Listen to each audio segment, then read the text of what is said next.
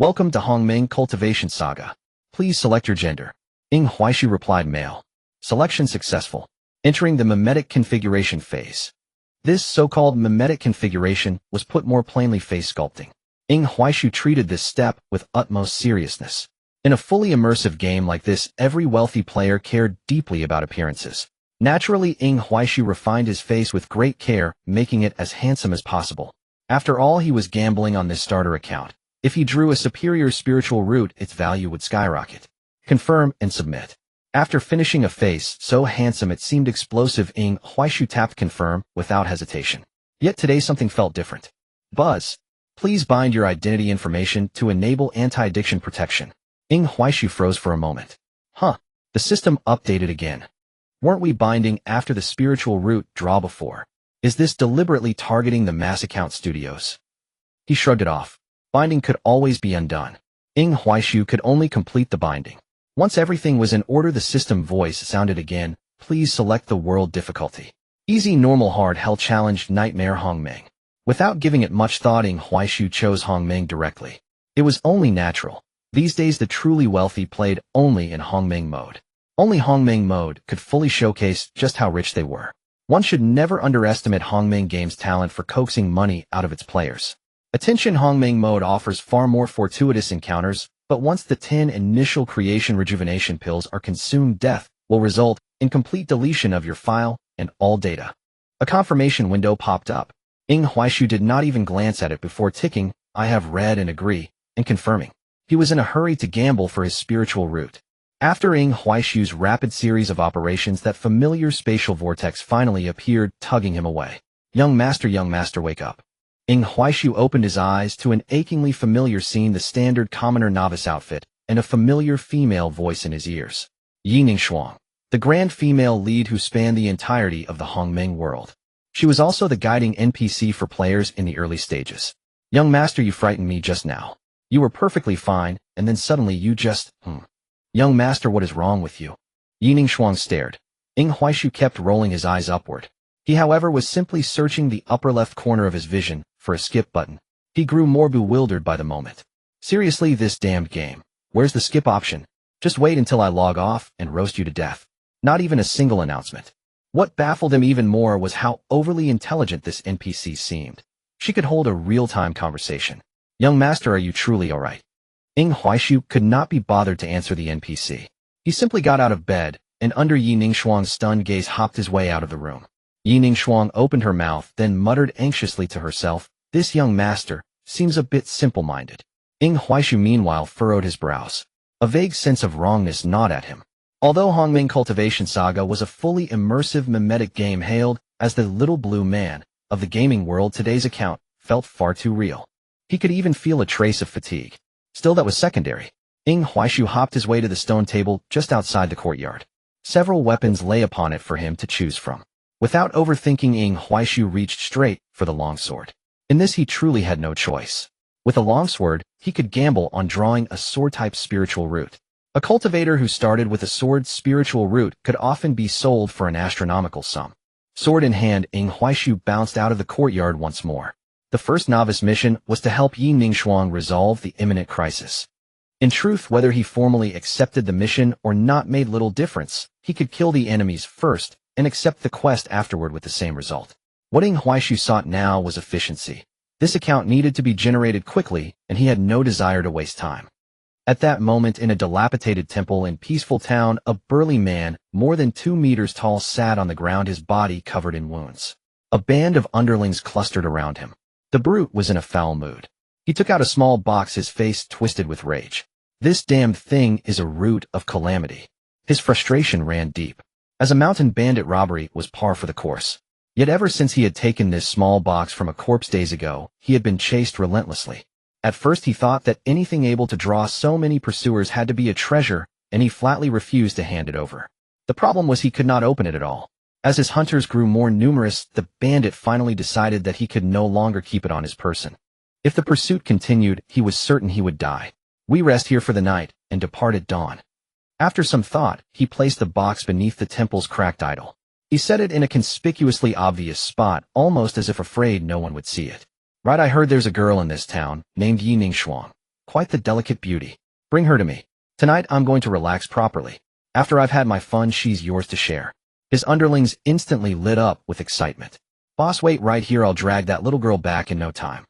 Yet the moment that underling finished speaking, screams of agony erupted outside the temple. What's happening? The brute's face tightened with alarm. A henchman staggered in from outside, a deep gash carved across his back. Boss, run. Some villager from peaceful town is out there killing like a madman. The brute blinked in disbelief. A villager? Killing like a madman? Are you joking? The henchman had no time to explain. His breath failed, and he went limp. The bandit leader hurried out to see for himself, and was greeted by an eerie sight. A young man wielded nothing more than a longsword, using the most basic slashes and thrusts to butcher his underlings like vegetables. What unsettled him most was the youth's footwork. It seemed like a movement technique, and yet somehow not. What he did not know was that Ing Huaishu himself was equally perplexed. What's with this game today? Where are the monsters' health bars? Ing Huaishu thought. And is this really the Hongming difficulty world? Why are these monsters so fragile, dying in a single strike? Bewildered, he repeatedly glanced at the map and world-level indicator in the upper right corner of his view. It truly was Hongming difficulty. Could it be a bug? He shrugged inwardly. Perhaps the developers had deliberately lowered the difficulty. Ing Huaishu then launched into a frenzy of combo attacks. In no time at all, every bandit underling lay dead. Only the towering 2-meter-tall boss remained before him. The bandit chief still stood there dazed. He felt as though he were dreaming. How could there be someone who did not know martial arts yet killed so quickly? The contradiction gnawed at him. Ing Huaishu for his part assumed the boss simply had yet to activate. At last the bandit chief snapped. Brat, you court death. He hefted his horse-cleaving saber and charged at Ing Huaishu. After a few exchanges, the bandit chief was utterly numb with shock. Every one of his attacks was dodged by simple forward dashes, backward jumps, upward hops, and rolls. The movements were plain, even crude, yet executed with perfect timing. As he evaded, Ing Huaishu ceaselessly hacked at the bandit with his longsword. The damage was not great, but the pain was very real.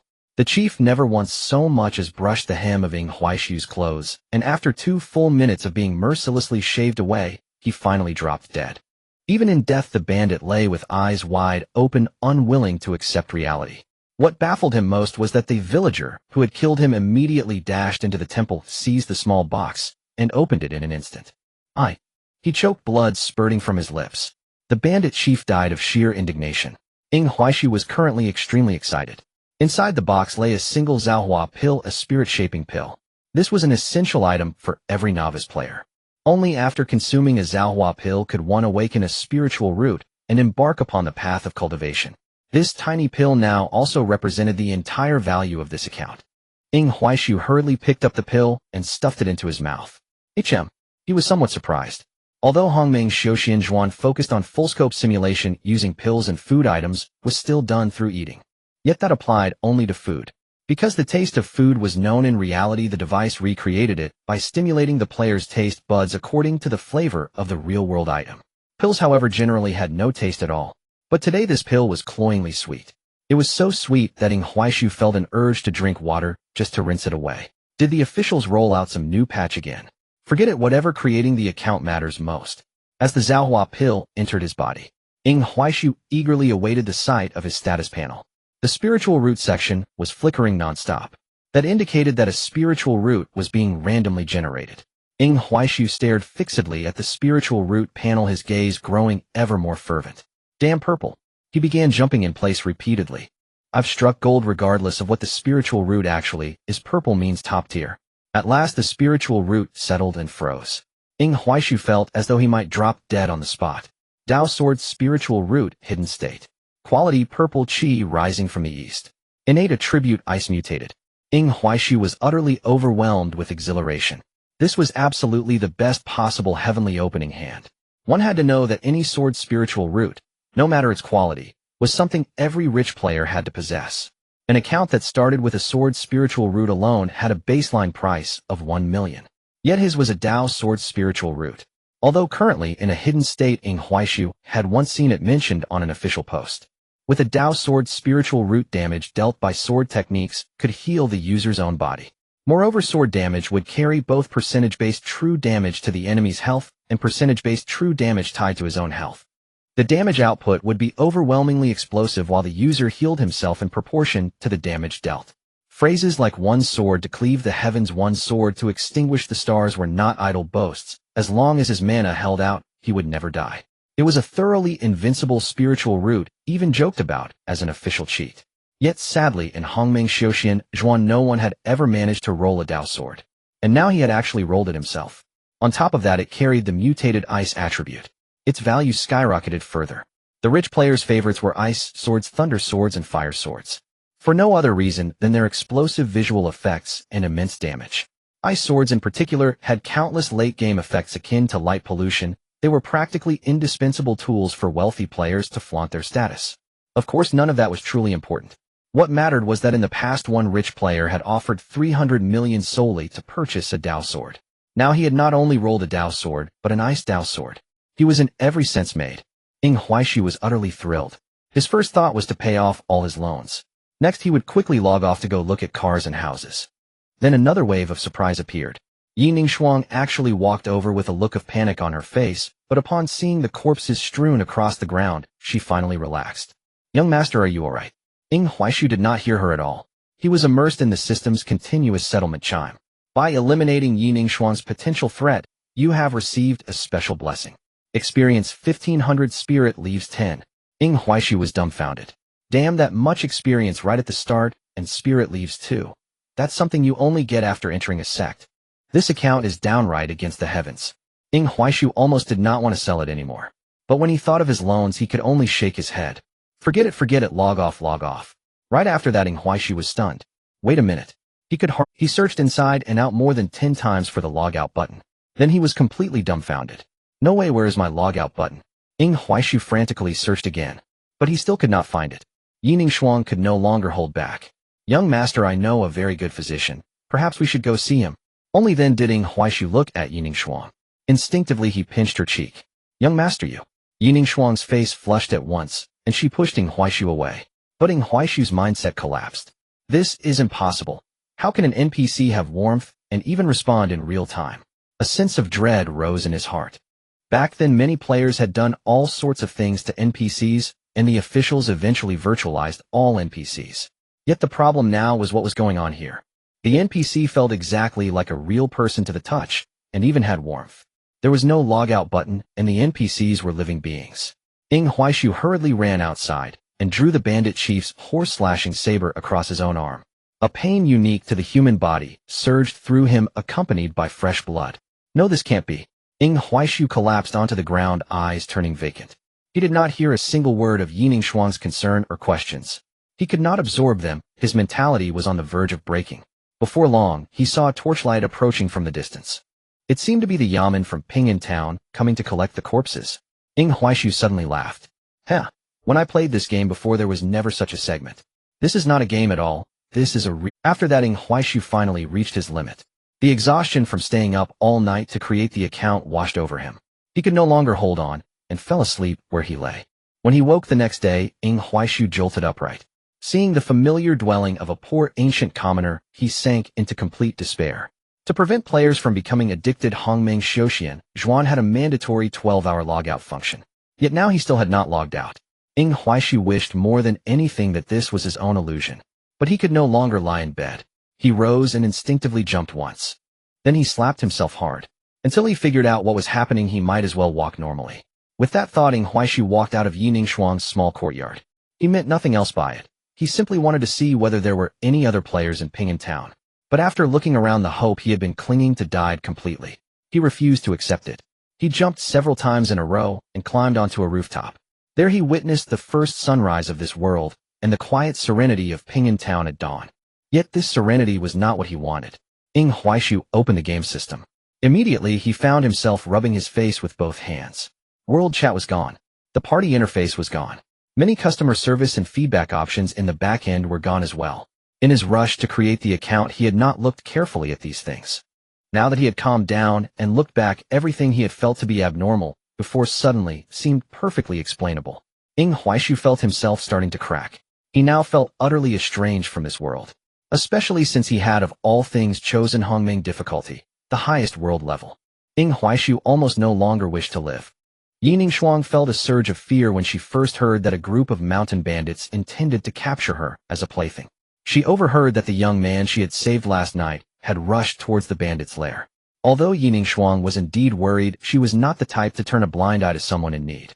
Therefore, she reported it to the authorities and set off to finding Huaishu. What Yining Shuang did not expect was that the person she had saved was quite skilled in martial arts. He single-handedly wiped out the entire bandit den without sustaining a scratch. Even when he was ultimately injured, it was by his own hand. Yining Shuang thought that perhaps Huaishu had gone to the dilapidated temple alone to repay her for saving his life. Though Yining Shuang had a kind heart, she was not kind to everyone. Evil people deserved no mercy. Moreover, those bandits had bounties on their heads. When there was a bounty on wicked bandits, they deserved to die even more. It was precisely for this reason that Yining Shuang invited Huaishu to stay in her home. Speaking of which, Huaishu was indeed her lucky star. Early in the morning, Yining Shuang went to the authorities to collect the bounty, and due to her saving a hero who rid the people of harm, she received a considerable amount of reward money as well. However, Yining Shuang still sought out a well-known doctor in the town. She felt that Huaishu seemed a bit mentally unstable. Now that she had money, she naturally wanted to help him. As soon as she entered the house, Yining Shuang saw Huaishu sitting on the roof staring blankly at the sky with a vacant expression. Yining Shuang couldn't help but feel some pity. Look at him, lost in his own thoughts again. But one must admit this young man was truly handsome, though perhaps too beautiful to be a man. Doctor, it's him. Please take a look at him. Is there any hope for him in this foolish state? The old doctor looked up and couldn't help but say he does indeed seem quite foolish. Give me a ladder, I need to go up and take a look. Yining Shuang quickly nodded. Then the two of them moved a bamboo ladder, and the old doctor, carrying his medical kit, climbed up. Huaishu remained immersed in his own world, completely oblivious to them.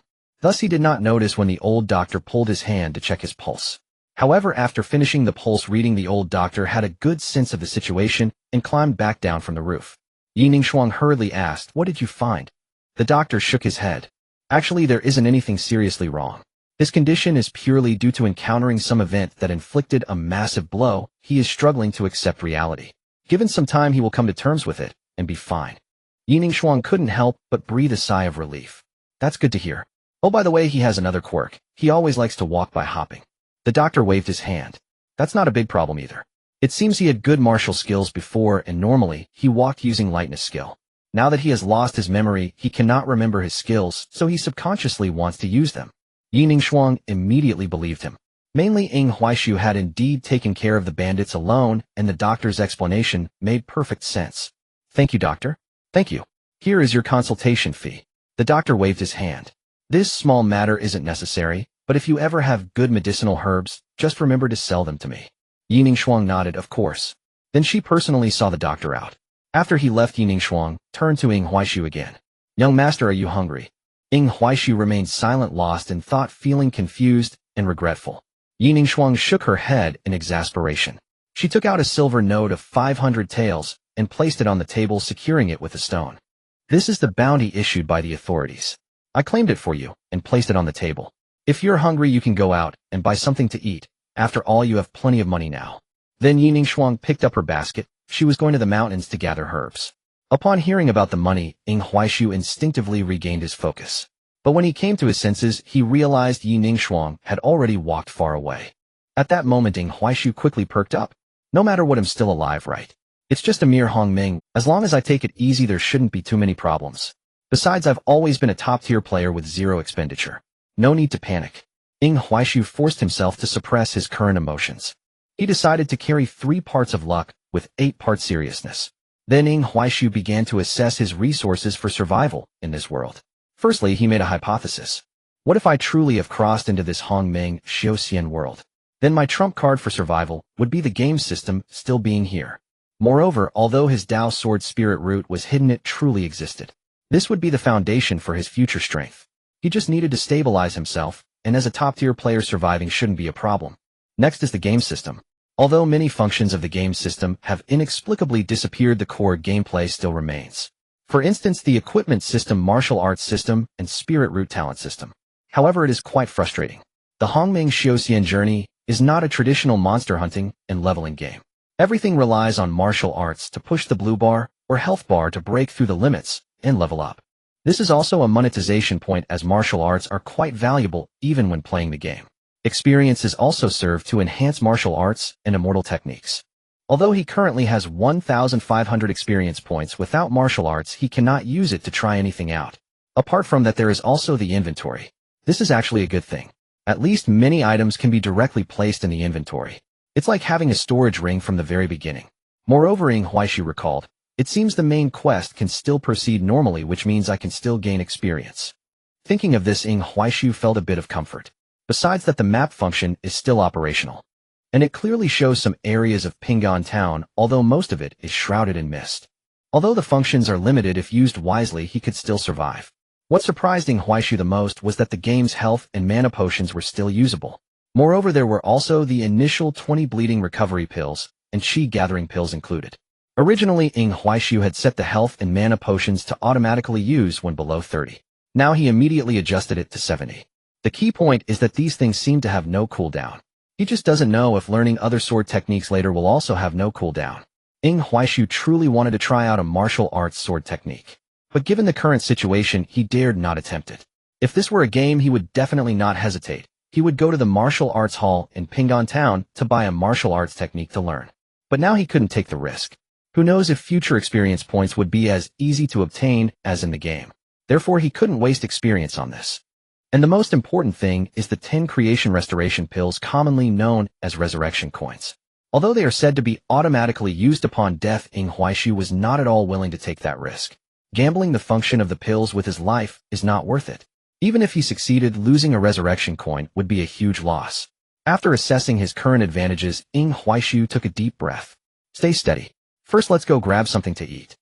Ing Huaishu was eating noodles at a small stall in Pingan Town.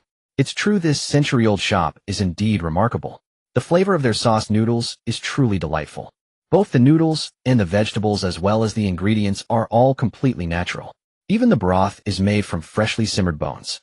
This sensation is completely different from the artificial machines that stimulate the taste buds. Slurp. After finishing a bowl, Ing Huaishu said to the owner, another bowl. No, make it two. The small vendor smiled happily. Coming right up, little hero. The title Little Hero was earned due to Ing Huaishu's achievement of single-handedly defeating several bandits. Pingan Town is quite similar to its name.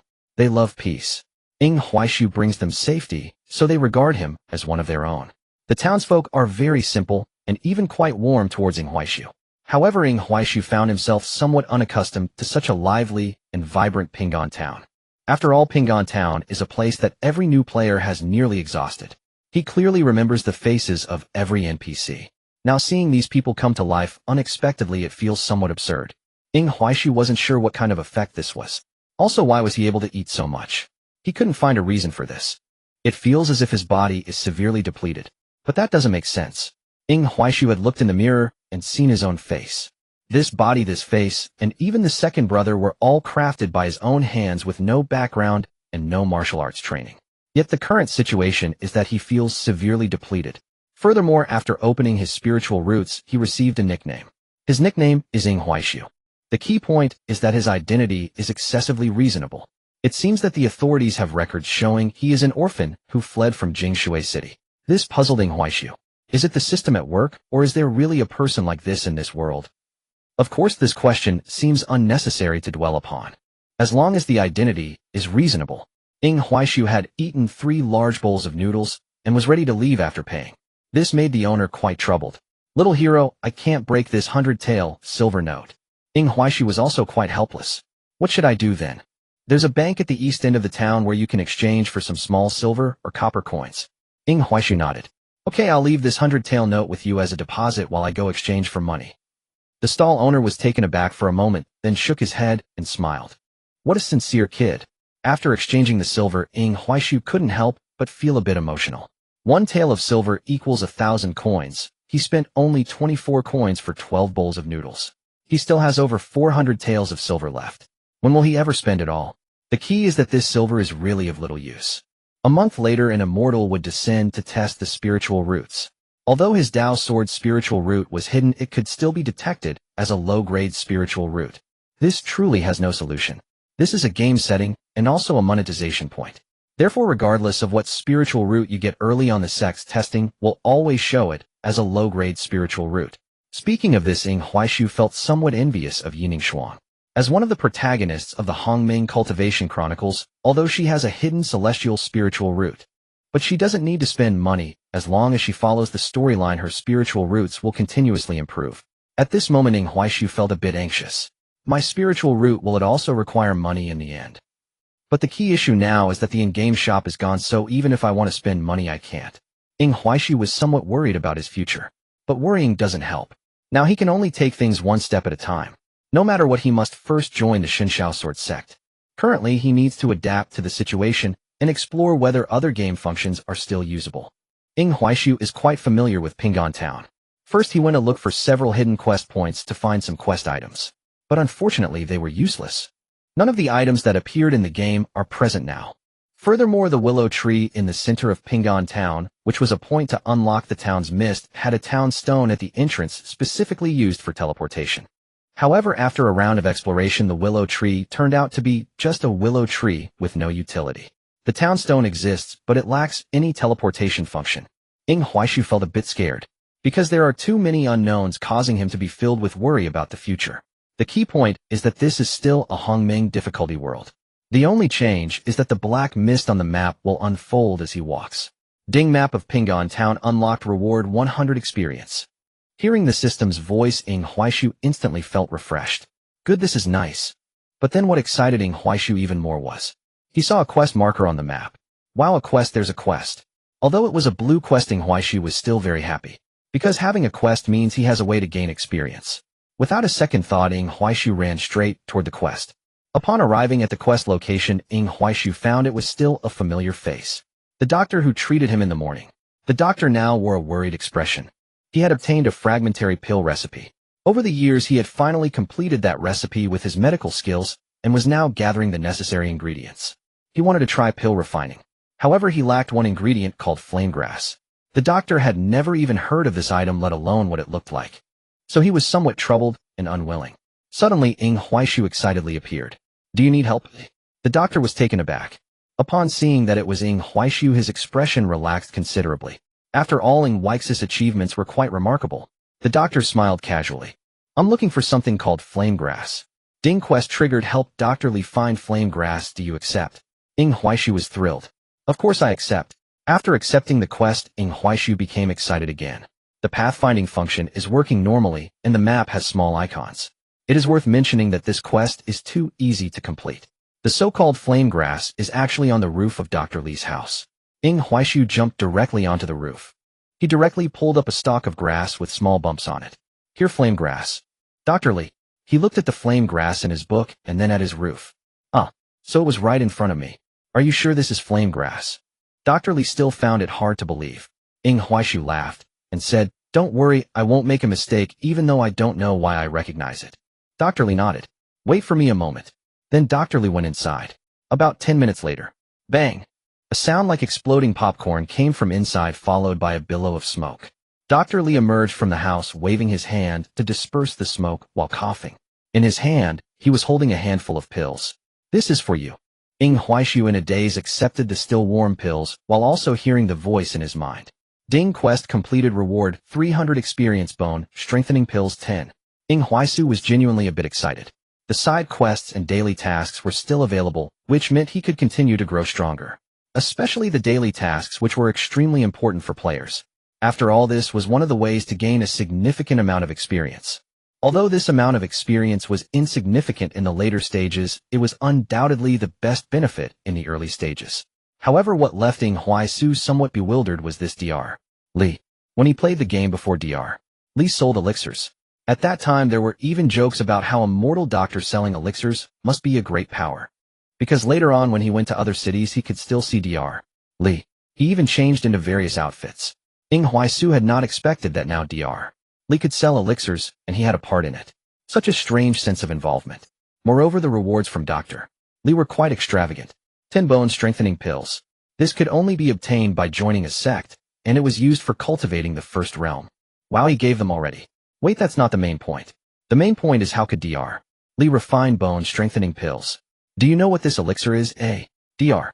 Li looked at Ing Huaishu, who was staring blankly at the elixir, and couldn't help but ask. Ing Huaishu looked up at Dr. Li, then seriously inquired, did you really refine this yourself? Dr. Li nodded. However, seeing the serious expression on Ing Huai's face, he felt a bit uneasy. To Dr. Li, although Ing Huaisu was kind-hearted. Setting aside kindness, Ing Huaisu was still a formidable person, ruthless and unflinching in killing, shrouded in a layer of mystery. In Dr. Li's eyes, Ing Huaisu was essentially a knowledgeable and mysterious figure. For instance, the Ligong grass. If it weren't for Ing Huaisu, it would have taken him a long time to find it. Ing Huaisu then asked, "Can I see the recipe?" Dr. Li naturally agreed and immediately took out the recipe. After Ing Huaisu received it, a voice suddenly echoed in his mind again. "Ding, discovered bone-strengthening pill recipe. Do you want to learn?" Ing Huaisu was stunned. No way this is possible. After considering it, Ing Huaisu silently thought, "Learn." In an instant, the knowledge within the recipe surged into Ing Huai's mind. He looked down and saw that the recipe in his hand did not disappear. This made Ing Huai's eyes light up. This function can still be used. Splendid. Although he was very excited inside, on the surface, Ing Huaisu still said seriously, "You should not refine this in the future. Even if you do, don't let anyone know, otherwise it will bring you calamity." This was no idle talk. After all, this was not a game. As a mortal possessing an elixir needed by cultivators that was truly asking for death. Upon hearing this, Dr. Li had no doubts. "I understand and thank you." Dr. Li also wore a serious expression. He decided that even if he refined it in the future, he would never take it out except for Ing Huaisu. Suddenly, Ing Huaisu became curious about one thing. During the early stages, when players were leveling up in Ping'an Town, they even helped to fend off wolf packs and capture wanted criminals. All these early adventures involved purchasing recovery pills and rejuvenation pills from Dr. Li. This Dr. Li was the top elixir dealer in the Hongming cultivation transmission. He could even be seen at the entrance of later dungeons. Right now, with over 400 taels, Ing Huaisu really wanted to stock up on some elixirs. Thus, Ing Huaisu asked, "Do you have any other elixirs?" Dr. Li shook his head. "No." Ing Huaisu was stunned. "Really none?" Dr. Li replied, "Honestly, would I lie to you?" Ing Huaisu was flabbergasted. How could there be none? Ing Huaisu directly took out a red elixir and a blue elixir. "You really don't have any elixirs like this?" Dr. Li examined them closely. "I didn't have them before, but I think I will in the future." Ing Huaisu. Dr. Li was somewhat excited at this moment. "Can I study these two elixirs? I feel I can refine them." Ing Huaisu was dumbfounded. So it turned out that Dr. Li became an elixir dealer because of him. Ing Huai's expression became quite interesting. He even felt a strange sense of rationality. In the end, Ing Huaisu nodded. "All right, study them." Ing Huaisu handed the two elixirs to Dr. Li, who was naturally excited to receive them. However, Dr. Li still asked a question. "These elixirs can be sold freely, right?" Ing Huaisu nodded. "Of course." After hearing this, Dr. Li hurriedly ran into the house to study. With nothing else to do, Ing Huaisu continued to stroll around Ping'an Town. When he played the game before, he was always busy gathering materials and leading teams, never really appreciating this world. Now that he had crossed over, he had to satisfy his curiosity. It must be said the real Ping'an Town had far more lively atmosphere than the Ping'an Town during the game. What surprised or delighted Ing Huaisu even more was that although this was an ancient setting, the food was definitely not as terrible as he imagined. Even in this cultivation world, the ingredients had a hint of spiritual energy. The food prepared was infinitely more delicious. Ing Huaisu wandered and ate like a famished ghost. He didn't even spare the candied hawthorn. The commoners of Ping'an Town were even more favorable towards Ing Huaisu. How many people who love food are bad people? Moreover, seeing Ing Huaisu eat so delightfully made those vendors even happier. Until evening, Ing Huaisu bought a lot of things and returned to Yining Shuang's home. Yining Shuang had not returned yet. Ing Huai's previously happy mood was now completely gone. Alone in a foreign world, feeling utterly lonely and a kind of indescribable discomfort. Ing Huaisu sat alone on the doorframe of the hall, lost in thought. He didn't know how long it had been. Finally, Yining Shuang returned. Upon seeing so many items on the stone table, she was startled. "Heavens, why did you buy so many things? Are we not living anymore?" Although she said this, Yining Shuang was still very curious to see what Ing Huaisu had bought. When she saw so much meat and many condiments, Yining Shuang thought this was quite extravagant. However, when she returned, while looking for Dr. Li to sell herbs, Dr. Li mentioned something. "Ning Shuang, I reckon Ing Xiaoyu must have come from a wealthy family before and is a martial artist, so he has high standards for food. I just saw him buy a lot of meat. You don't need to ask anything, just cook it for him." Recalling Dr. Li's instructions, Yining Shuang could only sigh. Then she searched again and indeed found rice. Yining Shuang couldn't help but blush. Because her family was indeed very poor, she hadn't expected that a gentleman would think of this. At the same time, Yi Ningshuang felt she had received a favor, and she finally understood why so many people liked to serve those young masters. In such days, who wouldn't envy? Ying Huaishu saw Yi Ningshuang coming, and even wanting to cook, so he quickly got up to help. Yi Ningshuang hurriedly said, "No need, no need. I can handle it myself. Oh, I understand the principle of a gentleman staying away from the kitchen." Ying Huaishu initially wanted to say that he didn't adhere to such notions, but seeing Yi Ningshuang's serious expression, he gave up. He then felt a bit bored. He could only wait for the meal. Of course, in his spare time, Ying Huaishu was still pondering something. Although this world was indeed real. However, Ying Huaishu was uncertain about one thing, whether the main storyline of the game would continue to develop normally. If the main storyline of the game progresses normally, then he would have to seriously consider what kind of relationship he should have with Yi Ningshuang.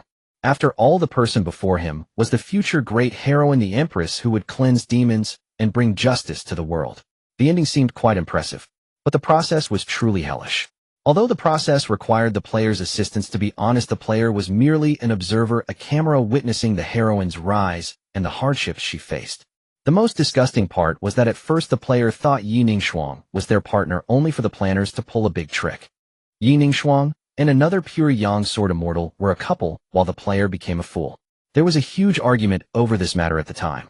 Female players found it quite romantic, while male players felt disgusted. At that time, Ying Huaishu himself felt quite nauseated, as if he were wearing a green hat. But then again, this was not a game, it was the real world. So would Yi Ningshuang still end up with that pure yang sword immortal? If that were the case, he could only regard Yi Ningshuang as a passerby. Yet he could not escape one issue. If Yi Ningshuang still followed the main storyline, then he would have to be with her. After all, the main quest was the foundation for his future strength. Could he really avoid interacting with her only to watch Yi Ningshuang and the pure yang sword immortal together? That was somewhat hard to accept. No. Ying Huaishu suddenly remembered something. According to the game plot, he was familiar with no matter how he performed in the subsequent events, Yi Ningshuang would still resolve future issues. So at that time, if he truly triggered the main storyline, he could just hover around like a camera, right? This made Ying Huaishu recall a comment from another game. "You all don't understand, I just need to take a nap, and when I wake up, everything is solved." Isn't that impressive? Ying Huaishu suddenly grinned foolishly. Abandon the camera, understand the camera, become the camera. Ying Huaishu felt enlightened. If he went about it this way, then he just needed to get to know Yi Ningshuang. There was no need for deep connections. When the main quest triggered, he could just float around. This was simply perfect. "Dinner is ready," Yi Ningshuang's pleasant voice called out. Ying Huaishu hurried over to eat. During the meal, Yi Ningshuang stood beside him. Ying Huaishu asked, "Let's eat together." Yi Ningshuang quickly shook her head. "That's not appropriate." Ying Huaishu shook his head. "Let's eat together. If you're unwilling, then I won't eat. Either I'll throw it all away." Yi Ningshuang hurriedly waved her hands. "We can't waste food." Then she awkwardly sat down, taking small bites while glancing at Ying Huaishu. Ying Huaishu ate freely. Yi Ningshuang's face turned slightly red. Mainly ever since her parents passed away, she hadn't experienced this feeling of home for a long time. Moreover, Ying Huaishu was very different from other men. She felt very comfortable around him.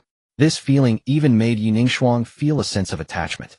While eating, Ying Huaishu said, "After we finish eating, I will go find an inn to stay. After all, it's not suitable for a lone man and woman to share a room. It wouldn't reflect well on your reputation. And I appreciate your care these past few days." Yi Ningshuang paused for a moment, then lowered her head. But what did I do wrong?" Ying Huaishu shook his head. "Not at all. I'm just worried about your reputation." But then he felt something. He looked at Yi Ningshuang, only to find her tears streaming down her face. Ying Huaishu was stunned. Please don't cry, I won't leave, alright?" Yi Ningshuang looked at Ying Huaishu with tear-streaked cheeks. "Really?" Ying Huaishu took a deep breath. This was truly a disaster. This wasn't in the game. Ying Huaishu nodded. "Since I've said it, I naturally won't leave, but your reputation." Yi Ningshuang said directly, "You're my benefactor. Staying here is understood by everyone in the town. The story of Ping in town is about gratitude. If you leave, it would be me who is in the wrong. Of course, I don't mean to force you to stay." "Oh dear, I just..." Yi Ningshuang gradually became incoherent. It felt like the more she explained, the less she knew how to explain. Ying Huaishu fell silent. In any case, given the current situation, it was impossible for him to move out. This was truly worrisome. But Ying Huaishu's heart told him, "I must not have any excessive thoughts about Yi Ningshuang. I must not have any excessive thoughts." Ying Huaishu continuously hypnotized himself. Then his expression grew increasingly calm. In fact, he even appeared somewhat cold. Yi Ningshuang also gradually fell silent. After dinner, Yining Shuang went to wash the dishes. After finishing, she began to help Ying Huaishu tidy the bedding. Perhaps because of Ying Huaix's earlier mention of moving out, Yining Shuang even became more attentive. She didn't let Ying Huaishu do anything, truly treating him like a master. Ying Huaishu felt helpless about this. He could only sit in the yard looking up at the starry sky and that enormous moon. Indeed, such a beautiful time and scenery. Moreover, Ying Huaishu noticed something. The air in this world was truly good. It was now late spring. Not only was the climate pleasant, but the air was also filled with the fragrance of flowers.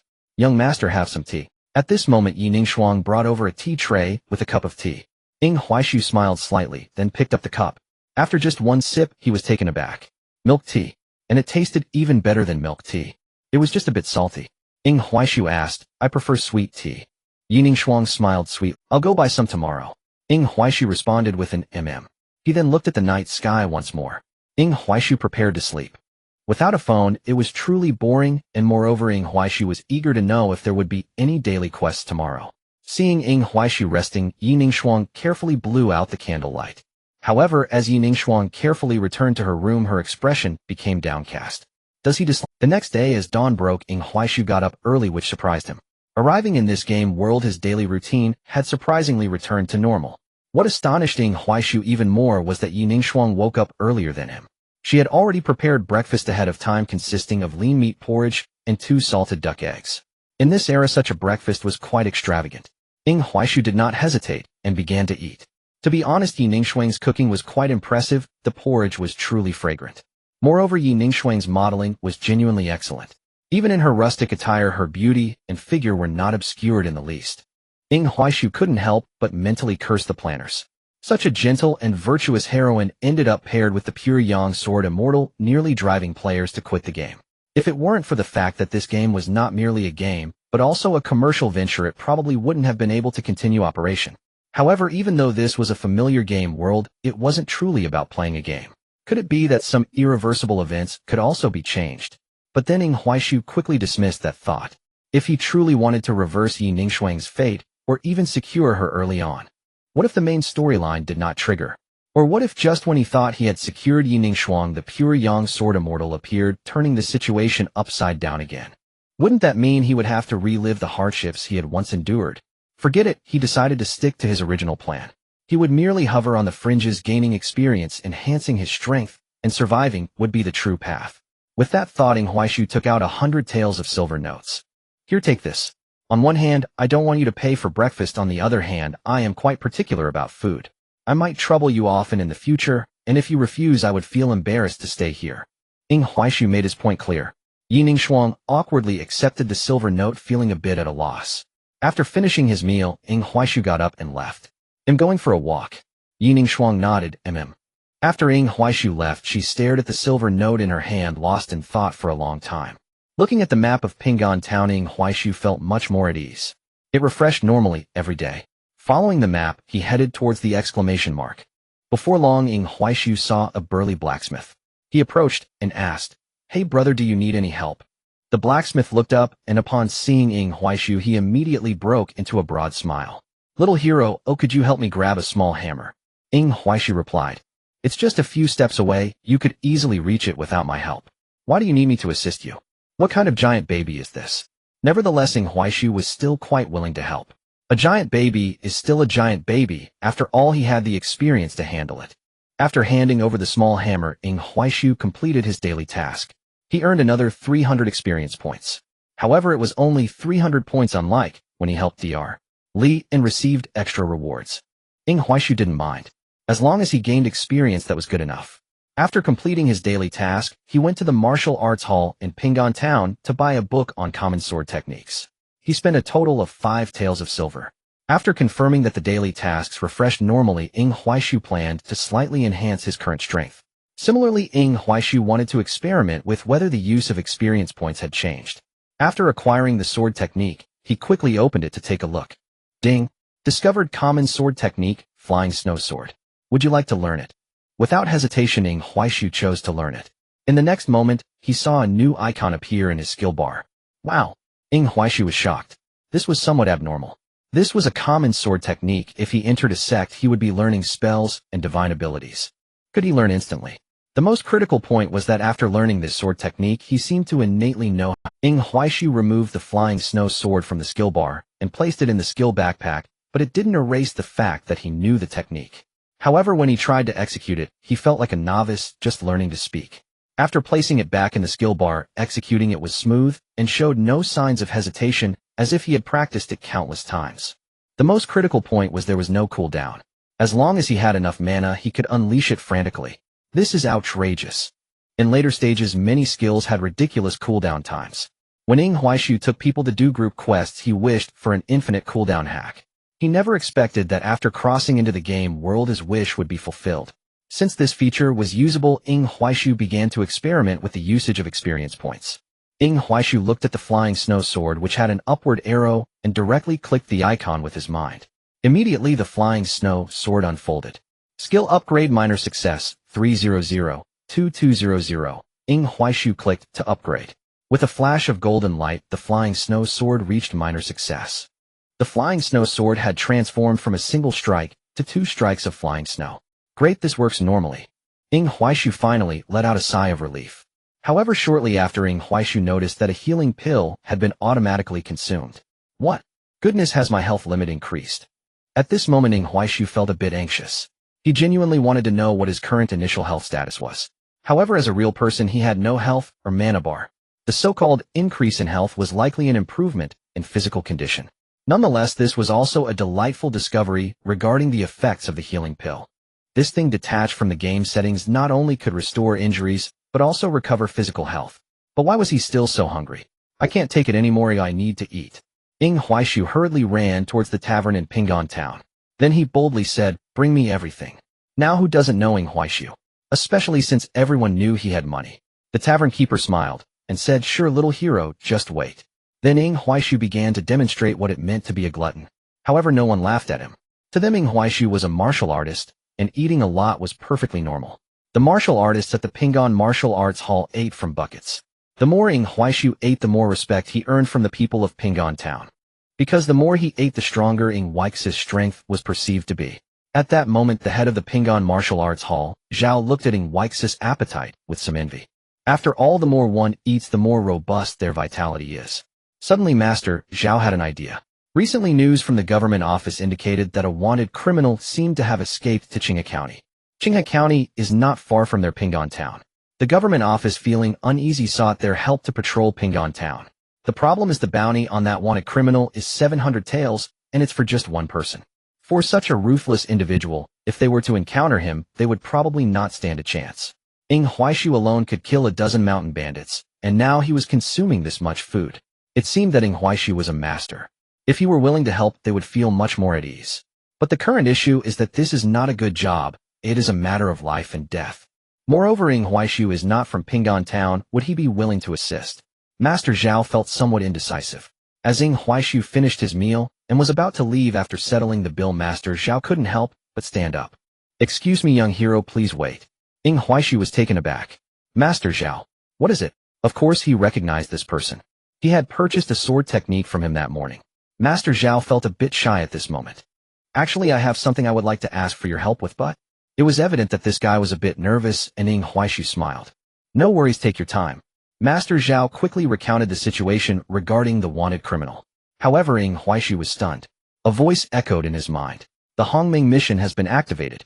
Prologue: help Pingon Town deal with the wanted criminal, the flower thief. Mission rewards 1500 experience, 5 spirit stones." Huaix's mind was a bit chaotic. No, this isn't right. The prologue of the Hongming mission, while also about resolving a wanted criminal. The triggering condition for the mission was that Yi Ningshuang was captured by the wanted criminal, and the player's mission was to rescue Yi Ningshuang before dealing with the wanted criminal. This wanted criminal had violated a disciple of the Tian He Huan sect and obtained a manual for the Huan cultivation method. Unfortunately, this criminal lacked a spiritual root and could not cultivate. However, the Huan cultivation method still proved useful.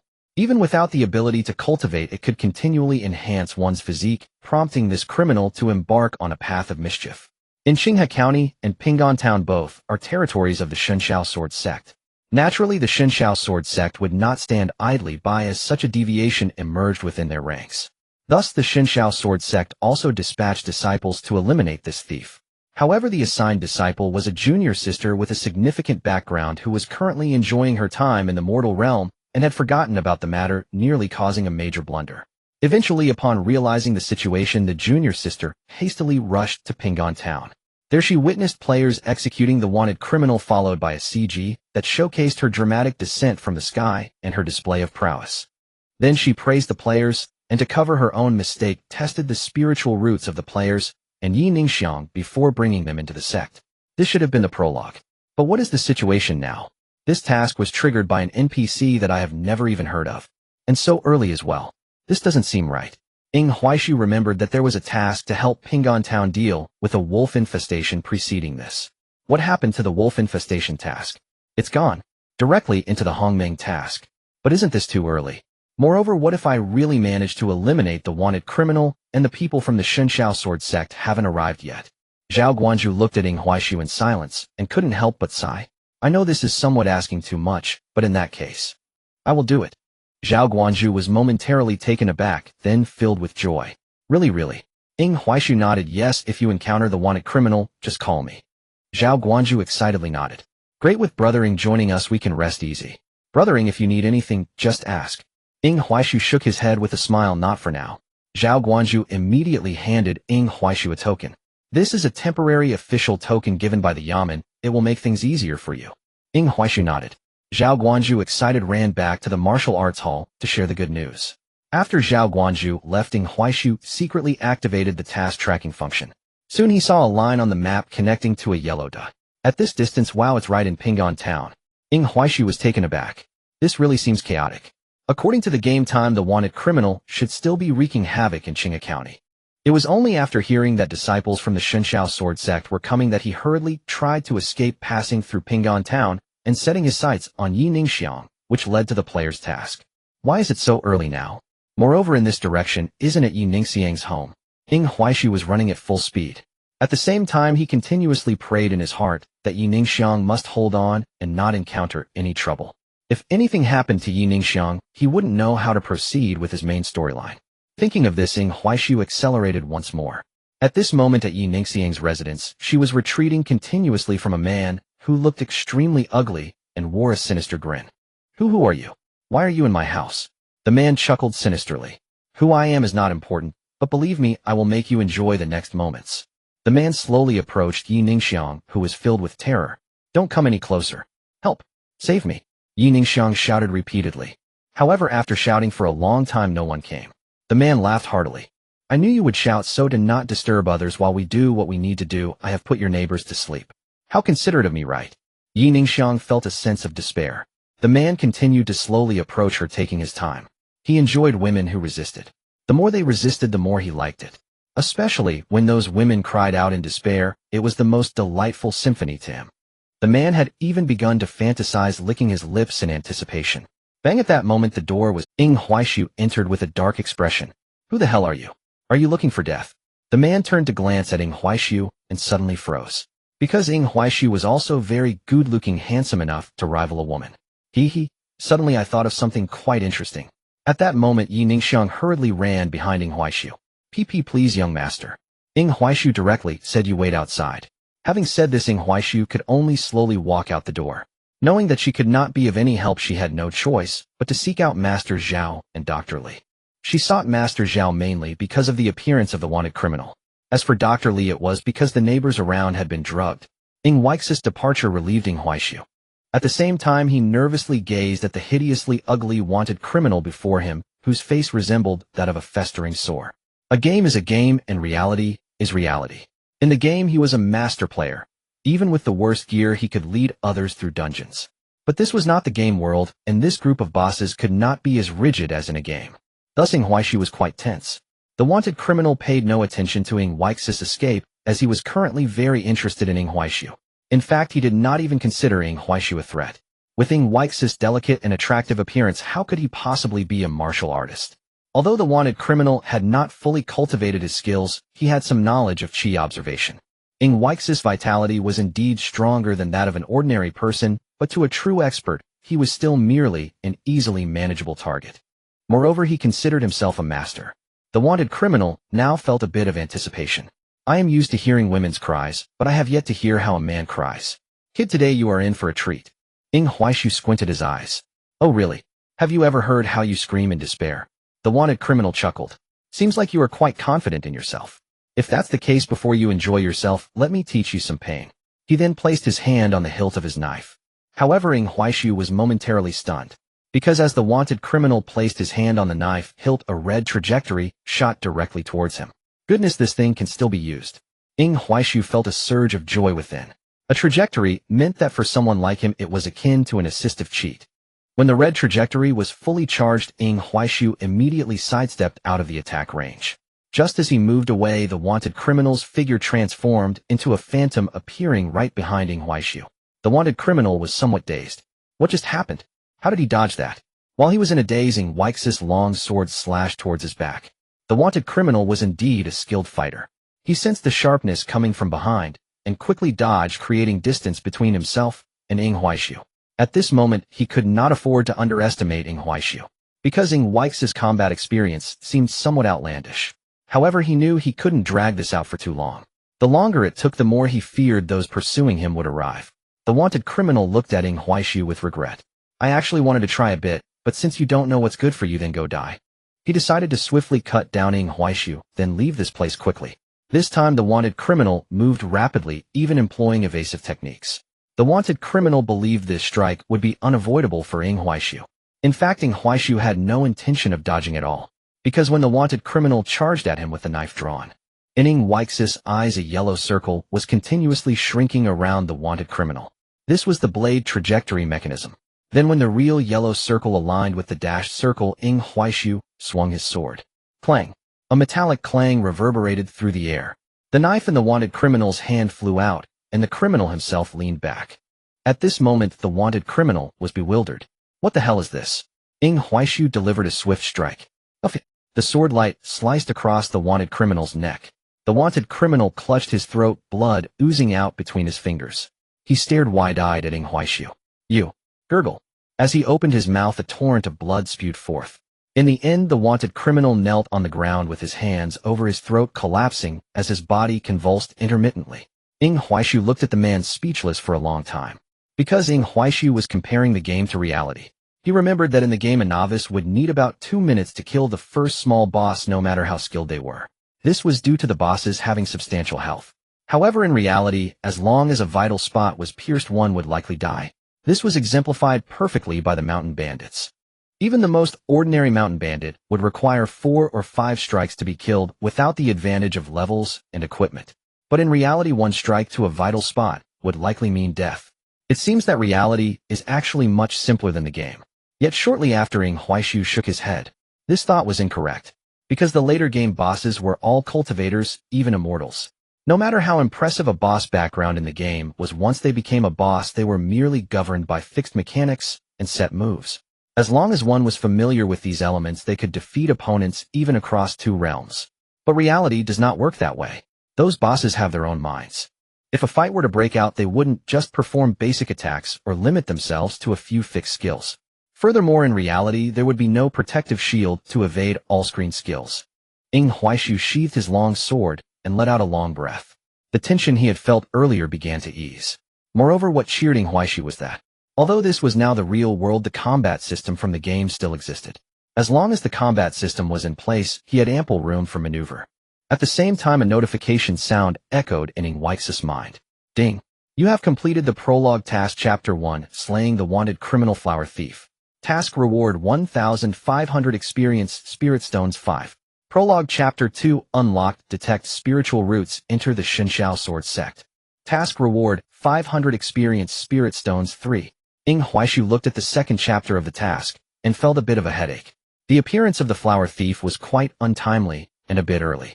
After all, the people from the Shenxiao Sword Sect had yet to arrive. So how could this second chapter be completed quickly? The key question was, could it even be completed? Just as Ing Huaishu was worried, a voice rang out. How did you do that? This voice. Ing Huaishu felt a surge of excitement. She's here. She's here. The little junior sister from the Shenxiao Sword Sect, Lu Qingyi. However, when Ing Huaishu turned to Lu Qingyi, he instinctively asked, "Where's your dear?" Lu Qingyi. Ing Huaishu immediately shut his mouth. Damn it, he had misspoken.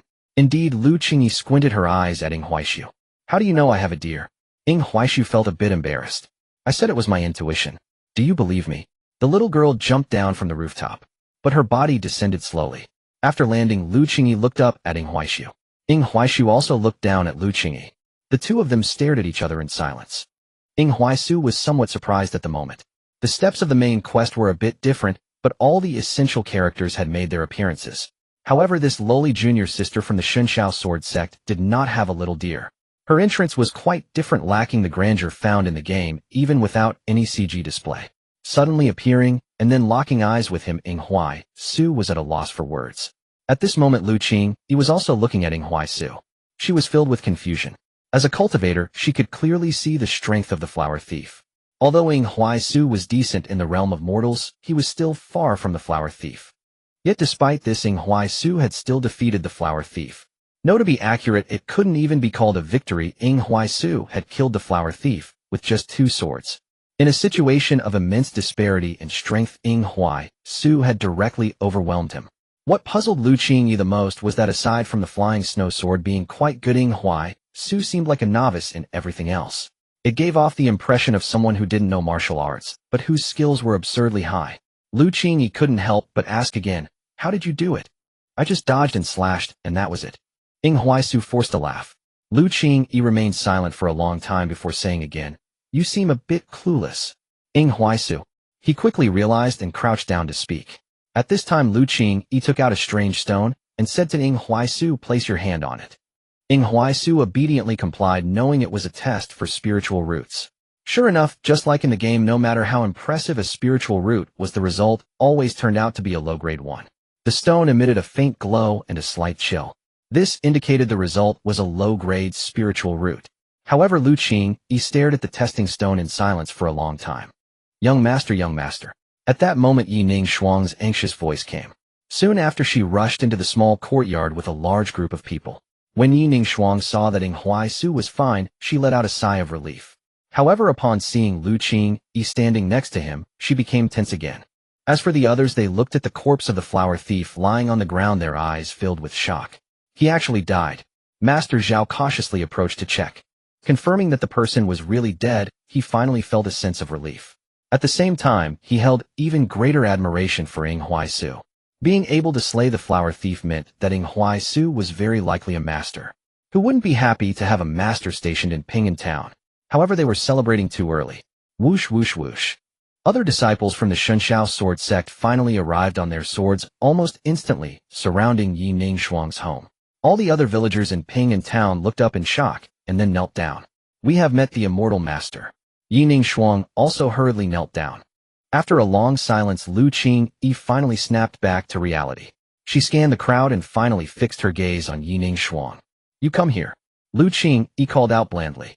Yi Ningshuang hesitated for a moment before tremblingly walking over. Lu Qingyi, place your hand on the stone.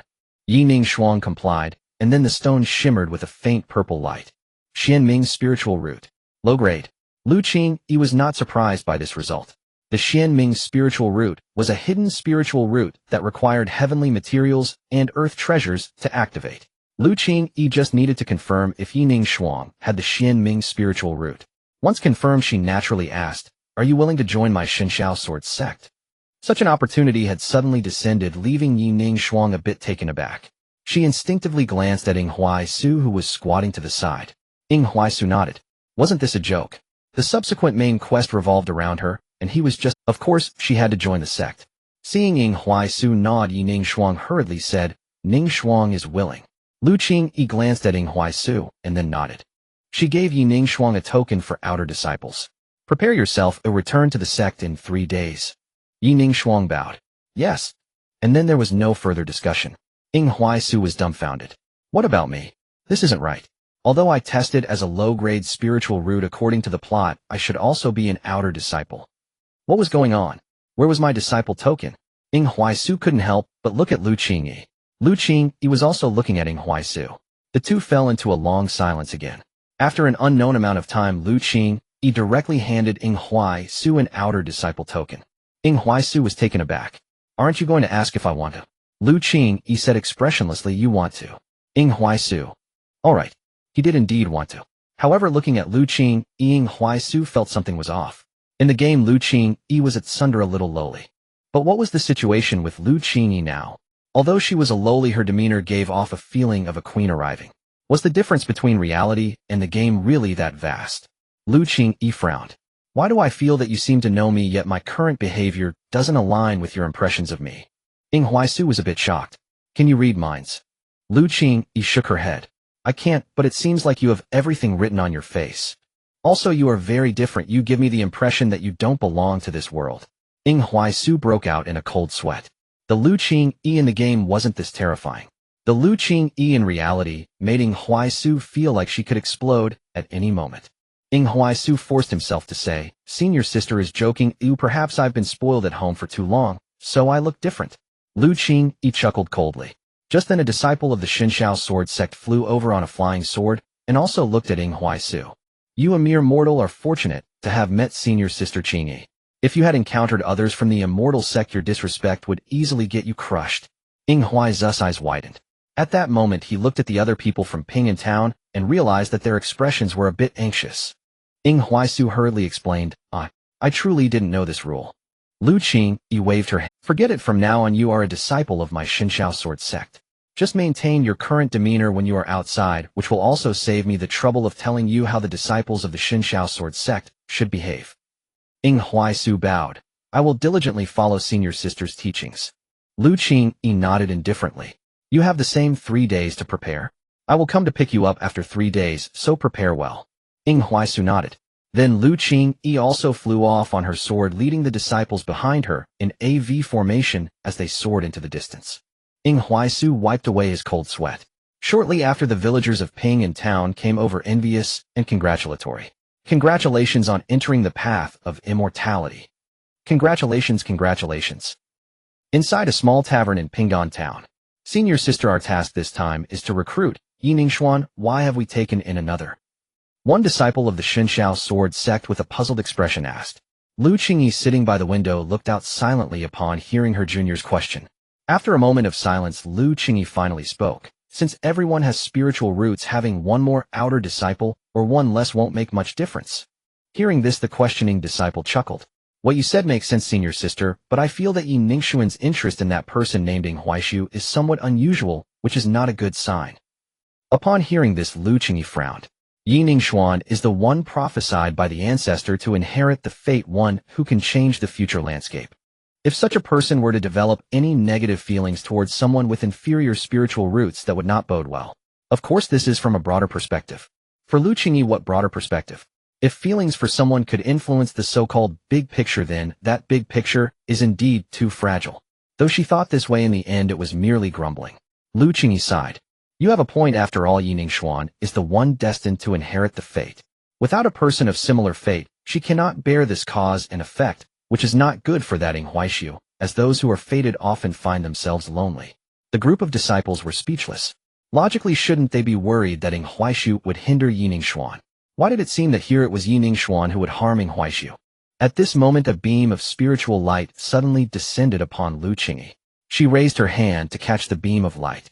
It transformed into a jade tablet in her hand in the blink of an eye. Inside the jade tablet was information about Ying Huaisu. Lu Qingyi's divine sense entered the tablet, casually browsing through the information. However, the more she looked, the more her expression changed. She even felt a sense of absurdity, as the information about Ying Huaisu was quite clear. Orphaned at a young age, a descendant of a fallen family, he then joined a martial arts sect to practice for a few years. It was said he lacked talent in martial arts, and no one held high hopes for him, yet Ying Huaisu always managed to break through quickly. In the end, he unfortunately encountered evil spirits, was chased by them, fell from a cliff, and was then rescued by Yi Ningxuan. Give me the information on Yi Ningxuan, Lu Qingyi quickly said.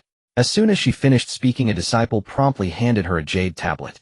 Lu Qingyi quickly swept her divine sense over it. Finally, a look of suspicion appeared on her face. What's wrong, senior sister? The disciple who had asked earlier inquired again. Lu Qingyi did not respond immediately, but instead looked at the information of both individuals, feeling a hint of doubt. She unconsciously asked, has the ancestor's prophecy ever been wrong? The disciple shook his head. Never. Lu Qingyi was now a bit skeptical. Because in comparison of the two identities, Lu Qingyi suddenly felt that Ying Huaisu resembled the one destined to inherit the fate more. An orphan amnesiac with many obscurities about him. This fits the standard profile of one destined for fate. Then looking at Yi Ningxuan. Although she was also an orphan, her experiences were quite mundane. The only experience that matched her being a person of fate was that she always managed to turn misfortune into fortune. But wasn't Ing Huaixu the same? Lu Qingyi repeatedly tapped her fingers on the table, lost in thought. She couldn't help but take out 3 copper coins. The 3 copper coins floated and circled between Lu Qingyi's fingers. With a gentle flick of her finger, the coins fell haphazardly onto the table. Lu Qingyi looked at them and couldn't help but raise her eyebrows. This was calculated according to Ing Huaixu's birth date. She wanted to see Ing Huaixu's future achievements. The results showed an ordinary hexagram. Lu Qingyi did not believe it. She manipulated the coins this time. She calculated seriously. However, this time the hexagram changed. From ordinary to plain, without wonder. My. Lu Qingyi felt a bit stunned. What does this hexagram mean? What does this hexagram's interpretation imply? Lu Qingyi, not believing in evil, tried once more. This time it changed again. Ordinary without wonder. She instantly felt a headache. She had never doubted her technique, because that was simply not possible to doubt. Her divination skills, not to mention being on par with the ancestor, were at least the best beneath the ancestor. But this hexagram for Ing Huaixu truly baffled her. Something ordinary, yet yielding such The key issue was that Lu Qingyi had to believe it, as calculating Ing Huaixu had not cost her anything.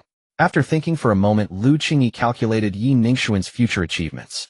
The result made Lu Qingyi rub her temples again, because the outcome was simply blinding.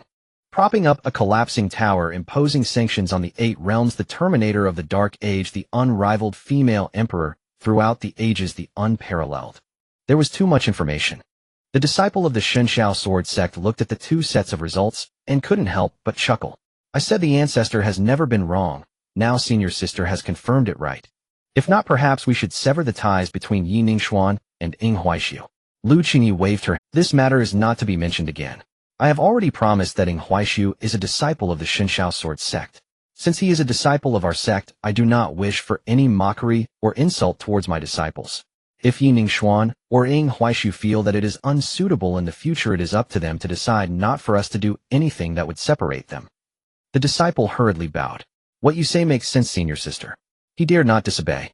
In the Shenxiao sword sect, although Lu Qingyi was the youngest core disciple, her authority was equivalent to that of the sect master. Sometimes, even the sect master's words might not hold as much weight as Lu Qingyi's.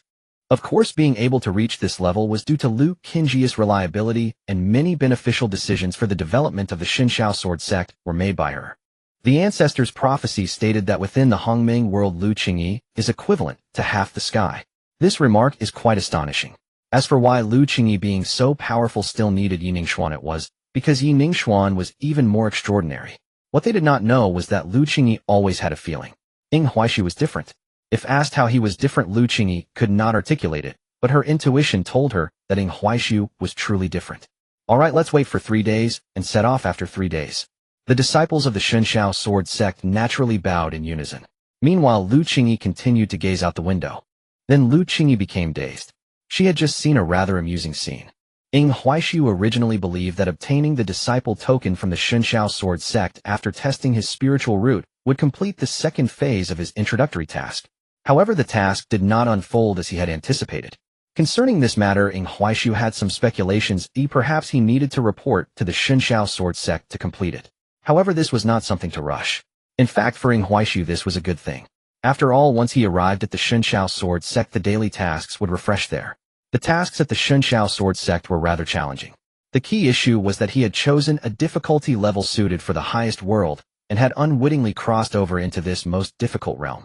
After all, this was no longer a game, and everything needed to be done with caution.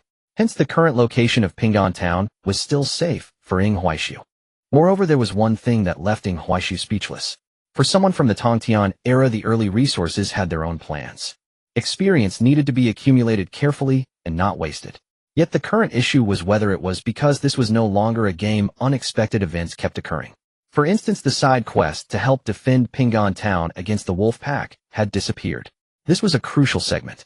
The reason for the Wolf Pack's attack on Ping'an Town was not simply an offensive, there were people behind the scenes orchestrating it.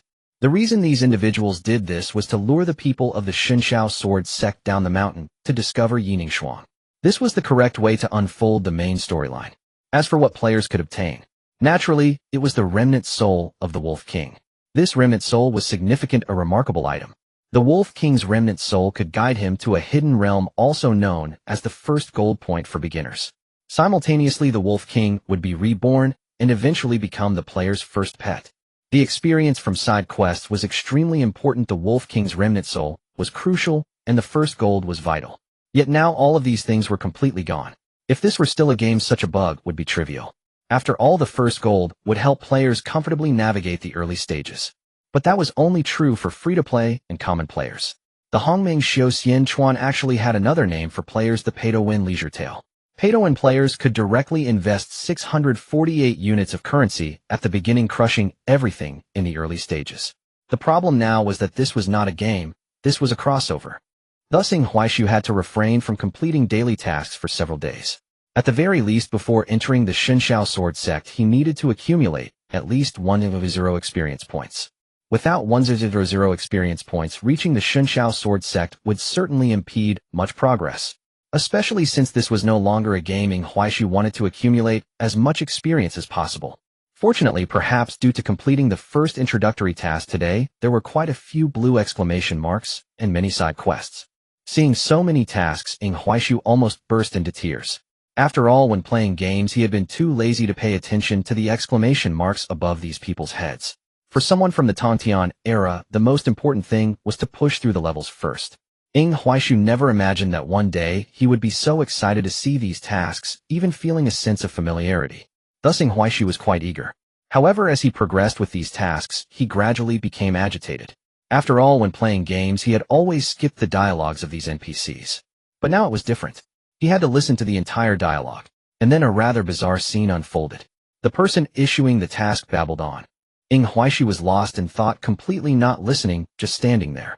When that person finished speaking, Ing Huaishu finally came to his senses, saying, "Oh, got it," and then dashed off in an instant.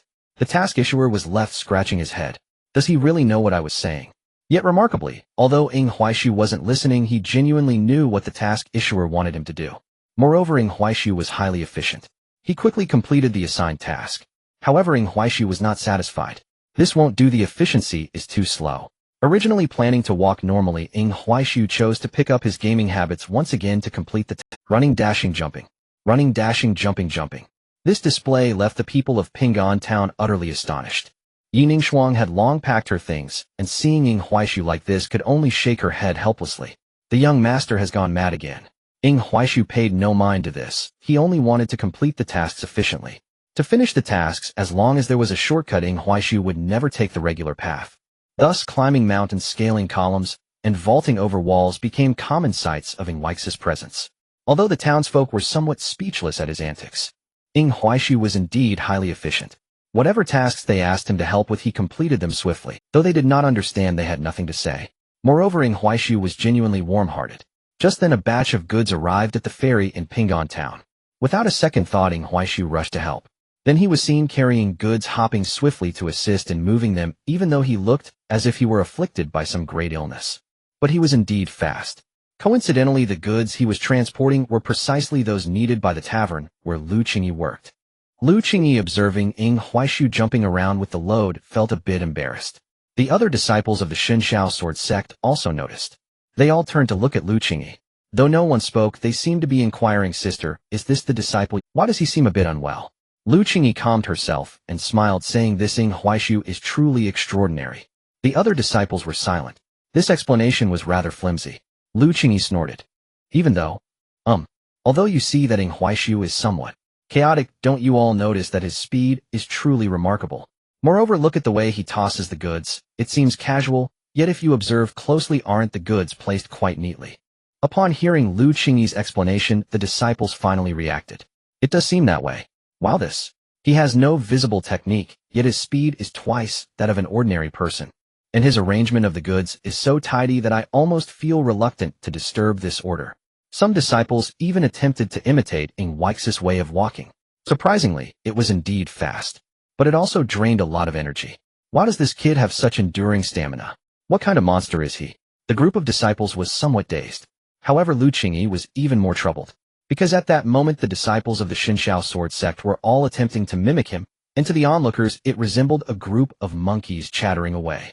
Fortunately, after some experimentation, this group of people also gave up. There was no other reason.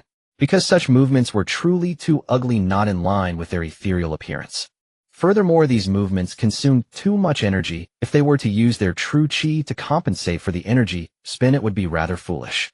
Of course, this was enough to make them regard Ing Huaishu with a different perspective. This child, although he has a low-grade spiritual root, his physical strength is truly remarkable. At this moment, everyone once again looked towards Lu Qingyi. Indeed, any disciple who could catch Lu Qingyi's eye always had something different about them. Lu Qingyi felt a wave of satisfaction within. See, when have I ever been wrong? However, speaking of which, Lu Qingyi initially thought it was somewhat incredible that Ing Huaishu could kill that flower thief. But now it seemed that Ing Huaishu was indeed a bit different. However, the signs regarding this child were too ordinary. With this thought, Lu Qingyi suddenly shook her head. Forget it, whether it's truly ordinary or genuinely different, everything will be revealed once we reach the sect. Just then Lu Qingyi's little deer finally returned. The return of the little deer was extremely discreet, not alerting anyone. The little deer had shrunk to the size of a palm, and from its mouth it spat out a pearl. Lu Qingyi was momentarily taken aback. She gently raised her hand, and the pearl began to float above her palm. Oh, it actually formed a demon soul, and its quality is quite high. This was indeed a rare find.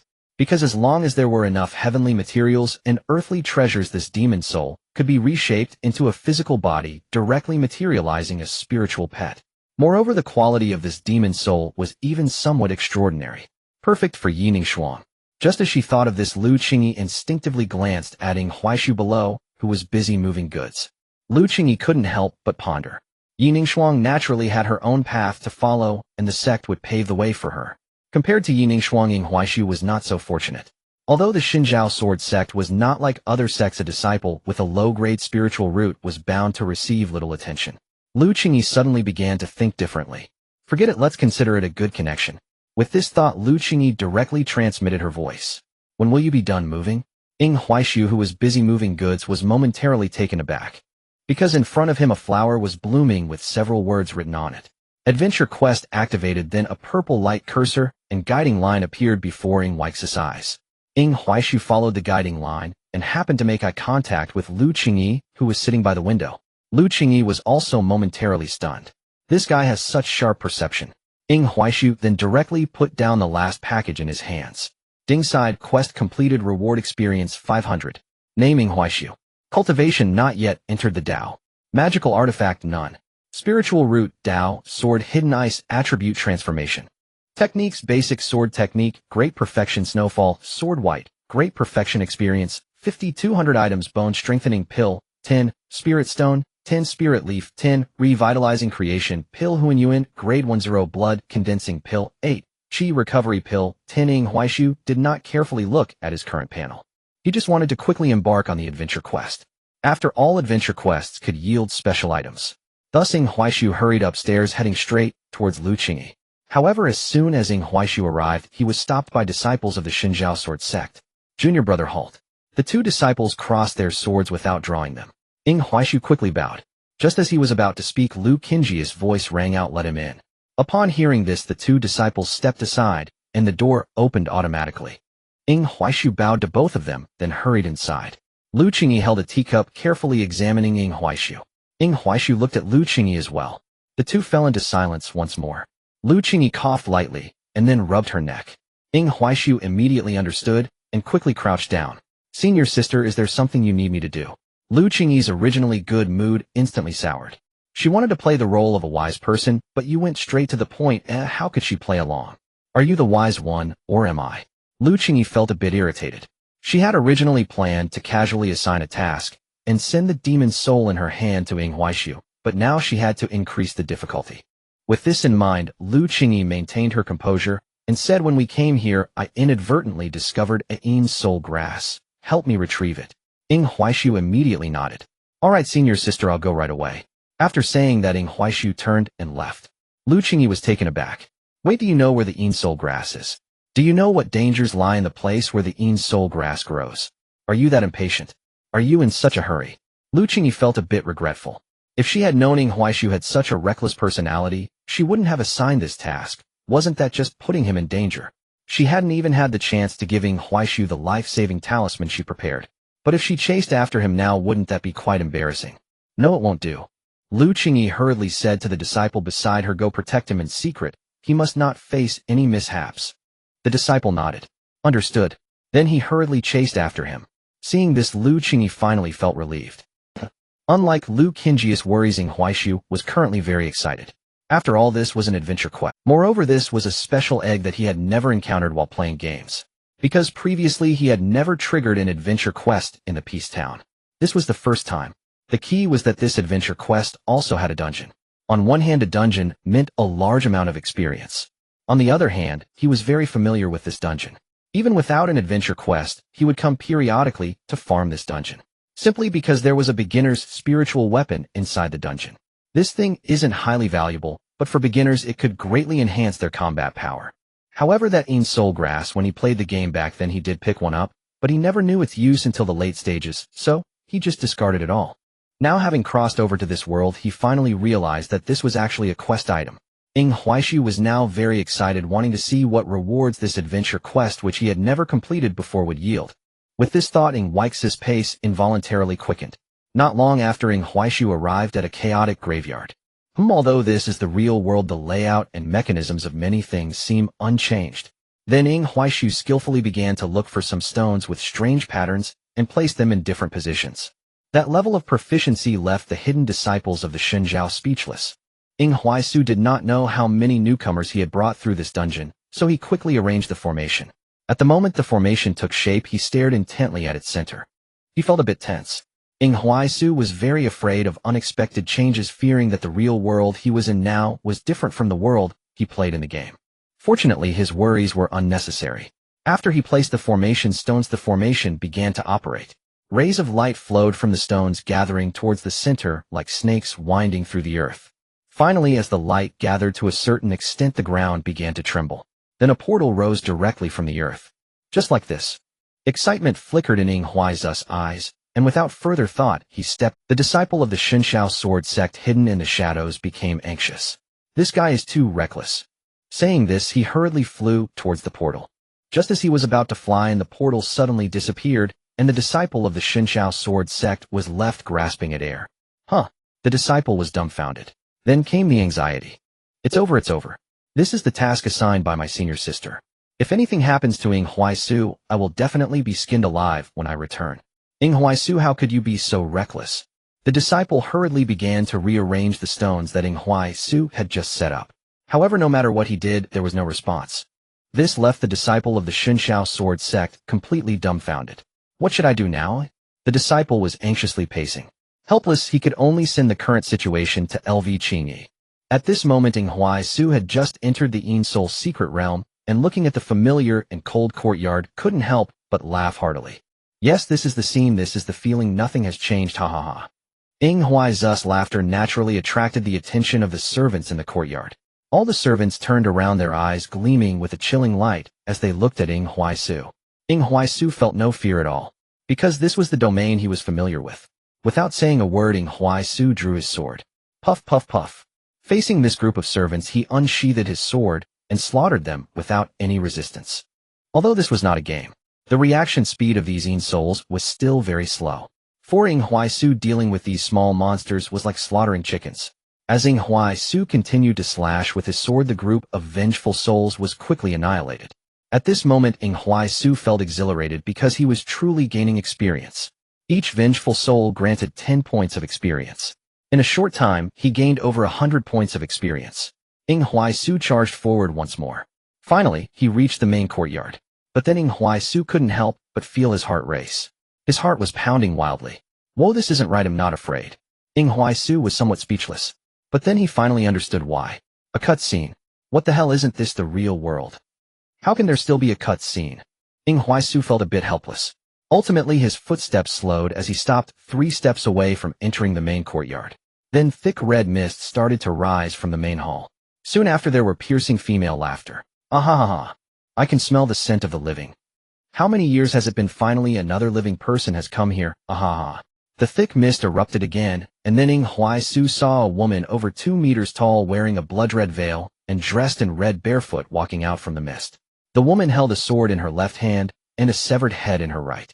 The head was remarkably well preserved as if it had just died. However, the face of the head bore a look of terror with blood tears still flowing from its eyes. "Oh my, what a handsome young man. Husband, I can't help but want to give you a green hat." The woman tilted her head looking at Ing Huai-Su, grinning as she spoke. After that she lifted the head in her right hand. At this moment Ing Huai-Su finally regained his mobility. He moved his body a bit, unable to help but mutter. Is this the influence of the game, or is it humanity's instinct to protect itself against impending danger? After all, logically, such a cutscene shouldn't have appeared, because this was not a game now.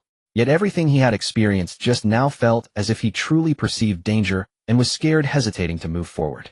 It was like humanity's instinctive fear. Of course, none of this mattered. Since he could move now, he should quickly take down this boss. Ing Huai-Su drew his long sword and charged towards the woman over 2 meters tall. You dare to come at me?" The woman swung her long sword in her left hand towards Ing Huai-Su. But then the woman appeared dazed. With a clang, her long sword nearly slipped from her grasp, and her body involuntarily leaned back. What is this?" A question mark appeared above the woman's head. But soon after she felt pain in her thigh. After deflecting the woman's attack, Ing Huai-Su began to strike wildly at her. It was just a flurry of chaotic slashes. I must say the difference from playing a game was quite significant. When playing a game, the feeling of hitting monsters came entirely from the device's vibrations. Now as the long sword struck the boss, it felt like chopping at stone. Although it was tough, the boss could still be. Now this female ghost had many small wounds, bleeding dark blood from being slashed by Ing Huai-Su. "You seek death." The woman went mad. She swung her long sword at Ing Huai-Su. But he executed a backflip to dodge. Just as he evaded, a blue light suddenly enveloped him, and then a sword thrust with incredible speed pierced into the woman's waist. Bang! The woman felt as if something suddenly shattered. Then she felt all her strength being drained, and she couldn't help but kneel on the ground holding her sword. At this moment Ing Huai-Su was also stunned. What the hell, I can use counterattacks, and it seems the damage from counterattacks is quite high. Ing Huai-Su seized the opportunity, charging up and wildly unleashing the flying snow sword. Since there was no cooldown setting, Ing Huai-Zu's use of the flying snow sword was like white light continuously darting through the female ghost's body. Surprisingly, it was quite a sight. The female ghost's eyes turned blood red. "Ah!" she roared furiously. Ing Huai-Su quickly retreated, continuously pulling back to maintain distance. This made the female ghost's sound wave attack not inflict any damage on him. After the female ghost stood up, her veil flew off. At this moment, she swallowed the severed head in her right hand. Is she entering the second phase already? Ing Huai-Su frowned, because this seemed easier than when he played the game. Although Ing Huai-Su is an exceptional player, new players usually need some time to practice before reaching the second phase of the boss in this dungeon. Yet now he managed to push the boss to the second phase in just a few strikes. This was indeed much simpler than the game. After devouring the head of her right hand, the woman's body began to swell, her height increasing dramatically once again. Roar! The woman let out a series of fierce howls as her arms twisted and contorted. Before long, the lower half of the woman resembled a lotus, completely formed of flesh and blood, while her upper body became even more slender. However, her face sprouted many textures, making her look more like a demon. Her arms started to grow numerous flesh buds, completely enveloping the long sword she held. It appeared as though the long sword had completely merged with her. After completing her transformation into the second phase, the woman turned her cold gaze towards Ing Huai-Su once more. Human die. With that, she swung the long sword at Ing Huai-Su. This strike unleashed a wave of sword energy. What the hell? Ing Huai-Su quickly evaded. He was genuinely stunned this time. From the moment the trajectory appeared to when the woman launched her attack, it was no more than 0.5 seconds. This was twice as fast as the normal game projectiles. Not only that, the woman's desire to attack was terrifyingly high. Die, die, die. Just die for me. The woman frantically swung her sword, unleashing a continuous stream of sword energy towards Ing Huai-Su, who dodged repeatedly. Although the difficulty had increased significantly, there was still a dodging system and projectile mechanics. For a top-tier player like him, it posed no real challenge. Though he initially struggled to adapt to the boss release speed, once he did, Ing Huai-Su felt completely at ease. Not only that, Ing Huai-Su discovered a feature, and it was quite an overpowered one. Invincible frames. With this feature, he was filled with renewed confidence for the future. Invincible frames offered immense operational space in subsequent team dungeons. Moreover, Ing Huai-Su now looked forward even more to the upcoming cultivation techniques. because some techniques also had invincible frames and time-stop abilities. If these features were available, he would have nothing to fear. However, now was not the time to ponder such things. The immediate priority was to defeat the boss before him. Whoosh! As another wave of sword energy approached, Ying Huaishu dodged again. Suddenly, Ying Huaishu felt a surge of unique power within his body. He triggered the counterattack dodge once more. Whoosh! In the instant he triggered the counterattack, Ying Huaishu nearly teleported in front of the woman, his long sword almost glowing as he struck down at her. This strike was guaranteed to hit, and came swiftly. The boss could hardly react. Bang! A sound like shattering glass echoed. That familiar sensation returned, leaving him weak and momentarily dazed. The woman's actions came to a halt once more. Countless flying swords. Once again, Ying Huaishu transformed into a streak of white light darting around the boss. Continuous gashes appeared on the boss' body, splattering blood everywhere. What the hell? Ying Huaishu felt numb. When playing the game and attacking the boss, it was just a bunch of data. Even back when he fought bandits, it was almost a one-hit kill. He had overlooked that this was not a game. This creature would bleed when cut. Now Ying Huaishu was covered in blood, and the stench made him feel nauseous, forcing him to stop. After Ying Huaishu ceased his attack, the boss also got back up. But what happened next left him in shock, because the boss ran away. This was something Ying Huaishu had truly not expected. In games, the relationship between the boss and the player is typically one of to the death. Either I defeat you, or you defeat me. Having grown accustomed to this setting, Ying Huaishu genuinely did not consider that the boss would flee. Slap! He slapped himself. This is not a game, and this creature is not merely a scripted NPC, it has thought and intelligence, so of course it would run. I'm really stupid. If this boss escapes today, I would probably have more resentment than the boss itself. Because the sword in the boss' hand, he must obtain it if it would ensure his future endeavors. Demonius, stop right there. Ying Huaishu charged after her with the long sword in hand. The female ghost was genuinely panicking at this point. After fighting for so long, she had not even touched the hem of Ying Huaishu's clothing. Meanwhile, she had been thoroughly unable to retaliate against him. This human was a problem, a big problem. If she didn't run now, she would definitely die here. As she saw Ying Huaishu covered in blood, chasing after her, the boss turned pale with fear. Young master, let's talk this over. As long as you let me go, I'll give you whatever you want. Ying Huaishu remained expressionless, tightly gripping his sword. The boss realized this human simply wanted to kill her. The boss was at a loss. Young master, must I really die? Is there no room for negotiation? Ying Huaishu nodded. Naturally there was none. Not only was he interested in the sword she held, but he was also focused on the experience he would gain from defeating her. The woman turned and entered the hall, then the thick fog receded, and the door slammed shut behind her. Ying Huaishu kicked the door open with a flying kick. Bang! The door shattered, and the female boss trembled in the corner. Found you, Ying Huaishu. However, with his face covered in blood, it was truly frightening to behold. The boss immediately threw away her sword, and to Ying Huaishu's astonishment, she disintegrated. Ying Huaishu. As the boss disintegrated, the small courtyard began to collapse. Not good. Ying Huaishu hurriedly collected a few grass plants from the courtyard and rushed to grab the long sword the boss had dropped. As soon as Ying Huaishu collected everything, a luminescent barrier enveloped him, pulling him away. With Ying Huaishu's departure, the small dungeon completely collapsed. Amidst the crumbling ruins, a miniature figure cautiously peeked out to survey the area. Thank goodness, thanks to this disintegration technique, or I would have really been done for today. The miniature figure could not help but pat its chest, relieved to have survived. However, it did not dare to linger. It transformed into a stream of black smoke and plunged underground, fleeing into the distance. This place was one she dared not remain in. Who knows if that human would return. Meanwhile, Ying Huaishu let out a sigh of relief, because he had obtained the task item and the experience from the dungeon. Slaying the boss granted him 500 experience, plus the previous small monsters, totaling 1500 experience, and clearing the dungeon again awarded him an additional 1000 experience. This run earned him a total of 2500 experience. This brought him closer to his goal of accumulating 1000 experience for the Shinshao Sword Sect. If all goes well after completing the adventure quest, he should surpass the 1000 experience threshold, and possibly even more. In this way, Ying Huaishu had achieved everything he desired, and his mood was quite pleasant. However, he was soon left dumbfounded again, for he saw Lu Qingyi. Lu Qingyi was sitting atop her divine deer, staring wide-eyed at Ying Huaishu. Once he realized, Ying Huaishu hurriedly bowed. Greetings, senior sister. Lu Qingyi looked at the blood-soaked Ying Huaishu, her expression somewhat dazed. The disciples of the Shinshao Sword Sect beside her were also staring at Ying Huaishu with astonishment.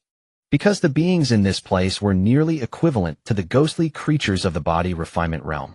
A mere mortal had actually made it out alive. Moreover, his divine sense had also scanned Ing Huai. This guy not only wasn't injured, but was even completely unfazed. What kind of monster is this? Lu Qingyi took a deep breath. Ing Huai had surprised her far too much. When she heard about her junior brother venturing alone into the small secret realm, she was so furious that she almost wanted to slay him. Useless, you can't even recognize a person properly. Lu Qingyi rushed over in a flurry, even planning to personally cleave through the ghostly realm to rescue Ing Huai. Lu Qingyi had indeed arrived early, but upon reaching she witnessed Ing Huai's utterly outrageous maneuvers. As a mortal, he faced the ghostly bride without fear, even showing a hint of disdain deep in his eyes. In fact, Ing Huai's subsequent performance indeed justified that disdain. The female ghost could not touch him while he pressed the woman down. As for Ing Huai's dodging counterattacks and rebounds, Lu Qingyi had a good explanation for them. Integration of man and sword. Dodging required an extraordinarily high sensitivity. Ing Huai's performance exceeded Lu Qingyi's understanding.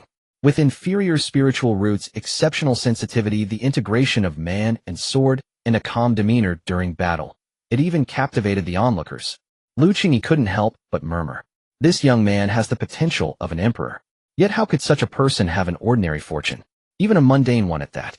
Lu Qingyi did not perceive anything special about Yining Shuang. Instead, the feeling Ing Huai gave her resembled that of a fated individual. After a long silence, Lu Qingyi finally asked, "Did you find the item?" Ing Huai hurriedly submitted the task item. Lu Qingyi waved her hand, and the Yin Soul grass flew automatically towards her. Looking at the Yin Soul grass, Lu Qingyi nodded in satisfaction. "This is your reward." With that, she handed Ing Huai a storage bag. Inside were 100 spirit stones and a gray bead. Ing Huai was taken aback. Ding, quest completed. Reward 5,000 experience. Inferior storage bag 1 equipment, increases item slots by 2100 spirit stones. Wolf King Demon Soul 1. What the heck? Ing Huai was astonished. This truly was a stroke of good fortune. To receive such benefits from the worthless Yin Soul grass was like being given it for free. This was entirely due to the senior sister's kindness. The key point was that the Wolf King Demon's soul, which he had thought was lost, was now handed back to him by her. Naturally, Ing Huai was overjoyed. "Thank you, senior sister, for your generous favor." Lu Qingyi felt much better inside. At least she could sense that Ing Huai sincerely appreciated her. "Alright, if it weren't for your strength, this task would have been a threat to your life." After saying this, Lu Qingyi stretched out her hand, and the spirit weapon Ing Huai had just revealed flew back to her. Lu Qingyi lightly traced her finger along the sword's body as wisps of black gas drifted from the blade. Not only that, but the long sword was enveloped in a glow once more, and all its rust vanished, finally condensing into an ice-blue longsword.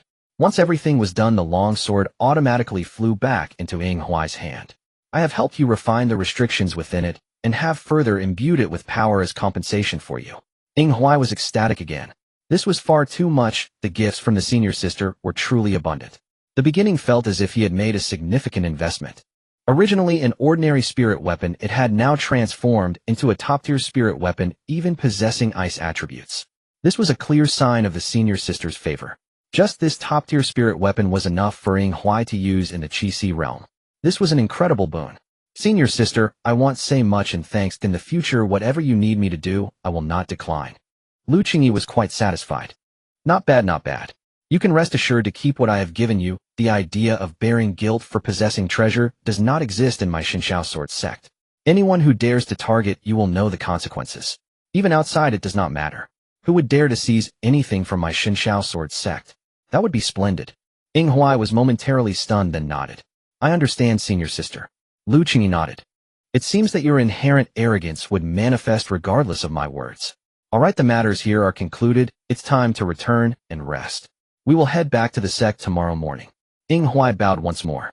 Lu Qingyi said no more patting the divine deer. The deer soared away, leaving a trail of celestial light.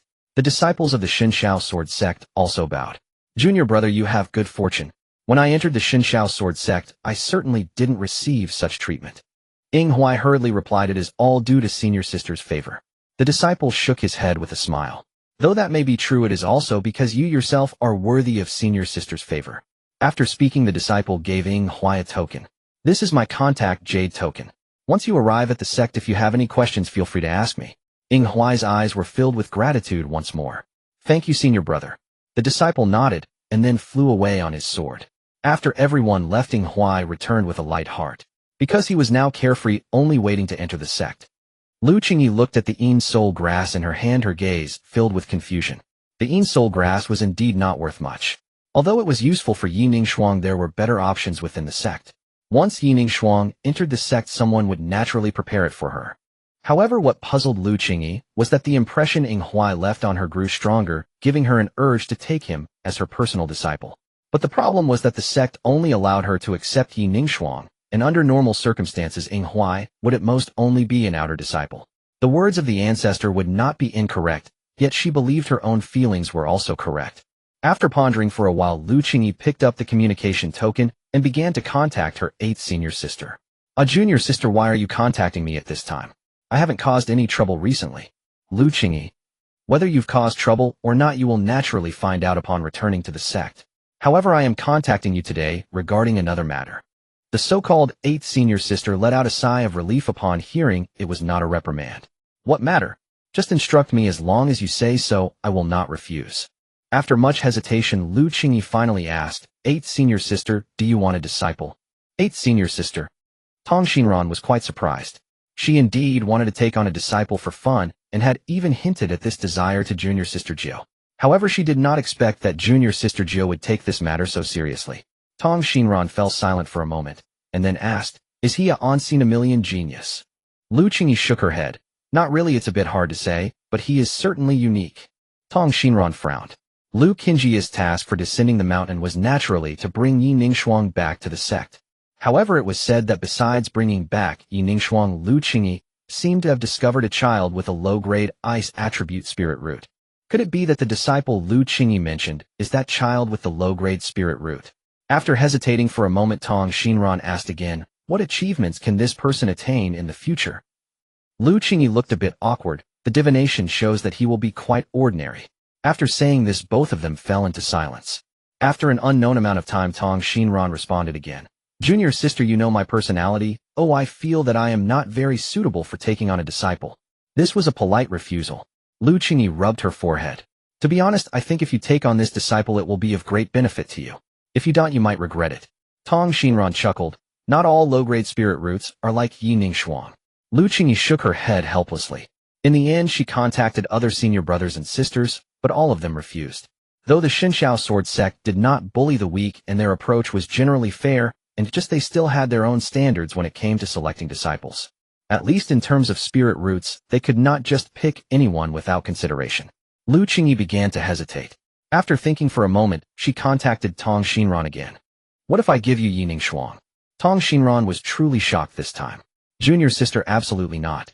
The ancestor has appointed you as Yi Ningshuang's master. This cannot be changed. The ancestor's decision has its reasoning." Lu Qingyi frowned. "Then can I take on one more?" "This?" Tong Xinran fell silent. The ancestor only appointed Lu Qingyi as Yi Ningshuang's master, but it seemed there was no prohibition against taking on more disciples. "No." At that moment, other core members of the Shinshao Sword sect spoke up. "Yi Ningshuang carries the destiny of the heavens and is an existence that can change the landscape. You need to teach her with full dedication and must not have any distractions. As for Ing Huaishu entering our Shinshao Sword sect, we have no objections. If Ing Huaishu truly has extraordinary qualities once he joins the sect and achieves success, we will indeed discuss the matter of accepting disciples. Indeed, even if he has a low-grade spirit root, if he makes achievements after joining that low-grade spirit root, will not be a shackle for him."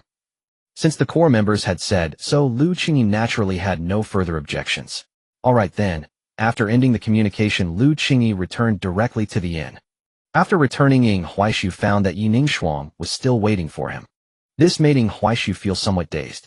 Ever since the news of the Hongming cultivation had spread, he had spent most of his days lying in the nutrient pod, fully immersed in the game. Mainly, he was making money by grinding. After his parents passed away, he completely lost social interaction and spent every day in the game. He did not expect that after crossing into this game world, he would actually feel the warmth of human connection. Ing Huaishu walked into the courtyard, and Yi Ningshuang hurried over. "I saved some food for you. Would you like to wash up first, or eat first?" Ing Huaishu smiled. "Let's wash up first." Yi Ningshuang quickly went to fetch water. It must be said that Yi Ningshuang was truly wonderful. Whether it was her initial character setup or her care for him, it had been impeccable. This led many players to jokingly say my ideal wife. However, all of this collapsed after that so-called pure yang sword immortal appeared. For this reason, many players rushed into the game company to express their grievances. But as it turned out, the game company had hired security long before, and even later mocked the players. However, the players had no choice. Because this game had become an inseparable commercial entity, no other game could replace it, and players could only endure. The game company was able to act so recklessly precisely because of this. Ying Huaishu looked at the stunningly beautiful Yi Ningxuang and sighed inwardly. To prevent myself from experiencing that kind of storyline again, I should stick to my original plan and become a ruthless tool for progressing through the story, not think too much about other matters for now. Maintaining a calm attitude towards Yi Ningxuang was the best choice. Yi Ningxuang seemed to sense Ying Huaishu's demeanor and bit her lips secretly.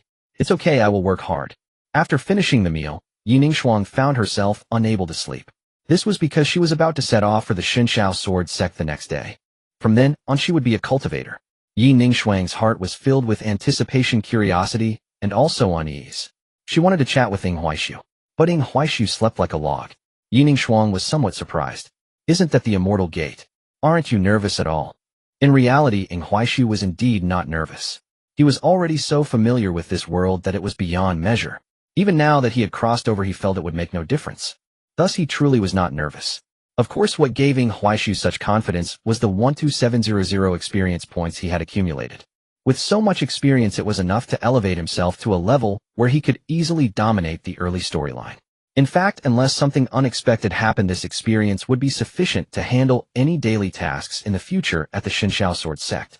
It is worth mentioning that the experience from daily tasks is not fixed, but determined by the region and moreover, the Xinshao Sword Sect's periodic side quests were the true means for him to rapidly become stronger. This experience was enough for him to directly upgrade to a level where he could easily complete these side quests. Being able to quickly resolve side quests would alleviate any pressure when it came to main storyline or world quests later on. Ying Huaishu was filled with anticipation for his future. Isn't it just crossing over? Isn't it just a world of Hongmeng difficulty? As long as the game system is still in place, he could still play effortlessly. Of course, this was under the condition that everything in this world was still familiar to him. Thus, Ying Huaishu slept soundly. However, Yi Ningxuang could not sleep. So much so that when Ying Huaishu got up in the morning, he was startled to see the dark circles under Yi Ningxuang's eyes. What the hell, you didn't sleep at all last night? Yi Ningxuang nodded. I just can't seem to fall asleep. Ying Huaishu expressed understanding. After brushing his teeth, he began to wait. He did not plan to do today's daily tasks. He would do them once he reached the Xinshao Sword Sect. The experience would differ, and doing daily tasks in Pinggan Town would be a waste. Upon seeing the condition of Ying Huaishu and Yi Ningxuang, Lu Qingyi felt a mix of surprise and an expectation that it was to be anticipated. However, Ying Huaishu's situation made her unable to resist the urge to inquire. In the end, she held back. After all, it did not align with her temperament. Since everyone is here, let's set off. Ying Huaishu nodded, and then skillfully ran towards the back mountain of Pinggan Town. Lu Qingyi, the disciples of the Xinshao Sword Sect. Lu Qingyi could not help but ask, did you inform them of the airship's location in advance? The group of disciples from the Xinshao Sword Sect all shook their heads. Lu Qingyi was stunned. Then how does he know the airship is at the back mountain? Did he go there last night? The group of disciples from the Xinshao Sword Sect shook their heads. No, we specifically searched the surroundings yesterday and did not see Ying Huaishu's figure. Lu Qingyi could not help but pinch her chin. She recalled that she had only asked Ying Huaishu to find the Yin Soul grass without mentioning the location, yet he still knew where it was. Now it was the same. Could it be that I only need to mention what to do and he will naturally know the location or the final answer? If that's really the case, this ability is somewhat against the heavens. After pondering, Lu Qingyi said to the other disciples of the Xinshao Sword Sect, this matter must be kept confidential. The group of disciples nodded. Since Lu Qingyi had spoken, they would naturally comply. Watching Ying Huaishu already walk far away, Lu Qingyi then turned her gaze to Yi Ningxuang. Let's go together, it's the location where Ying Huaishu is headed. Yi Ningxuang nodded. Soon they all boarded the airship. Yi Ningxuang curiously examined the airship, her eyes filled with astonishment and even enchantment. After boarding the airship, she continuously toured around. This is too luxurious. Heavens, this is a gem. This is the best quality jade. No matter how composed Yi Ningxuang usually was, she couldn't maintain her calm at this moment. In reality, this airship exceeded her previous experiences. As for Yi Ningxuang's reaction, the other disciples were not surprised. After all, they had felt the same when they first arrived at the Shinshao Sword sect. Instead, it was Ing Huix's response that left the group of disciples somewhat speechless. After boarding the airship, he indeed took a look around. Yet in the end, Ing Huix's reaction was one of disappointment. This made some disciples want to get angry. They really wanted to ask what could a mere mortal be disappointed about. However, in the end, a group of immortals held their pride and refrained from asking. Lu Qingyi also furrowed her brow, although she sensed that Ing Huixu was not feigning disinterest. Even so, Ing Huixu was being overly pretentious. Lu Qingyi could not help herself. She looked at Ing Huixu, who was sitting on the deck with his eyes closed in meditation, and asked, "Are you somewhat dissatisfied?" Ing Huixu was taken aback for a moment. He quickly bowed and shook his head to explain, "Senior sister, what are you talking about? I have no dissatisfaction whatsoever." Lu Qingyi frowned. "Then why did you seem a bit disappointed just now?" This truly stumped Ing Huixu. He was not disappointed in the airship. Rather, in the game settings, there was supposed to be a luxurious treasure chest on this airship containing 100 spirit leaves. Those spirit leaves were premium in-game items. Though Ing Huixu did not know whether he could spend money on them later, he still wanted to collect them to have a look. Unfortunately, now that this had become a real world, there was no treasure chest on this airship, hence Ing Huixu felt somewhat disappointed. But how to explain this? Ing Huixu thought for a moment and finally said, "I feel that this airship is too good, but unfortunately it is not mine, so I am very disappointed." Lu Qingyi. Well, this explanation was indeed reasonable. This left Lu Qingyi at a loss for words. After a long silence, she could only nod and say, "Contribute more to the sect in the future, and you will have it." Ing Huixu immediately nodded. "I will certainly contribute to the sect regardless of the hardships." Lu Qingyi waved her hand. This was just something to say. In the cultivation world, no one would truly do such a thing for the sect, especially not someone like him, who had yet to even enter the outer sect. Now Lu Qingyi did not wish to speak directly, closing her eyes to meditate. Ing Huixu, understanding the hint, quietly withdrew. The journey was silent. The airship soon arrived at the Shinshao Sword sect. The Shinshao Sword sect truly deserved to be one of the top sects in the Hongming cultivation legend. Just the mountain gate alone was no less than the southern heavenly gate of the heavenly court. Later players from the Shinshao Sword sect would joke that they were disciples of the heavenly court. Looking at the mist swirling around and the towering mountain gate, Yi Ningxuang was so shocked that she could not speak. As for Ing Huixu, he remained as calm as ever, merely glancing at the mountain gate before looking away. In truth, he had seen this thing countless times during his gaming days. Even now that he had truly crossed over here, he was somewhat tired of it. The only thing that made Ing Huixu happy was that the Shinshao Sword sect was still the same Shinshao Sword sect with no changes whatsoever. Even the old man at the entrance who registered newcomers was unchanged. On night, senior sister is back. Truly, a day apart feels like 3 autumns. You wouldn't know in recent days not seeing senior sisters figure this old man. Stop, stop, stop. Lu Qingyi quickly raised her hand to interrupt. If you had put that effort into practicing instead of flattering, you wouldn't still be a gatekeeper. The old man chuckled. There's nothing wrong with being a gatekeeper, mainly I like being a gatekeeper. Lu Qingyi had no choice but to say register. The old man quickly nodded. Ah, this must be junior sister Yi, truly beautiful. Come, hand over your identity token, and I will register you right away. Yi Ningxuang shyly took out her token, sorry for the trouble. The old man laughed heartily, no trouble, no. The old man quickly completed the registration and returned the token to Yi Ningxuang. Lu Qingyi still did not leave. The old man. Senior sister, is there something else? Lu Qingyi could not help but say, are you blind? Can't you see such a big person next to me? Only then did the old man notice Ing Huixu. Ah, is he also a disciple? Lu Qingyi's gaze fixed directly on the old man. The old man immediately broke out in a cold sweat. Ah, junior brother, why didn't you say anything? The token, hurry up and hand over the token. Ing Huixu submitted the token, and once the old man completed the registration, a virtual screen appeared before Ing Huixu. Task Prologue Stage 2 completed, detecting spiritual roots and joining the Shinshao Sword sect. Experience reward, 500 Spirit Stones 3. The first act of the Hongming task was initiated. Task 1, Yi Ningxuang's Troubles. Cultivation requirement, opening meridians. Sure enough, the task needed to be registered to be completed. Ing Huixu took the token and directly familiarized himself with the guide for the token. This action left the old man dumbfounded. How do you know how to use the token? Ing Huixu was also taken aback for a moment, then felt somewhat embarrassed. Damn it, this was a subconscious action from the game. He forgot that he was now in the real world. Ing Huixu at this moment also did not know how to explain. He could only look towards Lu Qingyi. Lu Qingyi was taken aback for a moment, then said, "Did I teach you?" This reaction left everyone present in silence, mainly because Lu Qingyi's act of shielding was quite obvious. However, from another perspective, the fact that this guy could be protected by Lu Qingyi indicates that he indeed posed no issues. If there were problems, he probably wouldn't have made it to the door of the Shinshao Sword sect. Since Lu Qingyi chose not to pursue the matter, the others naturally pretended not to see it or simply ignored it. Lu Qingyi stared at Ying Huaishu in silence for a long time. Finally, she could only say helplessly, "Since you know how to use this thing, I suppose I don't need to elaborate on what comes next, right?" Ying Huaishu nodded. "Yes, I can return by myself." Lu Qingyi nodded. However, she still asked uncertainly, "Do you know the rules?" Although Ying Huaishu was aware, he hurriedly shook his head. "I truly don't know." Lu Qingyi finally let out a sigh of relief.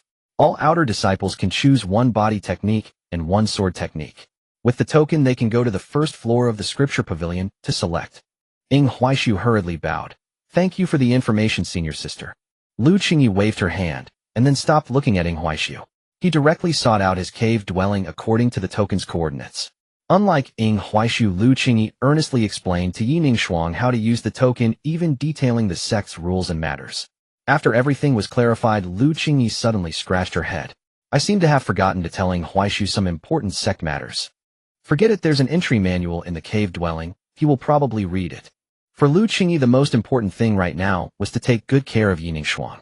Yi Ningshuang listened intently to Lu Qingyi's explanation of the rules, deeply ingraining them in her mind. However, her gaze occasionally drifted toward the direction where Ying Huaishu had left. Lu Qingyi noticed everything, but she said nothing.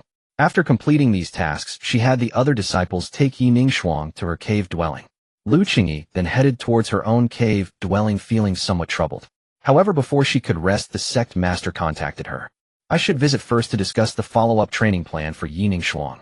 Lu Qingyi couldn't help but roll her eyes. "I truly have a laborious fate." Lu Qingyi reluctantly made her way to the sect master's hall. Upon arriving, she saw a middle-aged man waiting there early.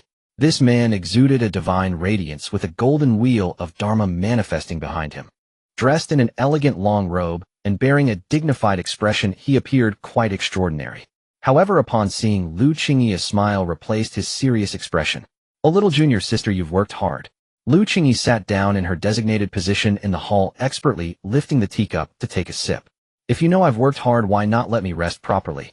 The middle-aged man's face was filled with helplessness. "You know me, if it weren't for something urgent, I wouldn't act this way." Hearing this, Lu Qingyi frowned. The sect master's character was indeed as such. What happened? The sect master wore a troubled expression. "The opening of the Cold Pool Secret Realm is less than 3 years away. At that time, regardless of Yi Ningshuang's cultivation level, she must enter the Cold Pool Secret Realm. In the past, this would have posed no issues, but the predictions from our ancestor have started to come true, and the Cold Pool Secret Realm shows signs of collapse. In other words, within the next 3 years, Yi Ningshuang must rapidly improve her cultivation, at least reaching the Meridian Opening Realm within 3 years. Lu Qingyi was left speechless. Although her nether spirit root can be advanced, until then she is merely a low-tier spirit root. And how can a low-tier spirit root reach the Meridian Opening Realm in 3 years? Do you think she can do it? The sect master sighed. "That's why I came to discuss the follow-up training plan with you. After all, if Yi Ningshuang does not reach the Meridian Opening Realm, she won't even have the ability to protect herself in the Cold Pool Secret Realm, and we can't afford to send people to protect her." Lu Qingyi rubbed her temples. "Then we will have to use rare materials, but the risks are immense. It could even lead to her collapse." The sect master shook his head. "We can't afford to worry about that now. If we don't do this, Yi Ningshuang won't be able to enter the Cold Pool Secret Realm, which would go against our ancestors' arrangements." Lu Qingyi fell silent. The sect master knew she was displeased. Lu Qingyi had always held a negative attitude towards the ancestors' prophecies and the arrangement of others' lives. Now, to fulfill the so-called prophecy, they wanted to make Yi Ningshuang endure suffering far beyond what an ordinary person would, even at any cost, which had sickened Lu Qingyi to the core. Lu Qingyi not scolding him directly was already quite generous. However, the sect master was also helped. "I know that my actions may seem unlikable, but the ancestors' predictions have never been wrong, and I have secretly acted to eliminate the signs of collapse in the Cold Pool Secret Realm. Yet the results show that it cannot be eradicated, and even if it were, it would still regenerate.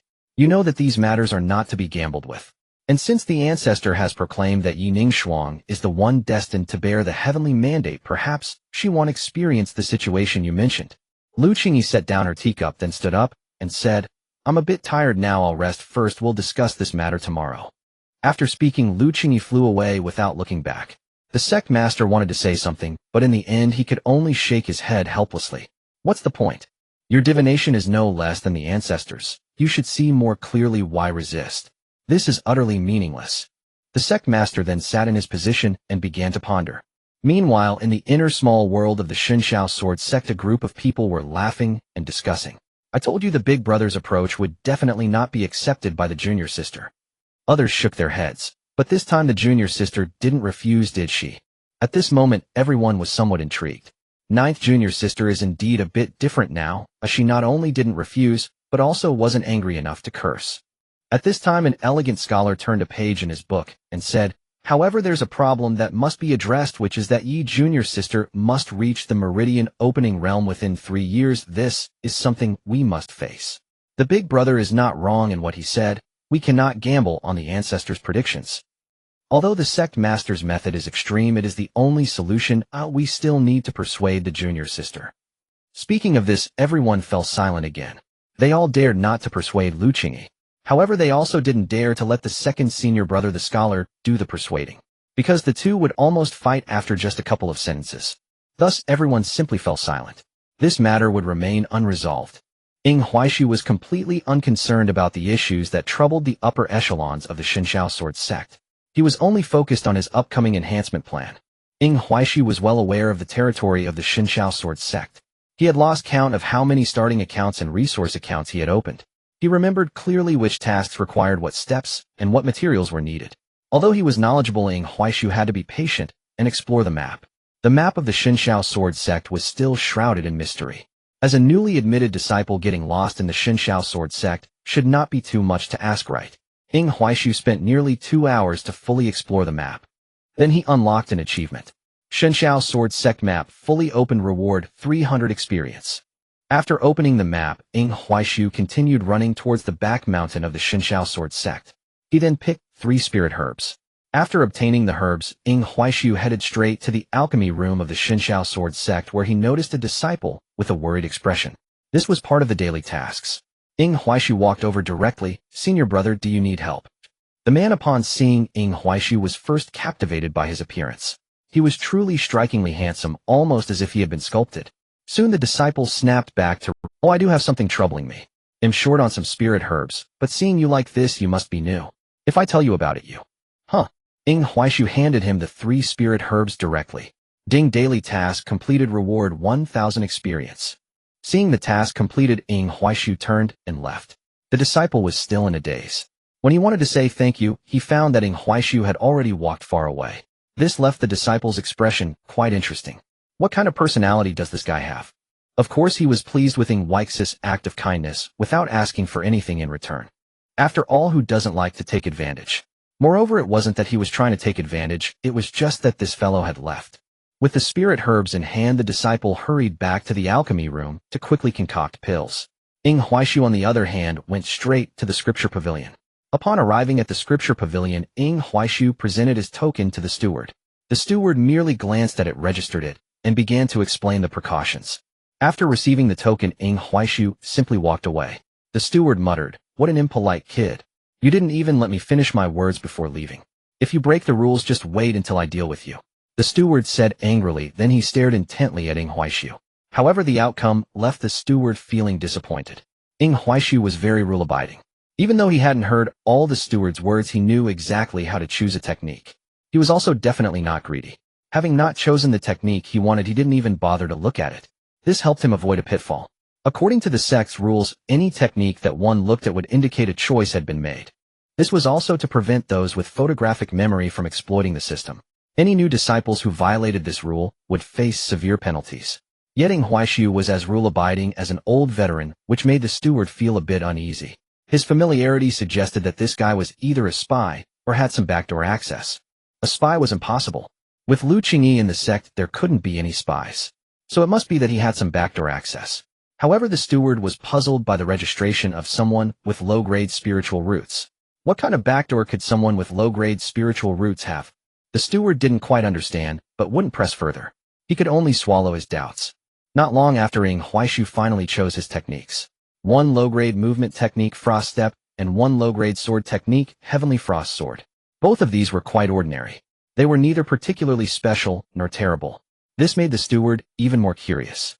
With an ice attribute spiritual root, if there were really a connection, it wouldn't make sense to not choose the first volume of Starfrost Sword and the ice condensation body. These two were the top-tier entry-level movement and sword techniques. Did the backdoor not inform him? In reality, Ing Huaishu was indeed aware of these two techniques. However, as a high-level player, those two techniques were pitfalls they had encountered before. Though powerful, the experience required was quite high. Wasting too much experience on these two techniques would be a waste. After reaching the Meridian opening stage, he would need to switch to other sword and movement techniques. Investing too much experience in these two techniques early on would be wasteful. Before switching sword and movement techniques, these two wouldn't reach the great perfection. The experience required to reach great perfection was still less than that of the two techniques he had in hand. Therefore, what he needed to do early on was to select two techniques that could directly reach great perfection. This would be enough to clear away all obstacles before Meridian opening, allowing him to accumulate experience for the challenges ahead after reaching that stage. After completing the registration, Ing Huaishu did not linger, returning directly to his cave abode. After he left, a disciple suddenly approached the steward to inquire. Which two techniques did he choose just now? Upon seeing the intersect disciple, the steward hurriedly bowed. Frost Step and Heavenly Frost Sword. The disciple was taken aback for a moment, then incredulous. Is it really that ordinary? The disciple found it hard to understand. He had originally thought that Lu Qingyi would take special care of Ing Huaishu, perhaps even informing him of some things in advance. But now it seemed it was merely a temporary act by the senior sister. The disciple left with his doubts, not saying anything further. The steward was confused. He truly couldn't understand Ing Huaishu. Did he have backing, or did he not? If you say he has none, the intersect senior brothers are paying attention to him. If you say he does, then his choice of techniques is just too ordinary.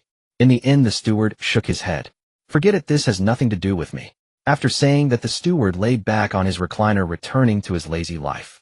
After returning to his cave abode, Ing Huaishu immediately activated the defensive array, because next it was time for him to start spending experience.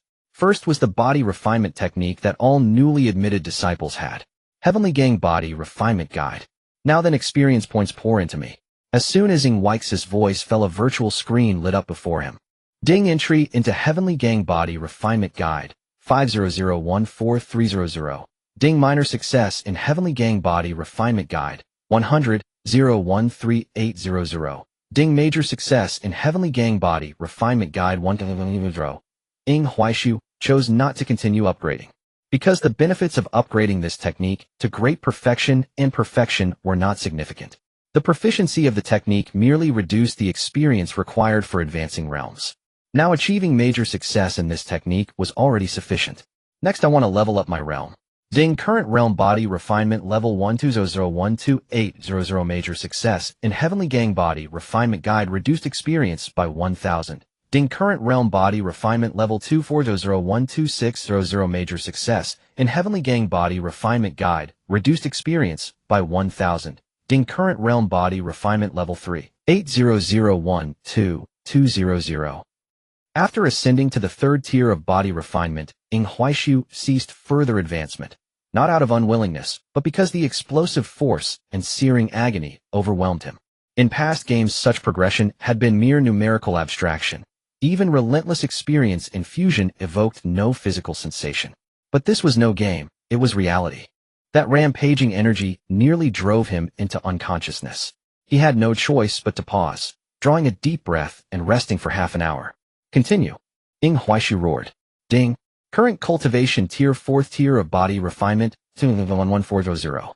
Celestial Gale Body Refinement manual cost reduced by 100 experience points. Ding. Current cultivation tier, fifth tier of body refinement, 39400. As Ing Huaishu ascended to the fifth tier, another torrent of savage power surged through his entire body. Whether his foundation was truly solid, he could not tell. Outer sect disciples received no guidance, all depended on self-cultivation. Only personal verification would reveal the truth. After brief reflection, Ing Huaishu strode directly to the rear mountains, and with one arm alone lifted a boulder weighing 10,000 jin. Effortlessly. To him it felt as weightless as a foam shell. Seeking greater resistance, he eventually tested himself against an even larger stone. His final result, 500,000 gene, lifted single-handedly.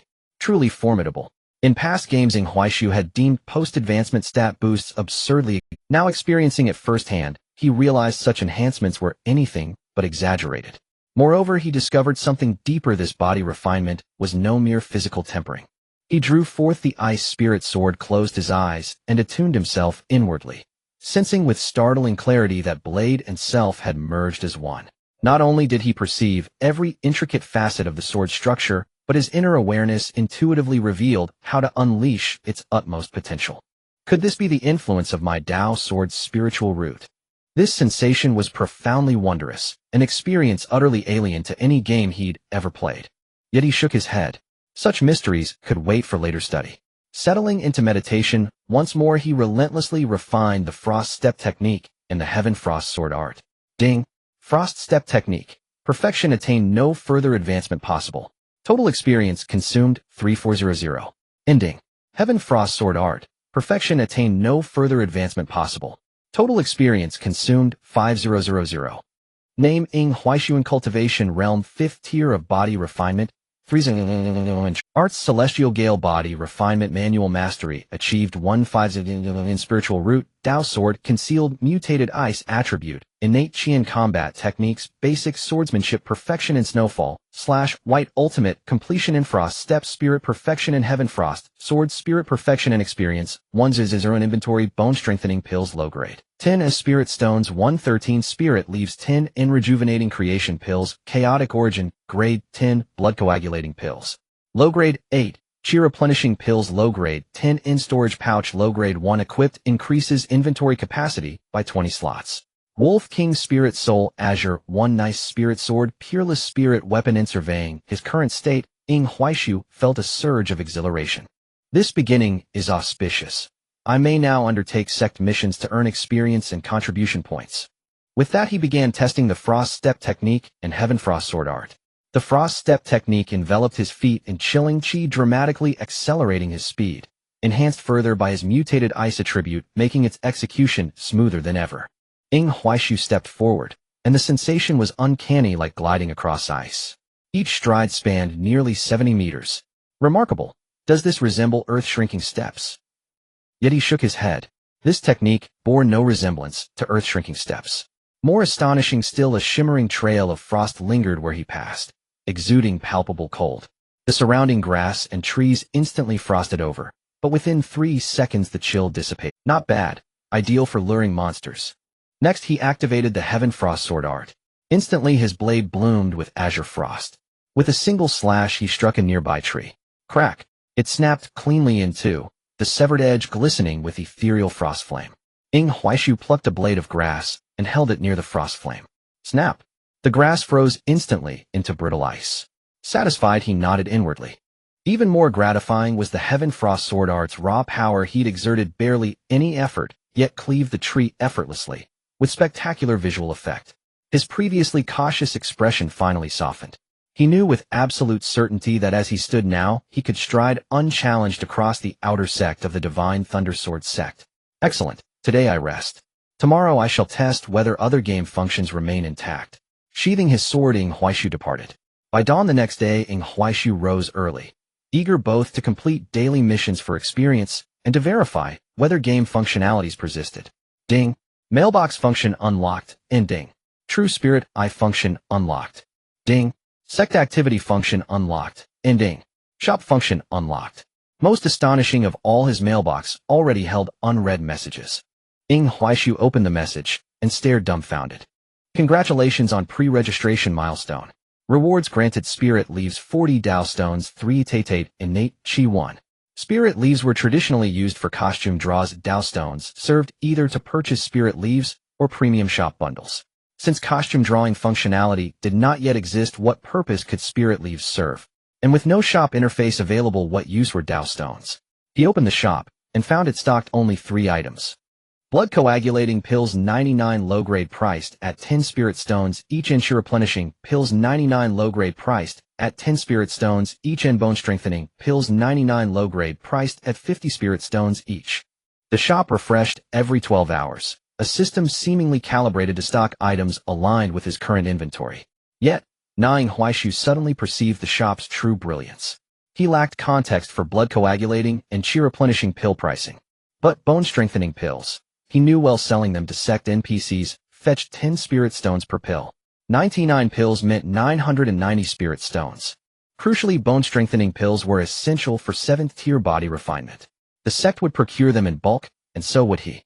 Even if he required none, immediately securing a guaranteed income of 990 spirit stones made him the wealthiest outer sect disciple. Moreover, spirit stones became universal currency after the Meridian opening realm, and every breakthrough demanded substantial reserves. Realizing this, Ning Huaishu immediately cleared the shop's inventory. His blood coagulating pills count jumped to 99, chi replenishing pills reached 109. He paused, then recalled during his recent breakthrough 8 blood coagulating pills had automatically been consumed. Damn, thank heavens I didn't advance further. Only then did he grasp why he felt no legendary post-breakthrough hunger. It had all been silently sustained by those pills. Ning Huaishu fell into a moment of silence.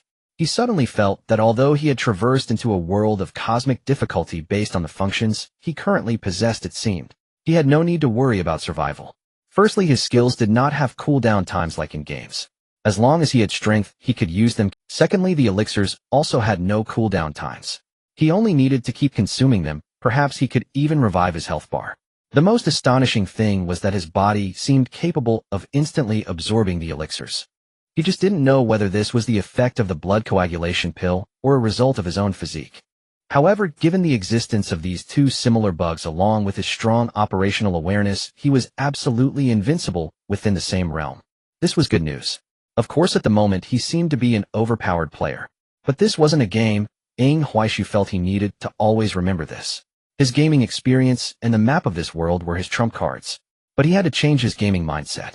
For example, in a game it was fine to jump around recklessly. Even if he stood on an NPC's head, the NPC would be oblivious. But now Ning Huaishu was sure that if he stood on an NPC's head, that group of NPCs would definitely kill him. As for the speed of realm advancement, no one cared about that in the body refinement stage. Even those without spiritual roots could reach the 9th layer of body refinement with heavenly materials and earthly treasures, but they would never be able to open their meridians. However, Ning Huaishu felt a bit hesitant now. The function for sect activities was open, which activity should he choose to undertake. After all, he could only complete one activity per day. After pondering for a while, Ning Huaishu finally decided to go to the alchemy room to participate in an activity. He needed to sell the strengthening bone pill he had on hand. With that in mind, Ning Huaishu headed straight towards the alchemy room. However, along the way he still looked for those 3 special spiritual herbs. Upon arriving at the entrance of the alchemy room, Ning Huaishu directly tossed the spiritual herbs in front of the senior brother. The disciple was taken aback. "You are that junior brother from yesterday?" "Yes," Ning Huaishu nodded. Seeing 300 experience points credited, he entered the alchemy room directly. The junior brother was speechless. If he didn't want to befriend him, there was no need to help him, yet he didn't even bother to say a word. What was he trying to do? Mainly the way Ning Huaishu acted left him unsure of what to think of his character. In the end, the disciple shook his head and continued into the alchemy room, preparing to study his creative alchemy. Meanwhile, Ning Huaishu looked at the current alchemy room and felt somewhat lost. When he played the game, this place was always packed with players. Players were all crowded to complete alchemy tasks, as there was a chance encounter quest here that unlocked the alchemy function. Thus, this place was never lacking in people. When there were many people, if you blocked the player count, you could even see many players idly jumping around, with some standing on top of other players. There were even many players dressed in abstract costumes. But now, apart from the disciples of the Shinshao sword sect, Ning Huaishu could see no other players. The empty alchemy room felt so spacious without players. Ning Huaishu was lost in thought for quite a while before approaching the person in charge of the alchemy room. "I want to help out in the alchemy room." The person in charge was as lazy as the one in the scripture pavilion. The difference was that this person was quite overweight. Hearing Ning Huaishu's voice, the person in charge lazily got up. After taking Ning Huaishu's identity token, he quickly registered it and said room 17. After returning the token to Ning Huaishu, the fat man lay back down and closed his eyes again. Ning Huaishu bowed respectfully and then headed towards room 17. When Ning Huaishu arrived at the 17th alchemy room, he knocked on the door. Bang! A loud noise echoed. Then he saw an old man glaring angrily at him. Ning Huaishu felt somewhat awkward. He had been quite polite. After all, when playing the game, he would just barge in without greeting the NPC. But who would have thought that his knock would cause the old man to blow up his furnace? Ing Huaishu quickly explained, I'm a newly joined outer sect disciple of the Shenshao Sword sect, and I want to help out in the alchemy room. Hearing he was a new disciple, the old man exhaled in exasperation. Show me your disciple token. Ing Huaishu quickly stepped forward to present his token. After the old man took the token and touched it to his own, a beam of light established a connection between the two tokens before disappearing again. Having completed this, the old man returned Ing Huaishu's disciple token and said, the work here is very simple. Just clean the dust here and the residues in the alchemy furnace. I only need to see a clean alchemy furnace and alchemy room. Sect contribution will be settled daily. Ing Huaishu nodded, I understand. After saying that, he took a broom from the side and began to clean. Soon after Ing Huaishu finished cleaning, he started to feel bored. The old man was still refining pills.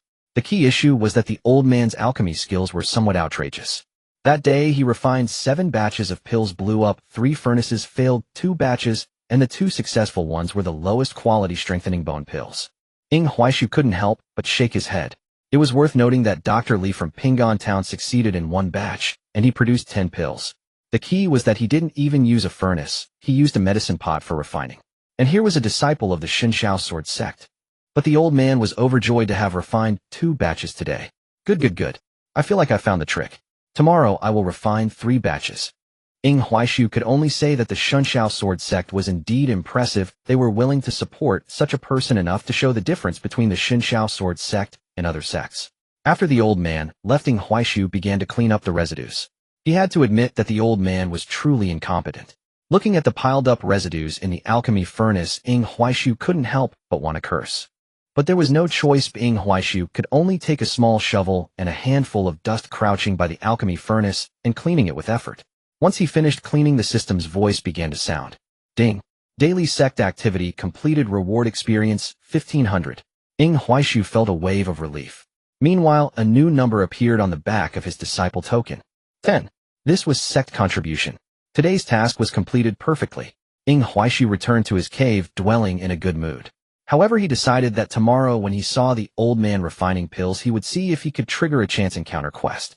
Simultaneously, Ing Huaishu also wanted to see if his alchemy system was the same as when he played the game. If it was, then he wouldn't have to worry about accumulating spirit stones in the future. Early the next morning, Ing Huaishu completed his daily tasks, once more delightfully earning 1,000 experience points. It was still the same senior brother. That senior brother seemed to have adapted somewhat to Ing Huaishu's attitude. However, Ing Huaishu felt a bit puzzled. He suddenly recalled that yesterday's daily task had only awarded 300 experience points. At that time, he was too busy with his daily activities to pay attention, but today's 1,000 points made Ing Huaishu realize that there was something amiss with yesterday's daily rewards. Is the game system bugged? Ing Huaishu muttered to himself. However, the problem now was that even if it was bugged, there was nothing he could do, because there was no customer service available now. Ing Huaishu shook his head helplessly. He could only enter the alchemy room again to register. It's worth mentioning that today the person had changed again. He was no longer working at yesterday's old man's place, but had switched to another room. However, after entering the room, Ing Huaishu was somewhat dumbfounded, because this was the senior brother he had worked with for 3 days on his daily tasks. That disciple also stared blankly at Ing Huaishu. The two remained silent for a while, but it was Ing Huaishu who broke the silence first. Senior brother, I'm here to help clean the alchemy room. The disciple suddenly sighed in relief. Oh, is that so? Following that was the familiar process, the familiar monotony. After Ing Huaishu cleaned the room, he watched this senior brother refine pills. However, as he watched, Ing Huaishu's expression became quite remarkable. Good heavens, he had thought that the old man from yesterday was already invincible. It turned out there was still this one. Moreover, both of them were clumsy in their own unique ways. The old man had explosions and failures, but at least he could succeed. This guy had no explosions, only failures. And his failures made Ing Huaishu angrier than an explosion. Because every time this guy failed in refining pills, the alchemy furnace would erupt with a large amount of black mist, and countless herbal dust particles would swirl within the black mist. This made Ing Huaishu, who had just cleaned the place, feel the veins on his forehead throb. But in the end, Ing Huaishu could only hold back. It was just cleaning the room after all. This was not a difficult task. Ing Huaishu worked hard to clean once again. Of course, this continued until noon, and when he saw the senior brother persistently wanting to start again, Ing Huaishu could hardly hold on. Senior brother, why don't you wait a moment? The disciple covered in dust looked at Ing Huaishu. What's wrong? Ing Huaishu calmed his tone and asked, Senior brother, you've gotten the order of the herbs wrong a total of 8 times, and it's always in the same place. If it's too much trouble, shouldn't we memorize the recipe before trying again? The disciple fell into deep thought. Huaishu really wanted to curse. Not that deep in thought. If you can't remember the recipe, how can you refine pills? The disciple pondered for a long time, and then sighed. Junior brother, you don't understand. The disciple, with his hands behind his back and a profound expression, said, Master said that my talent for refining pills is unmatched in this world, and I might even walk the path of alchemy in the future. So I think that since I keep making mistakes in the same place, it's not my fault, but my talent in refining pills is telling me that steps should be like this. The reason I haven't succeeded indicates that the order of the other herbs should also be changed. The more he spoke, the brighter the disciple's eyes became. Yes, it must be so. This time I will rely on my intuition. After saying that, he began to ignite the furnace again. Huaishu couldn't help but shiver. What the hell? Huaishu ran out of the alchemy room directly. Just after he ran out, he heard immediately after a massive shockwave slammed against Huaix's back. If it weren't for the fact that he had already reached the 5th level of body refinement, he would have been injured internally. The door of the alchemy room he had previously been in was completely shattered, and thick black smoke continuously billowed out from inside. Cough, cough, cough. The perpetrator of such a commotion surprisingly miraculously survived. Not only that, but that guy was completely unhurt. He just looked extremely disheveled. However, the situation was not over.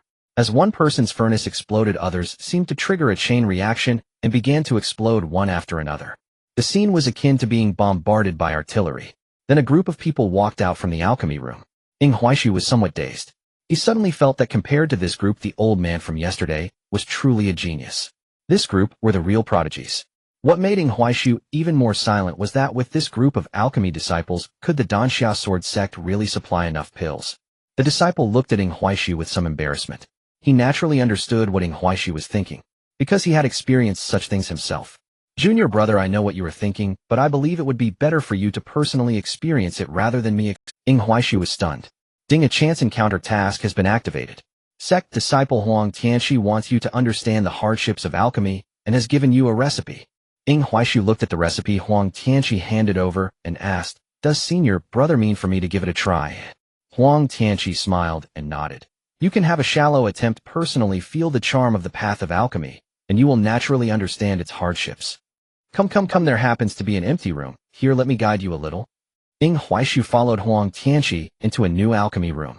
Then Huaishu saw the alchemy furnace flashing with a faint white light. This is task guidance, Huang Tianxi calmly said beside him. In alchemy, first you need to understand the alchemy furnace, then understand the temperature that these furnaces can withstand when igniting the fire, and finally the ratio of the spiritual herbs. Every mistake at each step will render all your previous efforts futile. And alchemy? Huaishu was not even listening. What nonsense was he rambling on? Huaishu directly discarded the recipe, and then took out the herbs needed according to the recipe. Use the alchemy furnace. Huaishu focused on these 4 words. As he used the alchemy furnace, it flickered, and the lid of the furnace instantly opened by itself. Then in Huaix's eyes, a certain herb suddenly magnified like an icon. After grabbing it, he directly threw it inside. Next to the alchemy furnace was a thermometer. The thermometer had 3 lines. Green line, recommended; blue line, cautious; red line, not recommended. Huaishu directly adjusted the fire temperature using the formation. While adjusting, he placed the medicinal materials in. Once all the materials were added, the lid of the alchemy furnace closed. Huaishu then saw a horizontal line appear in the center of the furnace. The horizontal line had several blocks rolling across it. Large fire, medium fire, large fire, small fire, low temperature. As each block passed by, Huaishu adjusted the temperature according to the formation. Finally, when the blocks completely disappeared, the alchemy furnace popped open with a bang. This time it did not explode, but a fragrant aroma wafted out from within the alchemy furnace. Huang Tianxi's previously serene smile froze rigidly upon his face. He hurried forward in a light jog and peered intently into the alchemical cauldron. What he saw left him utterly astounded. 7 pristine jade white pills lay nestled within the cauldron. Supreme-grade spirit-breaking pills. He nearly cried out in shock. Then, glancing first at the cauldron, and then at Huaishu, he stammered "You." 3 words failing him entirely, before gripping Huaishu's hand with desperate intensity. Huaishu sighed inwardly. Senior brother, please. This is making me nervous. Huang Tianxi took a deep, steadying breath, composing himself only after a long moment. Junior brother, what rank of alchemist are you? Huaishu shook his head. Today is my very first attempt at pill refining. Huang Tianqi nearly spat blood. The blow was so profound it threatened to fracture his Dao heart. Wait, hold on. Then Huang Tianqi produced yet another alchemical formula and handed it to Ying Huaishu. Can you refine this? Ying Huaishu glanced at the formula. Formula for spirit casting pills, Dao cultivation level insufficient, refinement forbidden. He shook his head again. I cannot refine it. Huang Tianqi stared blankly. How can you know it's impossible without even trying? Ying Huaishu smiled faintly. Do you truly believe a novice disciple needs to test such a thing? Huang Tianqi found the logic irrefutable. Finally, Huang Tianqi presented numerous formulas asking Ying Huaishu which pills he could refine. After careful review, Ying Huaishu concluded he was currently capable of refining bone-strengthening pills, spirit-breaking pills, blood-condensing pills, and chi-replenishing pills. Huang Tianqi grew visibly excited. Extraordinary. Truly extraordinary. You've already attained the proficiency of a second-rank alchemist. With that, he bestowed upon Ying Huaishu an official token. It was the emblem of a second-rank alchemist. With this token you may enter the pill refining hall at will, and freely draw any herbs listed in its formulas. Ying Huaishu stood momentarily stunned. A chime resonated in his mind, quest completed, unforeseen opportunity. Alchemist identity acquired with supplementary formulas 3-0 experience points. Congratulations, cultivator. Pill refining function unlocked. Current rank, second rank, proficiency 20. Quest completed, sect-wide event. 2-0 experience points. The rewards were staggeringly generous, so lavish they defied belief. At that moment, Ying Huaishu gazed sincerely at Huang Tianqi and said thank you. Huang Tianqi waved dismissively. No need for such formality, truly none at all. We're fellow disciples of the same sect, no distance between us. Ying Huaishu nodded quietly, yet a lingering doubt remained. Is my status simply accepted, without formal procedure? Huang Tianqi shook his head. No procedure required. Because the entire outer sect pill refining hall belongs to my family. Ying Huaishu blinked speechless. My father is the master of the pill peak. Ying Huaishu fell silent, then inwardly murmured, so he's a celestial scion. Previously during routine quests, Ying Huaishu had disliked this man most, chiefly because his assigned errands always involved the longest treks. Now, however, learning Huang Tianqi's lineage instantly dissolved every trace of resentment. Instead, Ying Huaishu felt compelled to cultivate their rapport. After all, more friends meant more paths forward. Unbeknownst to Ying Huaishu, Huang Tianqi harbored identical intentions, to forge a meaningful bond with him. And not without reason.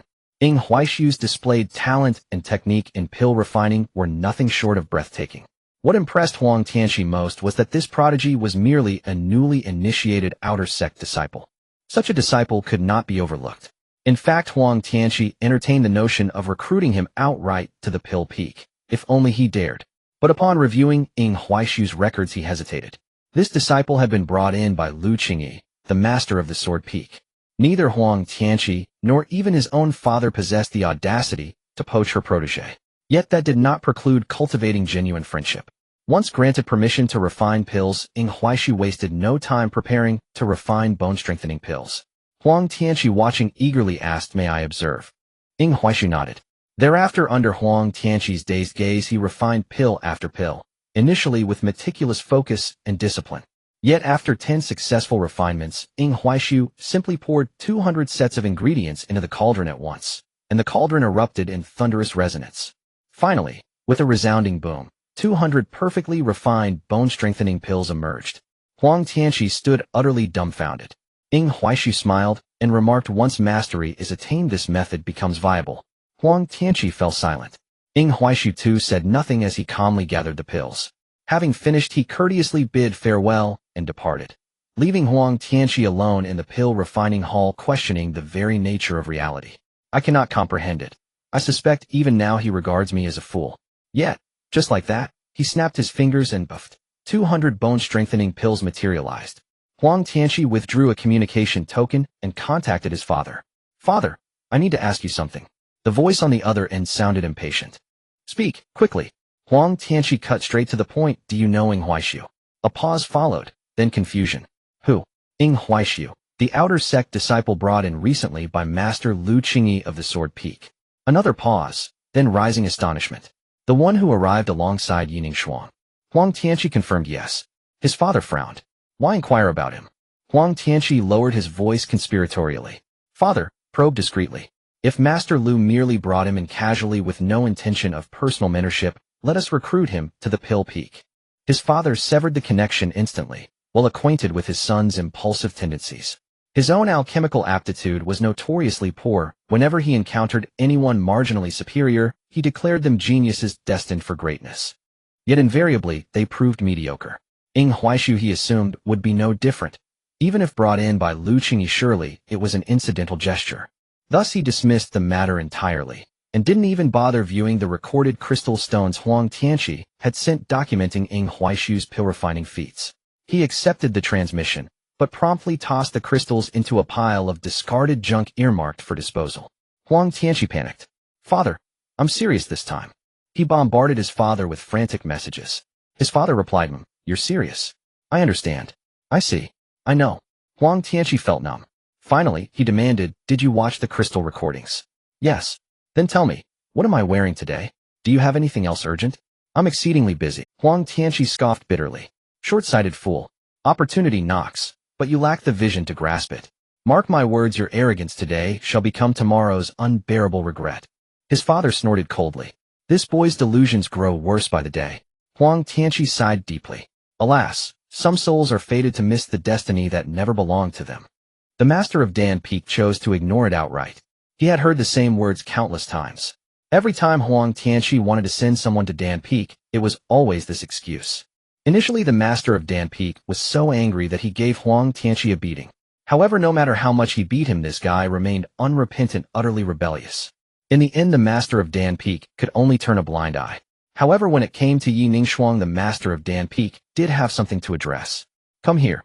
As soon as he finished speaking, a disciple hurried over to pay his respects. The master of Dan Peak took out a box from his spatial ring and handed it to the disciple. "Take this to the master of Sword Peak." The disciple nodded. "I will definitely see to it." The master of Dan Peak waved his hand. The disciple slowly exited the great hall and then flew away on his sword. The master of Dan Peak pondered for a moment before once again retreating into his alchemy chamber. He needed to prepare bone-strengthening pills and spirit-breaking pills for Yi Ningshuang, and the best ones at that. In addition, there were also the recovery pills needed by Yi Ningshuang. Similarly, other peaks were also busy with the same matters. Since Lu Qingyi brought Yi Ningshuang back, she had been in a laissez-faire state. Although it had already been decided above that Yi Ningshuang was her disciple, she would not interfere too much, while Yi Ningshuang was still an outer disciple. Even if Yi Ningshuang was the prophesied child, the one destined by heaven, Lu Qingyi would not treat her any differently. If one's entire cultivation journey requires help from others, what use is such a destined person? Now, by providing various forms of assistance, they were merely raising Yi Ningshuang's cultivation level. Would they then need to assist Yi Ningshuang for the sake of the world? For instance, sacrificing themselves to elevate Yi Ningshuang alone. If that were the case, what use would such a destined person have? Moreover, Lu Qingyi had also read stories where many women played the role of supporting characters, and it was mostly like this. They preach self-reliance, yet in reality it is always someone else coming to their aid, and in the end, to defeat the ultimate villain, it requires the sacrifice of everyone related to the female protagonist. Lu Qingyi found this very distasteful. After all, she had fought her way up solely relying on herself. As a woman, one cannot write a woman proclaiming independence, while in reality, she is no different from a useless person. Thus, in Lu Qingyi's view, giving everything is not as good as offering timely help. Assisting at the right moment is essential. At other times, the path must still be walked by her own strength. That is the path a destined person should take. Of course, while Lu Qingyi would not interfere when Yi Ningshuang was an outer disciple, she was still keeping an eye on her situation. However, Yi Ningshuang's performance did not please Lu Qingyi very much. She seemed pitiful, and whatever she did, there were always disciples coming to assist her. Yi Ningshuang had hardly done any chores like fetching water or chopping wood. Meanwhile, the group of disciples surrounding her behaved like devoted followers. She fits the fate of a destined person, but she doesn't meet my standards for one, Lu Qingyi said coldly. Meanwhile, Tong Xinran, who was visiting Sword Peak, was enjoying spirit fruits in her captivating posture. Hearing Lu Qingyi's assessment, Tong Xinran couldn't help but smile and said, "Ah, with such an incredibly beautiful destined person, she will never lack followers. Besides, if she enters the inner sect, she will ultimately come under your guidance, and you can correct her then. Moreover, the ancestors would never be wrong." Lu Qingyi fell silent. Just then a disciple came to report. "Peak Master, a disciple from Dan Peak requests an audience." Lu Qingyi nodded. Before long, the disciple from Dan Peak was brought in. In the name of the master of Dan Peak, I deliver this item to Master Lu. Lu Qingyi slightly raised her hand, and the small box flew into her grasp. After the Dan Peak disciple delivered the item, he excused himself immediately. Lu Qingyi opened the box and saw the bone-strengthening pill inside, directly unleashing her spiritual energy, crushing both the box and the top-grade bone-strengthening pill. Tong Xinran opened her mouth. Lu Qingyi maintained an expressionless face and said, "She can obtain the bone-strengthening pill herself. If she can't even overcome this hurdle, then there's no need for her to remain an outer disciple. Just take her to the small world and keep her as a decorative vase." Tong Xinran wanted to say something, but thinking about Lu Qingyi's own situation, she chose to remain silent. After all, Lu Qingyi had truly fought her way up. Although the sect initially intended to open a backdoor for Lu Qingyi, she completely dismissed it. She forged her path step by step with the sword in her hand. This is why everyone in the sect agreed that Yining Shuang should be Lu Qingyi's disciple. No one is more suited to teach a destined person than Lu Qingyi. However, Tong Xinran still said, "Actually, it would be appropriate to provide some assistance. After all, you have experienced life as an outer disciple yourself. If she doesn't receive some help, it's really hard to say if Ning Shuang can open her meridians within 3 years. Not everyone is like you." Lu Qingyi did not respond. At that moment, she suddenly thought of Ying Huaishu. What is that kid doing? Lu Qingyi's eyes sparkled again, and then she saw Ying Huaix's situation at that moment. Just seeing Ying Huaishu for an instant left Lu Qingyi somewhat stunned. Body refinement 5th layer. Lu Qingyi instinctively said. Tong Xinran asked, "What do you mean by 5th layer of body refinement?" Lu Qingyi did not respond. She directly took out her token and immersed her divine sense within. She wanted to check Ying Huaix's recent logs. The more she read, the more amazed Lu Qingyi became. On the first day of enrollment, Ying Huaishu helped Huang Tianqi and didn't utter a single word of nonsense, then chose 2 average techniques.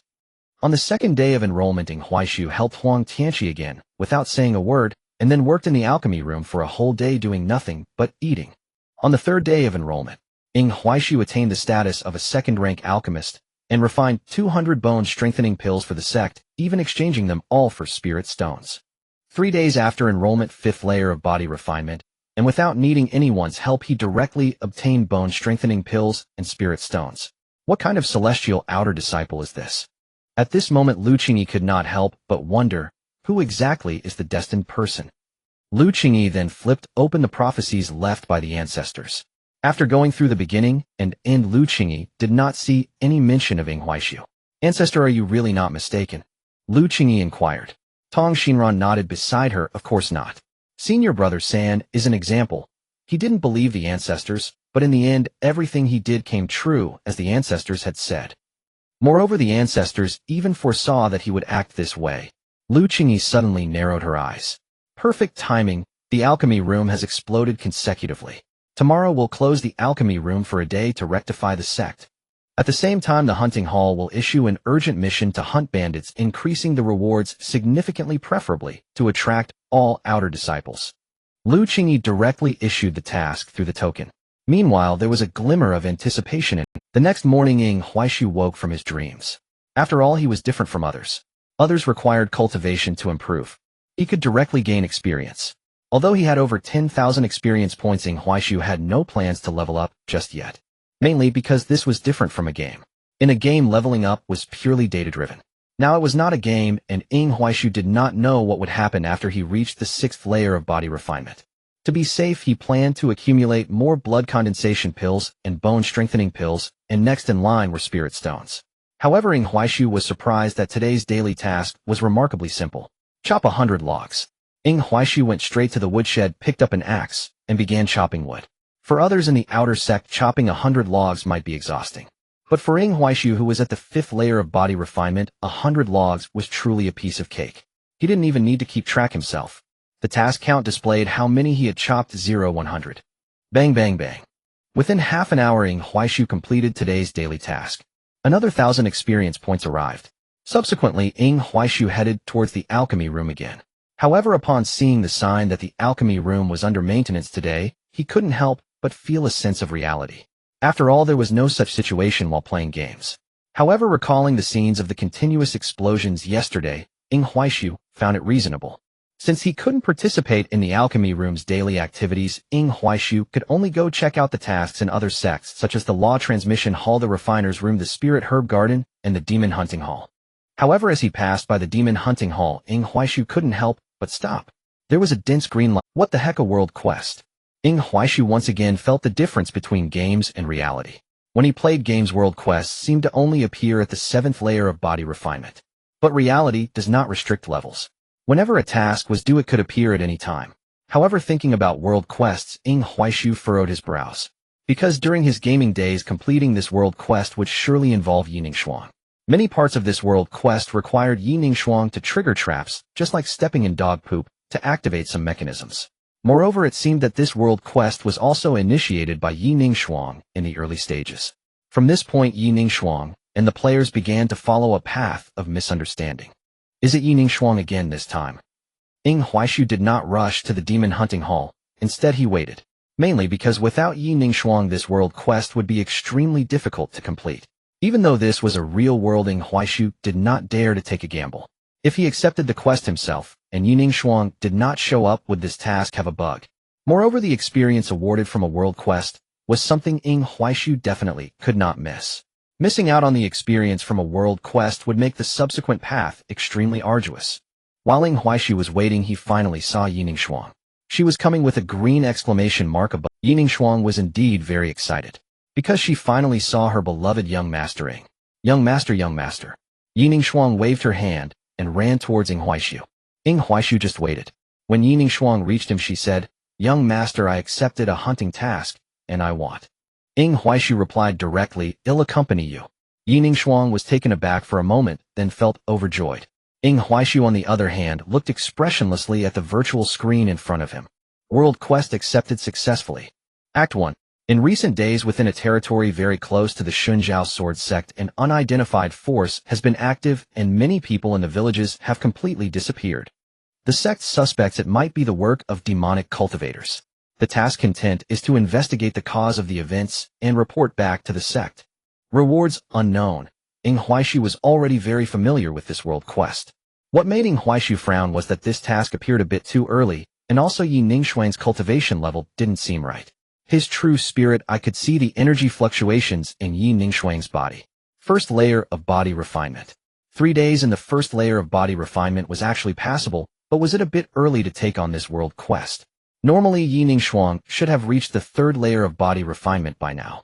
After completing this task, Yining Shuang would directly reach the 5th layer of body refinement. Now, with Yining Shuang at the 1st layer of body refinement, could she still reach the 5th layer? If not, how would she handle the subsequent Hongming tasks? However, Ing Huaishu did not notice that Yining Shuang's attitude towards him had immediately caused some displeasure among the 3 disciples beside her. On one hand, they were jealous of Ing Huaix's appearance. On the other hand, it seemed that Yining Shuang's attitude towards this guy carried a different kind of emotion. However, due to the rules of the Shunjiao sword sect, they could not create trouble or insult other disciples out of jealousy or other reasons. Otherwise, they would really want to say something. But there is always someone who couldn't help it. May I ask what cultivation level this junior brother is at now? One disciple stepped forward to inquire. Ing Huaishu looked at that disciple and couldn't help but sigh inwardly. Senior brother, he was at the peak of the 9th layer of body refinement. The other 2 were just ordinary disciples. These 3 poor guys, unless something unexpected happened, would probably end up dying in this task. As for senior brother, he was straightforward in character and would likely be the main force in this task, ultimately perishing with the boss of this task. Senior brother, he was actually a good person. Every time players opened a new account, they would say to him, "Take care," mainly because senior brother, he was also very handsome, possessing a refined aura like a nobleman with a face that was quite handsome, yet steadfast. Ing Huaishu returned the greeting. Reporting senior brother, I am at the 5th layer of body refinement. Ing Huaishu did not hide it, mainly because there was nothing to conceal about his body refinement level, and Ing Huaishu had his reasons. Upon hearing Ing Huaix's cultivation level, senior brother, he was stunned. 5th layer of body refinement. Only 3 days since entering. Ing Huaishu nodded. At the same time, Ing Huaishu explained. Actually, before I entered the sect, I was also a martial arts master. Upon entering the immortal sect and acquiring immortal techniques, it was natural for me to quickly reach the 5th layer of body refinement, a culmination of my past efforts. However, whether I can maintain that pace going forward is uncertain. Yining Shuang nodded at this moment. Oh right, young master was indeed a martial arts expert before. Senior brother, he withdrew the advice he had prepared earlier, and instead smiled, and changed his tone. In that case, this mission has one more guarantee. As for the other two, they simply fell silent. They were joking. One was at the 3rd layer of body refinement, and the other at the 4th layer. What qualifications did they have to speak against Ing Huaishu? They might even need Ing Huaix's protection in the future. For a moment, they also revealed smiles towards it. After accepting the mission, Ing Huaishu and the others quickly left the sect. However, the Xinxiao sword sect erupted in chaos. The sect master wanted to be angry, but he managed to hold it back. His frustrated demeanor looked somewhat amused. The sect master softened his tone and continued, "Do you understand how dangerous this mission is for Yi Ningxuang? If things go awry, she might very well perish." Others nodded in agreement. Lu Qingyi, however, calmly sipped her tea. "I know the mission is perilous, but for disciples above the 5th level of body refinement, it isn't dangerous at all." The sect master was at a loss for words, but Yi Ningxuang accepted the mission. Lu Qingyi nodded. "I know, but did I force her to accept it?" The sect master was speechless. "If you didn't make her accept it, you should have stopped her." Lu Qingyi appeared a bit puzzled. "Why should I stop her?" Everyone was silent. Lu Qingyi set down her teacup and spoke slowly. "Since she has entered the world of cultivation, she should understand her own capabilities. If she can't even see this clearly, she will inevitably meet her end. If she accepted the mission, it means she believes she can complete it. If she truly dies in this mission, then she isn't a person of destiny." Everyone frowned. In fact, Lu Qingyi was right. Ask the esteemed members present who among them wasn't an experienced cultivator, who hadn't crawled out of a pile of corpses. If they being extraordinary talents were still like this, then what of the destined person prophesied by the ancestor? Yet the sect master still shook his head. "But the mission you issued has exceeded Yi Ningxuang's capacity." Lu Qingyi shook her head. "So according to you, He Xiu Yuan is a useless fellow." The sect master was momentarily at a loss for words. Senior brother Bai Yushu put down his book and wanted to interject. Lu Qingyi did not give him a chance to speak. She directly stated, "If anyone has objections, they should teach personally. If you don't want to teach, then don't criticize my arrangements." The scholar's face turned red, and after a long pause, he could only pick up his book again. Lu Qingyi, "Since He Xiu Yuan is there to protect her, I believe Yi Ningxuang will be fine. Besides, it's time for this sheltered flower to see the world outside the Xinxiao sword sect. Moreover, I will accompany her for the protection assessment. Let me be clear, if I'm not satisfied this time, even with the ancestor's prophecy, I won't accept Yi Ningxuang as my disciple." Everyone sighed. They understood that no one could change Lu Qingyi's mind. After she finished speaking, her figure suddenly vanished from the hall. Once Lu Qingyi left, the others also dispersed. Only the sect master remained, unable to help but take out the ancestor's prophecy and examine it repeatedly. In the end, he could only helplessly rub his temples. If it weren't for the ancestor's directive, he would have truly wanted to personally teach Yi Ningxuang. However, he was a rather rigid person. The ancestor's orders were absolute. Since the ancestor has a prophecy, it should be without mistake. The sect master could only reassure him. After leaving the Xinxiao sword sect, Ing Huaishu looked at the mission icon on the map and couldn't help but feel a headache. It indicated a distance of 278,000 meters. Damn it, that's nearly 300 kilometers. When playing games, he never cared about these things because nothing couldn't be solved with a teleportation. But now there was no function of a teleportation stone. Therefore, these more than 300 kilometers could only be traversed on horseback. This journey needed to be made. The horse needed to be ridden. However, there was one thing that surprised Ing Huaishu: he had never ridden a horse before. Yet when he actually mounted one, he surprisingly knew what to do. It was as if he had ridden a horse countless times before. Mastery of horseback riding. The words popped into Ing Huaix's mind unexpectedly. What left Ing Huaishu in a daze was that Yi Ningxuang could actually ride a horse. Dressed in the disciple attire of the Xinxiao sword sect, she exuded a heroic charm while on horseback. When Yi Ningxuang noticed, Ing Huaishu, looking over her face, turned red. Ing Huaishu decisively averted his gaze. He Xiu Yuan, observing the situation between the two, couldn't help but feel a twinge of jealousy. He indeed liked Yi Ningxuang very much. It was that kind of love at first sight. After pondering, He Xiu Yuan rode closer to Ing Huaishu. "Junior brother, do you know Sister Yi?" Ing Huaishu nodded. "And you too?" Ing Huaishu smiled slightly. "Just ordinary friends." Oh, He Xiu Yuan felt a surge of joy in his heart. There was still hope for him. He lowered his head slightly and quietly asked, "Then can I pursue Sister Yi?" Ing Huaishu also spoke softly. "Senior brother, let me give you a piece of advice. You won't be able to hold on to Yi Ningxuang. It's not that I look down on you. Oh, I can't handle her either." What Ing Huaishu said was genuine. Initially, many players thought Yi Ningxuang was their ideal partner. Gentle and virtuous every time they encountered danger in the storyline, Yi Ningshuang would go all out. That absurd storyline was even mocked by players as the incompetent husband and his little empress. But what happened later? A pure Yang sword immortal appeared, and all the players' heads were covered with a pile of dung. The key issue was that after completing this mission, this guy would log off. Speaking of this, Ying Huaishu felt a bit. He Shuyuan was really a nice person, the kind-hearted senior brother. His death was hard for many to accept. This person not only had exceptional talent, but was also truly admirable. Since this is no longer a game, but a real world, can the outcome of He Shuyuan be altered? As for the other two, Ying Huaishu had no thoughts at all, because those two were rather useless. In the storyline, they were indeed the kind of people who feared for their lives, and even pushed Yi Ningshuang towards the enemy to save themselves. He Shuyuan was taken aback by Ying Huaishu's words. Originally, he wanted to get angry, but seeing Ying Huaishu say that he couldn't handle her either, he lost his anger. Yet He Shuyuan still did not understand. Is there something deeper here? Ying Huaishu felt somewhat speechless. How could he explain this? He couldn't say, "I can see the future," could he? In the end, Ying Huaishu could only say, "I'm merely stating my opinion. How to proceed still depends on you." After saying that, he urged his horse forward at a gallop. He Shuyuan had already forgotten Ying Huaishu's words. He then began to circle around Yi Ningshuang, asking, "Are you thirsty? Hungry? Tired?" Yi Ningshuang awkwardly waved her hand.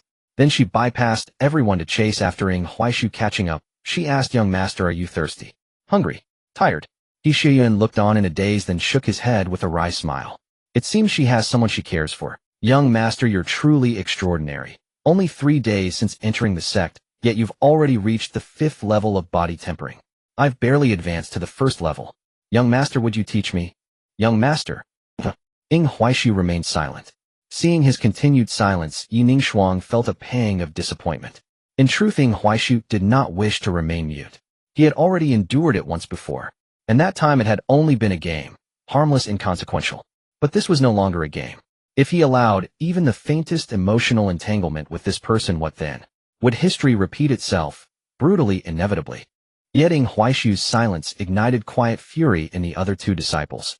They longed desperately to speak with Yi Ningshuang, but she refused even to glance their way. Now she addressed him, and yet he dared ignore their goddess.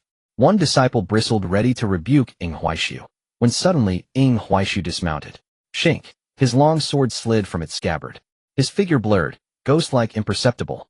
In the space between one breath and the next, several burly men's heads flew from their shoulders. Ying Huaishu's sudden violence stunned everyone. Without pause, he sheathed his blade. In truth, slaying them had been pure instinct. No deliberation, no hesitation.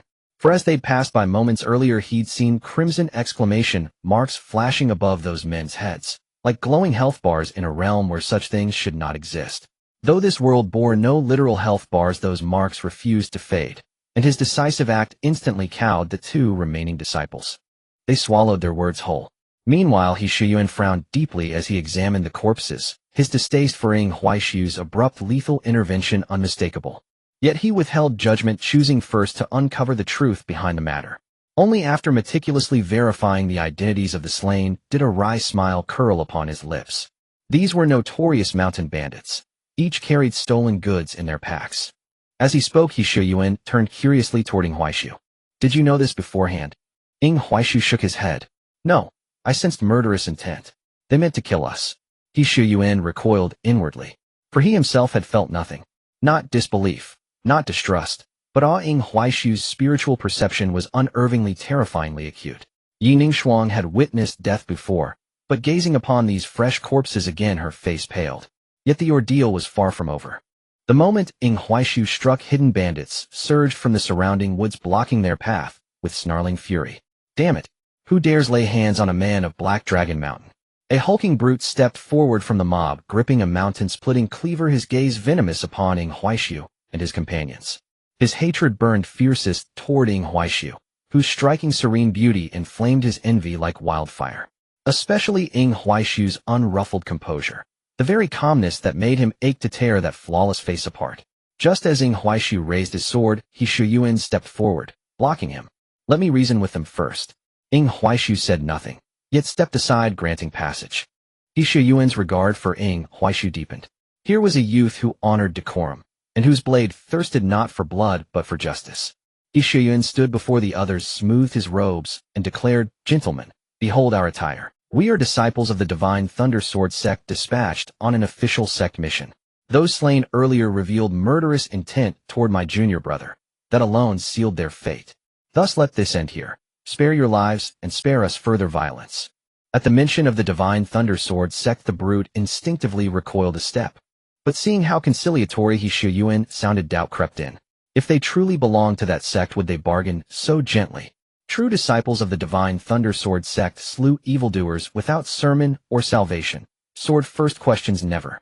As for those robes, yes, they were unmistakably the Divine Thunder Sword sect's uniform. The bandit chief hesitated. Then his underling tugged his sleeve. Chief, look at that woman. The bandit's gaze locked onto Yi Ningshuang, and reason dissolved. Even if you are cultivators, you cannot slaughter innocents with impunity. Do immortals stand so high they may trample mortal lives? If you wish this settled, leave, but leave her behind. He Shuyuan froze, stunned into silence. Had he misheard? Had the Divine Thunder Sword sect's name lost its dread? Did mere bandits now dare issue such terms? His face darkened. So reason fails. The bandit chief smirked. I have offered a solution. Thwip. His head vanished mid-smirk, still wearing that half-finished grin rolling lifelessly to the remaining bandits stood paralyzed, until in a flash radiant sword light erupted from He Shuyuan's silhouette. It swept across the crowd, every soul touched by that light severed cleanly at the waist. Ah no! Mercy, immortal master. In an instant the clearing became a charnel field. Hee. So this is orthodoxy.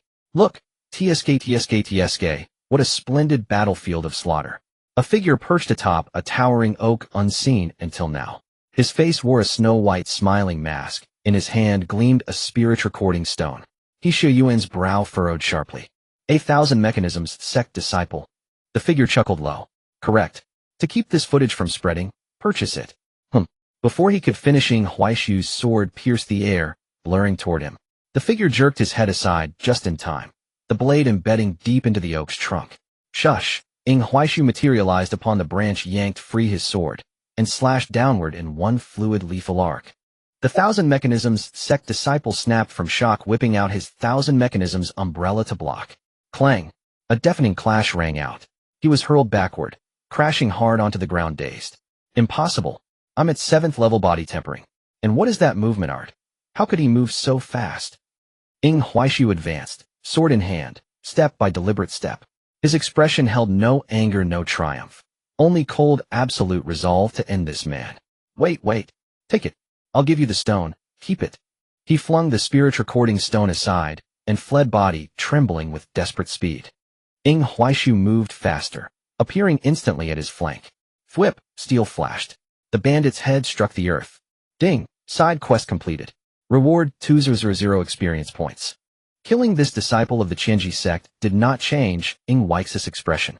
To Ying Huaishu, as long as you had a question mark over your head, no matter who you were, or if you were part of the mission, he would not spare you. Indeed, experience points were of utmost importance to Ying Huaishu. The two disciples of the Shenjiao sword sect who had been following Yi Ningshuang changed their gaze towards Ying Huaishu. There was a mix of respect and fear. Compared to Ying Huaishu, they preferred to stay with He Shuyuan. At least He Shuyuan would not suddenly strike.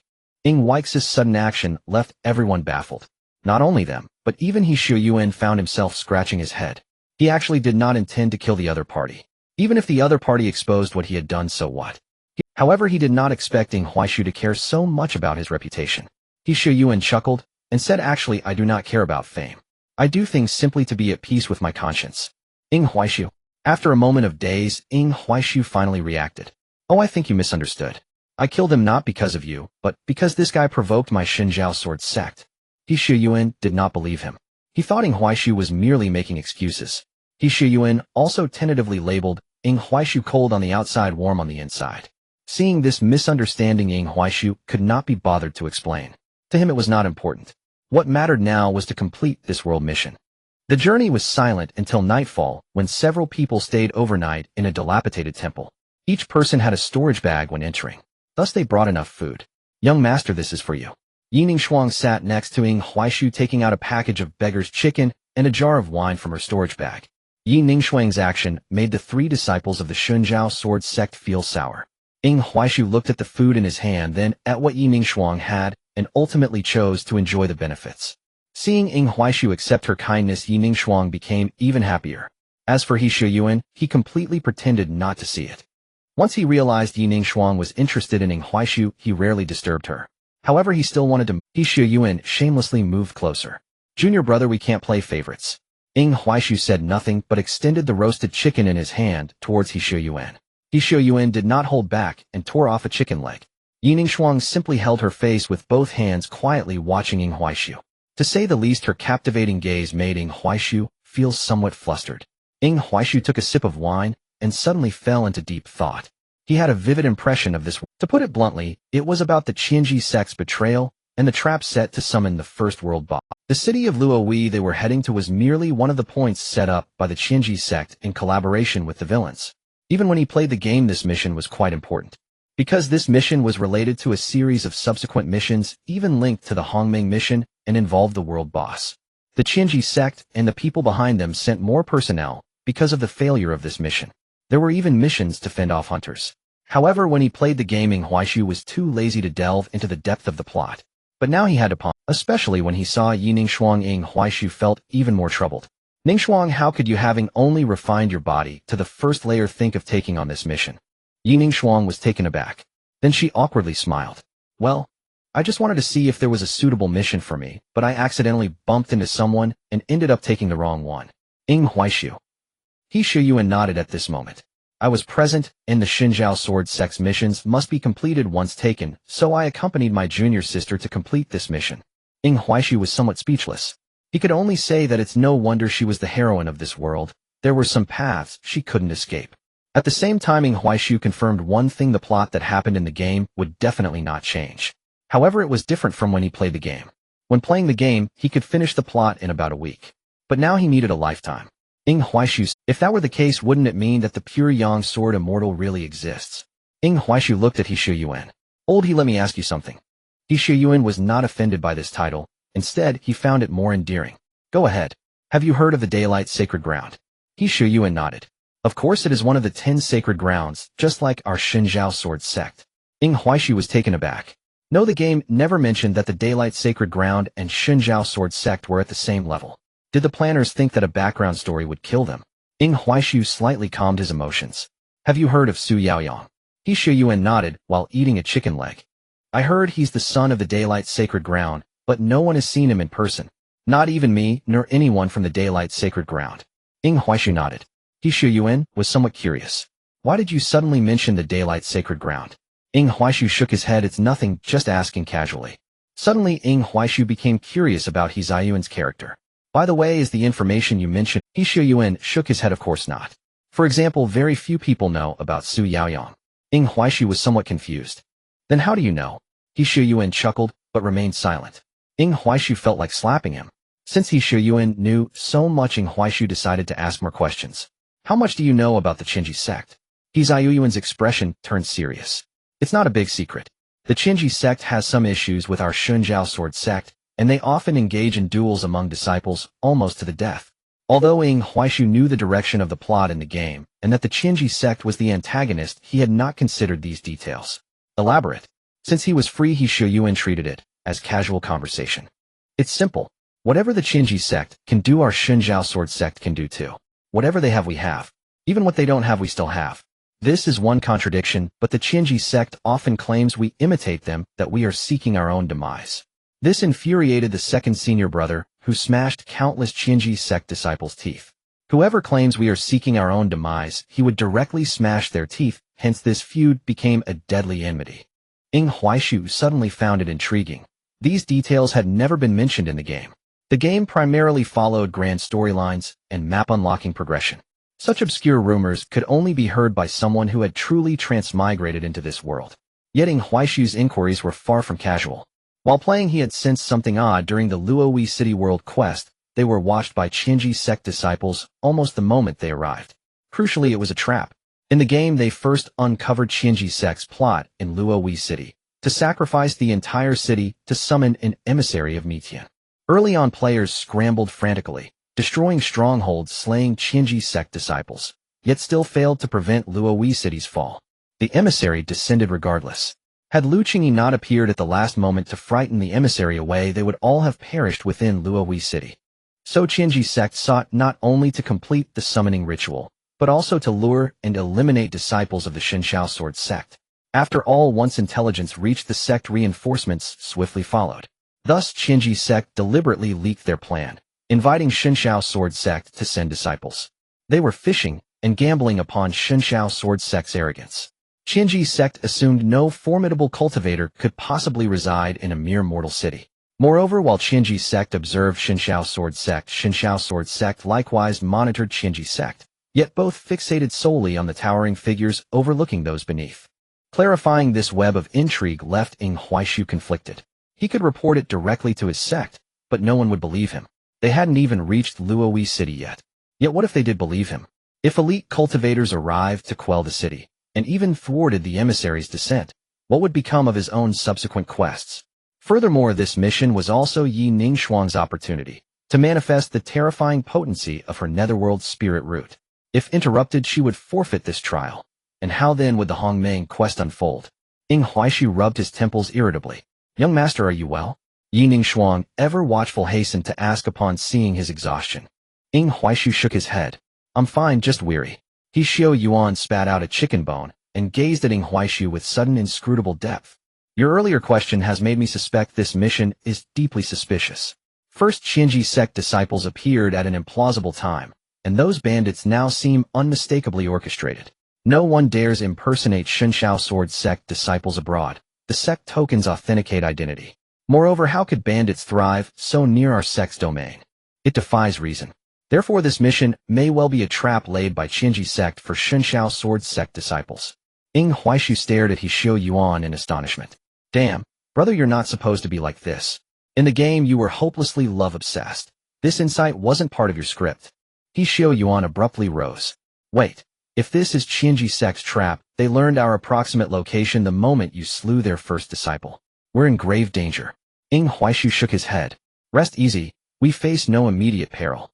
They intend to cast a long line luring a great fish. We are but minnows, or even bait. The other two Shenxiao sword sect disciples stood utterly bewildered. What are they talking about? Are we even in the same narrative universe? Yi Ningxuang clutched her robes, tightly trembling with genuine tension. He Xiao Yuan frowned. Then should we? Ying Huaishu cut him off. This remains mere conjecture. Without concrete evidence, no one will believe us. And worse, we'd hand Qianji sect a perfect pretext to slander us. He Xiao Yuan nodded in agreement, then froze. Ying Huaishu's hair bristled. Before him, crimson exclamation marks bloomed thickly around the dilapidated temple. Shit, alert. Ying Huaishu barked. Instantly, the five formed a tight back-to-back circle. A low guttural wail rose from all sides, a sound that set teeth on edge. Ding. Side quest: slay the wolf pack. Ying Huaishu drew a sharp breath. Damn it, kill. With that, he shot forward like lightning. Then came the full-force execution of the Frost Heaven sword art. Outside the temple, azure sword light erupted ceaselessly, pierced by the wolves' shrieks of agony. Ying Huaishu's initial dread gave way to exhilaration. His experience points surged steadily, rising by 300 at a time. But soon exhilaration vanished. These wilderness beasts possessed staggeringly high stats. He'd previously slain only foot soldiers. Then elite monsters emerged. At the sight of them, Ying Huaishu felt for the first time the true difficulty of the Hongmeng world. No wonder the Hongmeng difficulty was reserved for Peidoan players. Normally, elite wilderness beasts, especially gray-furred wolves, were scarcely larger than calves.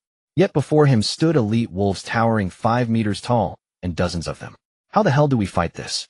Ying Huaishu froze in disbelief. He nearly bolted, yet escape was impossible. The elite pack instantly encircled him.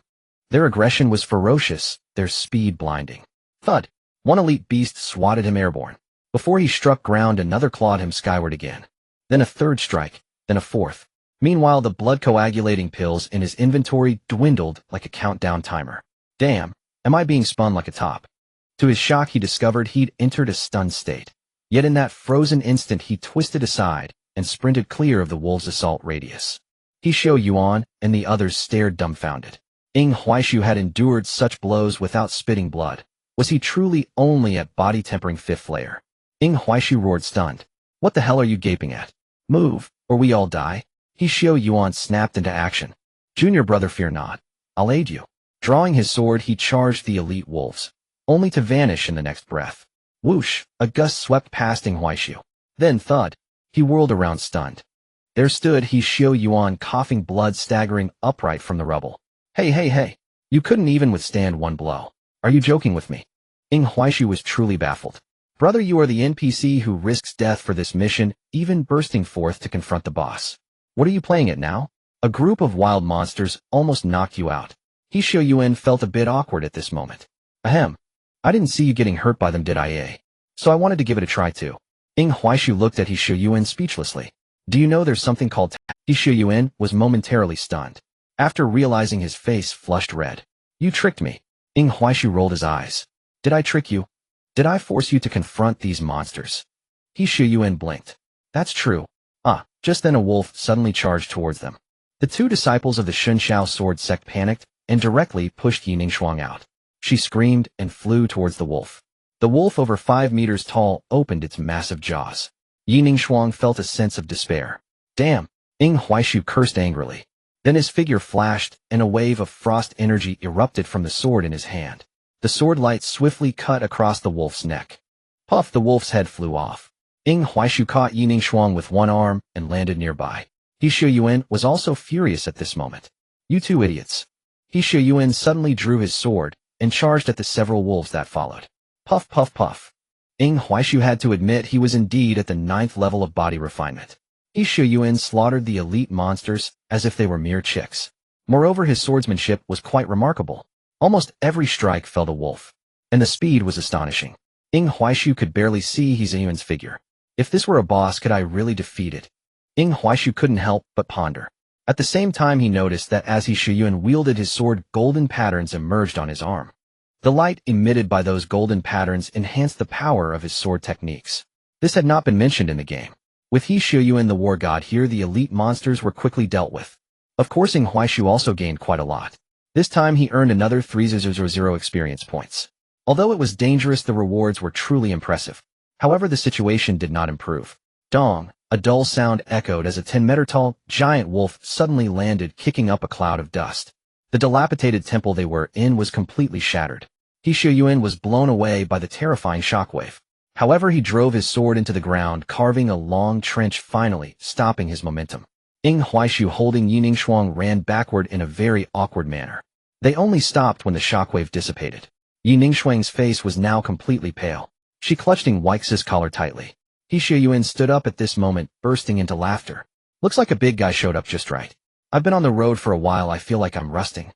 He Xiao Yuan looked at Ying Huaishu and Yi Ningshuang and said, Junior brother, junior sister, step back, the rest is up to me.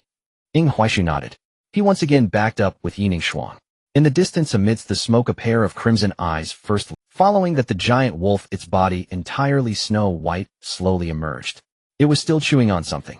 Those were the other two disciples of the Shunshao sword sect from this mission. They had already perished at the jaws of this demon wolf. Ying Huaishu felt nothing about this. He Xiao Yuan felt the same. For those two who could push their fellow disciples out, he wished he could kill them directly. However, due to sect rules, he couldn't act personally. Now that they were dead, it was actually to his advantage. However, He Xiao Yuan did not waste any words. He directly drew his sword and charged in. Clang, clang, clang. He Xiao Yuan's long sword clashed continuously with the claws of the demon wolf, and they fought fiercely. Ying Huaishu watched increasingly uneasily. This isn't right. The demon wolf belonged to the wild boss. Ying Huaishu didn't know how many times he had fought it. Although the sizes were different, Ying Huaishu still recognized the appearance of this demon wolf. This was the illusory night wolf. When this creature is completely snow white, it is merely the first stage.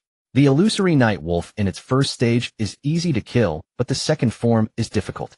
Once this creature transforms into its illusory night form, it can directly utilize divine abilities. That's not the key issue. The key question is, how can He Xiao Yuan, fighting the first stage illusory night wolf, be evenly matched? You are the war god of this stage mission. This guy must not have used his full strength yet. Ying Huaishu could only comfort himself. But as he continued to watch, he became more and more numb. He Xiao Yuan no longer held back.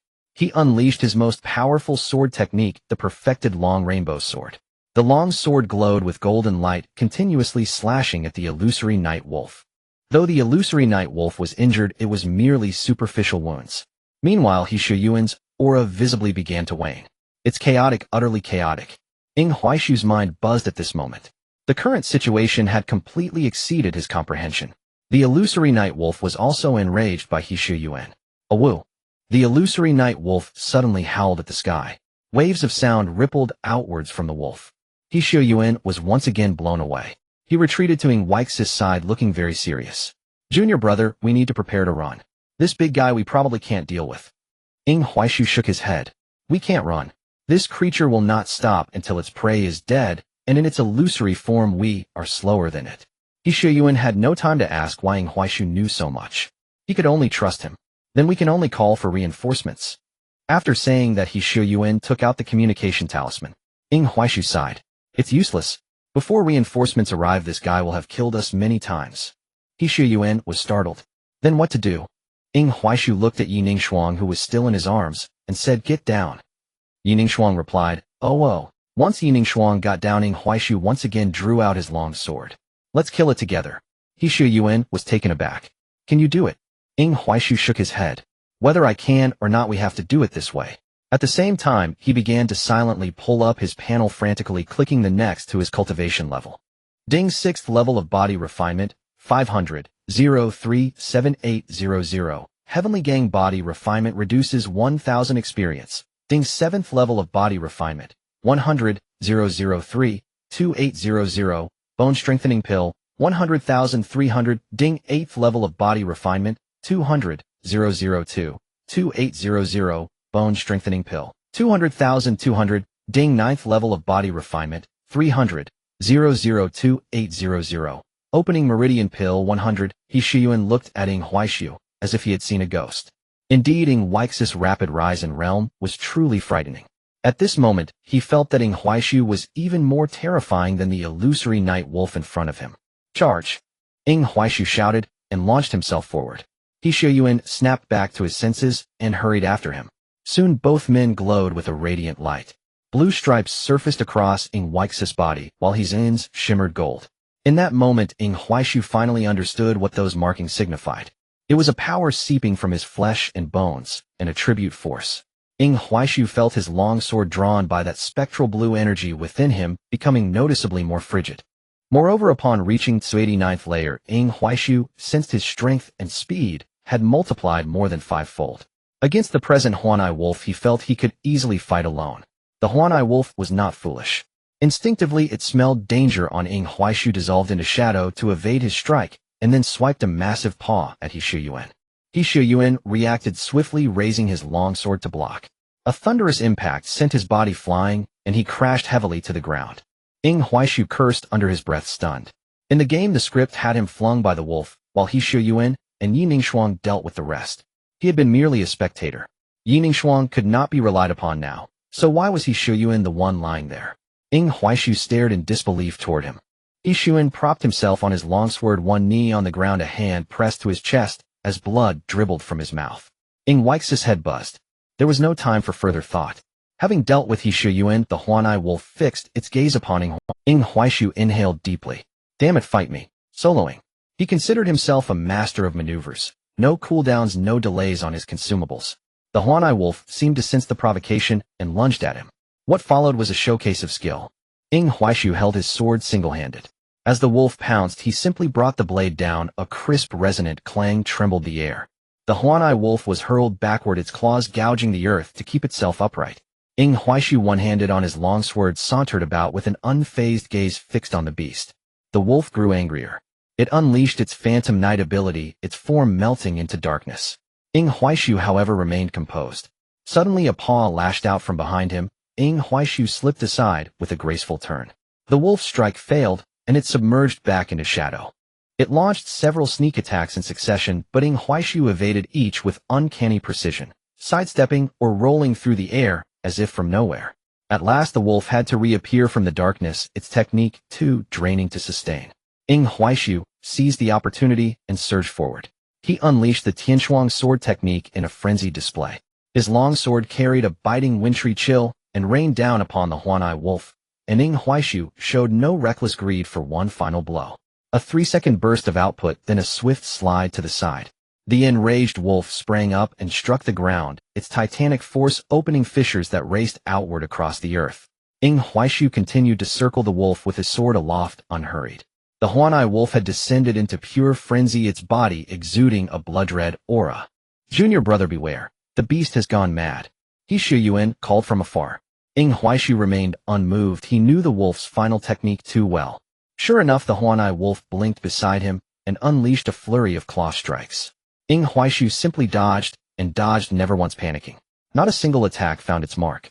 In fury, the wolf began to gather its strength for a devastating blow. To the wolf's mortification, Ing Huaishu picked the precise moment and drove his long sword into its chest. An ice-cold force ravaged its insides. Its charge was interrupted. As Ing Huaishu withdrew the blade, a spray of blood followed, and it felt as though the creature's vigor had been siphoned away. The Huanai wolf stood dazed. Ing Huaishu pressed the advantage, unleashing the Tianshuang sword technique with relentless strikes aimed desperately at its neck. The wolf's bodily resilience was undeniably high, but Ing Huaishu at 39th layer was explosively powerful. No matter how fearsome the Huanai wolf's head was finally cleaved by his blade. The Huanai wolf died in an instant. Ing Huaishu paused for a heartbeat, then exhaled in relief. He thought to himself that it felt almost like cheating. He sank down onto the ground with a thud. At the same time, the game interface reappeared. Ding side quest: defend against the wolf pack completed. Rewards 5000 experience, 100 spirit stones, 20 spirit, leaves adaptive defense, jade pin and artifact, Huanai wolf pattern spirit. Ing Huaishu was astonished by the bounty. Though the encounter had nearly gone awry, the rewards were indeed. Experience that had been nearly depleted was restored to the 50,000 mark, and there were 1,000 spirit stones. As for the spirit leaves, Ing Huaishu truly had no idea what use they served. He resolved to study them when he had the chance. Meanwhile, he reviewed the battle. If he had not stored enough experience and temporarily broken through to 89th layer, he would never have been able to face the Huanai wolf. When he had been to 85th layer, he could not perceive the Huanai wolf's silhouette nor discern its attack patterns. That was the greatest difference between the game and reality. In the game, no matter the gap in realm, skill could still overturn fate. As long as one avoided being hit, even a light strike could be lethal. Reality was not like that. Of course, if one could clearly read an opponent's moves, one would be invincible. In other words, invincible within the same realm. That consolation soothed Ing Huaishu somewhat. He Shuyuan hurried over, eyes wide in shock as he looked at Ing Huaishu. "Junior brother, you're a bit over the top in that fight. I felt like you were putting on a show." Ing Huaishu stared at He Shuyuan in speechless bemusement. "Are you all right?" He Shuyuan smiled awkwardly. "I have healing pills." Ing Huaishu was dumbfounded. "So you were just watching the whole time?" He Shuyuan shrugged helplessly. "I thought there was no need for me to intervene." Ing Huaishu was at a loss.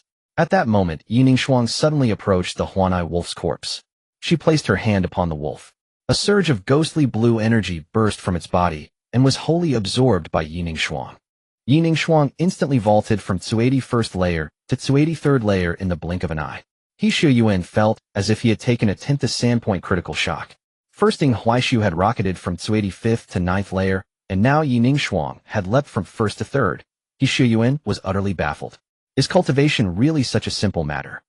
Don't mention He Shuyuan, even Ing Huaishu was taken aback by Yiningshuang's rapid progress. Yiningshuang's speed of improvement was no different from that of someone using cheats. Just by looking at her currently being at the 3rd layer of body refinement, Ing Huaishu felt a strange sense of rationality.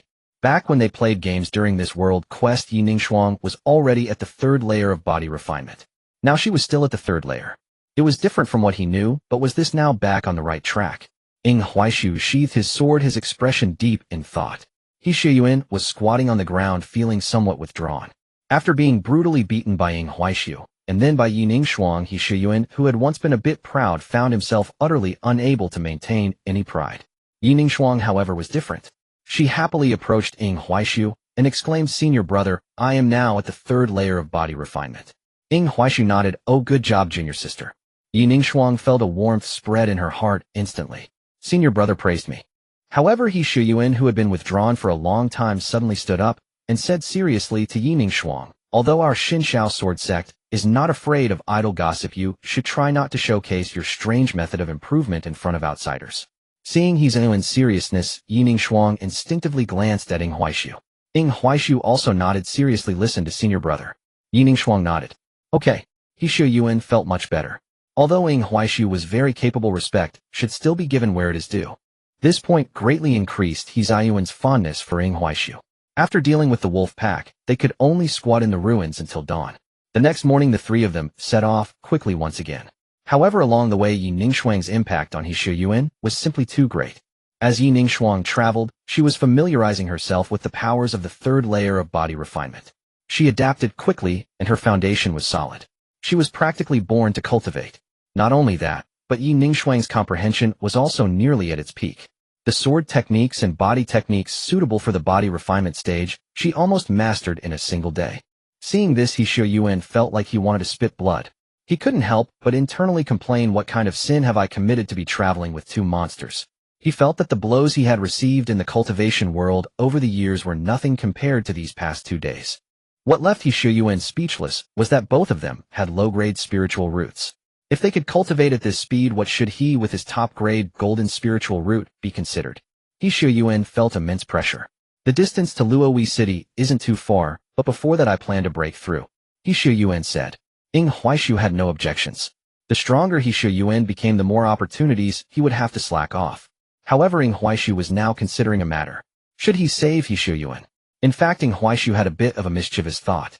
He wanted to see if saving He Shuyuan would cause the subsequent world quests to refresh normally. If they didn't refresh normally, it wouldn't matter. After all, they were opening hidden maps. Even without quests, Ying Huaishu had ways to sneak away. If He Shuyuan was saved and the world quests refreshed normally, would it mean that minor changes could occur, but the larger trend would remain unaltered? Ying Huaix's thoughts became lively. Before long, the three of them settled in a small town outside Luoyi City, due to He Shuyuan's request. Junior brother, I feel very good right now. Ying Huaishu could only stop. After arriving in the small town, he booked a room, and He Shuyuan hurriedly went into seclusion. Ying Huaishu then took Yi Ningxuang to get something to eat.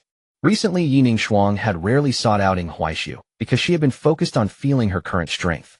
It was only during mealtime that Yi Ningxuang asked, Senior brother, am I considered a master in the eyes of mortals now? Ying Huaishu thought for a moment, and then nodded. Yes, at least with your current strength you can crush those bandits from Ping'an Town. Really? Yi Ningxuang's eyes sparkled with excitement. At that moment, a group of people walked into the inn. This group of people looked exceedingly ordinary. Moreover, their attire was rather rustic. Ying Huaishu initially didn't intend to pay them any mind. However, unfortunately, among this group was a young man dressed in satin. As soon as this young man entered, he was captivated by Yi Ningxuang's beauty. Hey, where did this fairy come from? I wonder if I could invite you for a drink. Let me make you happy, and I assure you won't have to worry about food and drink in the future. The expert beside the young man also showed an unusual expression. Ying Huaishu only felt a headache coming on. Dude, if you're going to act like a wastrel, shouldn't you first take a look at the clothes we're wearing? Are you really going to mindlessly stick your face out? Ying Huaishu stood up. The young man initially wanted to explode in anger, but was momentarily stunned upon seeing Ying Huaix's face. Are you male or female? Ying Huaishu almost couldn't hold back. However, in the end, he didn't rush to act, but pointed at his own clothes. Take a look at what I'm wearing. The young man was taken aback. Are you trying to compare wealth with me? The clothes from Xinxiao Sword Sect were indeed of excellent quality. Ying Huaishu felt helpless. Ningxuang, it's just right that you can use them to gauge your current strength. Yi Ningxuang felt a bit nervous, but also a bit excited. Can I really do it? Ying Huaishu nodded. Seriously, believe in yourself? Yi Ningxuang nodded. She wasn't sure if she was genuinely nervous. Yi Ningxuang directly struck the young man's chest with her palm. Bang! The young man flew out, his body crashing through the wall of the inn. This. Yi Ningxuang was stunned. She only wanted to test lightly. She truly didn't know she possessed such power. Ying Huaishu was seriously calculating. Was that 2/10 of your strength? Not bad. Meanwhile, the experts beside the young man were no longer calm. Two of them went to check on the young man's condition, while the others glared angrily at Yi Ningxuang. Dare to harm our young master. Death. They directly lunged at Yi Ningxuang with the intent to kill. Yi Ningxuang hurriedly drew her sword and executed the nether sword technique. Puff, puff, puff. Those who charged at her didn't last even a round, and were all slain by Yi Ningxuang. Looking at the carnage around her, Yi Ningxuang could no longer contain herself and turned to vomit. This was her first time killing someone, and she had chopped them into pieces. However, after a moment of vomiting, Yi Ningxuang forced herself to suppress her inner discomfort. Although she was not a bad person, she knew very well that if she didn't act this way, they would definitely show her no mercy. This reaction left Ying Huaishu dumbfounded. Is this the destined daughter? Good heavens, she was not saintly at all, and didn't require much guidance. She could even comfort herself. At the same time, Ying Huaishu found this reasonable. After all, she was destined to be the future empress, and would naturally have such a character. Such a sudden turn of events naturally frightened everyone inside the inn. Many people hurriedly fled. Some cried out while escaping, "Murder, murder." Ying Huaishu simply watched the scene unfold. Suddenly, he recalled seeing a letter from Yi Ningshuang in the game. "Dear brother, today I killed someone. Although I was indeed unaccustomed at first, I quickly adapted. Because I know that if I don't kill them, they will definitely kill me. So I killed them. However, I don't know why after this incident not only did I feel no regret, but I was even a bit excited. Dear brother, do you think I will turn into a demon?" At that time, Ying Huaishu didn't pay much attention, and even the reply he gave was just a choice provided by the system. Afterward, he didn't focus on this matter anymore. Who would pay attention to the daily lives of NPCs and emails? But now it was different. Ying Huaishu couldn't help but think, could it be that the murder Yi Ningshuang mentioned was about what happened here? Now he was gradually grasping some clues. When playing the game, perhaps they were only playing out a rough outline. Now that he had traversed into this world, he was accompanying these NPCs to witness the details once again. As for whether this discovery would be useful, Ying Huaishu didn't know for now. However, he felt that these details must hold great significance. At this moment, the innkeeper had already begun to tremble all over. Such a beautiful young girl could kill without hesitation. The problem was she had killed someone from the Su family. This was truly troubling. The Su family could dominate this place entirely because they had a celestial being in their family, and it was said that this celestial being was quite powerful. It was precisely because they had a celestial being in their family that the Su family could act with impunity. Even the local authorities dared not interfere. Now this young girl had offended someone from the Su family, as she probably wouldn't live long. The innkeeper wanted to warn her, but thinking about the consequences, he didn't have the courage to do so. Because if this young girl really left, the Su family would undoubtedly slaughter his entire family in retaliation. Sure enough, the Su family's people arrived quickly. However, this time, there were not many of them, only an old man. Upon arriving, the old man first looked at the young master's injuries, and then flew into a rage. What a vicious method, severing the meridians. The old man looked at Yi Ningshuang, his eyes filled with murderous intent. Yi Ningshuang was no longer afraid at this point. On the contrary, seeing blood seemed to awaken something within her. Now she craved battle. Even looking at the old man, Yi Ningshuang felt a surge of excitement. "Do you want to kill me?" Yi Ningshuang gently inquired. The old man snorted coldly. "Naturally, if you want to blame someone, blame yourself for offending the wrong person." After saying that, the old man suddenly threw a punch at Yi Ningshuang. This punch carried a fierce wind. "This is a master of the Su family," someone exclaimed in shock. Others lamented, "Such a stunning young lady is about to perish, it's a pity." Yet in the next moment, everyone was stunned. Because as the old man attacked, Yi Ningshuang also struck out with her own fist. Bang! The old man's arm shattered, and his body flew backward, crashing to the ground and rolling several times. Then he lay there, unknown whether he was alive or dead. Everyone's gaze toward Yi Ningshuang changed. This girl is also a master. No, she's even stronger than a master. Ying Huaishu was utterly speechless. A human master was not as good as a mere third layer of body refinement. There was indeed a difference between the celestial and the mundane. What left Ying Huaishu speechless was that as a master who had lived for quite some time, he couldn't even recognize the disciple robes of the Shinshao sword sect. Ying Huaishu felt that he had wasted his disciple robes. After the master was defeated, the Su family finally made a move. The head of the Su family personally came. Upon seeing Ying Huaishu and the others, clothing the family head immediately knelt down. "I have met the two celestial masters. This is all a misunderstanding, a misunderstanding. My Su family is willing to offer compensation, only hoping that the celestial masters can forgive us. Moreover, my son is also among the celestial ranks. Perhaps you all know him." Yi Ningshuang said nothing, but looked at her palm, her expression becoming somewhat peculiar. After regaining her senses, Yi Ningshuang hurriedly came to stand behind Ying Huaishu. She was not good at socializing. Ying Huaishu didn't comfort her, as he felt she didn't need it. As for the head of the Su family, Ying Huaishu suddenly furrowed his brow. "Your son is also among the celestial ranks." The head of the Su family nodded immediately. "Yes, my son Su Yaoyang. I don't know if you have heard of him." Ying Huaishu was stunned. What the heck, Su Yaoyang's hometown? Wait a minute. Ying Huaishu looked at Yi Ningshuang and suddenly felt that this was definitely not as simple as it was in the game. In the game, Yi Ningshuang met Chen Yaoyang for the first time and somehow ended up together. But now it seemed completely different. Ying Huaishu began to activate his reasoning abilities. It was Yi Ningshuang who had killed, and she had killed someone from Su Yaoyang's family. If he hadn't been present, Yi Ningshuang probably wouldn't have continued targeting the Su family. However, the Su family would definitely not let Yi Ningshuang go. Perhaps as soon as Yi Ningshuang released the head of the Su family, he would return to complain to Su Yaoyang. Then back and forth would Su Yaoyang rush back from the sacred land, even muttering that whoever dared to touch the Su family He would like to see who was so bold. Then after Su Yaoyang returned, he would find that his brother was only seriously injured and not dead. As for the dead, they were all servants. And Yining Shuang was so beautiful and a disciple of the Shunshao sword sect, so back and forth Su Yaoyang would begin to show off his gentlemanly side, perhaps even inviting Yining Shuang to visit his home. As time went on, they would become familiar with each other. If possible, perhaps they exchanged contact information.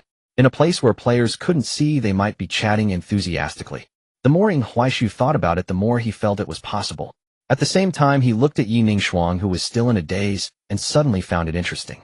If it was truly as he speculated, could things now be changed? After all, in the game, players had no idea about this backstory. But now it was different. With him, this outlier accompanying them. So could Su Yaoyang still succeed? Of course, this was just a guess and not entirely accurate. But at this moment, Ing Huaishu suddenly felt the surroundings become scorching hot. At the same time, a young man in white with golden trims abruptly appeared in the inn. The young man's appearance was truly not inferior to the beauty Ing Huaishu could create with his hands. Thus, after the young man arrived, he first glanced at Ing Huaishu. Then he looked at Yining Shuang. However, the conflict he had imagined did not occur. This fellow cupped his fists in greeting towards Ing Huaishu and Yining Shuang. Thank you both for your mercy. This is compensation. After saying that, he threw out 2 storage bags, each containing 500 low-grade spirit stones. I wonder if both of you are satisfied. Ing Huaishu naturally had no dissatisfaction, and he looked at Yining Shuang. Yining Shuang replied, I will follow my senior brother's wishes. Upon hearing this, the young man again cupped his fists and then left with his family. After returning to the Su family, the head of the Su family was somewhat confused. Son, are you really going to let them go? Su Yaoyang was at a loss for words. You should be grateful that you encountered the outer sect of the Shunshao sword sect, and judging by their appearance, they must have just recently joined the sect. If it had been a disciple who joined a year earlier, my younger brother would not have survived. If you send someone to cause trouble, the Su family could be expelled from the sect. The head of the Su family was stunned. Is this the right path you speak of? Su Yaoyang chuckled softly. Is it the right path? It should be. One could even say that the entire world might harbor demonic paths, but the Shunshao sword sect will never be one of them. The head of the Su family was puzzled. Why? Su Yaoyang pondered for a moment before saying, perhaps it's because the Shunshao sword sect conducts its affairs with integrity, never hiding anything. Truth and falsehood are judged by the world, and of course the sect does not care about the judgments, because if you dare to cause trouble, they will decisively eliminate you.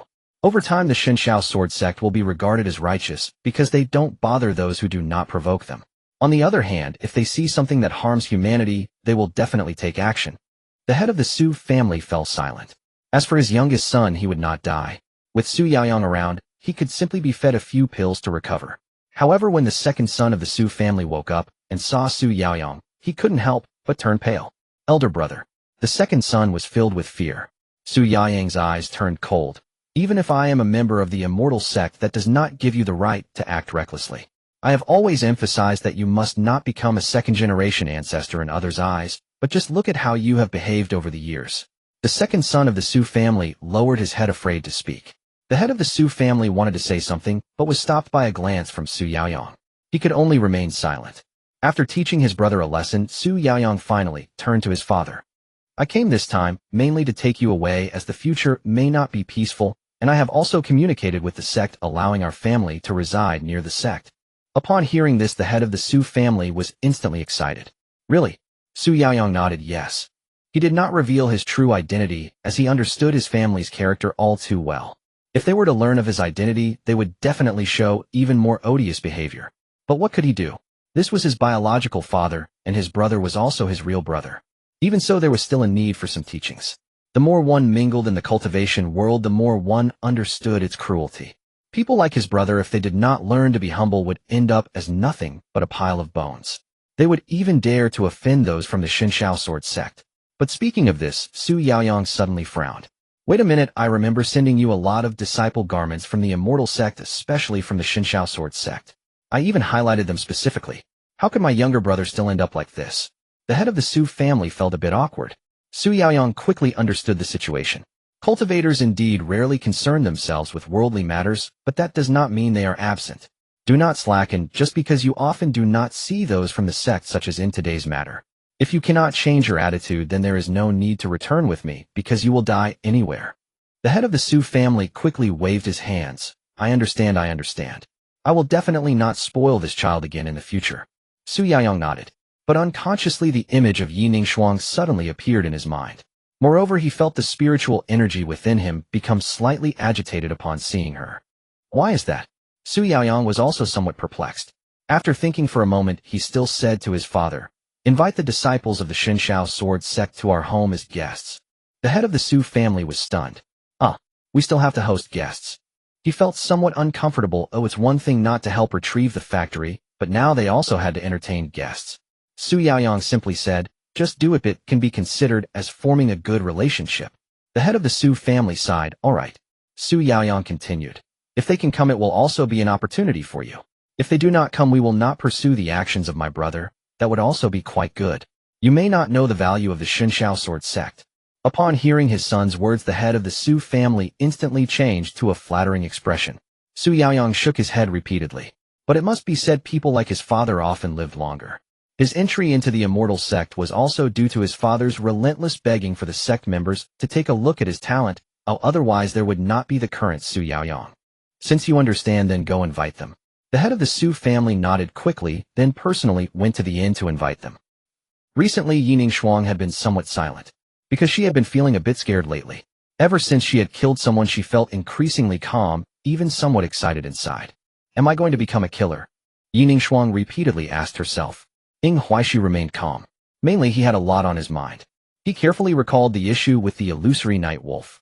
Ying Huaixu looked at his game map, feeling The illusory night wolf should indeed appear in that location, but the place they spent the night was not within the territory of the illusory night wolf.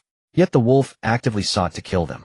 This was because this was the real world, not a game, so monsters do not follow game rules. Aside from that, He Ziyuan's cultivation seemed off. He Shiyuan had broken through to the Meridian opening realm earlier than the game plot. Would this affect the subsequent plot? But whether it would affect it or not was secondary. The key issue now was the players. Shouldn't players be like cameras? Shouldn't it be that when one closes their eyes they black out, and when they wake up everything is calm again? But why was it that when facing the illusory night wolf it was He Shiyuan and Yi Ningshuang who could not fight? Instead, he had to step up to bear the flag. No. Ying Huaixu shook his head secretly. The reason he was able to get through this time was entirely because he had accumulated experience in advance and leveled up like crazy. In the future, he absolutely could not do this. He must not forget his original intention. It was enough to quietly act as a camera on the sidelines, soaking up experience. After all, the protagonist of this game was Yi Ningshuang. No matter how difficult the future was, as long as Yi Ningshuang was there, this world would have a beautiful future. He only needed to hide behind Yi Ningshuang and silently cheer her on. But that being said, Ying Huaixu was somewhat confused. Since there exists a savior like Yi Ningshuang in this world, the future empress, what is the meaning of my crime? Suddenly, Ying Huaixu's expression became intriguing. Could it be that the growth of the empress must be witnessed by someone, and that witness is myself? When the empress achieves fame and fortune, I will write a book about her to promote her glory. Ying Huaixu had yet to come to a conclusion about the matter when the master of the Su family arrived again. I greet all the immortals. Ying Huaixu merely nodded slightly. Yi Ningshuang showed no expression but placed one hand on the hilt of her sword. The master of the Su family hurriedly explained his intentions. Ying Huaixu smiled faintly. Was it indeed as he had guessed? After the master of the Su family finished speaking, Ying Huaixu did not respond immediately, but instead turned to look at Yi Ningshuang. Yi Ningshuang directly said, I will listen to my senior brother. Ying Huaixu nodded. Of course, he would also try to see if his actions could change anything. Thus Ying Huaixu refused.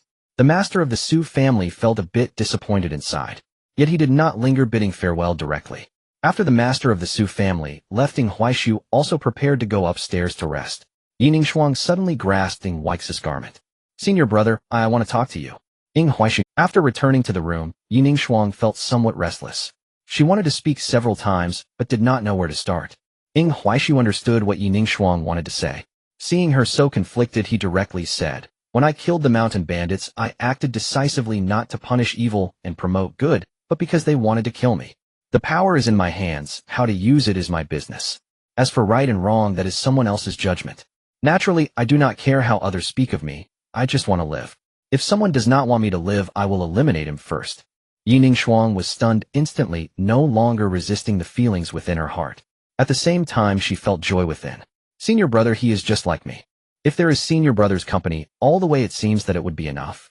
Additionally, Yining Shuang recalled the scene when Ing Huaishu saved her from the wolf pack, and her face involuntarily turned red.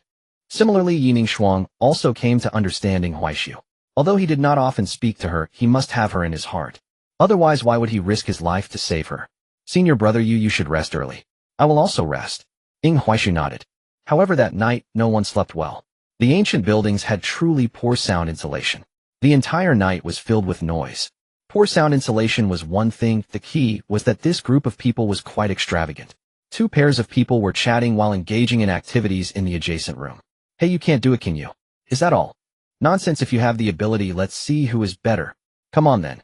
Ing Huaishu was immediately dumbfounded. Who the hell was telling me about ancient traditions? This was truly extravagant. In the blink of an eye, it was the next morning. Ing Huaishu and Yining Shuang both looked a bit unwell. He Shuyuan finally emerged from his closed-door cultivation. Haha, I have finally opened my meridians. He Shuyuan was very excited. After returning this time, he would become an inner disciple. That was the inner sect of the Shengxiu Jianzong. However, Ing Huaishu felt no envy, even reacting rather flatly. Congratulations, He Shixiao. Yining Shuang also seemed lackluster. Congratulations. He Shuyuan instantly felt unhappy. But upon reflection it made sense. In He Ziyuan's eyes, Ing Huaishu should be able to break through whenever he wanted. Just like when he fought against the Phantom Night Wolf, if it weren't for his lack of strength, Ing Huaishu probably would have kept his talents hidden. As for Yining Shuang, her method of improvement was even more terrifying. Perhaps after killing a few more demon beasts, she would also casually open her meridians. Compared to the two of them, there was indeed nothing for him to be proud of. Forget it. Anyway, it seems that there are not many monsters like you in the entire cultivation world. But I am at least a meridian opener now. Can I be called senior for a listen? Ing Huaishu squinted his eyes. Alright, He Qianbei, but I didn't expect you to be like this, He Shuyuan. Yining Shuang was also considering her future cultivation plans. Regular cultivation certainly couldn't compare to Ing Huaishu. Therefore, Yining Shuang pressed her hand on the hilt of her sword. She recalled the feeling of devouring the soul of the Phantom Night Wolf. Perhaps the excitement in her heart was telling her that she should be like this. This was the path she had to take. Since I am now a meridian opener, let's head to Luoyi City and complete the mission as soon as possible. Ing Huaishu nodded. However, Yining Shuang suddenly said, before that I want to enhance my strength a bit. This third layer of body refinement feels like a bit of a drag. Ing Huaishu naturally had no objections. For him, the stronger the protagonist was, the more at ease he felt. He Shuyuan also nodded at this time. It should be so. Talents like you should hone yourselves well. Then they left the inn and headed directly towards the distant forest. Before long, the roars of wild beasts could be heard from afar. And this roar continued for an entire day. He Ziyuan's face had already turned pale. Because Yining Shuang's performance was too frightening. Before this, she was still a delicate beauty. But after just one night, Yining Shuang instantly transformed into a Shura. Any demon beast that Yining Shuang saw was met with a sword strike from her. The key was that her sword technique was already at the perfection level. Just a few days ago, she was only at the great success level, and now she had reached perfection. What kind of monster was this? Furthermore, He Shuyuan witnessed Yining Shuang's terrifying speed of improvement once again. After slaying the demon beasts, Yining Shuang began to devour their souls. At the same time, her realm began to rise rapidly. Body refinement 4th layer, body refinement 5th layer, body refinement 6th layer. After a day of killing demon beasts, Yining Shuang reached the 6th layer of body refinement. 3 layers of improvement in a day. He Shuyuan even checked, feeling increasingly frustrated. Because of such improvements, Yining Shuang not only had a solid foundation, but her physical body was also terrifyingly stronger than others at the same realm. However, Yining Shuang felt it was not enough, far from enough. I want to kill more. Then she alone with her sword charged deep into the forest. Junior sister, do not be reckless. He Shuyuan hurriedly chased after her. Ing Huaishu was also dumbfounded at this point. No, this is wrong, damn it, her character has collapsed. At the beginning of the game, Yining Shuang had a saintly character.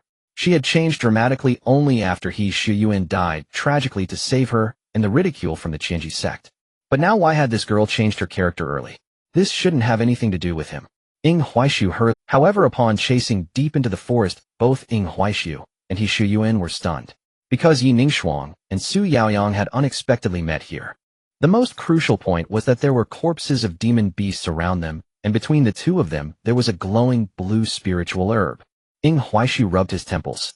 Good heavens, even if we avoided the Su family, they still met. Is this the world's correction power? So it's a friend from the Xinxiao sword sect, my apologies. Su Yaoyang maintained a smile, appearing very polite upon seeing Ying Huaishu and his companions. Yi Ningxuang looked at Su Yaoyang, her brows slightly furrowing. Unbeknownst to her, she felt a tinge of aversion towards the person before her.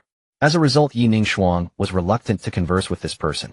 However, she did not want to give up on the spiritual herb glowing with a bluish light in front of her. But since he discovered it first, Yi Ningxuang could only step back. Seeing her about to leave, Su Yaoyang quickly said, "Miss, please stay." Yi Ningxuang frowned again. Su Yaoyang then took the spiritual grass and handed it to Yi Ningxuang. "I originally wanted to invite you to my home as guests so my younger brother could sincerely apologize. But since you have not given me the opportunity, now that we meet again, consider this spiritual grass as compensation." Yi Ningxuang replied coldly, "No need." After saying that, she returned to Ying Huaix's side. Ying Huaishu found the situation quite peculiar. Given the circumstances, it seemed unlikely for Yi Ningxuang and Su Yaoyang to be together. Ying Huaishu could even clearly sense Yi Ningxuang's aversion towards Su Yaoyang. But what could possibly lead to them becoming a couple in the end? Yi Ningxuang's attitude did not cause Su Yaoyang any displeasure. He remained courteous. When Yi Ningxuang refused, he then offered the spiritual grass to Ying Huaishu. "Friend, this is my family's goodwill. I seek nothing in return, only hope that our conflict can be resolved. Let this spiritual grass serve as a conclusion to our karma." Ying Huaishu glanced at the spiritual grass and ultimately decided to accept it. Primarily, Su Yaoyang genuinely had no ulterior motives. At least not for the time being. Of course, this spiritual grass was likely beneath Su Yaoyang's notice. After all, he was the holy son of the Daylight Sacred Land, and likely looked down upon this herb. Seeing that Ying Huaishu accepted it, Su Yaoyang's smile grew broader. He then began to engage in conversation. The Xinxiao sword sect seldom leaves its mountain. When they do, it is to quell chaos. "May I ask if your esteemed group has come out due to some trouble?" Ying Huaishu looked towards He Shuyuan. The implication was clear. "He senior, please handle this." He Shuyuan felt somewhat awkward, even covering his face. Su Yaoyang also turned to He Shuyuan. Suddenly his expression became quite interesting. "Brother Shuyuan." He Shuyuan. Su Yaoyang seemed puzzled. "Brother Shuyuan, you have joined the Xinxiao sword sect." He Shuyuan nodded. Su Yaoyang's expression became even more intriguing. "Does the master know?" He Shuyuan nodded. "Naturally, but our relationship has soured." Su Yaoyang finally understood why his master often referred to him as a rebellious son and a calamity, lamenting about his misdeeds. It turned out that Brother Shuyuan had forsaken the techniques of the Daylight Sacred Land and went to the Xinxiao sword sect to become an outer disciple. That was quite a severe issue. Ying Huaishu and Yi Ningxuang sat side by side, starting to eat melon seeds. "Old He, you are from the Daylight Sacred Land." He Shuyuan nodded. "The Holy Master of the Daylight Sacred Land is my father." This revelation greatly shocked Ying Huaishu and Yi Ningxuang. So he was actually a top-tier immortal second generation. But wait, Ying Huaishu asked, why would someone with your status come to the Xinxiao sword sect as an outer disciple? Moreover, the Xinxiao sword sect must be aware of your background. Did they really allow you to be an outer disciple? He Shuyuan shook his head. It's a long story. He then began recounting his origins. Basically, his father constantly criticized him for having such poor aptitude. His mother had a heavenly root. His father was the holy master of the Daylight Sacred Land, and yet he Shuyuan only had a top-tier spiritual root. His father often belittled him, saying that without the Daylight Sacred Land, he would be nothing. It was a constant devaluation, and he often compared He Shuyuan to other disciples within the Sacred Land. Unable to bear it any longer, He Shuyuan, in a fit of rage, discarded all his cultivation and turned to the Xinxiao sword sect. He was determined to see if he could achieve something on his own, starting from being a basic outer disciple without relying on the Daylight Sacred Land. After hearing about He Shuyuan's situation, Ying Huaishu found his fondness for this guy increasing. Because during their gaming sessions He Shuyuan had never mentioned his identity, he had always been a senior brother of the Xinxiao sword sect. If we consider it now, He Shuyuan was after all the son of the Holy Master, and must have some means of self-preservation. In reality, however, aside from what he acquired from the Xinxiao sword sect, he had truly not taken anything from the Daylight Sacred Land. He was quite principled. The key point was that this guy, being the Holy Master's son, was equally willing to sacrifice for his fellow disciples. Brother, he is worthy of respect. At the same time, Ying Huaishu finally understood why the Daylight Sacred Land and the Thousand Machines sect were at odds. It turned out there was this layer of relationship. After learning about his identity, Su Yaoyang began to chat casually with He Shuyuan, discussing how the Sacred Land had been in recent years and how the Holy Master often reminisced. He Shuyuan merely smiled. Later when Su Yaoyang sought to help with a task, He Shuyuan declined. After all, this was a task for the Xinxiao Sword sect, and he didn't want help from those of the Daylight Sacred Land. As dusk approached, Su Yaoyang proposed to take his leave. He Shuyuan nodded. Thus the first meeting between Yi Ningshuang and Su Yaoyang came to an inconclusive end.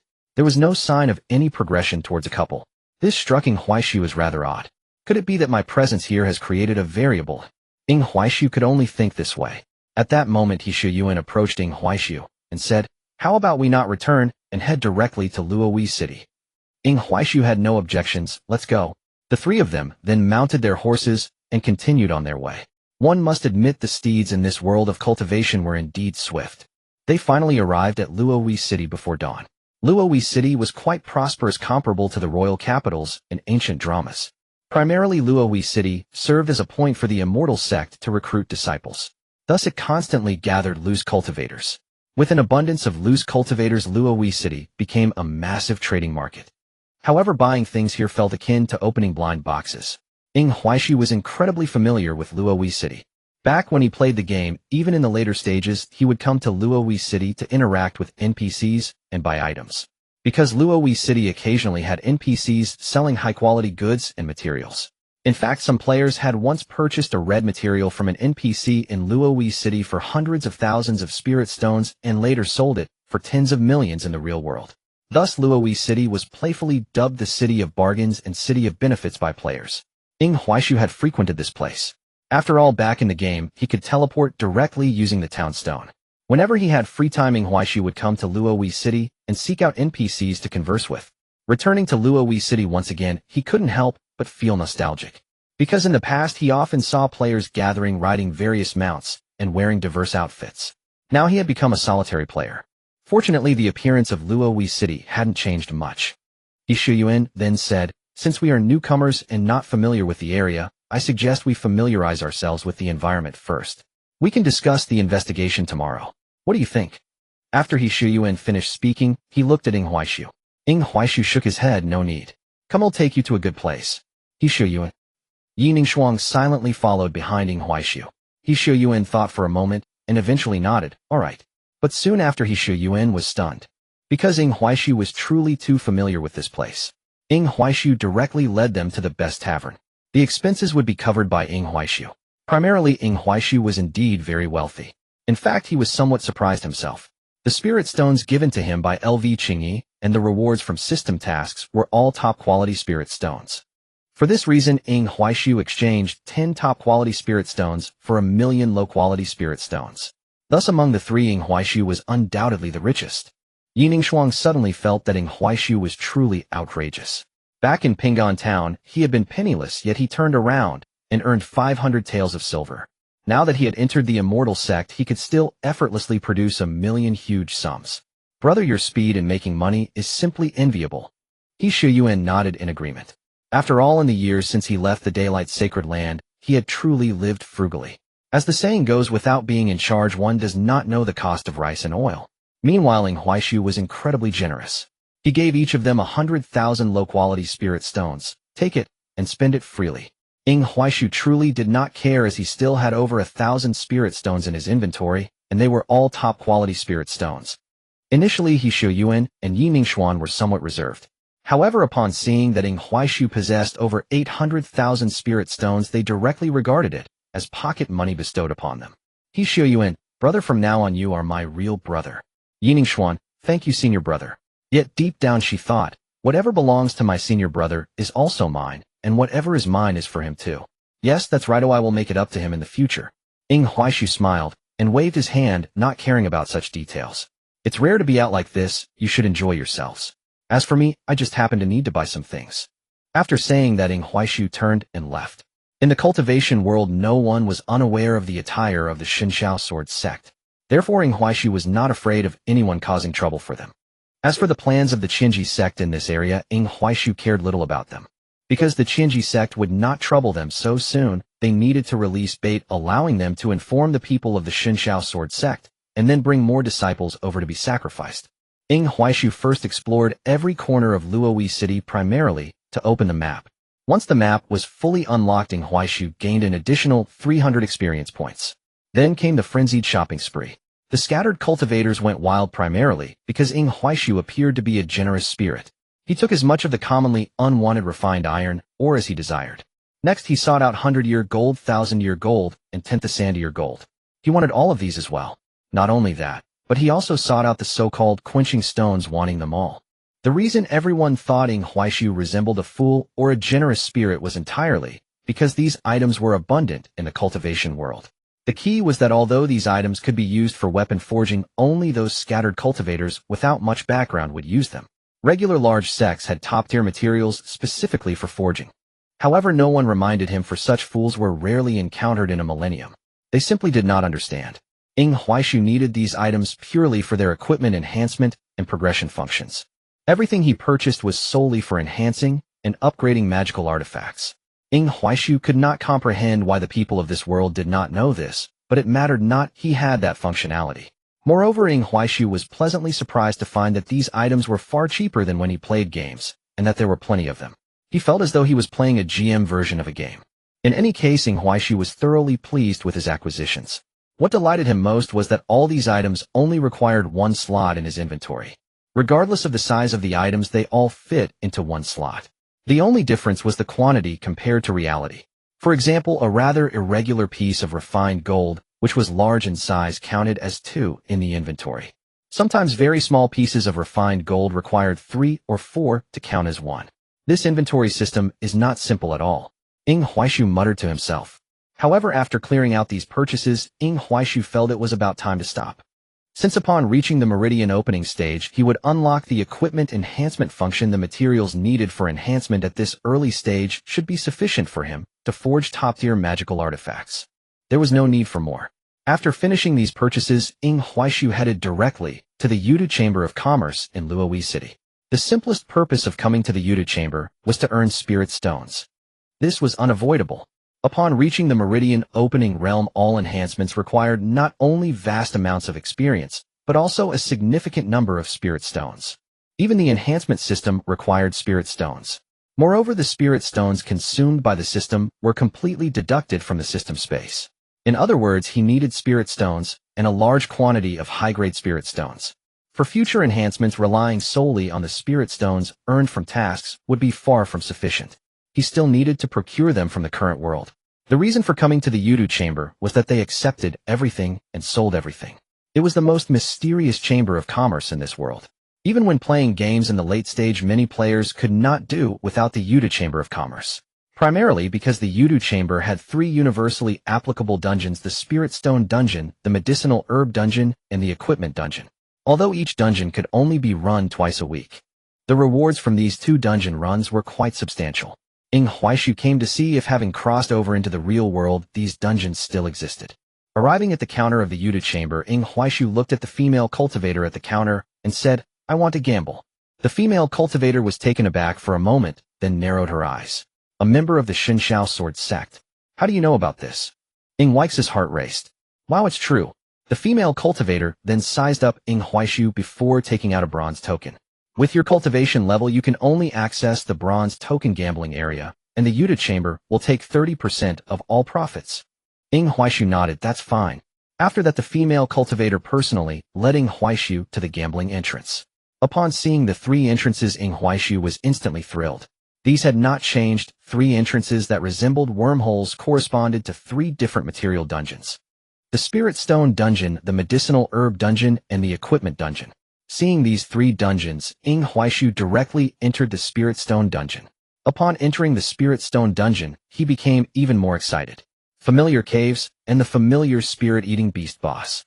Roar, the spirit-eating beast sensed someone had arrived, and its gaze instantly locked onto Ing Huaishu, letting out a series of furious roars. But soon the boss could not call out anymore. Ing Huaishu dashed forward, his Tian Shuang sword slashing continuously without cooldown. Now at the 9th layer of body, quenching his stats completely overwhelmed this creature. Thus, killing this creature was practically a walkover. The only difference from the game was that in the game, after defeating this creature, a chest would open indicating how many spirit stones you had gained. Now, after killing this beast, it dropped a small piece of colorful jade. What is this? Ing Huaishu walked over and picked up the colorful jade to examine it. It was only the size of a fingernail, and he could not sense anything particularly special about it. Ing Huaishu could only helplessly exit through the reopened wormhole entrance. The female cultivator of the Yuta chamber had actually been waiting for Ing Huaishu. However, upon seeing him come out, in less than half a minute the woman was somewhat surprised. Failed. Ing Huaishu was taken aback. Huh, no. After saying that, Ing Huaishu handed the small piece of colorful jade to the woman. Upon seeing the colorful jade, the woman's eyes widened. You so fast. Ing Huaishu, what kind of nonsense is this? However, what shocked Ing Huaishu next was, this thing, after deducting the 30% we require, is worth 50,000 high-grade spirit stones. Here are your spirit stones. The woman handed Ing Huaishu a crystal pendant. With this you can retrieve your spirit stones at any of our Yudu branches. Ing Huaishu did not expect to receive so many spirit stones. The key was that this was after taking 30% back. When he played games 2 dungeon runs only yielded 20,000 spirit stones. Wow, how greedy was the game. I want to continue the challenge. The woman shook her head. You cannot kill the spirit stone vein beast, for only one can grow in 7 days. You can only venture into the other 2 secret realms now. Without hesitation, Ing Huaishu quickly cleared the other 2 dungeons. The medicinal herb dungeon yielded what seemed to be herbal essence. With the herbal essence, Ing Huaishu could choose any medicinal herb within a certain value range. The boss of the equipment dungeon dropped an unknown small metallic block. Similarly, with this small block, he could choose any refining material within a certain value. In this regard, it was indeed better than the game. However, that was to be expected, as this was not a game. Once Ing Huaishu exchanged for everything he wanted, he left feeling quite satisfied. Notably, the woman from the Yudu chamber initially paid little attention to Ing Huaishu, but after he left she personally saw him off. It was simply because Ing Huaishu was far too powerful. Moreover, the woman guaranteed that 7 days later Ing Huaishu would return. The profits from the gambling were also her achievements. This Ing Huaishu was undoubtedly her future cash cow. Thus she was exceedingly courteous, and even took it upon herself to gift Ing Huaishu a VIP token from the Yuta chamber. With this token, any purchases made at the Yuta chamber would receive a 20% discount. Naturally, Ing Huaishu would not refuse, as he would surely be buying things from the Yuta chamber in the future. Especially as he progressed further, he would increasingly rely on the Yuta chamber. This trip had proven to be quite valuable. He had secured a source for spirit stones. As for medicinal herbs, or future materials for enhancing magical artifacts, he was likely set there as well. One could say he need not worry about these things for the time being. Next, it was time to begin the journey of accumulating experience. Subsequently, Ing Huaishu returned to his inn to sleep. However, the next morning, he was awakened by He Shuyuan. Junior brother mission. Ing Huaishu was taken aback. Mission? What mission? He Shuyuan was speechless. What are we here for? Oh right, but there's no need to rush, let's eat first. Later I'll slowly explain the mission to you. Actually, I already have some clues, just need to confirm a bit more. He Shuyuan was stunned. You didn't secretly go investigate the mission yesterday, did you, eh? Ing Huaishu nodded. Yes, that's right. He was lying with a straight face. He Shuyuan's expression was somewhat uncomfortable. You holding such a thrilling mission, why didn't you bring me along? Ing Huaishu was somewhat speechless. How should I bring you along? I actually didn't investigate at all. Even what I know now is just from playing the game 1,000 or 800 times. However, Ing Huaishu was now somewhat uncertain whether the real world and the game content were different. Sun Yining Shuang also came down from upstairs and naturally sat down next to Ing Huaishu. To this, He Shuyuan was no longer surprised. He had even internally tied these two together. Unless something unexpected happened, they were likely to become Dao partners in the future. After all, both of them were quite extraordinary and very well matched. Seeing that everyone had arrived, Ing Huaishu finally spoke. Yesterday I casually wandered around the streets and discovered a few suspicious places. I even saw people from the Qianji sect lurking around. He Shuyuan frowned. People from the Qianji sect again. Ing Huaishu nodded. Not only that, I secretly followed them yesterday and seemed to hear them discussing some plan, something about a blood sacrifice formation. He Shuyuan's expression instantly became serious. You're not joking, are you? Setting aside everything else, just this blood sacrifice formation had already exceeded the difficulty set for this mission. Similarly, if the Qianji sect was indeed doing something with a blood sacrifice formation in Luohui City, then the issue would be serious. If the situation was true, they would have made a significant contribution. Ing Huaishu nodded. I did hear it, so I'm not too sure we need to investigate thoroughly tonight. He Shuyuan suddenly asked, just the 3 of us? If it doesn't work, we can ask the city lord for some manpower. With our identity as members of the Shun Shao Sword sect, I believe the city lord will cooperate. Ing Huaishu rolled his eyes. Old He, have you ever thought about a question? He Shuyuan asked. Ing Huaishu sighed. The Qianji sect can be so active in Luohui City, and even has this blood sacrifice formation. Do you think the city lord wouldn't know? Or do you think the city lord doesn't know what a blood sacrifice formation is? He Xiao Yuan instantly understood. You mean the city lord himself knows about these matters, and even this blood sacrifice formation has the city lord's tacit approval? Ing Huaisu shook his head. I don't know, I just feel that the city lord isn't that foolish.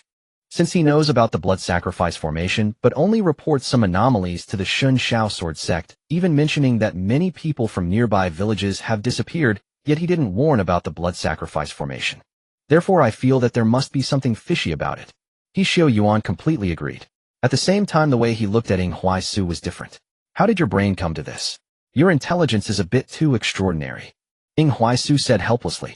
It's not that my intelligence is extraordinary, it's that the city lord is the boss himself, and is also the vessel for that messenger's arrival. The city lord is merely planning with the Qianji sect to devour more disciples of the Shun Shao sword sect. After all, the blood and flesh of the disciples of the Shun Shao sword sect are far stronger than those of loose cultivators. He merely knows about these matters ahead of time. He Xiao Yuan couldn't help but ask, so what do we do now? Should we go verify it? Ing Huaisu shook his head. Let's go tonight. He Xiao Yuan had no objections, mainly due to Ing Huaizu's performance, which made him trust Ing Huaizu's judgment immensely. What about during the day? Ing Huaisu thought for a moment. Just play around. Although he said it like that, Ing Huaisu planned to verify the current situation himself during the day to see if it was the same as when he played the game. If he rashly brought these two along, it would be hard to explain. The Qianji sect's hideouts were simply too secretive, and if he aimed directly at those hideouts, it would be difficult to explain. After finishing breakfast, Ing Huaisu first cleared out all the blood-condensing pills and qi recovery pills that had refreshed in the game shop, and then automatically equipped them in the medicine equipment slot. Then he seemed to casually stroll around Luohui City. Originally, he Xiao Yuan planned to follow Ing Huaisu and play around in Luohui City. But in the end, an idea struck him, and he decided to secretly follow Ing Huaisu. If you want to take me to play, do you think I won't force you to take me along? Yining Shuang was initially unwilling. But he Xiao Yuan said, isn't it too dangerous for him to go alone? If we follow secretly, if old Ing is in danger, we will be like heavenly soldiers appearing out of nowhere. Yining Shuang thought for a moment and instantly agreed. Ing Huaisu was somewhat speechless. Is there a possibility that he has a function called the map? And on the map, the icons of these two people are always not far from him. Ing Huaisu felt helpless, and he directly turned around to face He Xiao Yuan and Yining Shuang. He Xiao Yuan looked up at the sky whistling. Yining Shuang played with her hands. Stop pretending. If we're going together, let's go together. He Xiao Yuan immediately laughed. Let's go, don't worry, you tell me what to do, and he'll do it. Yining Shuang also nodded. Then the few of them happily went to find one of the hidden strongholds of the Qianji sect. Until Ing Huaisu arrived at that stronghold, both sides were somewhat bewildered. He Xiao Yuan and Yining Shuang felt it was too surreal. Although they clearly didn't see what Ing Huaisu did, he led them directly towards the stronghold. The disciples of the Qianji sect were also quite bewildered. Wait, how did you find this place? Ing Huaisu was too lazy to talk. Start the investigation. After saying that, Ing Huaisu drew his sword. When Ing Huaisu saw the exclamation marks above the heads of those from the Qianji sect rise, he instantly smiled. Swish! The perfect frost step and heaven frost sword were fully unleashed, followed by countless white sword shadows continuously passing through the bodies of these disciples of the Qianji sect. Ing Huaizu's stats were currently too strong, making it extremely easy to kill these people. What surprised Ing Huaisu even more was that killing these people actually granted him experience. A total of 1,000 experience. What the hell, killing people related to the mission also grants experience? If that's the case. Ing Huaisu couldn't help but slightly raise the corners of his mouth. This discovery brought Ing Huaisu immense joy, because many of the subsequent storyline quests or side quests or some fortuitous quests involved killing monsters. If killing monsters during the mission also grants experience, then his path would be exceptionally smooth. The key point is that for later missions he wouldn't need to exert himself. He would directly go to sleep afterward, and the rest would all depend on Yining Shuang. However, Ing Huaisu didn't know that his smile was seen by Yining Shuang, making her heart race uncontrollably. Indeed, my senior brother and I are indeed of the same kind. He also has a demon in his heart, and we are truly well matched. However, He Xiao Yuan felt a bit of a chill down his spine. Just after killing someone, and then standing there among the corpses with the sword in hand, smiling excitedly with blood still dripping from the long sword, that was somewhat scary. Old Ing stopped smiling, Well, I'm a bit creeped out. Ing Huaishu replied. By the way, let's get down to business. Ing Huaishu hurriedly sheathed his sword, and to Hezuan's astonishment retrieved a scroll from a hidden compartment in the room. No, I didn't see you rummaging around. He Shuyuan was utterly confused. Even more baffling was the fact that the scroll was locked with a mechanism. But that mechanism was ineffective in Ing Huaishu's hands. He effortlessly opened the mechanism box and leisurely took out the scroll inside. If they hadn't been with Ing Huaishu all this time, He Shuyuan would have doubted if Ing Huaishu was truly on their side. Of course that was impossible. Who would kill their own people so mercilessly? Yet Ing Huaishu seemed unconcerned by this. He simply opened the scroll and began reading. This was the mission item for the first phase of the task. Ing Huaishu directly examined the contents of the scroll. After finishing, he let out a sigh of relief. The overall situation had not changed much. The Qinji sect still aimed to create a blood sacrifice formation to sacrifice everyone in Luohui City. They even intentionally leaked this information to lure more outer disciples from the Xintiao sword sect to their doom. After reading the contents, Ing Huaishu handed the scroll to He Shuyuan. He Zhaoen's face turned pale, filled with anger. These beasts. After cursing, He Shuyuan suddenly looked at Ing Huaishu. What should we do next? Do we need to report this to the sect? Ing Huaishu nodded. Naturally, we must report. Wasn't that obvious? The first act of the world mission was to investigate the demonic cultivators and report to the sect. Even though Ing Huaishu knew what the subsequent plot would be, the mission still had to be completed right. After receiving Ing Huaishu's answer, He Shuyuan took out a jade token. However, just before reporting the mission details, He Shuyuan suddenly looked at Ing Huaishu. How should we write the content? Ing Huaishu. Nevertheless, Ing Huaishu really needed to think this through. In the game, completing a mission meant that the system defined the content for reporting to the sect. But this wasn't a game. Could the content perhaps be slightly altered? Ing Huaishu decided to give it a try. Just state the facts and add a note that we found such important intel rather easily, as if someone deliberately wanted us to know, almost like bait.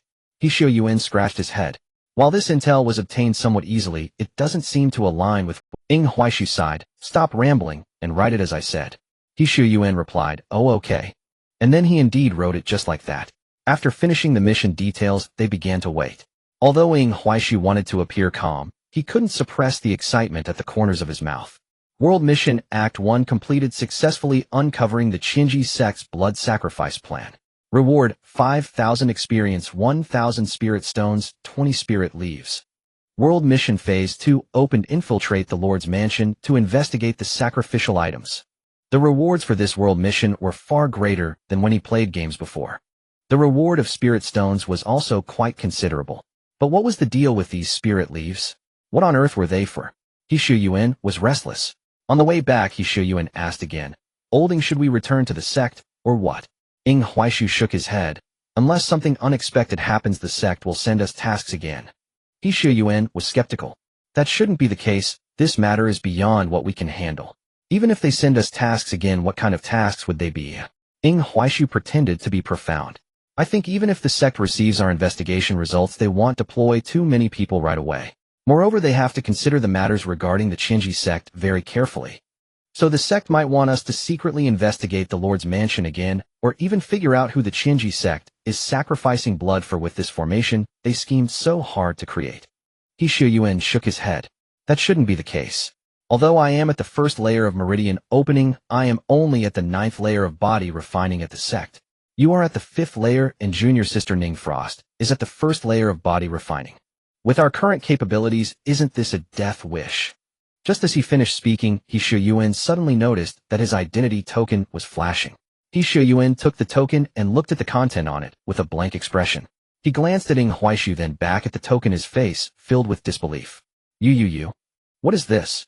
Yi Ningshuang also looked at the token, stunned for a moment. But thinking that this was deduced by Ing Huaishu, she felt it made more sense. Senior brother is impressive.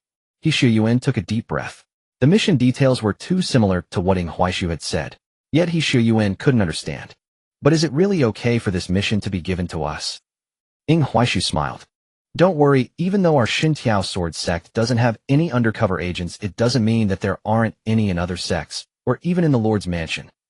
What they're saying is for us to investigate the Lord's mansion, but in reality, it's to find the undercover agent and take the information from him, and then this mission will be considered complete. He Shuyuan let out a sigh of relief. Now that makes sense. But then Ziyuan's mind went blank. But wait, the mission didn't mention these details. How can we complete the task without knowing the identity of the undercover agent? Huaishu smiled.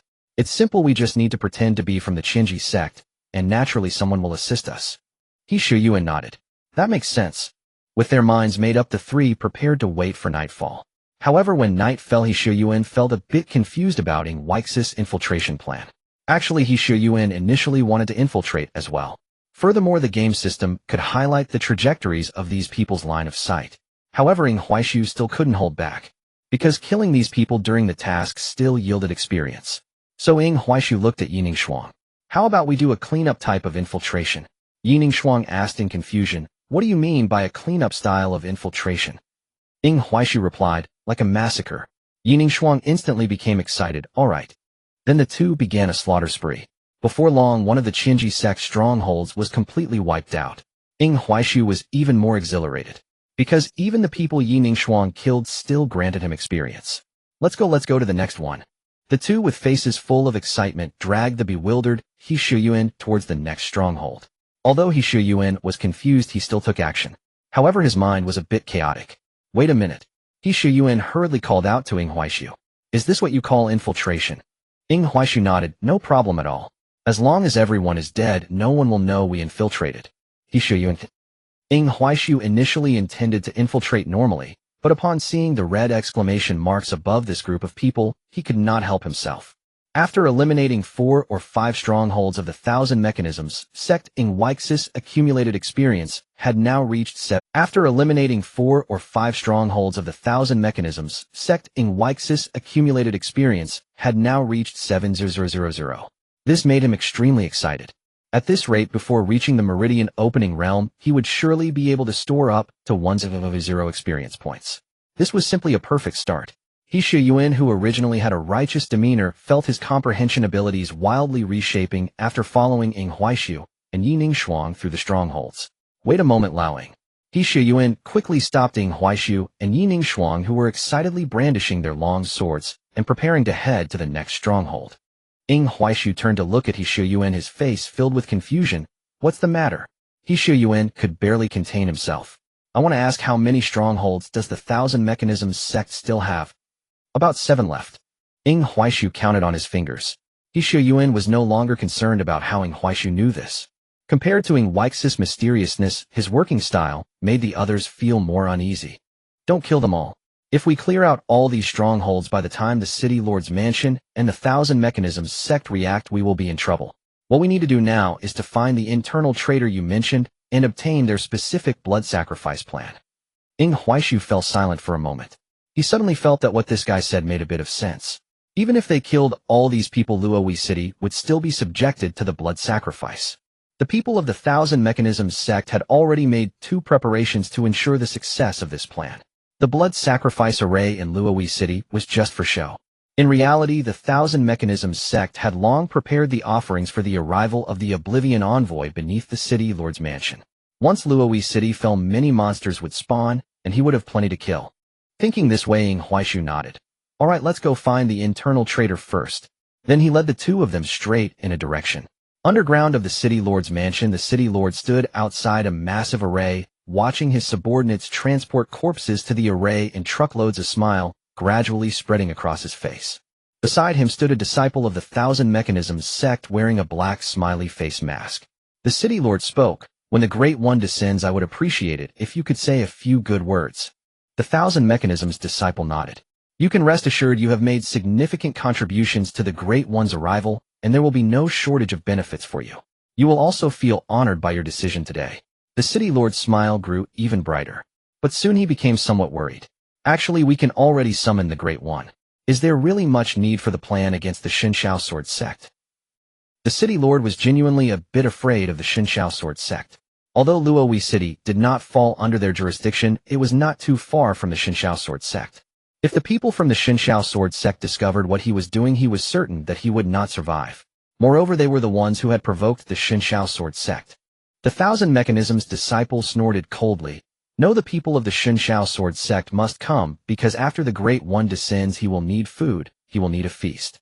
Just the scattered cultivators of Luohui City are simply not enough, so we must bring the people of the Shunshao Sword Sect over. They are the most delectable food for the Great One. The city lord remained somewhat worried. But if too many people from the Shunshao Sword Sect die, it will inevitably draw the attention of their higher-ups, and am afraid. The Thousand Mechanisms disciple raised his hand to interrupt the city lord. It doesn't matter because by that time the Great One will have already descended. Even if the higher-ups of the Shunshao Sword Sect come, what can they do? The Great One is invincible. City Lord. Alright, didn't the Shunshao Sword Sect send only 3 ants? Now our plan can commence. Seeing that this guy was so persistent, the City Lord had no choice but to take out the token and issue orders. However, after a long time, there was still no response. What's going on? The City Lord's heart sank inexplicably.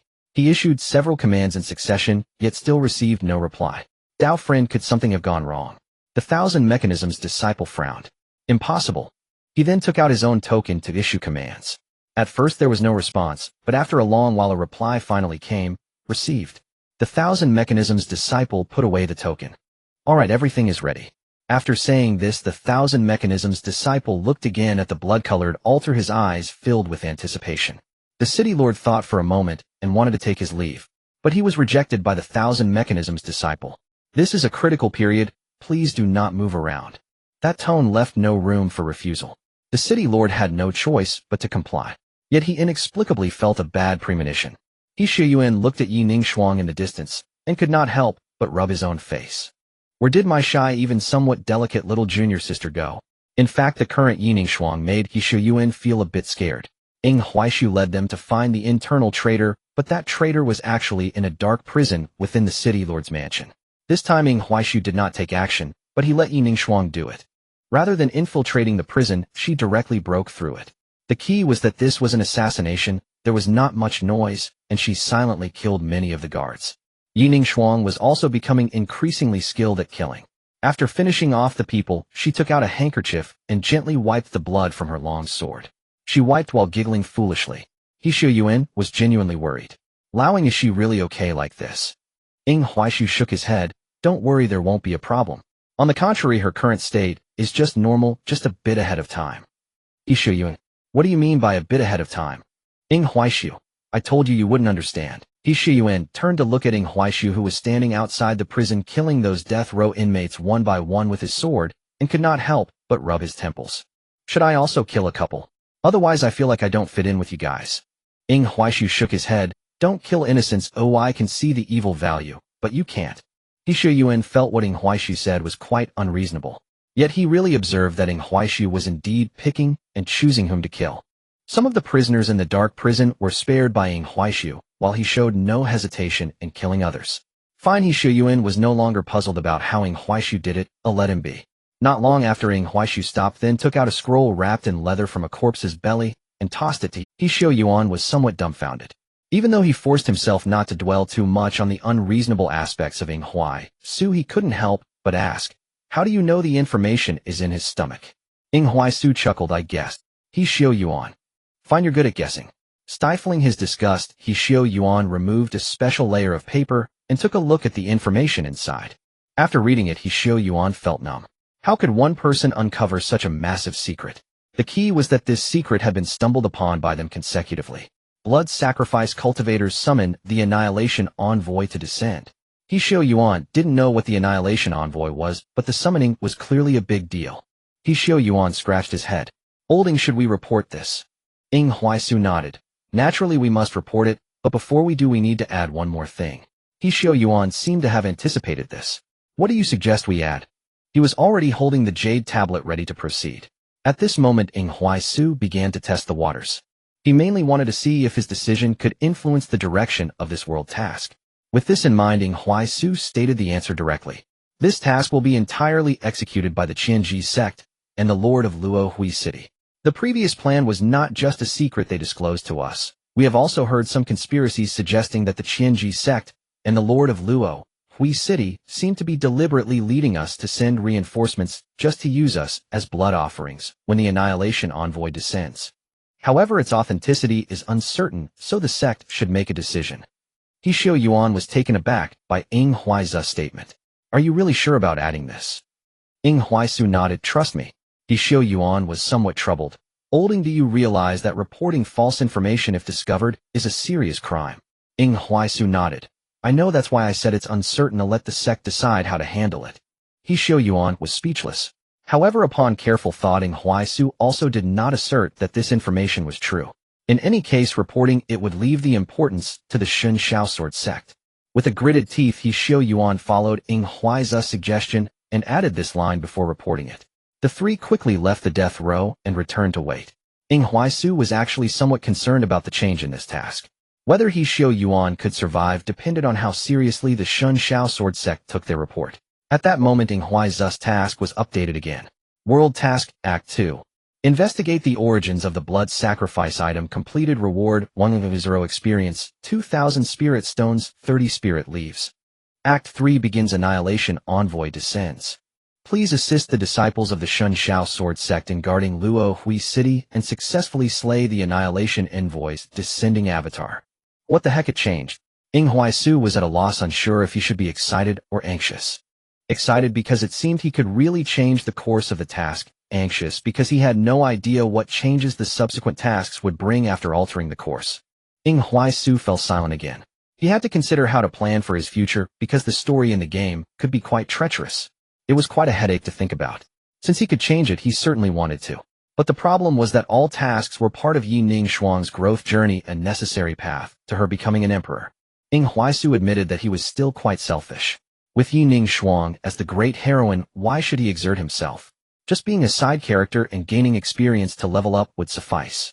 This world has a savior, and that savior is Yi Ning Shuang. Why should he trouble himself? Never mind, just take it one step at a time. Ing Huaisu temporarily set aside these thoughts. However, He Xiao Yuan was a bit anxious. He rarely lied, especially to the sect. Ever since he submitted the task content, he felt restless. Olding, are you sure everything is fine? Ing Huaisu nodded. Don't worry, it will be fine. He Xiao Yuan was still unconvinced. The sect actually has a heartstone. That thing can determine the truthfulness of a person's words. The content you added is indeed explosive, and it might provoke a war between two sects. Ing Huaisu closed his eyes to rest. Stop sleeping or say something, he said while shaking Ing Huaisu. Yi Ning Shuang looked at them with a rather odd expression. In this scenario, why did it feel like he was somewhat unnecessary? Ing Huaisu felt somewhat annoyed. He regretted changing things. He thought perhaps it would have been better to let this guy die. But now that he had saved him, what else could Ing Huaisu do? To quiet this guy down, Ing Huaisu could only say, actually, the things I had you add were things I really heard. When Yi Ning Shuang and I went to kill the Qianji sect's base, she was killing people while I searched their storage bags and occasionally overheard two people from the Qianji sect discussing like this. He Xiao Yuan was stunned. Is that true? Ing Huaisu was speechless. When have I ever lied to anyone?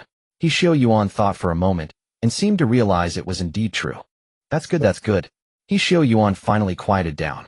Then he became somewhat curious. Olding, what's the next direction of things? Ing Huaisu shook his head. I really don't know. He Xiao Yuan looked doubtful. Not just He Xiao Yuan, but even Yi Ning Shuang looked skeptical. Ing Huaisu. But soon He Xiao Yuan's token lit up. He quickly picked it up to look. It only had 2 words, standby. He Xiao Yuan looked at Ing Huaisu in confusion. What does this mean? Ing Huaisu was speechless. It means literally just stand by. He Xiao Yuan curiously asked, isn't there a deeper meaning? After all, I feel your comprehension ability is quite different from others. Ing Huaisu was bewildered. What the heck was this?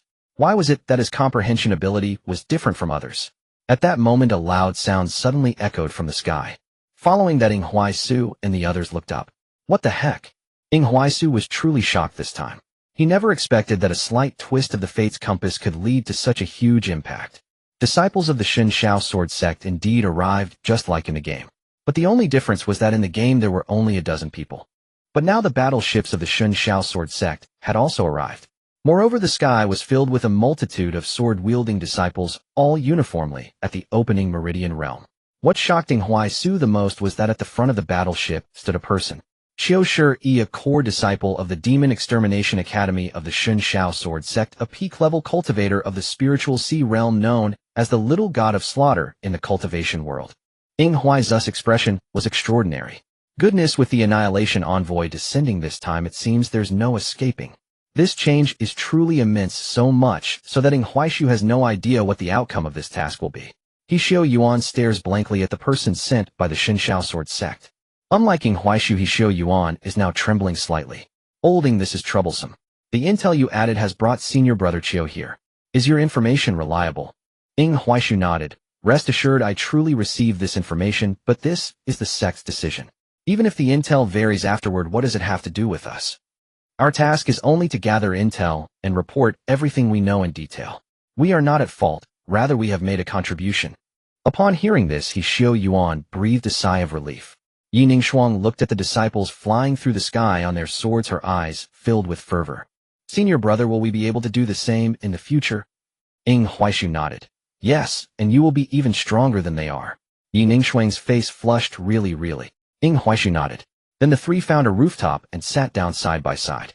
Since the people from the Shenshao sword sect have arrived, there is nothing more for them to do.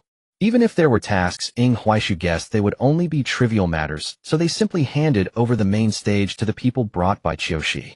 It must be said that the people from the Shenshao sword sect are very reliable in their actions. Boom boom boom. Giant white jade pillars descended from the sky. These white jade pillars landed around Luohui City. As the pillars fell, a massive formation instantly enveloped the entire Luohui City. Whoosh whoosh whoosh. The disciples of the Shinshao sword sect immediately scattered on their swords. Some floated in the air, while others blocked the various exits at the city gates. Not only at the city gates, but even the dog holes and mouse holes were specifically guarded. Ing Huaishu felt somewhat dazed. He had not paid attention to what kind of NPCs this group was when playing the game. Even when he briefly skimmed through the background story of the Shinshao sword sect, he did not have any particular feelings. But now looking at the way the Shinshao sword sect operates, Ing Huaishu's expression was somewhat strange. The current situation made Ing Huaishu recall a phrase. Close the gates, leave no one behind. However, in reality, it was different from what Ing Huaishu imagined. The grand entrance of the Shinshao sword sect naturally caused some panic among the scattered cultivators and locals of Luohui City. However, not many were actually frightened. This group of people actually began to orderly head towards the city gates, choosing to leave the city. It was clear that the Shinshao sword sect had probably done this more than once. As for the disciples of the Shinshao sword sect, they did not stop them. They simply watched calmly as everyone who could exit the city passed by. Ing Huaishu curiously asked, "Are they just allowed to leave like this?" He Xiao Yuan explained, "The sealing formation of the Shinshao sword sect also includes the heart-questioning formation and the judgment formation. Those who can walk out are generally those without any karmic debts. Those with karmic debts cannot get out." After finishing the melon in his hand, He Xiao Yuan put the rind into his storage bag, then grabbed another piece of melon from the side, glancing at some people in the distance as he continued, "Do you see those with ugly expressions?" Ing Huaishu nodded. He Xiao Yuan explained, "These are people who have done many bad things. They know the power of the heart-questioning formation and the judgment formation, so they don't even have the courage to approach the city gates." Ing Huaishu felt a shock in his heart. When playing the game, he really did not feel anything. But now he genuinely felt that the Shinshao sword sect was quite impressive. "By the way, why are you collecting the melon rinds?" He Xiao Yuan was taken aback for a moment, then realizing Ing Huaishu was a new disciple, he explained. Disciples of the Shinshao sword sect are not allowed to litter, whether in the sect or outside. It is prohibited. Of course, except for corpses that are not disposed of. This is a rule set by senior sister LV Qingyi. Ing Huaishu responded. However, he actually recalled something. At the time, the background story introduction of LV Qingyi described her as proud, cleanly obsessed, and even a bit haughty little lowly. What she liked most were sweet foods. What she hated the most were people who litter. Although he felt there was some discrepancy when he first saw LV Qingyi, it seems her interests and hobbies hadn't changed. But at that moment, Yi Ningshuang suddenly asked, "Are those who dare not go to the city gate all bad people?" He Xiao Yuan nodded. "They should be.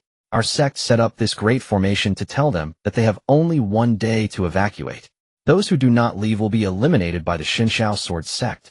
Because this is not a negotiation with you, but an order."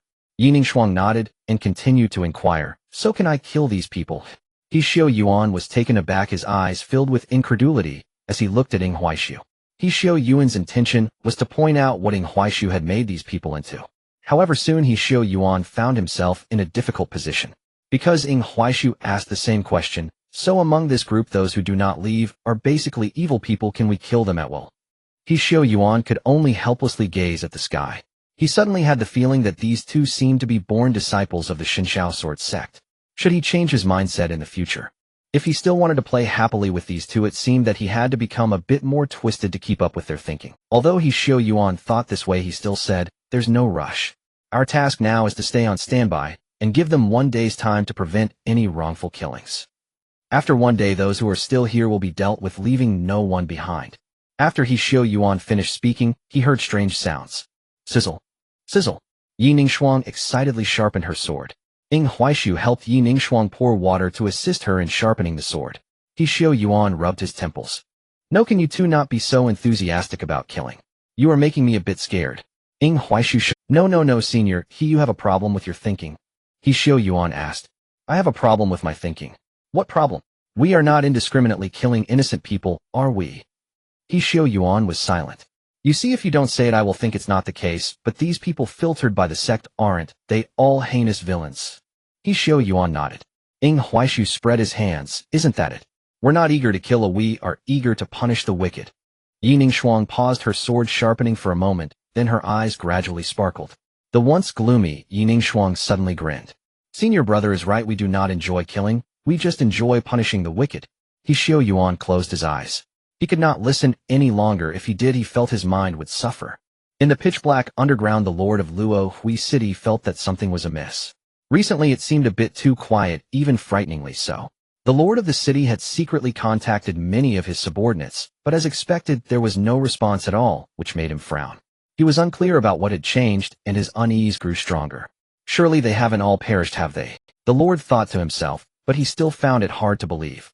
Even if that group had died, they wouldn't have left without a trace. Unable to resist, the Lord of Luo Hui City thought about going out to take a look.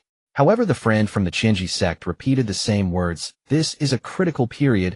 Nothing is more important than the arrival of the messenger. Right now we only need to ensure the messenger's arrival, how everything else is secondary." The Lord had no choice but to relent, watching the friend from the Qinji sect observe the formation while holding a special artifact. "We still don't have enough for the blood sacrifice." The person from the Qinji sect frowned, then took out a token to command more blood sacrifice items to be brought. However, after a long time of sending the order, no one responded. What are these people doing? The friend from the Qinji sect was puzzled. Finally, the Lord found an opportunity and said, "What if I go up to take a look? I also have some things I need to retrieve." Originally, the person from the Qinji sect was unwilling, but thinking that if they always prevented this guy from going out, what would happen if he discovered something? With that in mind, the person from the Qinji sect nodded. "All right, go quickly and return swiftly." The Lord nodded and hurriedly ascended the mechanical ladder. However, when the Lord emerged from the city lord's mansion, wanting to breathe some fresh air, he was so startled that he sat down on the ground. The people of the Shenxiao sword sect, all of them, were from the Shenxiao sword sect. Many had arrived, and he even spotted that little killing god Qiushi. The Lord had no inclination to stay outside. He almost rolled and crawled back toward the basement, shouting loudly as soon as he arrived. "Friend, something's wrong. The people from the Shenxiao sword sect have come." The person from the Qinji sect was taken aback at first, then couldn't help but laugh. "What is this big deal? This was already part of the plan, wasn't it?" The Lord shook his head, saying, "No, it's different. This time there are too many people from the Shenxiao sword sect." The person from the Qinji sect sneered, "The more the better. Just right, the master's appetite is quite large. If too few come, I would worry about where to find the master's next meal. These are all trivial matters, nothing serious." The Lord felt numb. Was this person a fool? The friend from the Qinji sect seemed to sense the Lord's distrust, letting out a cold snort. The Shenxiao sword sect is indeed formidable, but no matter how formidable, they are just a few outer sect disciples. No matter how many come, they are merely food. What are you worried about? The Lord looked at this fellow's confidence, took a breath to calm down, and then asked, "What if they are from the inner sect of the Shenxiao sword sect?" The person from the Qinji sect paused. Inner sect. Then both fell into silence. However, the person from the Qinji sect glanced at the blood-colored formation plate in his hand and the blood sacrifice ritual about to be completed, calming himself down. "It's still fine. It's just the inner sect. When the master arrives, the inner sect will be the master's finest food." The Lord was speechless. "Still fine, huh? All right, it's still fine, is it?" The Lord reiterated. This time the one leading the team is Qiushi. The person from the Qinji sect was struck by lightning. "Who?" The Lord replied, "Qiushi." The person from the Qinji sect was stunned. "No, we only released a small bait, and on the surface it was just some insignificant demonic cultivators causing trouble, right?" The Lord nodded. "It seems so." The person from the Qinji sect was stunned. Are you sure you didn't add anything to it? The Lord became displeased. We are all in the same boat. Once we shoot the arrow, there's no turning back. Am I crazy, or do you think I'm a fool? Why would I add anything to let the people of the Xunxiao sword sect come and kill me? If I were tired of living, wouldn't I just commit suicide? The person from the Qinji sect felt a headache. Then why is Qiushi here? Is it that the Xunxiao sword sect is so righteous? The Lord was speechless. Why are you asking me about such things? The Lord rubbed his head. No, now is not the time to dwell on why Qiushi came. I just want to ask, under the current circumstances, is it still fine? The person from the Qinji sect fell silent. The Lord felt a bit nervous. Don't just sit there in silence. Can the so-called master be able to kill Qiushi? The person from the Qinji sect was at a loss for words. Don't you know what realm you are in? A Qi Sea realm cultivator, how can he compare to a peak spirit sea realm cultivator? But he couldn't say this. So he told a lie.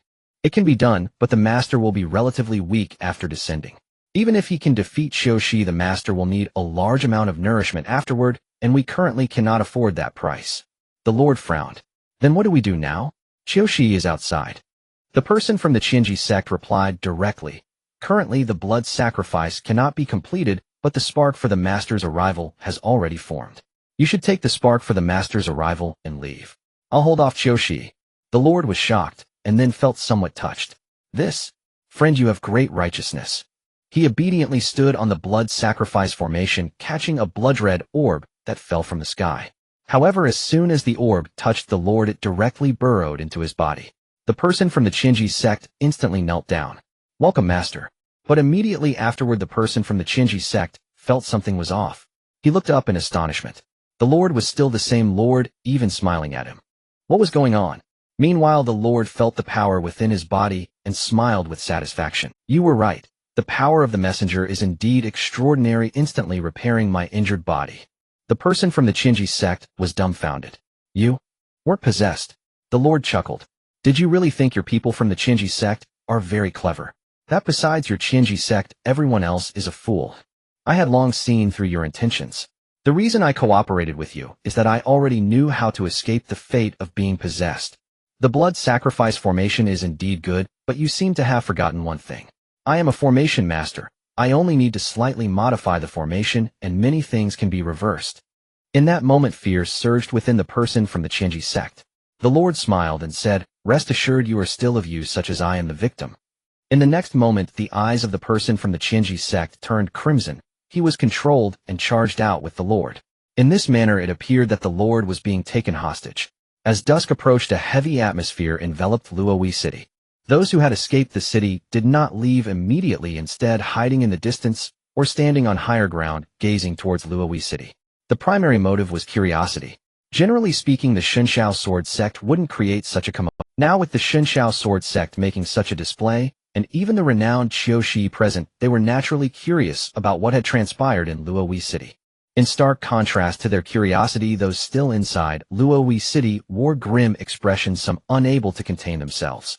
Although I have made mistakes in the past, I have long since reformed. Is this not enough? Are the people of the Xunxiao sword sect truly this heartless? Indeed, even the Buddhist sect allows for redemption. Is your Xunxiao sword sect so unfeeling? A person protested, followed by more dissenting voices. He Xiu Yuan, sitting on the rooftop, scoffed. These people are truly amusing. The Xunxiao sword sect's Wenxin array and Duanzue array target only those who have committed crimes for at least 3 years. With such a long history of wrongdoing, there isn't a single innocent among them, yet they still dare to protest. Ying Huaishu was momentarily taken aback. 3 years? Then we are somewhat merciful in our sect. Yi Ningshuang nodded in agreement. He Xiu Yuan. Goodness, he originally thought the Xunxiao sword sect was ruthless, but these two were even harsher. It seemed that anyone who had committed evil should be killed. However, Ying Huaishu soon gained a clear understanding of the Xunxiao sword sect's modus operandi. The time for evacuation had ended. Standing on the flying boat, Qiushi listened to the chaotic protests below and calmly inquired, Has the time come? The disciple beside Qiushi nodded. It has. Upon hearing this, Qiushi extended a finger, and soon a droplet of water hovered above it. The droplet slowly ascended into the sky, only to suddenly burst. In an instant, a torrential rain began to fall over Luoyi City. Ying Huaishu could see clearly that this was no ordinary rain. Each drop was a miniature sword. Wasn't this akin to knives falling from the heavens? Those who had protested before in Luoyi City were directly pierced by the rain.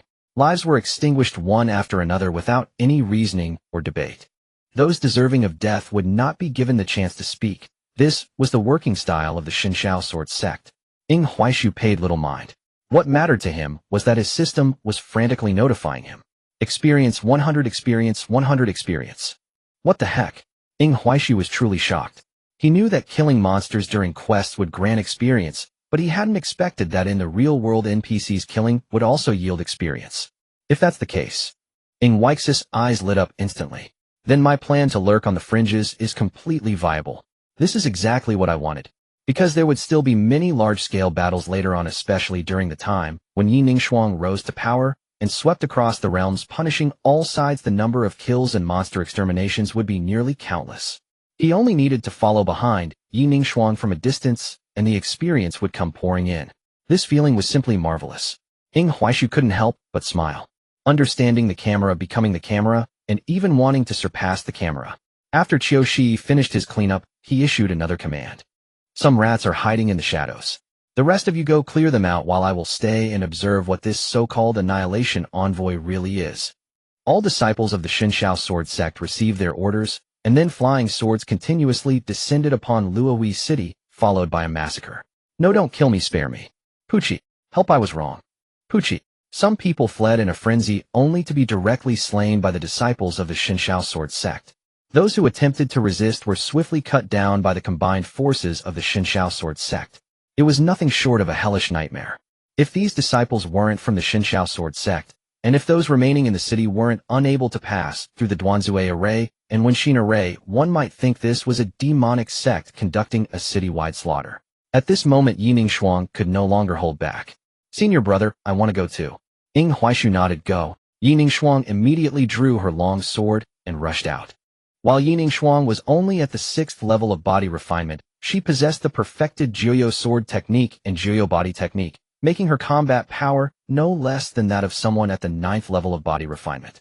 Ying Huaishu watched with great satisfaction. This was the poise a great female protagonist should have. This was the battle power a great female protagonist should possess. Suddenly Ying Huaishu turned to He Shuyuan. You shouldn't be idle either, you should go too. He Shuyuan, who was eating popcorn, was taken aback. Huh, I should go too. Ying Huaishu said seriously. It's mainly because junior sister's cultivation is still too low, you need to protect her. He Shuyuan was speechless. Why don't you go? Ying Huaishu cleared his throat. In the one holding the formation, stop asking questions. Are you going or not? If you don't go, we'll break through and beat you up. He Shuyuan was apprehensive. Are you serious? In the end, He Shuyuan still went along. He genuinely felt that Ying Huaishu could break through at any moment and teach him a lesson. This guy's cultivation speed was simply unreasonable, even arbitrary. He Shuyuan surrendered and joined the slaughter of those evil cultivators within Luoyi City. However, as he continued, he couldn't help but furrow his brows. He felt that the more people he killed, the faster his own training speed seemed to become.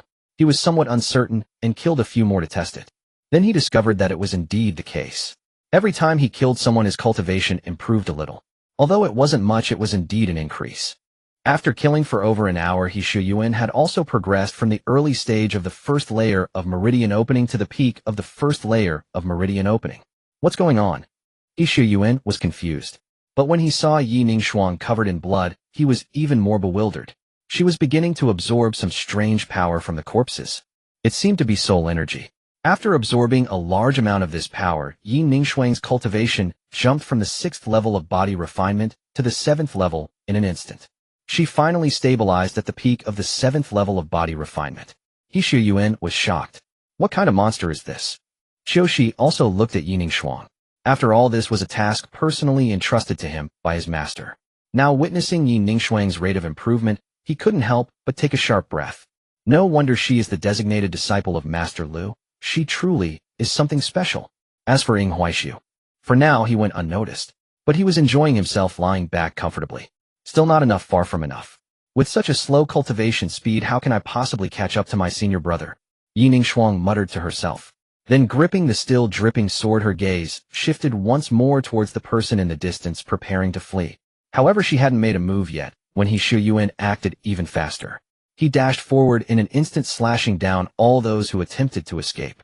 and he remained unsatisfied. He Shuyuan began to compete with the inner disciples for kills. This action left the other members of the Shunxiao sword sect stunned. Who is this? So fierce. Qiushi also looked at He Shuyuan, then felt a sense of relief. No wonder he is a disciple of the Shunxiao sword sect. This is the kind of spirit we need. Hey old he leave some for me. Yi Ningxuang hurriedly drew her sword and joined the fray. The people who couldn't escape were already in despair. Now witnessing the members of the Shunxiao sword sect rushing to kill them only deepened their hopelessness. With your actions are you sure you are on the righteous path? You beasts. Yi Ningxuang paused for a moment looking at Ing Huaishu. When she saw him stealthily delivering a finishing blow to a corpse she smiled. No need for more words, you know well why you're being killed. With that Yi Ningxuang resumed her slaughter. During this time some did attempt a desperate struggle. But in a fit of anger those with higher cultivation than Yi Ningxuang were directly slain by other inner disciples of the Shunxiao sword sect, leaving the remaining small fries for Yi Ningxuang. He Shuyuan similarly killed swiftly. His cultivation successfully reached the second layer of opening meridians. Something's not right. I've killed before, but never felt this kind of improvement. He Shuyuan suddenly scratched his head recalling that he had been stuck at the 9th layer of body refinement, without breaking through yet being beside Ing Huaishu had allowed him to enter the 1st layer of opening meridians. Now his urge to kill was also pushed by Ing Huaishu. Could it be that everything is connected to Ing Huaishu? If that's the case, then isn't Ing Huaishu a bit terrifying? He Shuyuan buried this thought deep in his heart, wanting to keep this discovery to himself. Mainly this matter was too shocking. If others were to find out that Ing Huaishu had such strange abilities, he would undoubtedly be in danger. What he was uncertain about was whether Yi Ningxuang's rapid improvement was also related to Ing Huaishu. As He Shuyuan was lost in thought, a sudden cry for help reached his ears. This disciple of the Shunxiao sword sect help. He Shuyuan was taken aback. Then he saw a disciple from the Qinji sect frantically fleeing while carrying a fat man. That's the city lord and the Qinji sect members. Had it been the old He Shuyuan, he would have definitely helped. After all, the city lord of Luoyi City had a good reputation and wasn't a notorious villain. Aside from being a bit sycophantic, he hadn't committed any major wrongs. Now it seemed like he was being coerced by the Qinji sect. But then he recalled the intelligence that the city lord had colluded with the Qinji sect to set up a blood sacrifice array, even preparing to sacrifice the entire city, and he felt that this man was no good. Thus He Shuyuan not only did not help, but even shouted towards the sky. Brothers, the thief is over there. With this shout, all the disciples of the Shunxiao sword sect in the sky turned their attention to the city lord. The city lord broke into a cold sweat in an instant. What's happening? I'm not a villain, and I'm currently being coerced. Wasn't it said that the Shunxiao sword sect would never indiscriminately kill a good person? What's going on? Yet what responded to him was the flying swords of the Shunxiao sword sect. The city lord could no longer maintain his facade. He directly pushed the person controlling the Qinji sect in front of him and transformed into a blood shadow plummeting towards Luoyi City. Almost instantly he merged into the ground, disappearing from sight. As for the Qinji sect member, he was directly shattered by the flying sword. But the members of the Shunxiao sword sect were not worried that anyone could escape. Because the entire Luoyi City both above and below had already been sealed off by them, the city lord could not escape. On the flying boat, Qiushi, who had been calmly drinking tea, felt the absence of the city lord's aura and couldn't help but stand up. There is indeed something. This concealment technique, my divine sense cannot search it out. At this moment Ing Huaishu looked utterly confused. They couldn't see it. But on Ing Huaix's map, there was a red area. This red area represented the location of the city lord of Luoyi City. The key issue was that Yi Ningxuang was right there at that moment. Damn, is the world starting to correct itself again? Without a second thought, Ing Huaishu hurried towards Yi Ningxuang's direction. He Shuyuan saw Ing Huaishu running towards Yi Ningxuang, and he quickly followed. Though he didn't know what was happening, seeing Ing Huaix's serious expression made him realize something was wrong. Sure enough, the moment the three arrived, they instantly felt the space distort. Then they were directly transported to a strange environment. It resembled a grand hall entirely built underground. Yet the hall was filled with blood and many corpses. In the distance, the city lord had his belly opened, revealing a large blood-red mouth. The city lord was continuously stuffing the corpses into the gaping maw on his belly. As the corpses were swallowed by the city lord's belly, a hint of pleasure began to appear on his face. Looking at Ing Huaishu and the others, the city lord did not act immediately, but began talking to himself. Those fools from the Qinji sect are really careless in their actions, but I am different. I always leave room for myself in anything I do and prepare enough resources for myself. I have always believed that saying holds truth relying on others is not as good as relying on oneself. Weix's mind was a bit chaotic. Everything had changed. In the game, the City Lord was possessed. Now it seems the City Lord showed no signs of being possessed at all. Yet the outcome appeared to be the same. The City Lord's gaze was fixed firmly on Yining Shuang. I have a feeling that as long as I swallow you, I won't have to fear Qiushi. I can overcome this tribulation. As for you two bugs, you're a bit of a nuisance. With that, the City Lord's eyes instantly shot out two beams of blood-red light directly aimed at Ing Huaishu and He Shuyuan. The two were immediately sent flying. Of course, Ing Huaishu was just pretending. Yes, that's it. Amidst the smoke, Ing Huaishu even found a rock to use as a pillow and lay down flat. He Shuyuan, though not knocked out, immediately knelt on the ground, spitting out a mouthful of blood. Ing Huaishu was nearly unable to hold it together. Old He, you were lying down at the 9th layer of body refinement, and now that you're at the 2nd layer of opening meridians, how can you still be in this state? Surely you can't be fated to die, can you? As for Yining Shuang, seeing Ing Huaishu lying motionless on the ground, she instantly became furious. I want you dead. With that, Yining Shuang charged at the City Lord, her sword aimed directly at his forehead. With a ding, the City Lord effortlessly caught the incoming sword of Yining Shuang with just 2 fingers. The City Lord smiled as he spoke, "Do not rush. Once I finish these delicacies, I will slowly savor you." Yining Shuang tried to withdraw her sword with all her might, but it remained completely still. Meanwhile, the City Lord continued to eat, his aura growing stronger. From the 3rd level of aperture opening to the 4th level, all the way to the 9th level. Suddenly, the gaping mouth on the City Lord's belly opened wide, emanating a terrifying suction.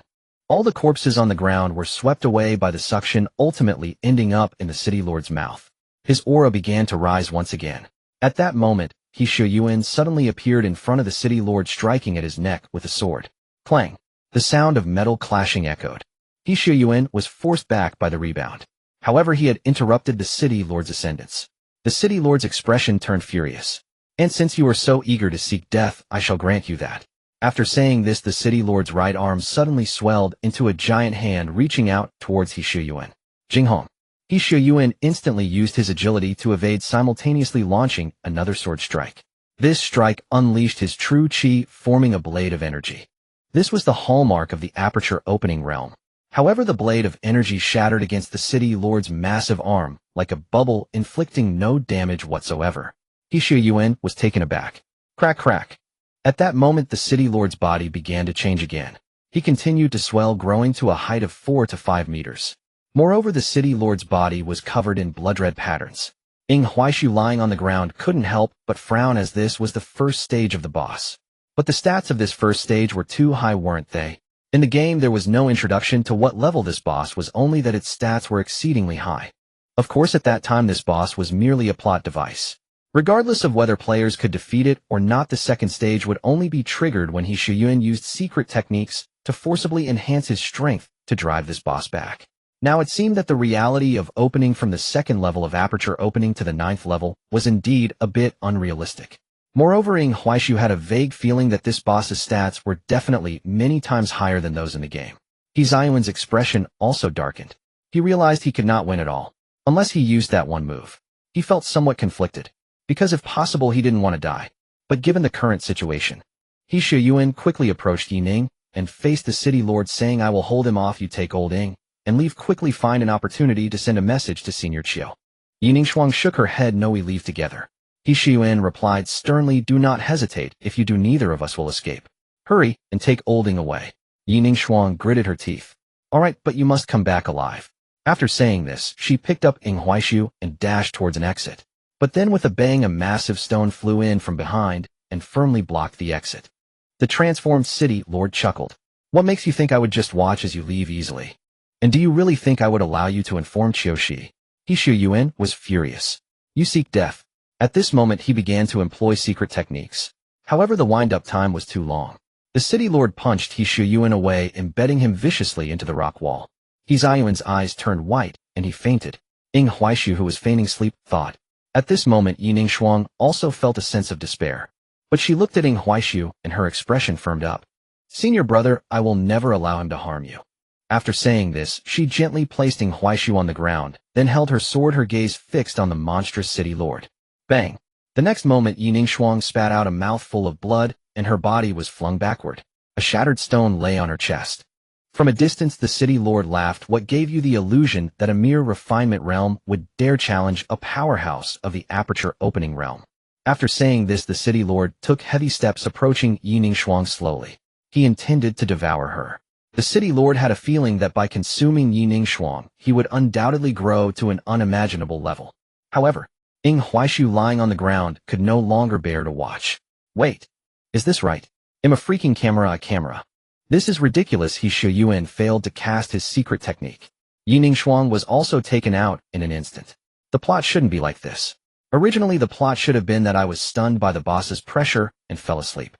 He Xu Yuan would have used secret techniques to battle this boss for several rounds. Then Lu Qingyi would descend from the sky and strike this creature away with a single sword. This creature would be scared into fleeing and Lu Qingyi wouldn't pursue, but would come to heal Yining Shuang and the player's injuries. That's how it should be. But what is happening now? Everyone is asleep, and I'm the only one pretending. Moreover, with the current situation, it seems Lu Qingyi won't arrive anytime soon. Ying Huaishu even began to wonder if Lu Qingyi had come. As the footsteps of the boss grew closer, Ying Huaishu could no longer keep up the act. He sat up with a look of disbelief, startling the city lord, who quickly stepped back. Ying Huaishu then looked at the city lord and directly said, "How about we negotiate a half-hour break before we fight?" The city lord looked at Ying Huaishu in shock. A mere 9th level of refinement, yet you remained unscathed after taking one of my hits. How did you do that? Ying Huaishu helplessly drew his sword, looking displeased. That's none of your concern. What do you think of my earlier proposal? The city lord narrowed his eyes. Then he abruptly charged, throwing a punch at Ying Huaishu. What does it matter if you're alive? You're still just at the 9th level of refinement. But in the next second the city lord was stunned. Ying Huaishu lightly swung his sword, cleanly striking the city lord's fist. The city lord felt a tremendous force surge through him, causing him to stagger back. What is this? The city lord was bewildered. How is this possible? Even if I've only eaten a little, I am still genuinely at the 9th level of aperture opening. A refinement realm can force me back. The city lord couldn't believe it. He charged at Ying Huaishu once more, this time faster, and with more weight behind his punches. Then clang. He was once again pushed back. Apart from the ground beneath him shattering, Ying Huaishu himself was completely unharmed. Something's not right, something's not right. The city lord, no longer engaging in close combat, with Ying Huaishu, opened his mouth, gathering a crimson energy, within which he then shot towards Ying Huaishu. A massive, blood-red pillar of light seemed intent on annihilating everything. However, Ying Huaishu dodged continuously as if he had foreseen it, while the city lord manipulated the pillar to sweep towards him. Ying Huaishu evaded in peculiar postures, almost like acrobatics.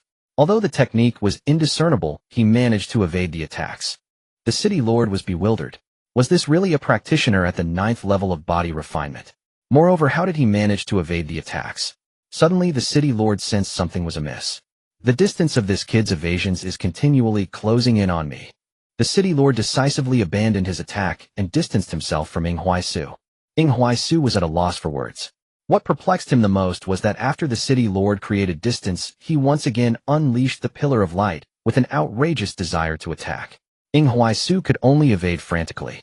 However, his stamina was gradually being depleted. Damn!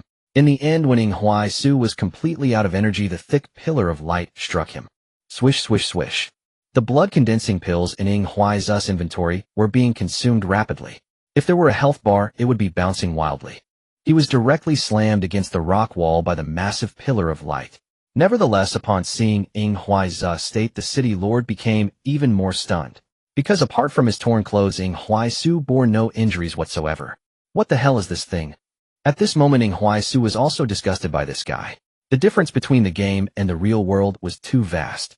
In the game, he was familiar with this guy's mechanics. Once he got past them, it would be time to deal damage. But in reality, this thing toyed with you, keeping you at a distance, while continuously launching ranged attacks. It was just downright cheating. Ying Huaishu was enraged. As the saying goes, never provoke a player who wants to clear without taking damage. Once a player loses health, they would enter a berserk mode.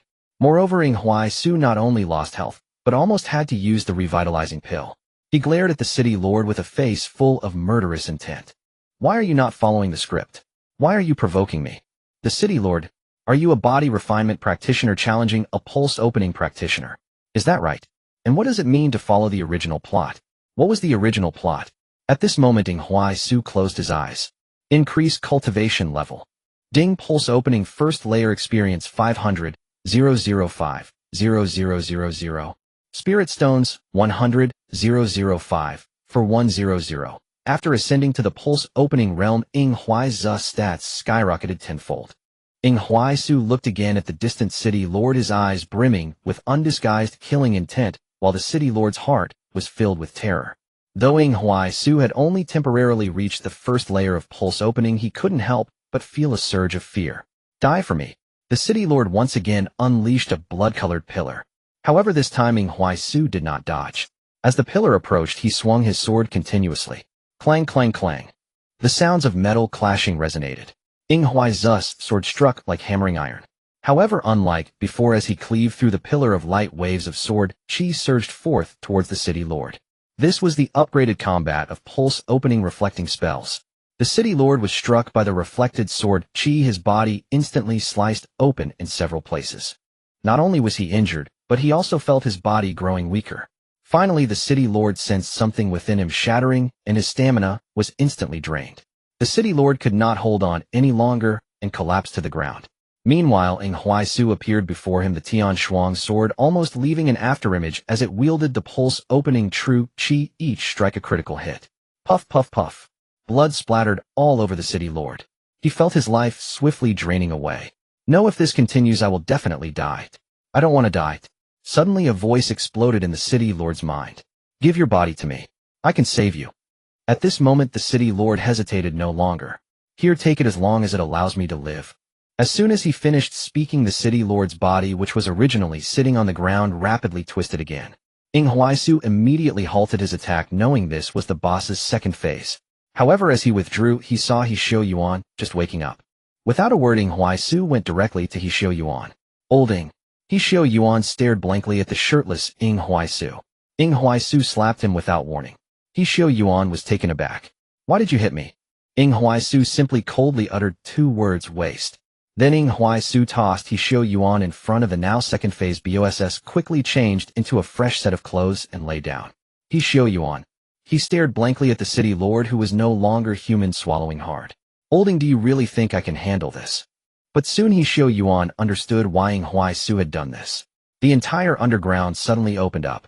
Then a figure with a grim expression descended from the sky. It was Qiushi. At this moment, Qiushi looked at the prone He Xiu Yuan, as well as the fainted Ing Huaisu and Yi Ning Shuang in the distance. His face turned extremely grim. Bastard! Qiushi shouted angrily, and then a massive water sword descended instantly. Bang! Before the second phase boss could even react, it was obliterated by the enormous water sword. A blood-red essence attempted to escape. But how could that evade the wrath of Qiushi? He unleashed another water sword, and that blood-red essence was instantly annihilated. Ing Huaisu finally breathed a sigh of relief. Ding World Mission Act 3 completed. Rewards: 30,000 experience, 10,000 spirit stones, 200 spirit leaves. Finally, this world mission came to an end. Damn, my heart is so tired. Ing Huaisu secretly lowered the automatic usage conditions of the blood-condensing pill, then pretended to faint from severe internal injuries. After Qiushi dealt with this creature, his expression improved somewhat. Especially when he saw that Yi Ning Shuang was only injured and not in serious trouble, he finally felt relieved. At the same time, Qiushi looked at He Xiu Yuan, his face full of admiration. As expected of a disciple of my Shinshao sword sect, you did well. You are the primary contributor in this extermination of such evil. He Xiu Yuan. Me. He Xiu Yuan couldn't help but glance in Ing Huai's direction. Not holding, you took too much credit for this. I don't dare accept it. But Ing Huaisu continued to feign death. After dealing with the city lord, the subsequent matters were much simpler. The Shinshao sword sect would personally negotiate with the Qinji sect. After Qiushi returned to the sect, he was punished and sent to the Cliff of Reflection for punishment. No other reason, it was because Qiushi's disdainful attitude towards ants nearly cost Ing Huaisu and the others their lives, which was a serious crime. Ing Huaisu was healing his wounds. Yi Ning Shuang's mindset changed again. She directly refused all social interactions and began to cultivate fervently. She even no longer allowed anyone to help her. As for He Xiu Yuan, he successfully entered the inner sect and heard that the sect had special rewards. However, He Xiu Yuan felt undeserving of it. He also didn't dare approach Ing Huaisu, as he had once been beaten up by him and told to cultivate diligently, warning him not to wander aimlessly in the outer sect courtyard. Did he not understand how useless he was? He Xiu Yuan. Since returning to the Shunxiao sword sect, Ing Huix's mood has been quite poor. He first replayed the battle with the City Lord.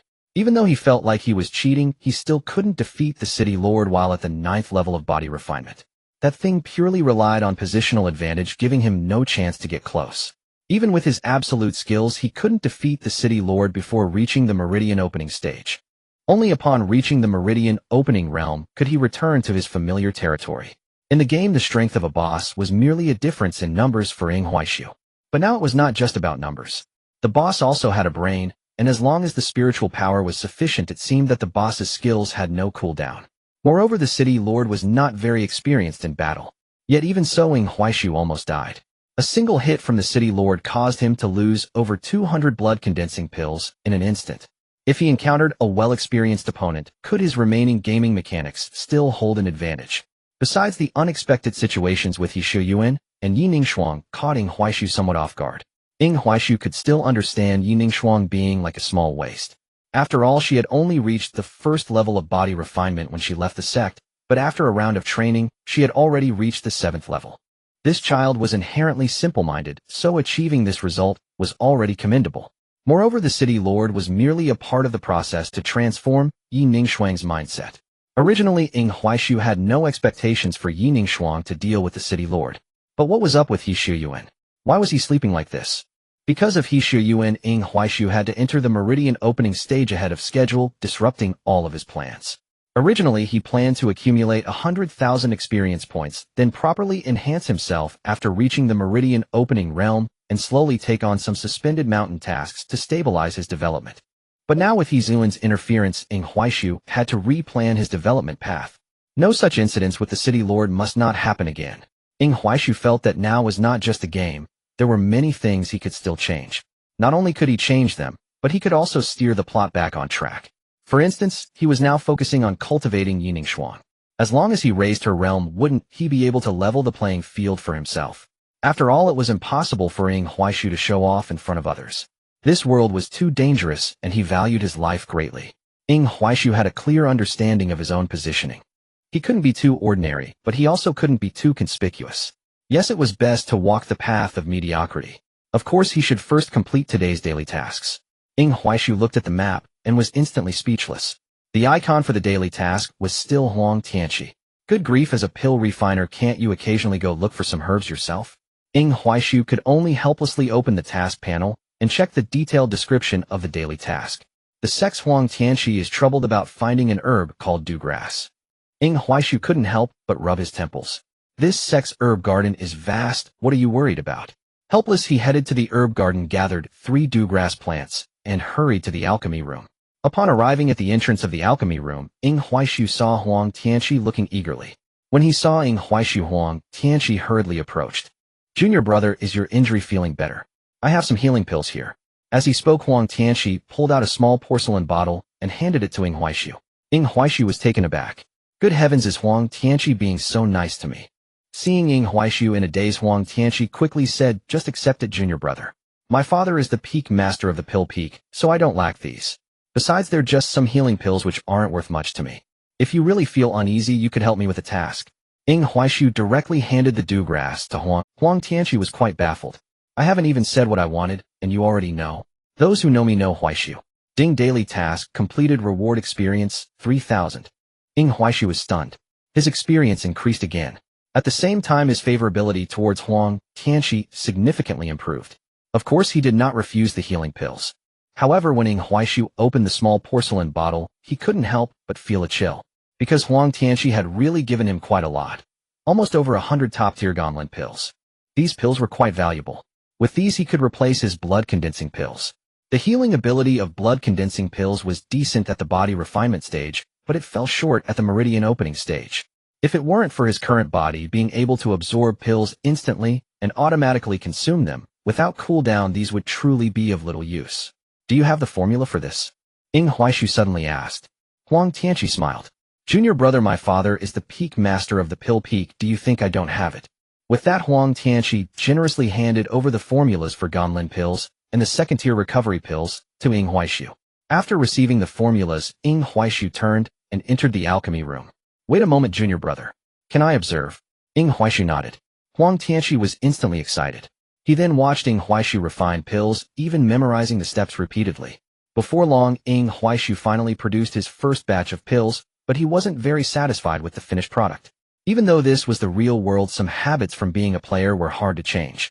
For instance, he really looked down on pills that weren't top quality.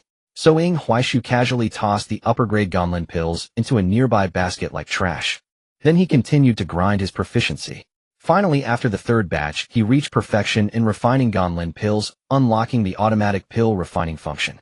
Ying Huaishu once again tossed 200 portions of herbs into the furnace all at once. Huang Tianqi was stunned. It's coming, that familiar feeling is back. However, the quantity of pills Ying Huaishu was producing was indeed a bit frightening. Huang Tianqi couldn't help but curse his father once more in his heart, truly going backward blind to talent. After thinking for a moment, Huang Tianqi handed the formula for the gathering chi pills, which were used by cultivators in the Meridian Opening realm, to Ying Huaishu. Junior brother, take this too. Ying Huaishu looked at it and smiled instantly. This guy really was delivering a pillow when he needed to sleep. However, Ying Huaishu was uncertain if using gathering chi pills would have any effect. After all, his cultivation relied on experience and spirit stones, and he was using only top-quality spirit stones. He planned to go back and give it a try. Then, after a whole afternoon, Ying Huaishu once again refined gathering chi pills to a level where he could automate the process. Upon seeing Ying Huaishu's brutal pill refining method again, Huang Tianqi knew he couldn't learn it. But that was enough. Huang Tianqi had almost memorized Ying Huaishu's pill refining techniques and just needed to digest them properly. Ying Huaishu then directly carried 5 or 6 storage bags to the alchemy hall's master and exchanged all these items for contribution points. After all, cultivation techniques in the Meridian Opening realm could only be exchanged with contribution point. However, Ying Huaishu did not plan to change it now. He intended to wait for 2 months before doing so. On one hand, his rate of improvement was somewhat astonishing. A low-grade spiritual root had advanced to the first layer of Meridian Opening in less than half a month, which was rather exaggerated. Which low-grade spiritual root possesses such a rate of improvement? Such momentum was enough for Yining Shuang. Additionally, he needed a large amount of experience and had to visit the Yudu Chamber of Commerce every week to clear secret realms, accumulating spirit stones, herbs, and materials. These items would be useful later on. Of course, when Ying Huaishu saw the 3 newly refreshed pills in the shop, he swept them all away. After clearing those items, Ying Huaishu went to find Yining Shuang. Unfortunately, she was not there. This aligned with his understanding of her previous gaming habits. During her gaming time, Yining Shuang was often absent from the sect. Ying Huaishu felt that she must have gone out to cultivate. His method of improvement was no different from cheating. Ordinary cultivation could not yield any results for Yining Shuang. With Yining Shuang absent, Ying Huaishu turned towards the inner gate, intending to find He Shuyuan. Fortunately, the Shenzhou sword sect was not as disdainful and mocking towards outer disciples as he had seen in novels. He mentioned looking for senior brother He, and the guarding disciple merely asked him to wait a moment while another went to notify. Before long, He Shuyuan strode out from the inner courtyard full of vigor. Who is looking for me? He Shuyuan scanned outside the door, and upon seeing Ying Huaishu, his confident demeanor instantly vanished. He hurriedly ran to Ying Huaishu. Holding, what brings you here? Ying Huaishu stated directly. I came to check on your cultivation progress. He Shuyuan felt a bit awkward. What cultivation progress? Recently, he had only been playing in the inner sect. Thus, his cultivation level remained at the peak of the second layer of Meridian Opening. Ying Huaishu could sense this, and his expression turned slightly grim. He had saved this person, yet the result was like this. He suppressed his anger and said, "Come with me." After saying that, Ying Huaishu turned and walked away. He Shuyuan wanted to refuse, but he did not dare. Looking at Ying Huaishu now gave him a feeling akin to that of facing his own father. Soon the two arrived at the back mountain. Ying Huaishu inquired, "Let me see the spells and techniques you are learning in the inner sect, and I will also check your combat level." He Shuyuan. Ying Huaishu's eyes widened. "You haven't learned anything yet, have you?" He Shuyuan coughed lightly. "Well, I just entered the inner sect. I need to get familiar with the environment, right?" Ying Huaishu rubbed his head.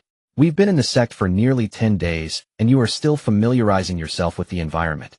He Shuyuan nodded. "That's true. The inner sect is indeed quite large, and it looks different from what we see on the surface. From today onward, stop familiarizing yourself. Focus on increasing your cultivation. You need to reach the 9th layer of Meridian Opening within 2 years." He Shuyuan was stunned. "Wait, reach the 9th layer of Meridian Opening in 2 years? Holding, why don't you just kill me?" Ying Huaishu did not hesitate and drew his sword on the spot. "Wait, I was joking." He Shuyuan hurriedly stopped Ing Huaishu. At this moment, Ing Huaishu calmly said, I won't force you. If you want me to take you along for fun, then work hard. If you don't want to, then do as you please. He Ziyuan's expression was surprisingly serious. I will listen to you, just tell me what to do. Ing Huaishu nodded. This was a good helper for him to lean on, and it also provided a decent protector for Yining Xuan. Let me first see your combat level. He Shuyuan nodded. However, 2 hours later, He Shuyuan began to doubt his existence. Because compared to Ing Huaishu, he felt that his second layer of meridian opening was fake. Moreover, Ing Huaishu was too insulting. No matter what technique he used, Ing Huaishu would dodge instantly, and then lightly slap his face. The damage was minor, but the humiliation was intense. After being beaten for half an hour, He Shuyuan was exhausted. Old Ing, you are not human. He Shuyuan was on the verge of tears. Meanwhile, Ing Huaishu remarked, your combat style resembles that of an NPC too much. I can see your attack patterns and timing at a glance. Moreover, you are a top-notch golden spiritual root and a sword cultivator. You should be invincible at the same level. Look at your sword now, it's as soft as a freaking eggplant. Do you really want to be a waste like your father said? Upon hearing this, He Shuyuan instantly stood up. I understand now, let's continue. This time Ing Huaishu did not further insult the elder He. He drew his sword, but only used it like a staff, thoroughly beating He Shuyuan. On one hand, he indeed wanted to increase the intensity for He Shuyuan, while on the other hand, he simply wanted to hit him. He Shuyuan was left doubting his existence after being beaten by Ing Huaishu.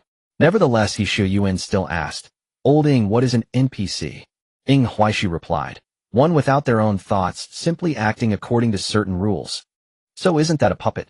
He Shuyuan said helplessly. Ing Huaishu pondered, your explanation doesn't seem wrong. We'll go back and cultivate properly. Following this, Ing Huaishu gave He Shuyuan over 300 qi-gathering pills. Such wealth nearly brought He Shuyuan to his knees, calling him adoptive father. Don't be so pretentious. Remember, reach the 9th layer of meridian opening within 2 years, and be invincible at the same level. He Shuyuan shook his head. I think it's impossible. Even if I'm invincible in the inner sect, won't I still be beaten by you in the end? Ing Huaishu. However, elder, he still decided to cultivate hard. Mainly because the way Ing Huaishu looked at him gave off a vibe of being unable to save a pile of mud, which made him very uncomfortable. He had to make Ing Huaishu change how he viewed him. Ing Huaishu would also go. However, the next day, just as Ing Huaishu was about to head to the alchemy room for tasks, he heard a loud explosion halfway there. The entire alchemy room was blown to smithereens, even sending up a mushroom cloud. If it weren't for the elder in charge taking action, the disciples in the alchemy room would likely have perished. The elder in charge had a grim expression. He was holding someone by the collar, Huang Tianqi, the culprit behind the explosion of the entire alchemy room. The elder couldn't help but smack Huang Tianqi's backside. Damn it, you stuffed over 200 herbs into the alchemy furnace at once. Are you crazy? Which bastard taught you this? Hearing this, Ing Huaishu turned and left. He did not expect that Huang Tianqi would actually imitate him. What kind of audacity was that? Of course, it was also his fault for not telling Huang Tianqi in advance not to fully imitate his alchemy methods. However, halfway through, Ing Huaishu suddenly stopped. In the air, there was a peculiar fragrance of medicine wafting. Ing Huaishu looked back and saw Huang Tianqi, his face covered in soot, holding a pill radiating with rainbow light.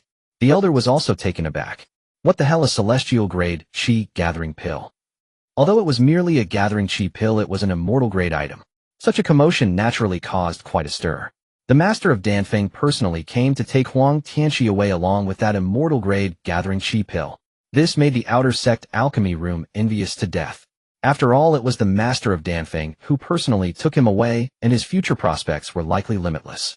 Ing Huaix's expression was peculiar. He hadn't expected Huang Tianqi to be so low-key. He hadn't even mentioned that he was the son of the master of Danfeng. But it makes sense. If this group of outer sect disciples had known Huang Tianqi's identity from the start, they would have likely sought to curry favor with him.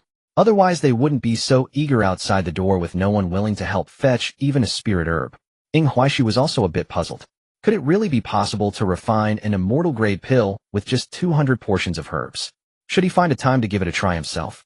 However, it seemed that he couldn't try it now. The alchemy room was gone, reduced to ruins. Ing Huaishu felt quite troubled.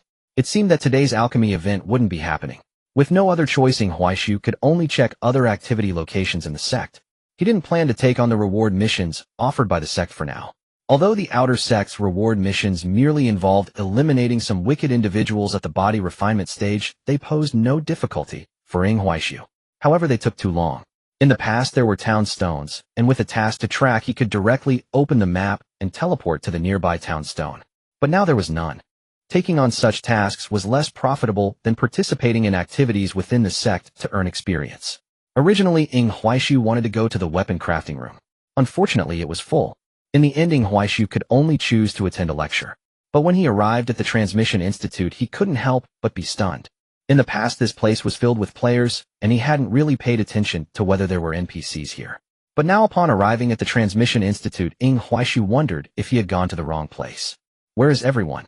This can't be right. Not every outer sect disciple is a genius. In fact, most have inferior spiritual roots.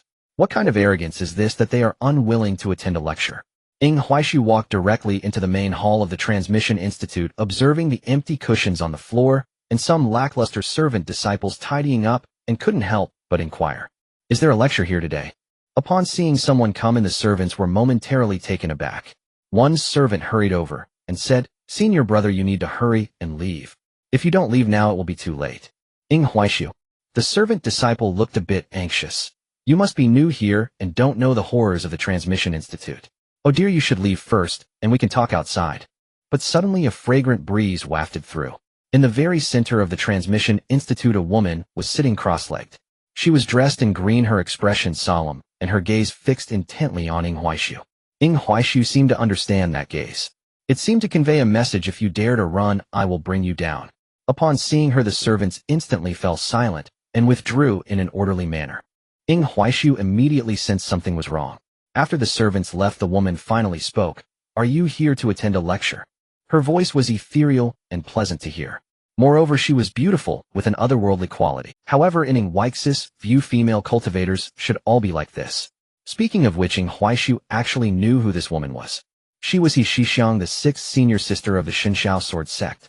Ing Huaishu didn't know her cultivation level, as it wasn't clearly stated in the game. But he had read her backstory before. This woman often said that she was not good at fighting, but the Lion Peak Gorge, spanning 70,000 miles, was rumored to have been smashed open by her fist. Just by her backstory, one could tell how terrifying she was. However, when Ing Huaishu played the game back then, he thought that although she was the sixth senior sister, she still lectured in the outer sect and had a pretty good character design. But now it seemed that it wasn't quite like that. Seeing Ing Huaishu lost in thought, He Shixiang asked again, "Are you here to attend a lecture?" Ing Huaishu came back to his senses and quickly bowed yes. He Shixiang's mood improved significantly. "Then please sit." Ing Huaishu sat down with some apprehension. However, just as Ing Huaishu sat down, He Shixiang suddenly frowned. Didn't you open your meridians? Why haven't you applied to enter the inner sect yet?" Ing Huaishu earnestly lied. "I currently don't have enough contribution points to exchange for the techniques I want, so I plan to accumulate more contribution points. It's easier to gather points in the outer sect." He Shixiang paused for a moment before nodding. "That makes some sense. In that case, I won't pry further. What aspect of cultivation would you like to hear about?" This really put Ing Huaishu in a bind. He was simply here to complete an activity task. As for which aspect of the Tao, he hadn't really thought about it. After pondering for a while, Ing Huaishu said, "How about you just share whatever you feel like?" Upon hearing that he wanted her to speak freely, He Shixiang immediately perked up. "Really? You must not regret it." Ing Huaishu. But shortly after, he understood why no one came to attend the lectures. Because He Zixiang's way of lecturing was rather unique. It was like singing, yet not quite. Her voice was undeniably beautiful, but during the lecture it felt like a cacophony to the ears. Ing Huaishu felt a piercing discomfort, his head pounding. As for what exactly He Shixiang was lecturing about, he couldn't quite catch it. His only thought now was to just run away. He wouldn't come back next time. But soon after, Ing Huaix's eyes widened. Ding, experience points 1,000, experience points 1,000, experience points 1,000. What the heck? Ing Huaishu was shocked. Is the experience gain really that high? 1,000 experience points per minute, 60,000 in an hour. After 2 hours, all the sounds abruptly ceased. Ing Huaishu was stunned. Is it over? He Shixiang was instead taken aback, because she saw a look of unfulfilled desire on Ing Huaix's face. This was the first time she had seen someone exhibit such an expression during her lecture. She could tell that Ing Huaishu wasn't flattering her or pretending. He Zixiang's fondness for Ing Huaishu increased significantly. "Well, that's it. Don't be greedy. Go back and contemplate." Ing Huaishu nodded, and then continued to ask, "Can I come again tomorrow?" He Shixiang shook her head. "I only come once a month." Ing Huaishu felt a bit disappointed. "All right, thank you, senior sister. When will you come next time?" He Shixiang was in a particularly good mood. It felt as if she had met a kindred spirit. Moreover, it seemed that this young man truly had a passion for the Tao she was discussing. Shi Xiang finally showed a smile. I will come on the first day of next month. After saying that, she floated away again, looking very mysterious. Of course, there was also a bit of show for Ying Huai's sake. Ying Huai walked out of the Tao Transmission Institute, causing a group of outer disciples to look at him, as if they had seen a ghost. This outer disciple asked, "Did you just come out of the Tao Transmission Institute?" Ying Huai nodded. The old outer disciple was puzzled. Did senior sister he not give a lecture today? Ying Huai was confused and replied she did. The disciple was even more bewildered. She gave a lecture. How did you come out unscathed then? This question left Ying Huai a bit dazed. Shouldn't I have come out intact? The disciple couldn't help but scrutinize Ying Huai from head to toe. What you don't know is that besides being unpleasant to listen to, the most important thing about senior sister He's lectures is that most people who listen to her end up going astray because her teachings are rather difficult to comprehend, and even if one understands them, they diverge from common cultivation methods. If you really practiced according to senior sister's teachings, it would likely lead to problems. Ying Huai. To be honest, Ying Huai didn't absorb a single word of what Shi Xiang babbled about for half the day. He only cared about his experience points continuously increasing. However, it was hard to explain. In the end, Ying Huai could only say, "Is it possible that the profound truths senior sister spoke are too obscure for me to understand, which is why I came out fine? But I can't say I came out completely unscathed. I do have a bit of a headache now." In an instant, the group of disciples understood him. Then one disciple looked at Ying Huai with a bit of sympathy. "You are indeed lucky. I have some sleep-inducing pills here, take them." After saying that, the disciple placed a porcelain bottle of pills in Ying Huai's hand and hurriedly left. Ying Huai was speechless. What was this about? As for the sleep-inducing pills, he casually tossed them into his inventory. However, the after-effects were indeed significant. At this moment, Ying Huai felt a throbbing pain in his head. He feared he wouldn't be able to accomplish anything today. Reluctantly, he could only return to his cave dwelling to rest. However, shortly after, Ying Huai finally understood why his senior brother gave him the sleep-inducing pills. The moment he closed his eyes, he could hear Shi Xiang's grating voice echoing in his ears.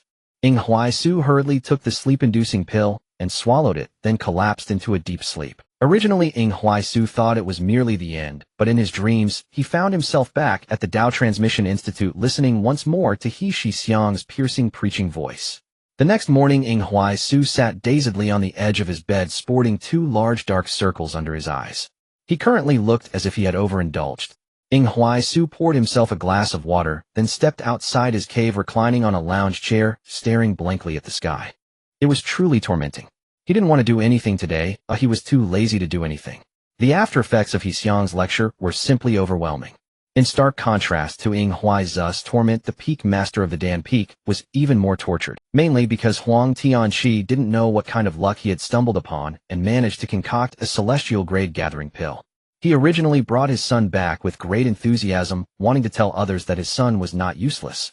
However, the result was that the useless boy remained useless. Because Huang Tianqi had never concocted a celestial grade pill again. As for other pills, it seemed he had 9 explosions out of 10 furnaces, with one furnace being the most disastrous. This was no longer just a failure in alchemy. It was as if he had no connection to the art of alchemy at all. Just when the peak master of Dan Peak thought about giving up on Huang Tianqi performed an unexpected miracle. Using his own words, "If 200 portions of herbs were insufficient, then let it be 1,000 portions." Then Huang Tianqi nearly blew up his peak master's great hall. The key was that Huang Tianqi succeeded again. He used another 1,000 portions of herbs to concoct another celestial grade gathering pill. This left the peak master of Dan Peak speechless. Primarily a celestial grade gathering pill, no matter how impressive it was merely a gathering pill. The value of a celestial grade pill was only equivalent to 500 top grade pills. As a result, he used 1,000 portions of herbs to concoct a celestial grade pill. This was simply a significant loss. However, the problem was that despite the loss, Huang Tianqi could still concoct celestial grade pills. Saying that his son was useless was not entirely accurate. He could concoct celestial grade pills, but the cost of doing so was prohibitively high. This left the peak master of Dan Peak feeling a kind of indescribable discomfort. It was as if his child resembled a toad, but that toad was glowing. But the sect master was grinning from, "Old Huang, you should look at the long term. Tianqi is just inexperienced now. Once he becomes proficient, things will change naturally." This comforting remark was indeed very effective. The peak master of Dan Peak could only nod reluctantly. The sect master was in a very good mood. Today I have summoned everyone here primarily to discuss the predictions of our ancestor. I must say the ancestor's predictions are indeed very accurate. Yi Ning Shuang truly is a person of destiny. Ever since she arrived, our sect has been blessed with continuous good fortune. Regarding the incident in Luohui City, although it was not resolved by Yi Ning Shuang, her presence along with He Xiao Yuan and another outer disciple directly involved helped us resolve this trouble. You may not know it, but aside from our Shunxiao sword sect's territory being peaceful, other sects or holy places have experienced similar troubles, as in Luohui City, and they haven't paid much attention to it. The final result is predictable. The entire city of cultivators turned into a blood sacrifice. It was simply a hell on earth. After hearing this, all the peak masters couldn't help but gasp. At this moment, the sect master's tone shifted. Yi Ning Shuang is indeed a person of destiny, as she has already demonstrated her power. Therefore, I think we should discuss a training plan for Yi Ning Shuang. When he said this, the sect master looked towards Lu Qingyi. Lu Qingyi merely sipped her tea, quietly, seemingly unwilling to speak. The other peak masters also looked at Lu Qingyi. However, since Lu Qingyi did not speak, they also dared not say much for the time being. Finally, Lu Qingyi set down her teacup and turned to look at the sect master. In the end, you all still think there is an issue with my method. If that's the case, then feel free to find someone else to take over. After all, she is a person of destiny, and no matter who takes her, it won't change the fact. The sect master took a deep breath. The words of our ancestor cannot be disobeyed, but under this premise, shouldn't you? Lu Qingyi calmly inquired. I have been thinking which is more important, the words of our ancestor or the person of destiny. In an instant, everyone was left speechless. Lu Qingyi asked again. According to the original plan, it would be a struggle for Yi Ning Shuang to reach the 9th layer of body tempering within 2 years. Now I ask you, what level of cultivation does Yi Ning Shuang have? Everyone. The sect master shook his head. But your method is still too radical. During the incident in Luohui City, Yi Ning Shuang almost encountered disaster. Lu Qingyi smiled and asked, so did she die? Everyone. Lu Qingyi stood up and said, either you can choose a new master for Yi Ning Shuang, or you can follow my approach. In the future, unless it is to choose a new master for Yi Ning Shuang, don't call me. La la la la la la la. Lu Qingyi originally intended to return, but she was disturbed by the sect leader. Thus, with nothing better to do, she decided to visit 6th Senior Sister's residence for a heart-to-heart talk. However, upon arriving at He Zixiang's residence, Lu Qingyi was momentarily stunned. He Shixiang appeared to be in a very good mood, even humming a little tune. Moreover, He Shixiang was actually watering flowers. Oh, what good fortune has my senior sister encountered? Hearing the voice, He Shixiang looked up. Seeing Lu Qingyi, He Shixiang quickly put down the watering can and, lifting her skirt, walked over to Lu Qingyi. Junior sister, what brings you here today? As she spoke, she took Lu Qingyi's hand and led her into the bamboo house. After they were seated, He Shixiang hurriedly brought out her most precious flower tea to entertain her guest, along with some top-grade spirit fruits. Lu Qingyi naturally did not stand on ceremony and directly picked up a spirit fruit to eat. While eating, she complained, it's still the sect leader's matter. His rigid and pedantic nature is acting up again, always wanting to bite off more than he can chew. He Shixiang let out a chuckle. Is this about Yi Ning Shuang again? Lu Qingyi nodded. He Shixiang sighed. At this moment, you should try to understand the sect leader a bit more. He was never meant to be the sect leader. If you all hadn't been unwilling to take that role back, then he wouldn't have become the leader. The eldest brother knows in his heart that he is not suited for this position. He just wants to do well, which makes him appear quite anxious. Lu Qingyi sighed. In fact, it's not just the sect leader. It seems that the other senior brothers and sisters have also tacitly accepted the sect leader's ideas, which is why he keeps coming to find me. He Shixiang frowned. Everyone except me has accepted it. Lu Qingyi fell silent. He Zixiang's gaze gradually became dangerous. I suddenly remembered that I haven't gone out for many years. It seems I should visit my good fellow disciples. Lu Qingyi quickly waved her hand. No, regardless of what they say, I will continue to train Yi Ning Shuang in my way. Of course, my true wish is to have them change Yi Ning Shuang's master. He Shixiang laughed. Do you find it meaningless and unchallenging to cultivate a destined individual? Lu Qingyi nodded. On one hand, yes. On the other hand, it's quite frustrating. Those people take Yi Ning Shuang's matters far too seriously. Yet these people have never considered one thing: a hero is not born a hero, rather they are called heroes based on what they have accomplished. He Shixiang nodded in agreement. Exactly, and let me tell you, I encountered a very interesting fellow the other day at the outer sect. That little guy could actually listen to me explain the Tao in full, and he seemed to want more. As she spoke about this, He Zixiang's mood lifted significantly, and a smile unconsciously appeared on her face. Lu Qingyi was also somewhat stunned. Although he Zixiang's teachings were captivating, the profundity of her Tao was genuinely profound. Lu Qingyi certainly did not dare to claim she could outshine He Shixiang. However, the way He Shixiang understood the Tao was far too profound, even differing from traditional cultivation methods. Few could listen to her teachings without going mad. To think that there was actually someone among the outer disciples who could listen completely. Suddenly a handsome face floated through Lu Qingyi's mind. The disciple you mentioned, it wouldn't be Ying Huaixi, would it? He Shixiang was taken aback. How do you know? After finishing her teachings, He Shixiang indeed investigated and learned that the disciple who had listened to her was named Ying Huaixi. Now hearing Lu Qingyi immediately identify him, He Shixiang was naturally somewhat shocked. Lu Qingyi took a sip of tea, a slight smile on her lips. Indeed it is him. He Shixiang suddenly remembered, by the way, this Ying Huaixi seems to have been brought here by you. Does this disciple have any special qualities? Lu Qingyi replied, nothing out of the ordinary. He Shixiang immediately rolled her eyes. Do you think I would believe? Lu Qingyi shook her head helplessly. He really is quite ordinary, at least on the surface. In fact, regarding the events that occurred in the underground of Luohui City, Lu Qingyi had asked He Shiyuan. Although He Shiyuan played tough, Lu Qingyi knew that without using his life-protecting forbidden technique, he absolutely could not have held on for so long. As for Yi Ningshuang, there was no need to mention her. Being at the 7th level of body refinement, it was already good enough that she didn't hold anyone back. Therefore, it was highly likely that Ying Huaixi had borne all of this. But why would Ying Huaixi want to conceal this? Was it due to distrust of the Xinshao sword sect, or had he suffered losses in the cultivation world years ago? Of course, since Ying Huaixi chose to conceal it, Lu Qingyi would naturally respect his wishes. However, He Shixiang did not think so. Junior sister, tell me the truth, is Ying Huaixi really just a low-grade spirit root? Lu Qingyi suddenly became curious. Why do you ask?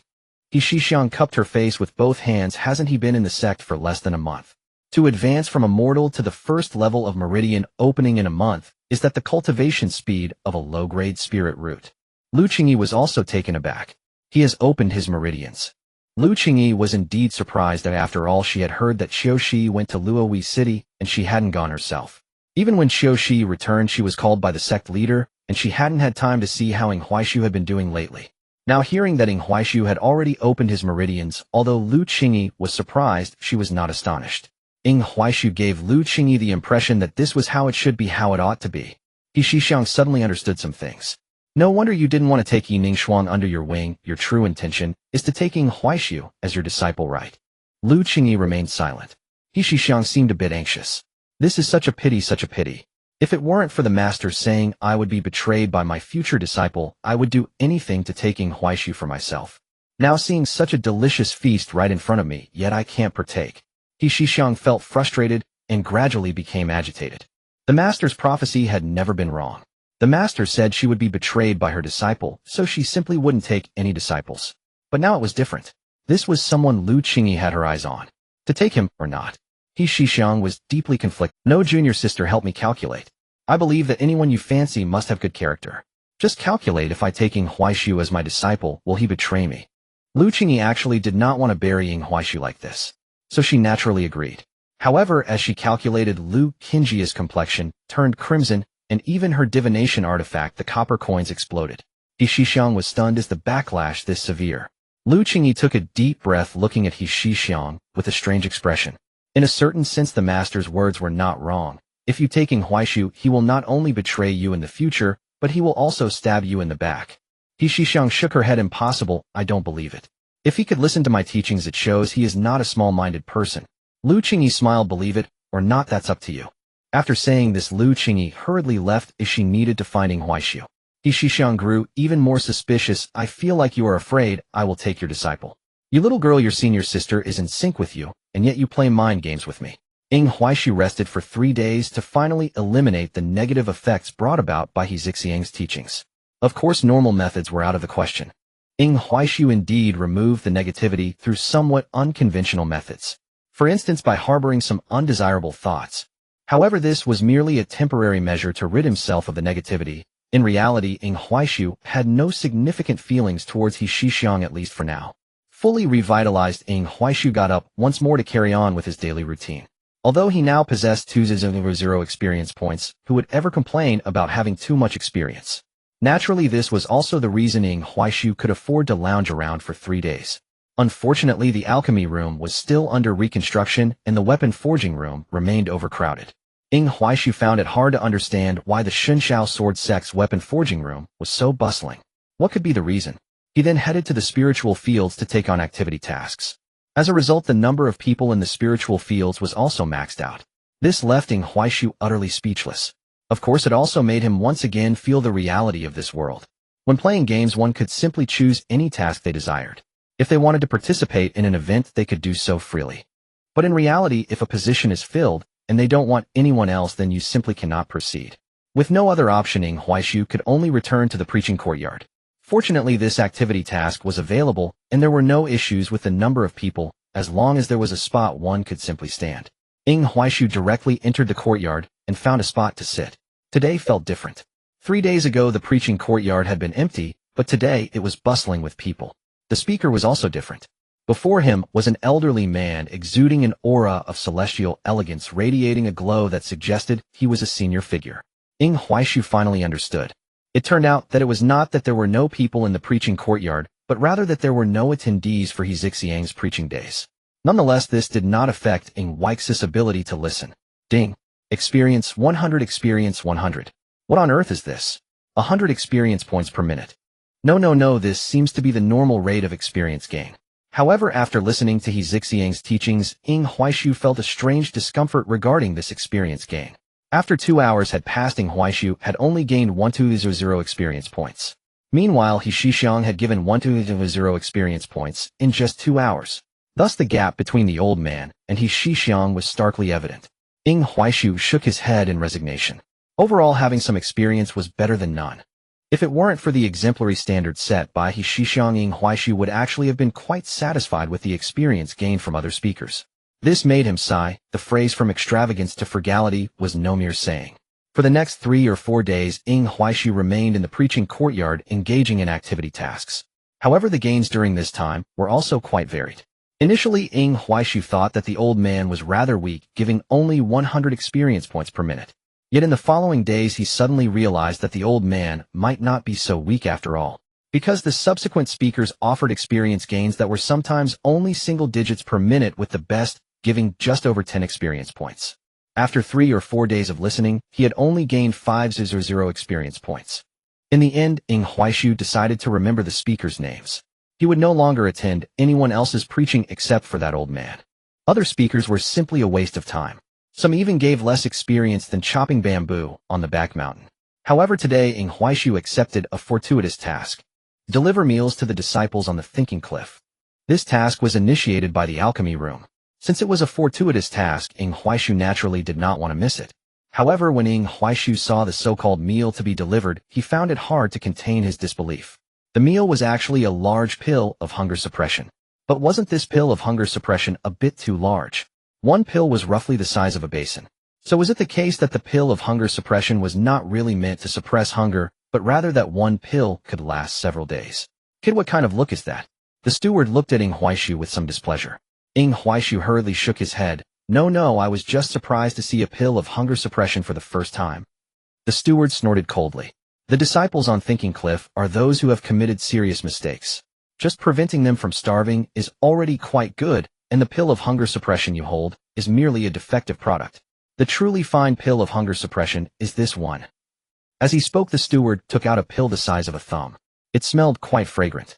However, the steward quickly put it away, looking somewhat puzzled. Why am I explaining so much to this guy? Go on, hurry up and deliver the meal. Ying Huaishu suddenly felt that sometimes spending time on meals was simply a waste of time. If he had the pill of hunger suppression, wouldn't he be able to take on tasks more vigorously in the future? Thinking this way, Ying Huaishu inquired, "Can this pill of hunger suppression be bought?" The steward was momentarily taken aback, but suddenly broke into a smile. "Of course you can buy it. Moreover, since you are a sect disciple, I can give you a discount. It's 50 spirit stones for one." Ying Huaishu asked, "Are these low-grade spirit stones?" The steward nodded naturally. Ying Huaishu then directly took out his storage bag. "Give me 100 spirit stones worth of pills of hunger suppression." The steward nearly choked on his saliva. 100,000. No, where did you? Alright, you do indeed have that many spirit stones. Mainly because Ying Huaishu had converted all the pills he had refined into spirit stones. Moreover, they were all top-grade pills exchanged for top-grade spirit stones. However, the steward felt puzzled. Aren't you an alchemist? Why not refine them yourself? Ing Huaishu paused for a moment. You make a good point, then I won't buy them. The steward. Then he couldn't help but slap himself. What are you thinking? Such a big deal, why waste words? The steward hurried to catch up with Ing Huaishu. Little brother, although you can refine them yourself, you should be focusing on your cultivation, right? Refining these pills is purely a waste of your time. Ing Huaishu nodded. You make sense. The steward smiled. So how about buying a little? Ing Huaishu replied. Alright then, let me have 100 worth. The steward quickly shook his head. No need for that much. You should first buy 100 worth of pills of hunger suppression. After all, one can last a month's worth of meals. Buying too many is just wasteful. Start with 10000, and if that's not enough, come back. While I want to make money, I can't scam the disciples. You all have a long road ahead. There's no need to waste so many spirit stones at the start. Ing Huaishu was taken aback instead. This sect seemed quite different from the novels he had read. Since the steward was so benevolent, Ing Huaishu directly bought 100 worth of pills of hunger suppression, but added an extra 200 spirit stones. Little brother, you. Ing Huaishu smiled, and said, this is for treating you to a drink. The steward accepted it without hesitation. If you have any issues in the future or need help, just find me. Ing Huaishu smiled, and nodded before heading towards Thinking Cliff. The steward looked at the spirit stones in his hand, and suddenly smiled. Even if he has low-grade roots, I feel this kid should go far. Suddenly the steward scratched his head. Why do I feel like I've forgotten something? Watching Ing Huaishu's departing figure, he suddenly remembered. I forgot to tell him where Thinking Cliff is. Ing Huaishu finally arrived at the Pondering Cliff according to the task instructions. At the same time, he understood why no one was willing to deliver meals to the senior brother at the Pondering Cliff. This is really too far. The long journey is one thing, but the mountain is too high. If this delivery task were not a fortuitous encounter, Ing Huaishu really wouldn't want to do it. Finally, after climbing for nearly 3 hours, Ing Huaishu reached the place where the disciple was pondering. However, upon arriving here, he was astonished. Mainly there were too many people here, and their mental states were somewhat different. Some seemed to have gone mad. I did nothing wrong. I want to leave. Why am I locked up in this place? I only plotted against my junior brother a little behind his back. Why should I be punished so severely? Some others had bloodshot eyes and a crazed expression. I only killed a few ordinary people in a city. Why should I suffer in this place? Why? Ordinary people die, and that's it. They're nothing but worthless lives. Why should I atone for their worthless lives? I refuse. Ing Huaishu had indeed been to the Pondering Cliff to complete a task when he was playing games before. But the situation then was different from now. When he was playing games, these people had health bars. Ing Huaishu didn't care what they were and was too lazy to listen to their ramblings. He just killed them. However, now was different. Although these people were in the wrong, they were not something he could casually take action against. Similarly, Ing Huaishu finally understood why the head of the alchemy room looked down upon these people. Although Ing Huaishu felt he was not a good person either, he still hypocritically thought these people deserved it. He even thought that just locking them up at the Pondering Cliff was lenient. Of course, just from hearing their few words, Ing Huaishu thought this way, but without experiencing what they had gone through, he felt he had no right to judge their character. He could only honestly complete his own task. Soon after, Ing Huaishu placed the pill of fasting into a natural stone trough. Then those disciples, as if they had gone mad, began to frantically rush to grab the food. Ing Huaishu couldn't help but twitch his mouth. How long had they been hungry? However, Ing Huaishu found it strange. Why hadn't he completed this fortuitous encounter task yet? Just as he was pondering this, a voice suddenly came to his ear. Junior brother, over here. This was a woman's voice, melodious and even enchanting. The voice instantly made Ing Huaishu feel dizzy. Junior brother, come here. I have a chance for you. Ing Huaishu's body began to uncontrollably move towards a certain direction. He wanted to stop, but his body was somewhat uncontrollable. Damn it, stop! Ing Huaishu roared in his heart, and he was even prepared to start raising his cultivation. But at that moment, a voice suddenly exploded. Presumptuous. Following that, a water sword shot sharply towards a direction at the mountain's peak. Puff! However, when the water sword reached the mountain peak, it evaporated immediately. The person at the peak seemed to be enraged. Youngster, do you dare to ruin my good deed? Then the entire mountain shook. The disciples who were sealing the demons revealed expressions of terror. They began to huddle in the corners, trembling. Ing Huaishu was very familiar with this scene. In the past, when playing games, many players wanted to reach the peak of the mountain, but halfway there everything went dark, and then NPCs would rescue them. However, before Ing Huaishu crossed over, the game still had many major updates pending, such as the secrets of the Pondering Cliff. But the tremor of the Pondering Cliff did not last long. because a formation suddenly lit up at the mountain's peak. Moreover, from a distance, one could faintly see countless sword energies condensing with the sword tips, all aimed at the center. Lu Qingyi, how much longer will you keep me locked up? The voice roared, and then several loud explosions were heard before everything finally calmed down. At this moment, Huaishu also regained his senses and noticed a person sitting cross-legged on a rock in the distance.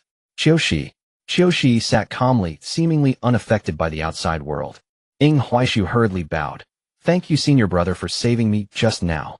Upon hearing Huaix's words, Qiushi slowly opened his eyes. He first looked Huaishu up and down, then shook his head. Even if I didn't take action, you wouldn't have any issues because there is a ceiling formation set by the uncle, no, the senior sister, above. Even if you rushed to the peak, you would be fine, or it would just be a bit uncomfortable. Huaishu shook his head. Regardless, I must thank you, senior brother. Qiushi was silent for a moment, then nodded. All right, but since I saved you, I do have a request.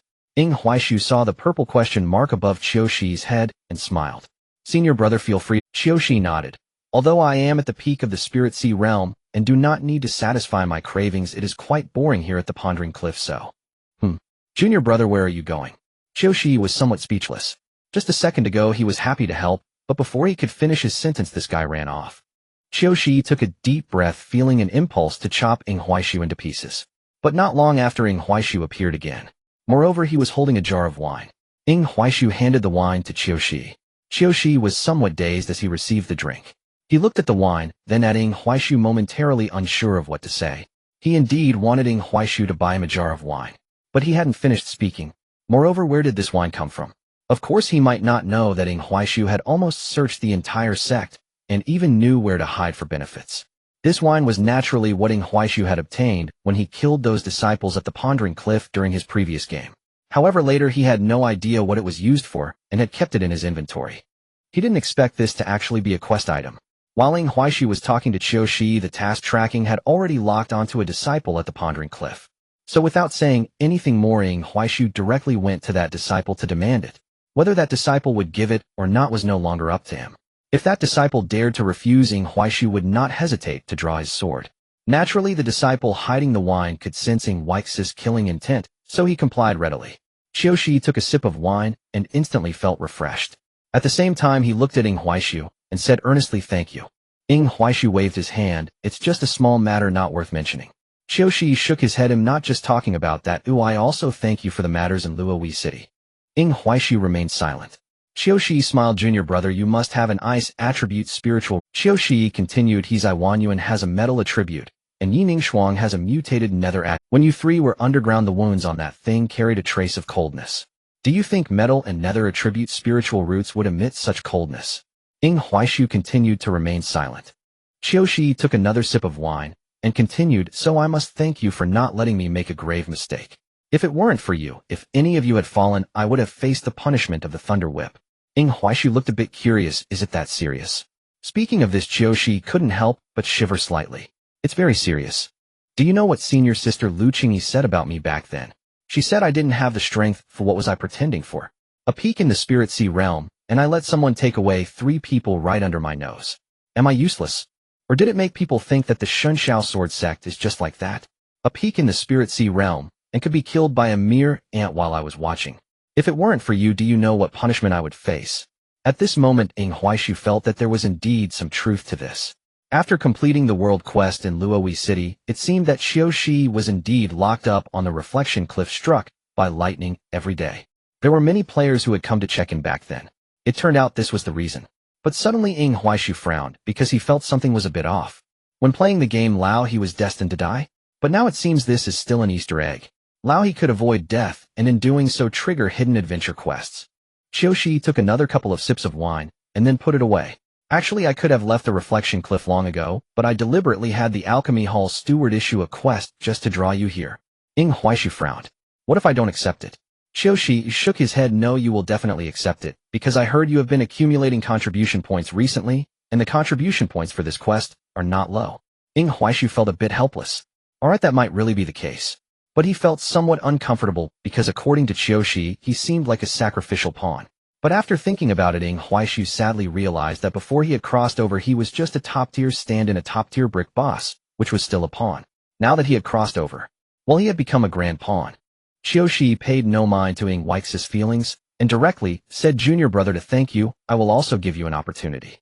Now that you have opened your meridians, just apply to become an inner disciple. There's really no need to hide. I know you may have experienced the dangers of the martial world before, but our Shunshao sword sect is different. At least with Lu Qingyi in the sect, no one will question why you are advancing so quickly, or if you have any secrets. Who among the disciples of the Shunshao sword sect doesn't have a secret? Plus, the faster an outer disciple becomes an inner disciple, the better, with special rewards included."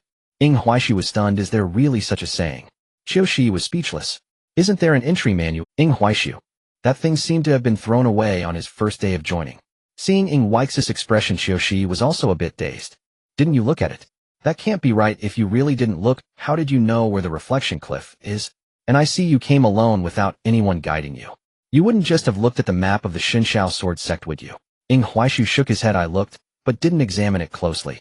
However, most of the time I was indeed looking at the map.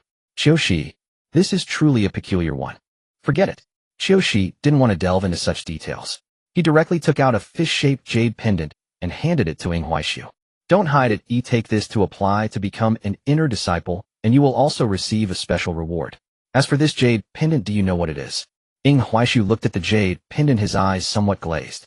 It's the key to enter Sword Mountain. Qiushi was stunned. Did you actually read the entry manual, or did you not?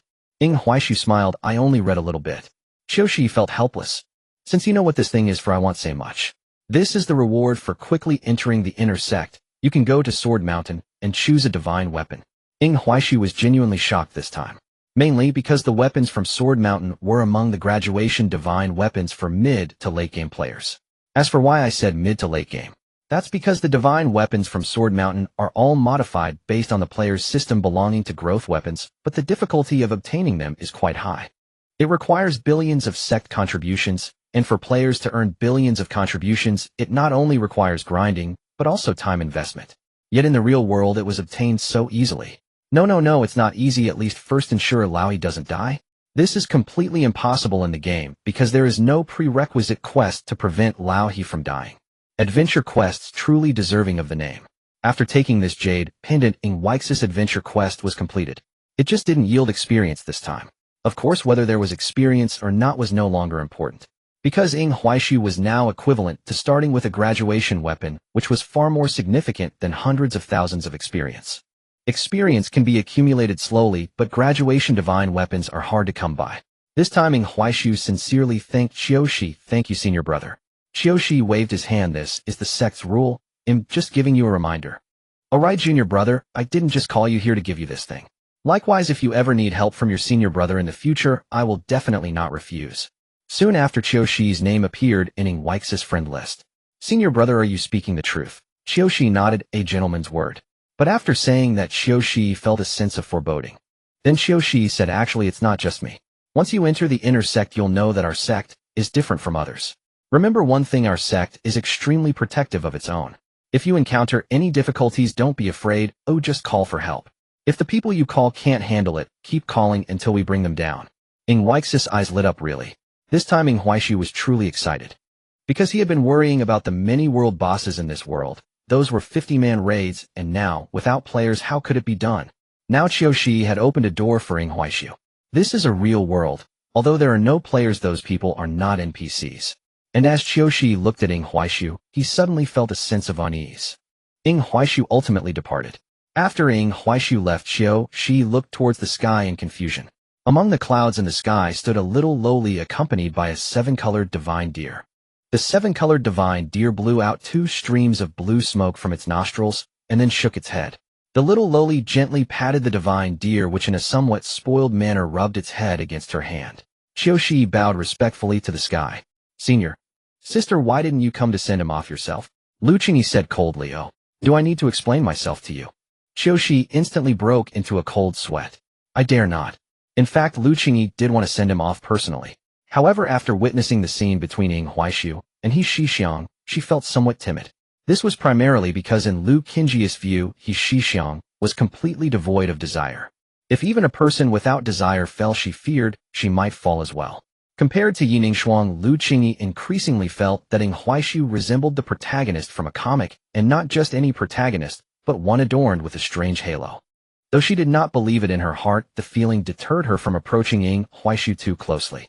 Thus, after Ying Huaishu departed, Lu Qingyi slowly floated down from the sky. Qiushi stood respectfully to the side, resembling a child who had made a mistake. However, Lu Qingyi did not immediately reprimand him, but instead gazed towards the mountain top, calmly inquiring, "I have arrived. Why did you stop calling?" The mountain top was eerily silent. Suddenly, a colossal hand descended from the sky, forcefully striking down onto the mountain top. The entity merely called out once before quickly silencing itself. Creak. The giant hand gradually tightened, producing a series of bone-cracking sounds. Lu Qingyi frowned. "Your bones are making noise. You deserve a beating." The unknown entity exclaimed. "Was that really a thing? What I meant was that my bones broke, not that they made noise. Can we discuss this reasonably?" However, she dared not speak. Yet the hand loosened and struck down again with immense force. Boom. A deafening sound erupted and dust swirled. This time no sound was made. Lu Qingyi casually waved her hand, dispersing the colossal hand. She appeared to have done something trivial, her gaze as calm as a tranquil well. At the same time, she looked towards Qiushi, who nervously gazed back at Lu Qingyi.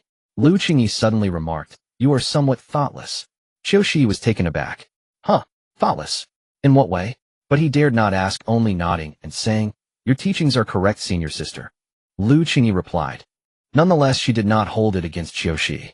Regarding, Lu Qingyi was about to discuss Ying Huaishu, but suddenly noticed Ying Huaishu returning, prompting her to quickly close her mouth. Upon seeing Lu Qingyi present, Ying Huaishu hurried over to bow. "Greetings, senior sister." After speaking, he crouched down. "Senior sister, what brings you here?" Lu Qingyi remained silent for a long time before finally stating, "Do I need to explain myself to you?" Ying Huaishu shook his head. "That's not necessary. Since senior sister is here, you must have your reasons." Lu Qingyi nodded. "Good." Qiushi watched in astonishment. Lu Qingyi then glanced back at Qiushi, her eyes clearly conveying the message, "Look at him." Qiushi immediately reacted and also crouched down. Lu Qingyi, meanwhile, simply sat in midair as tree roots burst forth from the ground, forming a bench. The moment Lu Qingyi sat down, it was perfectly completed. Ying Huaishu looked on with sparkling eyes. Back when he played games, such little details never existed. Now, witnessing it firsthand, he found it quite fantastical. After Lu Qingyi sat down, she looked at Ying Huaishu with some confusion. "What about you? Idly roaming around, why did you come to the reflection cliff?" Qiushi couldn't help but glance at Lu Qingyi. "You can really pretend, do you not know why your junior brother came to the reflection cliff?" Lu Qingyi shot a glare at Qiushi. Qiushi instantly lowered his head, feigning ignorance. Ying Huaishu was quite frank, stating that he came to complete a task, and initially intended to descend the mountain, but the mountain was indeed rather high. Moreover, Qiushi had mentioned that he could leave the reflection cliff at any time, so Ying Huaishu's intention was to have Qiushi accompany him partway. Lu Qingyi nodded. "Oh, I see. Is there nothing else?" Ying Huaishu instantly smiled. "Indeed, nothing can be concealed from senior sister." With Lu Qingyi present, Ying Huaishu felt her words carried more authority. Thus he boldly inquired, "If I truly encounter difficulties, can I count on my fellow disciples for help?" Lu Qingyi nodded. "That's right. If you encounter trouble in the wild, we will help each other. Of course, I hope that in the future, when you see disciples of the sect in peril, you will lend a hand, as people should support one another. Naturally, if you seek help in exploring secret realms, you must agree on the division of spoils, and you cannot renege on your word or act greedily. Otherwise, the sect's punishment will be quite severe." Ying Huaishu nodded. "Of course, but what if the person helping me dies?" Lu Qingyi exclaimed. Qiushi asked. It wasn't that the Shenjiao sword sect had never had casualties, but Ying Huaishu directly inquired what would happen if someone who helped him died.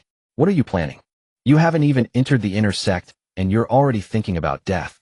However, Lu Qingyi eventually replied, "If it wasn't you who killed them, then see if they have any relatives. If they do, the sect will provide compensation.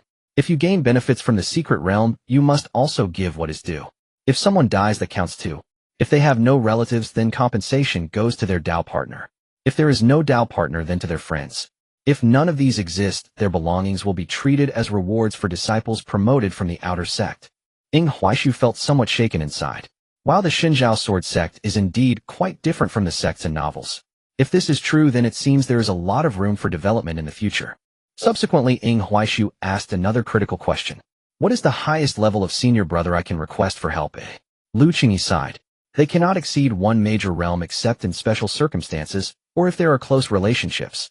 After all, in my Xinjiao sword sect's view, besides using power to suppress others' connections, are also a form of strength. Ying Huaishu again bowed. Thank you, senior sister, for clarifying. I understand now. Lu Qingyi nodded. I have things to attend to. I will take my leave. After Lu Qingyi spoke, she vanished in an instant. Once she left, Ying Huaishu quickly wrapped his arm around Qiu Shi's shoulder. Old Qiu, how good is our relationship? Qiu Shi replied. Forget it, we've only met a few times. It's a bit early to talk about relationships. However, once I enter the inner sect, I will indeed need your help, and I assure you, you will not be treated unfairly. Qiu Shi could only nod. I mentioned before, as long as junior brother needs assistance, I will not decline. Ying Huaishu instantly became excited. I will remember this. After disappearing for many days, Yining Shuang finally returned to the sect. However, the current Yining Shuang was a far cry from the one who had just entered the Shengxiu sword sect. When Yining Shuang first entered the Shengxiu sword sect, she exuded a certain fragility that made others unable to help but feel pity for her. Moreover, her speech was always soft and gentle. But now Yining Shuang carried an air of murderous intent, having shed her former demure and delicate demeanor. Instead, she radiated a chilling aura that made people instinctively keep their distance. Naturally, Yining Shuang's rapid transformation was closely related to the experiences she had undergone during her recent training at the foot of the mountain. Before her cultivation journey, Yining Shuang thought that vile people were merely the bandits on the mountain or the corrupt officials who abused their power. Their malice suffocated the ordinary folk. Yet after entering the world of cultivation, Yining Shuang understood that the true evil lay within the heart. The phrase "the most wicked is the human heart" did not resonate with Yining Shuang. Why should everything be attributed to humanity? The evil she witnessed was present in any sentient creature endowed with wisdom. She had seen rogue cultivators engage in blackmail for resources, and she had also witnessed a cultivator who genuinely helped a little fox only to have his heart ripped out by it, ending with the fox scolding him for his foolishness. She had also observed fellow disciples from other sects bullying those without connections. Cultivators with backgrounds would oppress those without, despite their excellent aptitude. She had encountered rogue cultivators who, relying solely on their own strength, advanced rapidly only to be hunted down and subjected to soul-searching and skinning by powerful practitioners. Along her journey, she had also faced many who harbored ill intentions due to her appearance. However, she had ultimately killed them all. Yining Shuang did not know why she always found herself in such situations, but a voice within her constantly reminded her that this world should not be like this. At the same time, her admiration for the name Lu Qingyi grew even stronger. Her senior brothers spoke of the development history of the sect, detailing how Lu Qingyi had established the rules that set the sect apart from others. Initially, the path had been fraught with difficulties, but once Lu Qingyi had shed blood in the Shengxiu sword sect, no one dared to violate her rules. Yining Shuang believed that cultivators should be like Lu Qingyi. However, Lu Qingyi was only her second idol. Her first was Ying Huaishu. Ying Huaishu had saved her life 3 times. Moreover, she admired his rapid cultivation speed even more. Now that she had opened her meridians, she finally understood how Ying Huaishu was able to unleash the icy sword energy. It turned out that Ying Huaishu had long since opened his meridians. But then Yining Shuang smiled and said, "Brother Ying, don't worry, I will protect you from now on." Yining Shuang felt exceptionally confident now, as she had already discovered how to rapidly enhance her strength during this trip down the mountain. Just as Yining Shuang was lost in thought, Ying Huaishu and Qiu Shi descended from the sky on a flying sword. "Ning Shuang, when did you come back?" As soon as Yining Shuang saw Ying Huaishu, a smile instantly appeared on her face. "I just got back." Qiu Shi, on the other hand, looked a bit dazed. He noticed that Yining Shuang had opened her meridians. Isn't it that the outer disciples nowadays are so formidable, opening meridians just like that? First Ying Huaishu, and then Yining Shuang. Qiu Shi was overwhelmed. He felt that his spiritual root, which was of the celestial grade, seemed like a joke in front of them.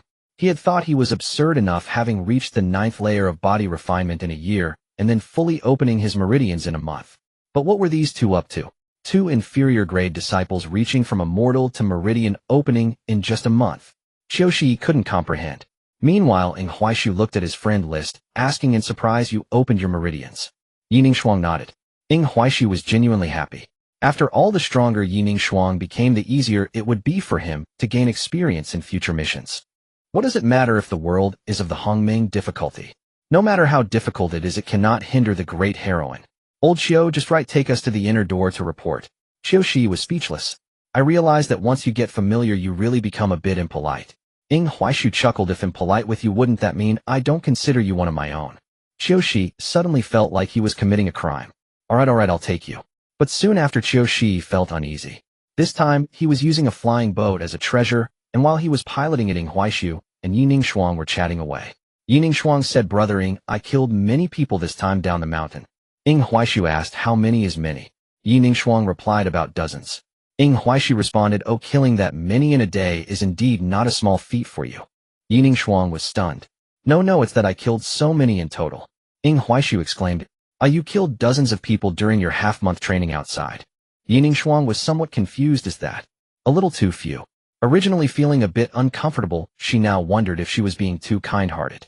Ing Huaishu then said, "Do you remember that useless the mountain bandits he dealt with last time were nearly 20 people?" Qiushi nodded at this moment. "In the current cultivation world, only here in the realm of our Shinxio sword sect, are there not many evil cultivators. If you went to other places, you'd understand that killing is something that happens almost all the time. Moreover, once you enter the inner door, you will realize that sometimes killing has nothing to do with good or evil. It's purely about the conflicts of interest among cultivators, and sometimes it involves hundreds of disciples fighting each other." Yi Ningshuang was utterly dumbfounded this time. She felt that her previous guilt seemed so childish in front of these two. They didn't even comfort her, and instead wore a look of helplessness. Yi Ningshuang felt a bit displeased. "Brother Ing, can't you comfort me a little? After all, I am a woman." Ing Huaishu nodded very seriously. "You do make a valid point. How about this? To lessen your psychological burden, once we reach the inner door, I'll take you to kill a few hundred evil cultivators. Once you're used to killing, you won't have any psychological burden." Qiushi, who had just taken a sip of his drink, spat it out. Yi Ningshuang looked at Ing Huaishu with a face full of disbelief. At this moment, Qiushi felt like his little killing god persona seemed like a rookie in front of Ing Huaishu. At the same time, seeing Yi Ningshuang's bewildered expression, he suddenly laughed and said, "You are quite comforting." Without further ado, he led the two into the inner door. Originally, Ing Huaishu thought there would be some complicated procedures to enter the inner door. However, it turned out to be just like playing a game. After checking that their cultivation was up to standard, the disciple token was directly upgraded to a silver token. It was that simple to succeed in the promotion. So had he been overthinking it all along?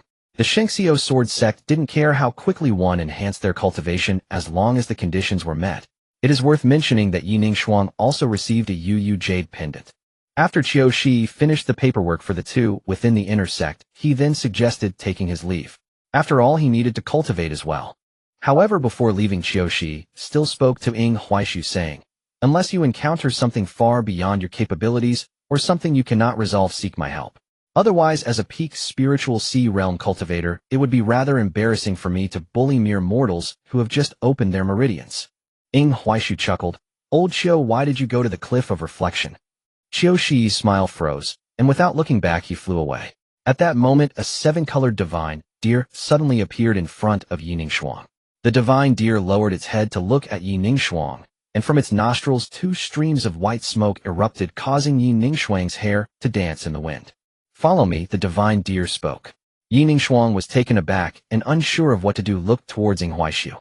Ing Huaishu simply nodded. There was no other option. This was the plot that Yi Ningshuang was meant to follow. If she didn't go with Lu Qinji's divine deer, the subsequent storyline would collapse. Seeing Ing Huaishu nod, Yi Ningshuang naturally agreed. However, she was not foolish. She knew the origin of this divine deer and understood what it meant for her to leave with it. Yi Ningshuang asked, "Am I going alone? What about my senior brother?" The divine deer fell silent. Its task was merely to take Yi Ningshuang away, while Ing Huaishu was an unknown to it. Not familiar. Yi Ningshuang gritted her teeth. "No, if you take me away, you must take my senior brother with you." Ing Huaishu was speechless. No, this wasn't in the previous storyline. Moreover, Ing Huaishu truly had no intention of entering anyone's sect. After entering the inner sect, he had already discovered the densely packed tasks on the map. He genuinely had no time for secluded cultivation. Thinking of this, Ing Huaishu quickly said, "Ningshuang, you mustn't be willful.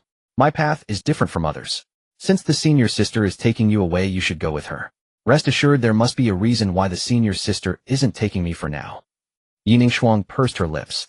At this moment, she had become somewhat obstinate. Just as the stalemate continued, Lu Qinji's voice directly entered Yi Ningshuang's mind. "Ing Huaishu will naturally have others to take as disciples." Yi Ningshuang was taken aback. "Really?" Lu Qinji replied, "Yes." With a clear answer, Yi Ningshuang finally felt relieved. Senior brother, good luck.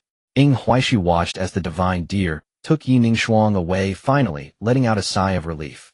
Just as he intended to head towards the densely packed tasks, a woman suddenly appeared in front of him. Yi Xixiang. She was dressed somewhat lazily, her clothes loose, and even somewhat old-fashioned. She hardly bothered to adorn herself, and had very few accessories. The only accessory seemed to be a strange branch hairpin that held her hair in place. Yet this only accentuated another aspect of Yi Xixiang's beauty. There was a certain charm of a married woman. The key was that the slightly split skirt occasionally revealed her beautiful legs as she walked. Simply straight and fair, paired with her blue embroidered shoes.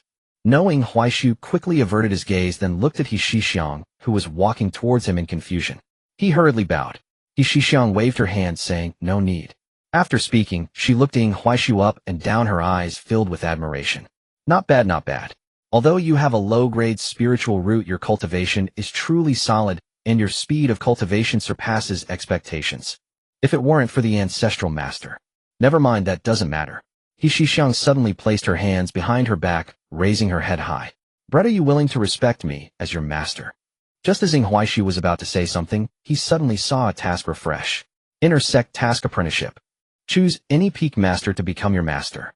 Task rewards experience 0, select a skill. Select 1 attack spell 1, select 1 movement technique 1, 1 set of personal disciple clothing.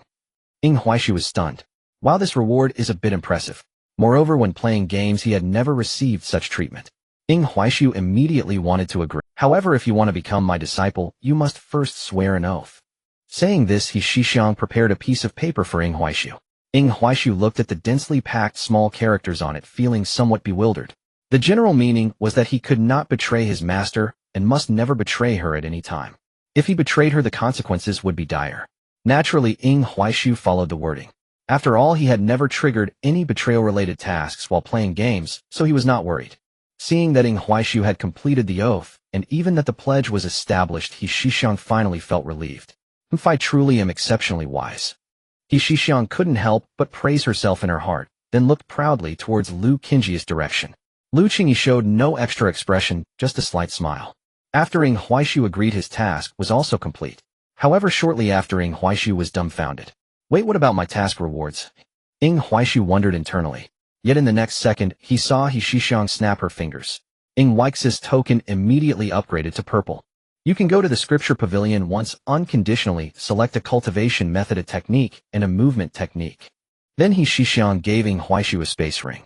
Inside there is a complete basic spell collection and disciple clothing, along with 10,000 gathering chi pills for opening meridians, 100,000 Gonlin pills, 100,000 recovery pills, and a limited amount of spirit stones. After all, our peak is a bit poor, and for now we can only give you 100,000 top-grade spirit stones. If you run out, just tell your master. I have good connections outside and I can lend you some then. As for the exclusive clothing for personal disciples, you can wear it whenever you want. At this moment, Ing Huaixu was truly a bit dazed, because this wave was simply too generous. So it turns out he was going to the scripture pavilion to select cultivation methods. He had thought it was similar to a system box that would yield disappointing options. Selecting in the scripture pavilion was the place players dreamt of, and previously Ing Huaixu had accumulated contribution points just for this. At first, Ing Huaixu thought he would need to accumulate for another 6 months to get a cultivation method, and that early stages would take 2 to 3 years to form. He never expected that becoming a disciple would directly allow him to choose a system. Damn, if only he had such an opening when playing games, he could have speedrun the game in half a month. Thank you. Ing Huaixu respectfully bowed. Yi Xixiang was also in a good mood. You don't need to be so formal in the future. After all, in my Tiansu Peak, we don't fuss about such things, and it's just the two of us here. Ing Huaixu was stunned. Yi Xixiang was the peak master of Tiansu Peak.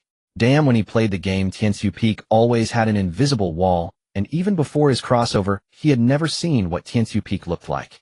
He never expected that after crossing over he would spend his future days living in Tiansu Peak. Alright, I'll take you to the scripture pavilion to select the cultivation method first.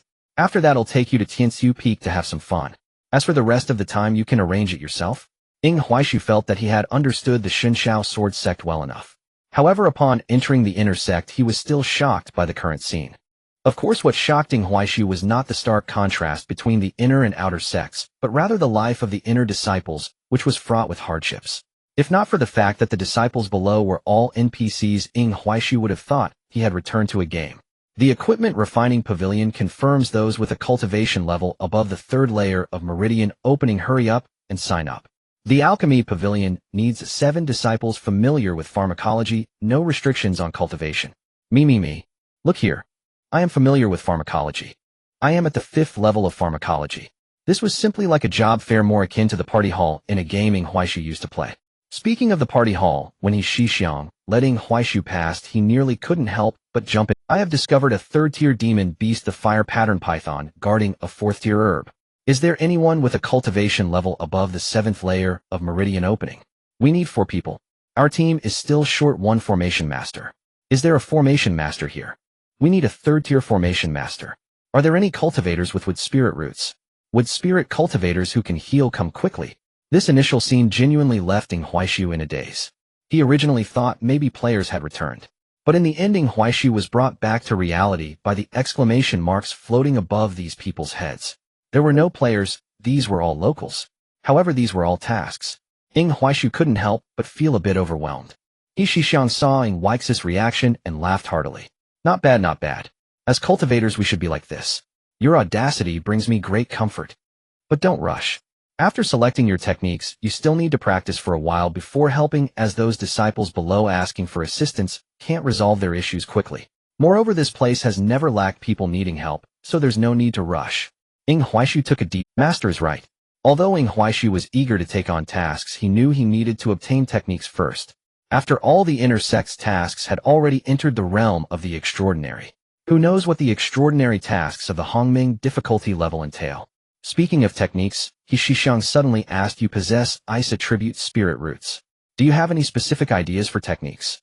Ing Huaishu nodded yes. He Xixiang was taken aback. Oh, really? Do you need me to give you an introduction? Ing Huaishu shook his head. This I don't need for now. No way. When Ing Huaishu played games back then, he had tried every school, and no one knew better than him about which pitfalls to avoid and how to allocate resources. Seeing Ing Huaishu's confidence, He Xixiang chose not to say more. They quickly arrived at the scripture pavilion, where Ing Huaishu selected his techniques swiftly. However, He Xixiang felt an indescribable discomfort upon seeing the techniques Ing Huaishu chose. It wasn't that his choices were poor, nor could they be said to be lacking. It was just that they were too ordinary, even somewhat mundane. The technique was called the Snow Refinement Sutra, indeed a technique for ice attribute cultivation. The sword technique was called the Ice Rain Sword Technique, which also fell into the category of mediocrity. The movement technique was called the Frost Shadow Dash, also somewhat ordinary, neither strong nor weak. Is this really what you had in mind? He Xixiang inquired. Ing Huaishu nodded earnestly. He Xixiang felt a bit pained. Ing Huaishu was her first disciple, and she truly didn't want her disciple to be so ordinary. Moreover, once a technique is chosen early on, it's difficult to change, as it requires time and effort. How about I use my authority for you to select again? Ing Huaishu decisively shook his head. It's really not necessary. Mainly because Ing Huaishu truly couldn't explain. Although the Ice Rain Sword technique was ordinary, it was the only technique that transitioned well for Ice Sword users in the early stages, directly reaching a perfect state, and its value was very high. The main reason is that this technique has 2 forms capable of AoE and single-target attacks. Not only does it deal high damage, but it also has control. This was based on Ing Huaishu's experience from when he played the game as an Ice-type XP payer. He had previously accumulated experience for this moment. As for the Snow Refinement Sutra, this technique seemed plain in the early stages, but it was the progenitor of all Ice-type techniques. When there were game values, leveling this technique to max in the early stages directly increased all Ice-type damage by 10, extended control duration by 2, and improved the speed of all Ice-type passive abilities by 5. In the later stages, this technique could be evolved and fitted with slots. In the later stages, the maximum Ice-type damage could reach 1400, control duration could be extended by 75, and all passive abilities could be enhanced by 100. It was the core of all Ice-type nuclear explosions, whether it was Ice Sword, Ice Talismans, or Ice Magic, all depended on this technique. As for the Frost Shadow Dash, it was almost equivalent to a mini teleport, and in the perfect state, teleporting once would grant oneself a layer of shield. In the early stages, combined with the Snow Refinement Sutra, this setup provided both offense and defense with decent speed. The reason no one had played this before was that the cost was too high. But Ing Huaishu wasn't worried at all. Because his starting point was already capable of establishing this entire system, this was also why he had been accumulating experience without raising his cultivation level. Once this system formed in the early stages, he would have too many ways to grind and accumulate experience afterwards. Moreover, seeing the dense exclamation marks in the inner sex party hall, Ing Huaishu felt incredibly at ease. Seeing Ing Huaishu so determined, He Shixiang could only sigh. Well, fine, but do you have the Yu? Next I will take you to get your magic weapon. Ing Huaishu nodded. However, as He Shixiang stood on the flying boat looking at Ing Huaishu, she hesitated several times wanting to say something. Mainly after Ing Huaishu selected his techniques, He Shixiang felt that his judgment was somewhat lacking. She was genuinely worried that when selecting the magic weapon Ing Huaishu would choose another mundane one. However, regarding the selection of magic weapons, He Shixiang couldn't say much. The sect had rules and couldn't disclose anything in advance. At this moment, He Shixiang had already begun to pray internally. I don't ask you to choose a sealed treasure, but please don't choose something so ordinary. However, when they arrived at the Sword Mountain, they encountered familiar faces. LV Qingyi was also here to collect her magic weapon with Yining Shuang. Seeing Ing Huaishu and He Shixiang, LV Qingyi simply nodded. When the flying boat landed, He Shixiang couldn't help but say to Ing Huaishu this time, make sure to pick wisely, there's only one chance. Ing Huaishu nodded, rest assured, master. Then Ing Huaishu looked at LV Qingyi, master. Shiji. LV Qingyi shook her head, I'm not that old, just call me Shiji. Ing Huaishu finally understood why Qiushi always seemed so awkward when addressing LV Qingyi as Shiji. Alright, go choose a magic weapon that suits you. After LV Qingyi finished speaking, she stomped her foot. Instantly a grand door rose from the ground. The jade pendant embedded in the slot will be directly sent over. Remember, you can only choose one. Ing Huaishu and Yining Shuang nodded, then placed the jade pendant in the slot, and shortly after the two vanished. After they disappeared, LV Qingyi smiled at He Shixiang. Why are you so anxious? He Shixiang helplessly replied, of course I'm anxious. She then told LV Qingyi about Ing Huaishu's technique choices, leaving LV Qingyi somewhat stunned. How could it be so ordinary? He Shixiang was currently experiencing a headache. After all, who wouldn't want their disciples to be more outstanding than others? Furthermore, Ing Huaishu was someone even the Tao ancestor had never mentioned. With a low-grade spiritual root, his cultivation speed was incredibly fast, something the Tao ancestor had never mentioned. If such a person were cultivated properly, it would undoubtedly bring immense satisfaction. In fact, for Ing Huaishu, she had even thought of ways to take on disciples despite her initial reluctance. But how could Ing Huaishu choose such an ordinary technique? He Shixiang could only hope that Ing Huaishu wouldn't create too much trouble on the Sword Mountain. Lu Qingyi fixed her gaze intently on He Shixiang. She had just taken on a disciple and was already so concerned. Xiang'er, do you realize that your current behavior is quite dangerous? He Shixiang noticed Lu Qingyi's unwavering gaze and her calm demeanor, unable to contain her curiosity. Aren't you the least bit worried about Yining Shuang? Lu Qingyi shook her head. There is a sword within the Sword Mountain that is perfectly suited for Yining Shuang, and that sword is a sealed treasure. As long as Yining Shuang enters the Sword Mountain, she will hear the call of that sword. There's nothing to worry about. As she spoke, a scene was projected from the void before them. It depicted Yining Shuang and Ing Huaishu entering the Sword Mountain. However, both Lu Qingyi and He Shixiang were shocked by what they saw. As soon as the two entered the Sword Mountain, all the swords within began to emit a humming sound. The sound of 1,000 swords echoing. The two exclaimed almost simultaneously.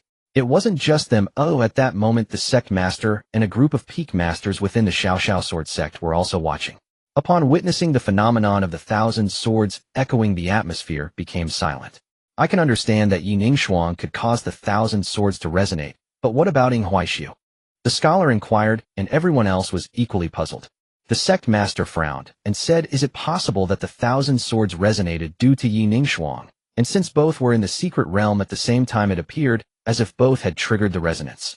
Everyone found this reasoning plausible, and the events that followed confirmed their suspicions. Within the Sword Mountain, the long swords that had been vibrating around Ing Huaishu suddenly rose into the air, circling him twice before all flying towards Yining Shuang. This seemed to clarify the misunderstanding of the sect master and the others. However, in reality, Ing Huaishu's heart only uttered one word: scram. The long swords instantly fled in terror. But soon after, Ing Huaishu felt a bit awkward. The sword he wanted had also been scared away. Ing Huaishu thought that with so many people watching, it wouldn't be appropriate to call that long sword back. Forget it'll wait. Ing Huaishu could only watch as the group of long swords flew towards a certain direction. Without needing to think further, he knew that direction was where Yining Shuang was. Ing Huaishu did not go to observe because it was unnecessary. He also knew what kind of sword Yining Shuang would eventually choose. However, to outsiders it appeared as if all the long swords had run to Yining Shuang, leaving Ying Huaishu with no sword to choose from. I said it, how could a low-grade spiritual root trigger the sound of 1,000 swords? After all, not all low-grade spiritual roots are like Yining Shuang. However, differing from their views, Lu Qingyi squinted her eyes at Ying Huaishu.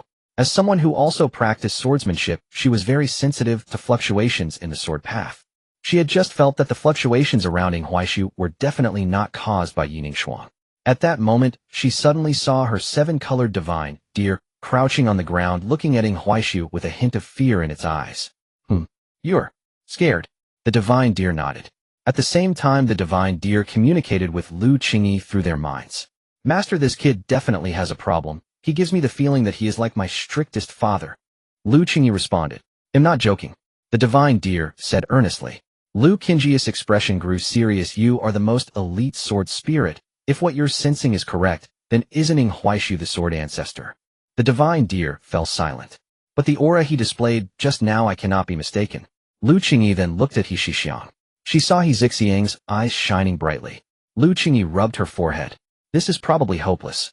He Shixiang was completely unaware of her current reaction. She was merely excitedly shaking Lu Qingyi. Junior sister, we've struck gold. I found treasure. Did you see that? He just emitted an aura that absolutely belongs to a sword body, and it should be an unawakened sword body. Lu Qingyi felt a headache coming on.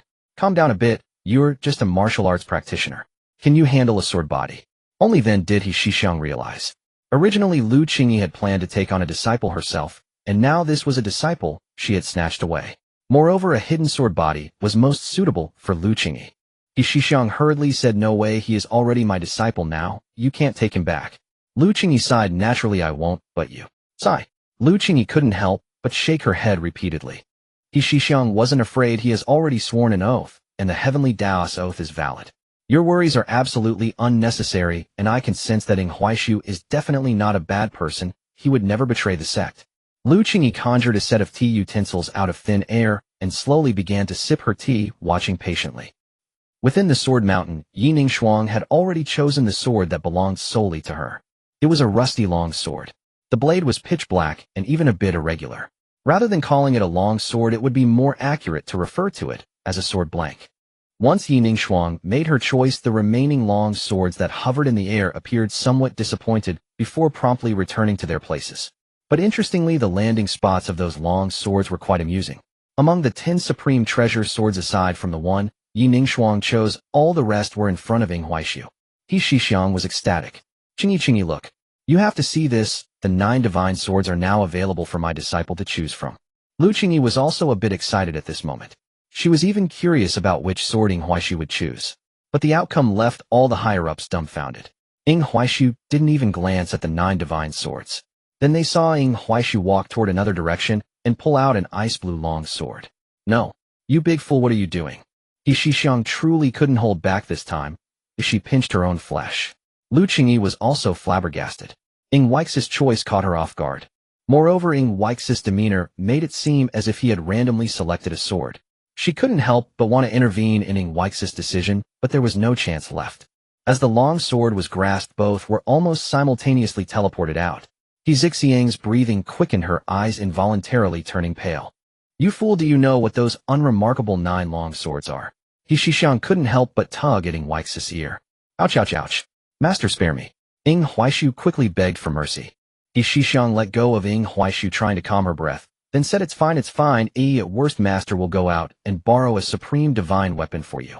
Yining Shuang observed the interaction between He Shixiang and Ying Huaishu. Her grip on the sword hilt creaked ominously. He Shixiang was taken aback for a moment. Where is this killing intent coming from? He Zixiang's gaze fixated directly on Yining Shuang, but was blocked by Lu Qingyi. Since things have reached a conclusion, we should return quickly. He Shixiang couldn't help but take out a calm heart pill and swallow it. Then she grasped Ying Huaishu's shoulder and instantly vanished. After He Shixiang left, Lu Qingyi finally looked at Yining Shuang with a serious expression. You don't need to return for now. Go to the reflection cliff for meditation and think about why you entered the reflection cliff. Yining Shuang was taken aback for a moment, then hurriedly bowed. I will obey the master's orders. With a wave of Lu Qingyi's sleeve, Yining Shuang appeared at the reflection cliff, while Lu Qingyi returned directly to her own sword inquiry peak. Just as she returned, a disturbance began to unfold over Sword Inquiry Peak. Lu Qingyi shouted, "Get out of here." This time her voice was filled with anger and a hint of murderous intent. As soon as her words fell, Sword Inquiry Peak became eerily silent. Even the birds and beasts dared not make a sound. In the small world, everyone looked at the sect master, then, with cold sweat on their foreheads, said, "Boss, I think we should avoid interfering with the junior sister from now on." Yes, the junior sister has indeed improved her temper over the past 2 years, but that doesn't mean she doesn't have a temper. At this moment the sect master's eyes also appeared clearer.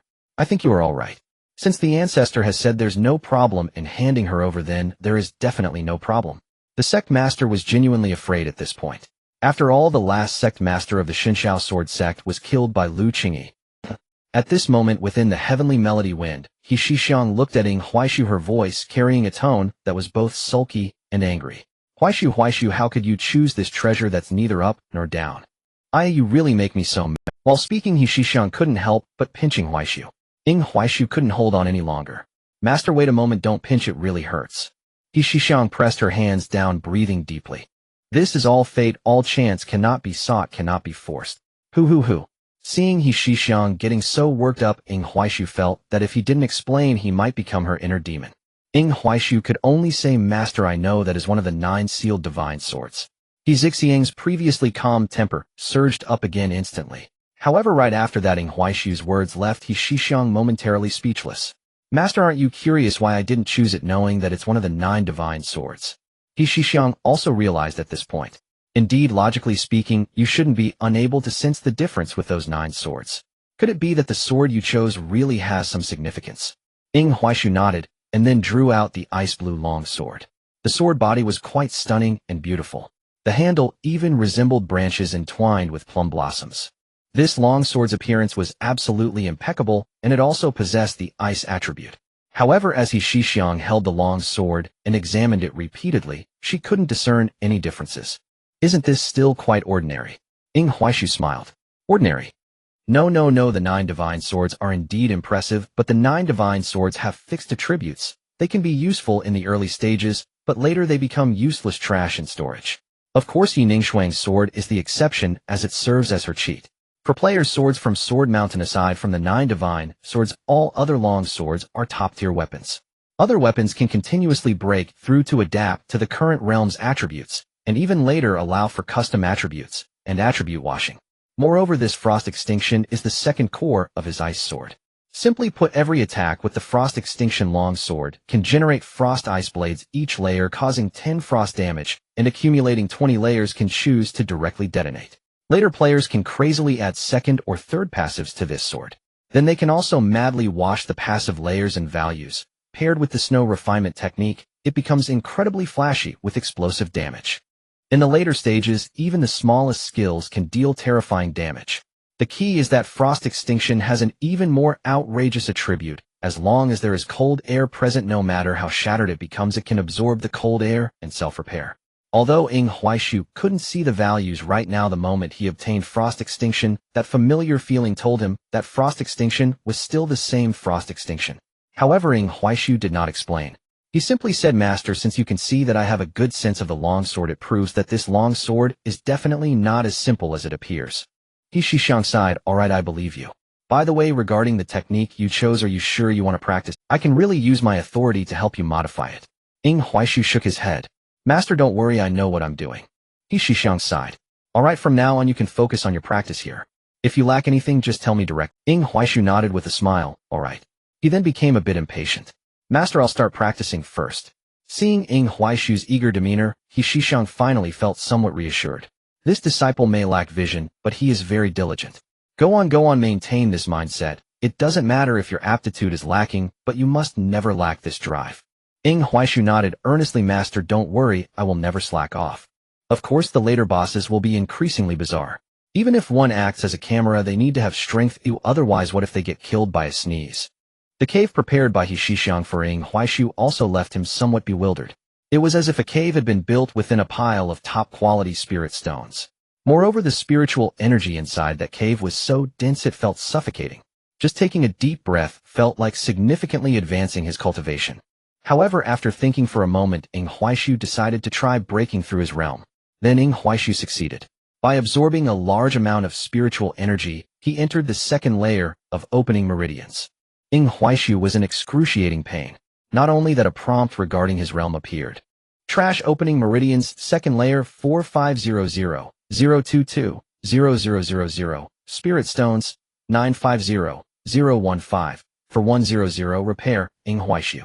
Good heavens, not only was his cultivation painful, but the opening meridians he cultivated was also trash, needing experience points and spirit stones for repair.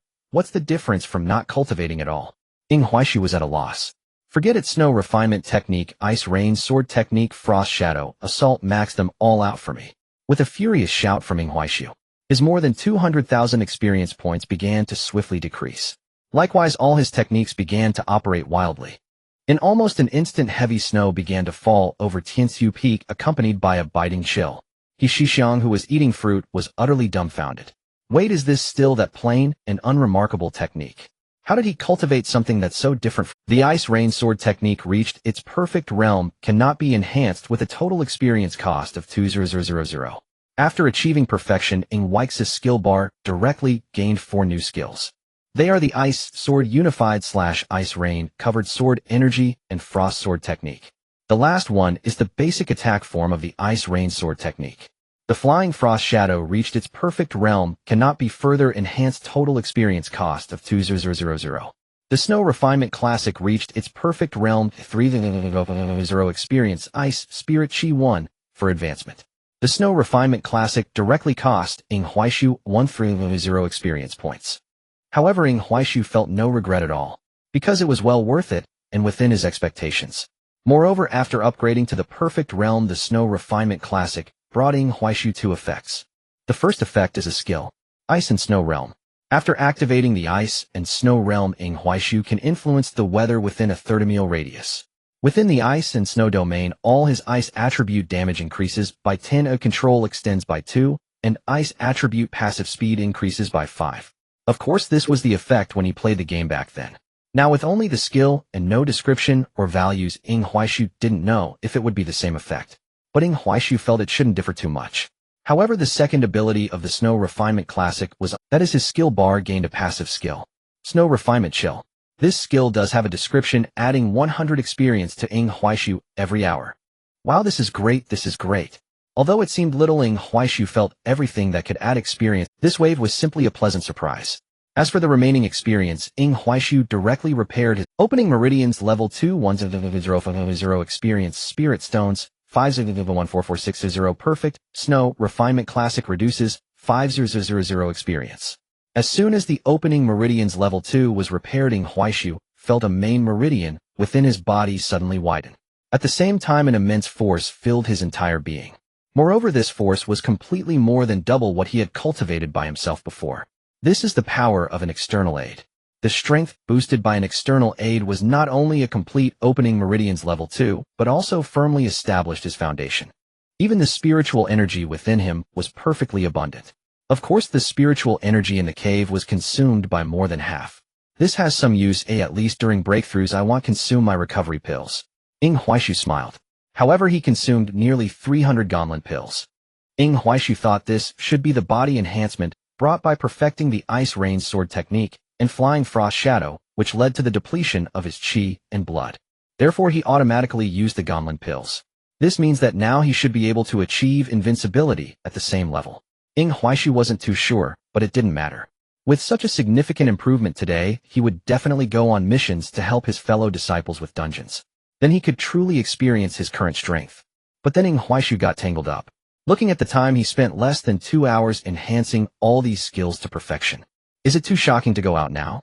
Even if the Shunshao sword sect is somewhat different from others, Ing Huaishu couldn't draw too much attention. Ing Huaishu didn't dare to gamble on human nature. After some thought, he decided to pretend to meditate while actually sleeping. However, during this time, Ing Huaishu didn't do nothing. He used the innate energy from the reserved gift package. Dao Sword Spirit Mutated Attribute Weapon Innate Spirit Pearl 1. After the Dao Sword Spirit was upgraded to mid-grade, he instantly gained another passive skill. Sword Intent. All sword techniques increase in power by 35.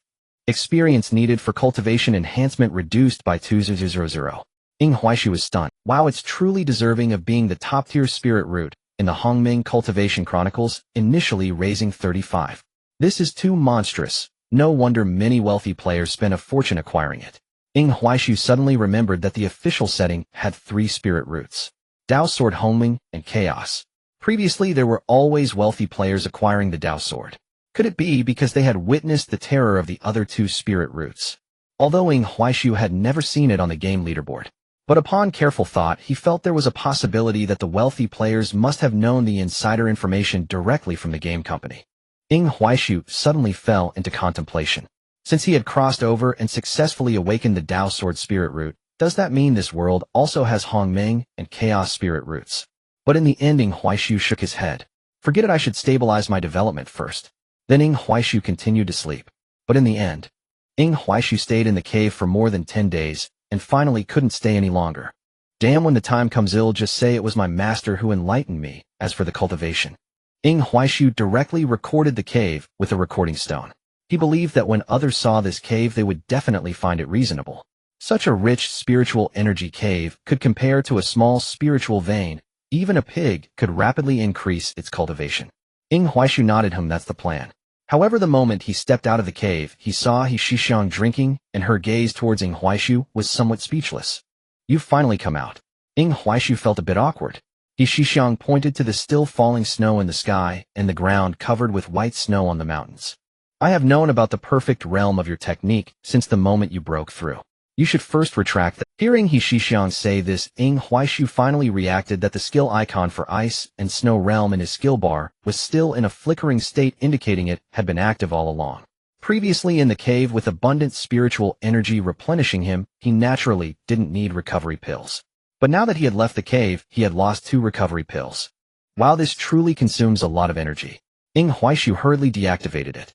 As soon as Ying Huaishu turned off the passive skill, the falling snow on Tianxiu Peak instantly disappeared. He Shixiang was a bit stunned. Mainly Ying Huaishu just turned it off so unremarkably, and he could control it so freely. He Shixiang asked again, what level are your Ice Rain Sword technique and Flying Frost Shadow? Great success, Ying Huaishu replied. He Shixiang rolled up her sleeves. Say it again, Ying Huaishu. Perfect. He Shixiang fell silent again. Mainly she now needed to re-evaluate what it meant to be unremarkable. Ying Huaishu had achieved perfection in everything so unremarkably. Are you such an unremarkable person? But then He Shixiang suddenly laughed. Not bad, not bad. You have quite the flair of your master from back then. Ying Huaishu was shocked. Master, you completed 3 entry-level techniques in just 1 hour. He Shixiang. Ying Huaishu's heart sank. He had misspoken. Ying Huaishu took a beating. However, He Shixiang was quite gentle. She didn't use much force. Instead, it was like a little girl lightly punching him, sending Ying Huaishu into the mountain, and then pulling him out. Although it looked fierce, Ying Huaishu wasn't actually hurt, just in pain all over. However, with a Ganlin pill, all the suffering disappeared in an instant. He Shixiang suddenly checked Ying Huaishu's body, surprised, and asked, your spiritual root also advanced? Ying Huaishu nodded, yes, by luck. He Shixiang rolled her eyes. Oh, then let me see how you got lucky. Ying Huaishu was speechless. Who would take that seriously? However, He Zixiang's next words made Ying Huaishu's expression change instantly, even becoming a bit flattering. He Shixiang sat on a lounge chair and spoke directly. Tianxiu Peak is just the 2 of us, and you are my direct disciple, so there are many things you don't need to hide from me. Tell me, what do you need for your spiritual root to advance again? Let me see if I have it. If not, I can find it for you. Ying Huaishu nodded. I need a Xiantian Ice Spirit Fruit. He Shixiang was taken aback. Xiantian Ice Spirit Fruit. The item you need is a bit expensive. Ying Huaishu naturally knew it was very expensive. This thing could only be bought at the Holy Land of Tianxua, and it required completing many preliminary tasks or defeating the world boss, the Enshrined Demon Lord. For the time being, Ying Huaishu didn't expect to obtain this item. However, He Shixiang was indifferent. After a while, I can borrow one from the Holy Land of Tianxua for you. Ying Huaishu widened his eyes. Master, are you really borrowing it? He Shixiang was speechless. Do you think a legitimate borrow can be borrowed?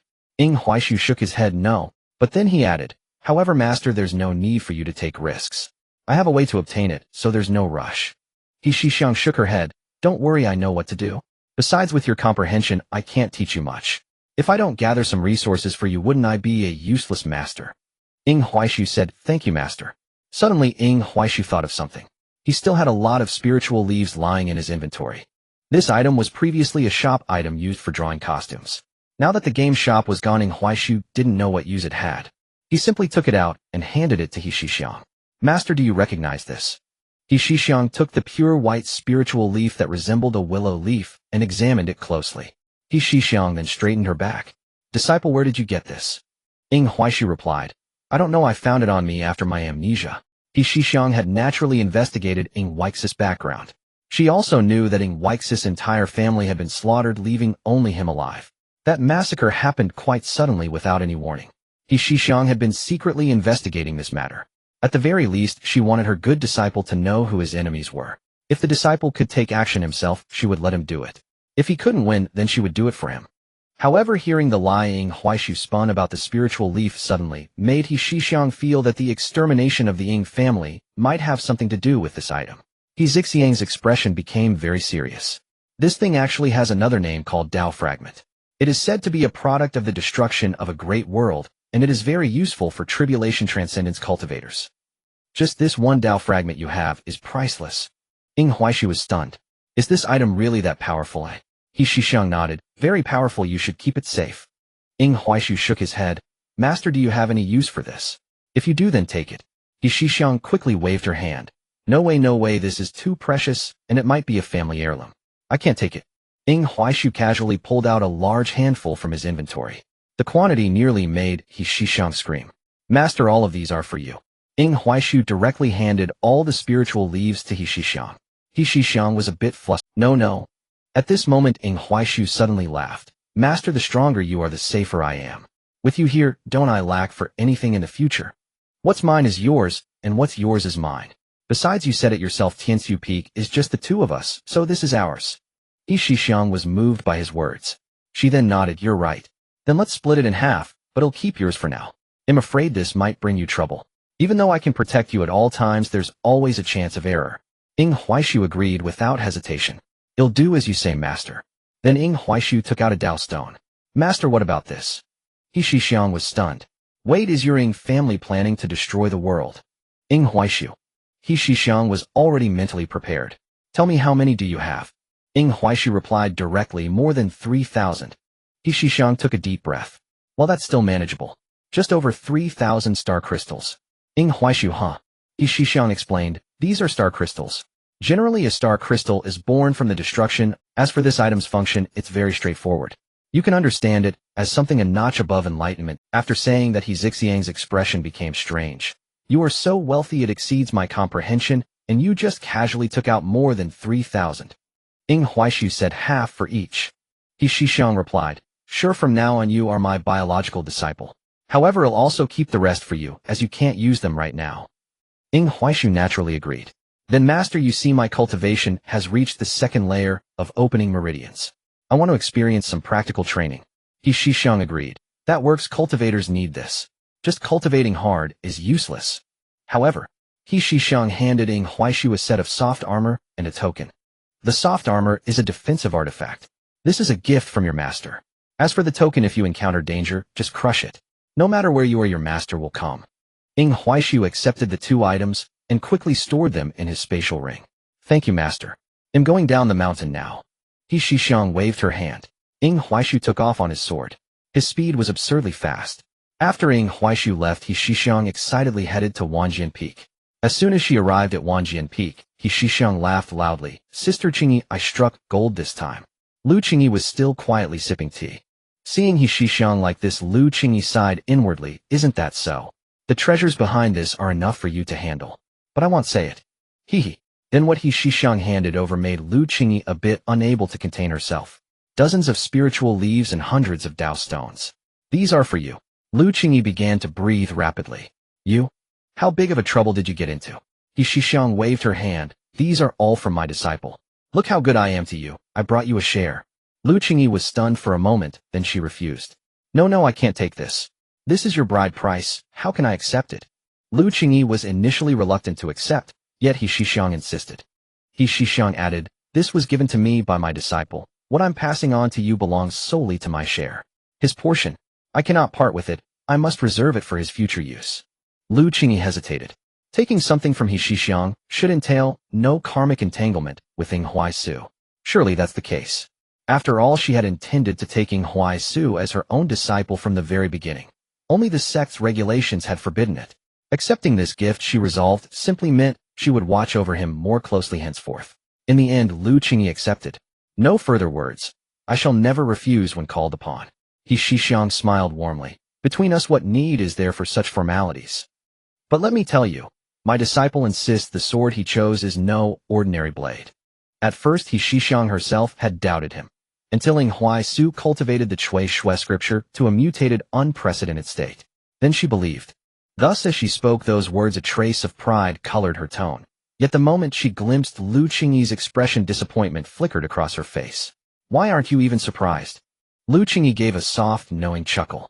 What is there to be surprised of? He possesses the hidden sword body, a profound innate affinity for blades. His intuitive judgment of swords is unmistakable. If he passed over divine swords to choose an unremarkable one, then he has already formed his own decisive insight. Is that truly so difficult to comprehend? He Shixiang fell silent, speechless. No wonder Lu Qingyi had wanted to claim Huai Su as her disciple from the outset. Such depth of understanding and unwavering trust far surpassed her own. A faint pang of envy stirred within He Shixiang, yet at once she straightened her spine. After all, he is my disciple now. Indeed, my disciple's perception is extraordinary and his enlightenment transcends the ordinary. I once thought the cultivation manual he selected unexceptional, yet you don't know. Lu Qingyi interrupted. I've already witnessed that snowfall. Spare me your boasting. He Shixiang nearly clenched her fists. Lu Qingyi merely shook her head.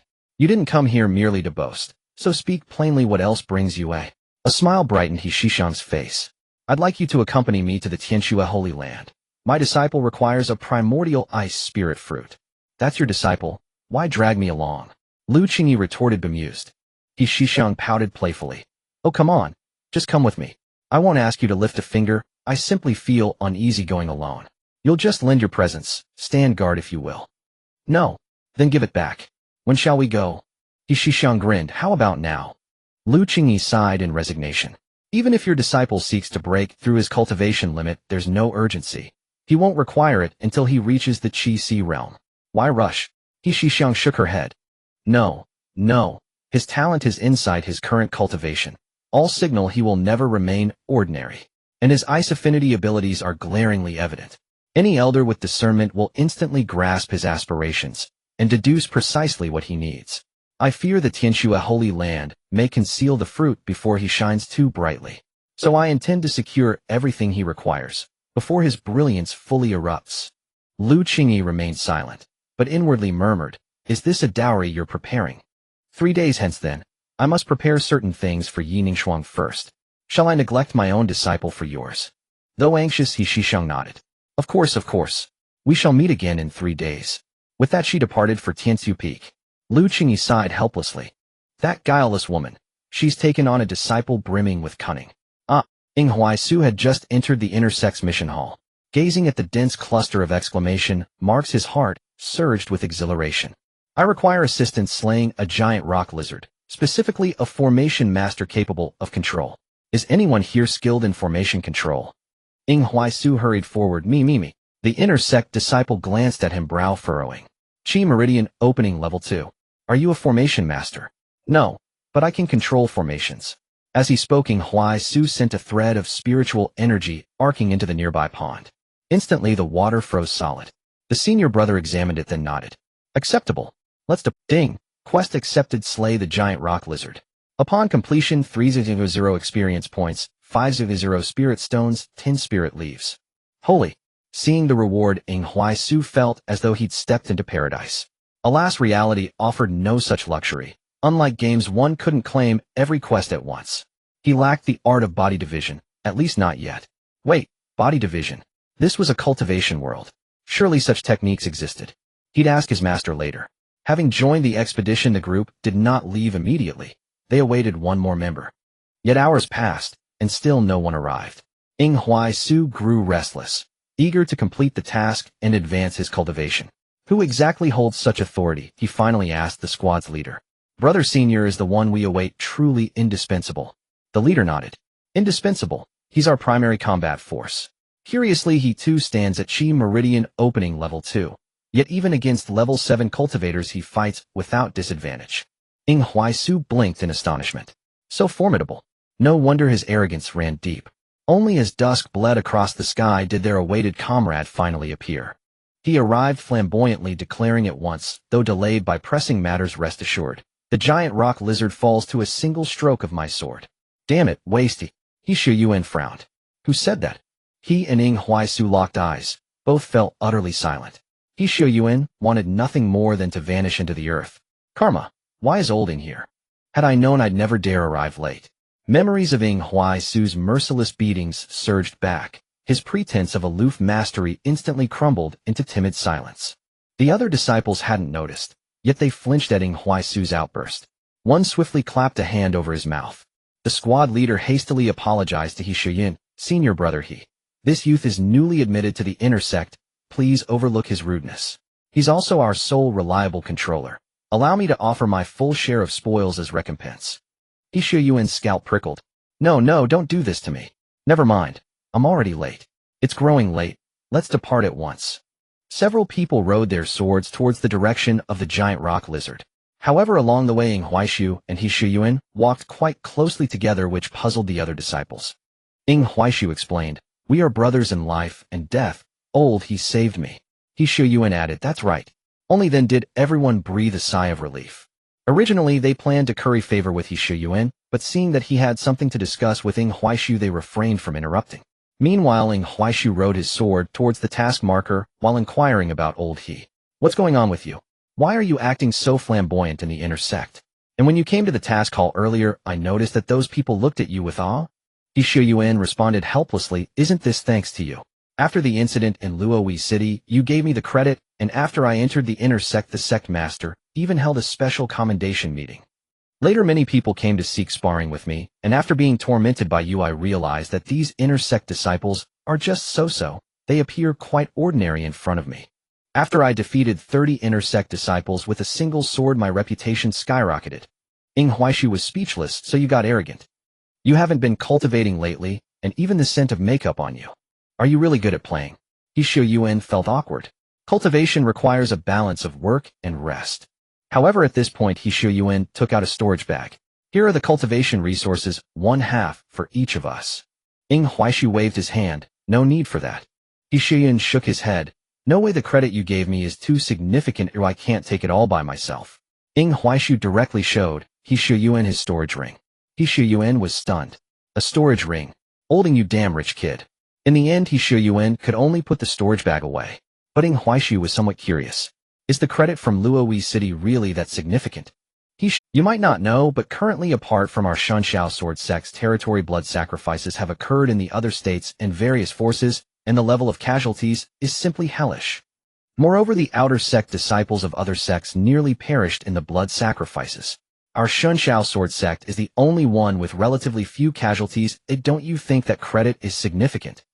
Wait a minute, your credit is indeed great, but investigating this matter should have been a collaboration between the three of us. Even if I and Yi Ningxiang have no credit, we put in the effort. What about our rewards? He Shuyuan was taken aback. Wait, didn't Yi Ningxiang receive a reward of a nether pearl? You didn't. Ing Huaishu fell silent. Then he opened his friend list and directly sent the details of the incident to He Shixiang. After sending it, Ing Huaishu smiled. It's fine, or what belongs to me won't be less. Immediately after, the group quickly arrived at the task location. Ing Huaishu led the way. After they all landed, the other disciples were a bit confused. We're supposed to hunt the giant rock lizard. The team leader looked at He Shuyuan, implying they had gone the wrong way. He Shuyuan didn't speak, but instead looked at Ing Huaishu. Ing Huaishu, full of confidence, said, we didn't go the wrong way, this is the place. After saying that, he led everyone into a cave. Before long, they passed through the cave and arrived at an open area. A massive lizard, entirely yellow-brown, was lying in the center of that open space, sleeping. Ing Huaishu exclaimed, see, the giant rock lizard is right there. However, when he turned around, he found everyone's faces were pale. Ing Huaishu asked, what happened?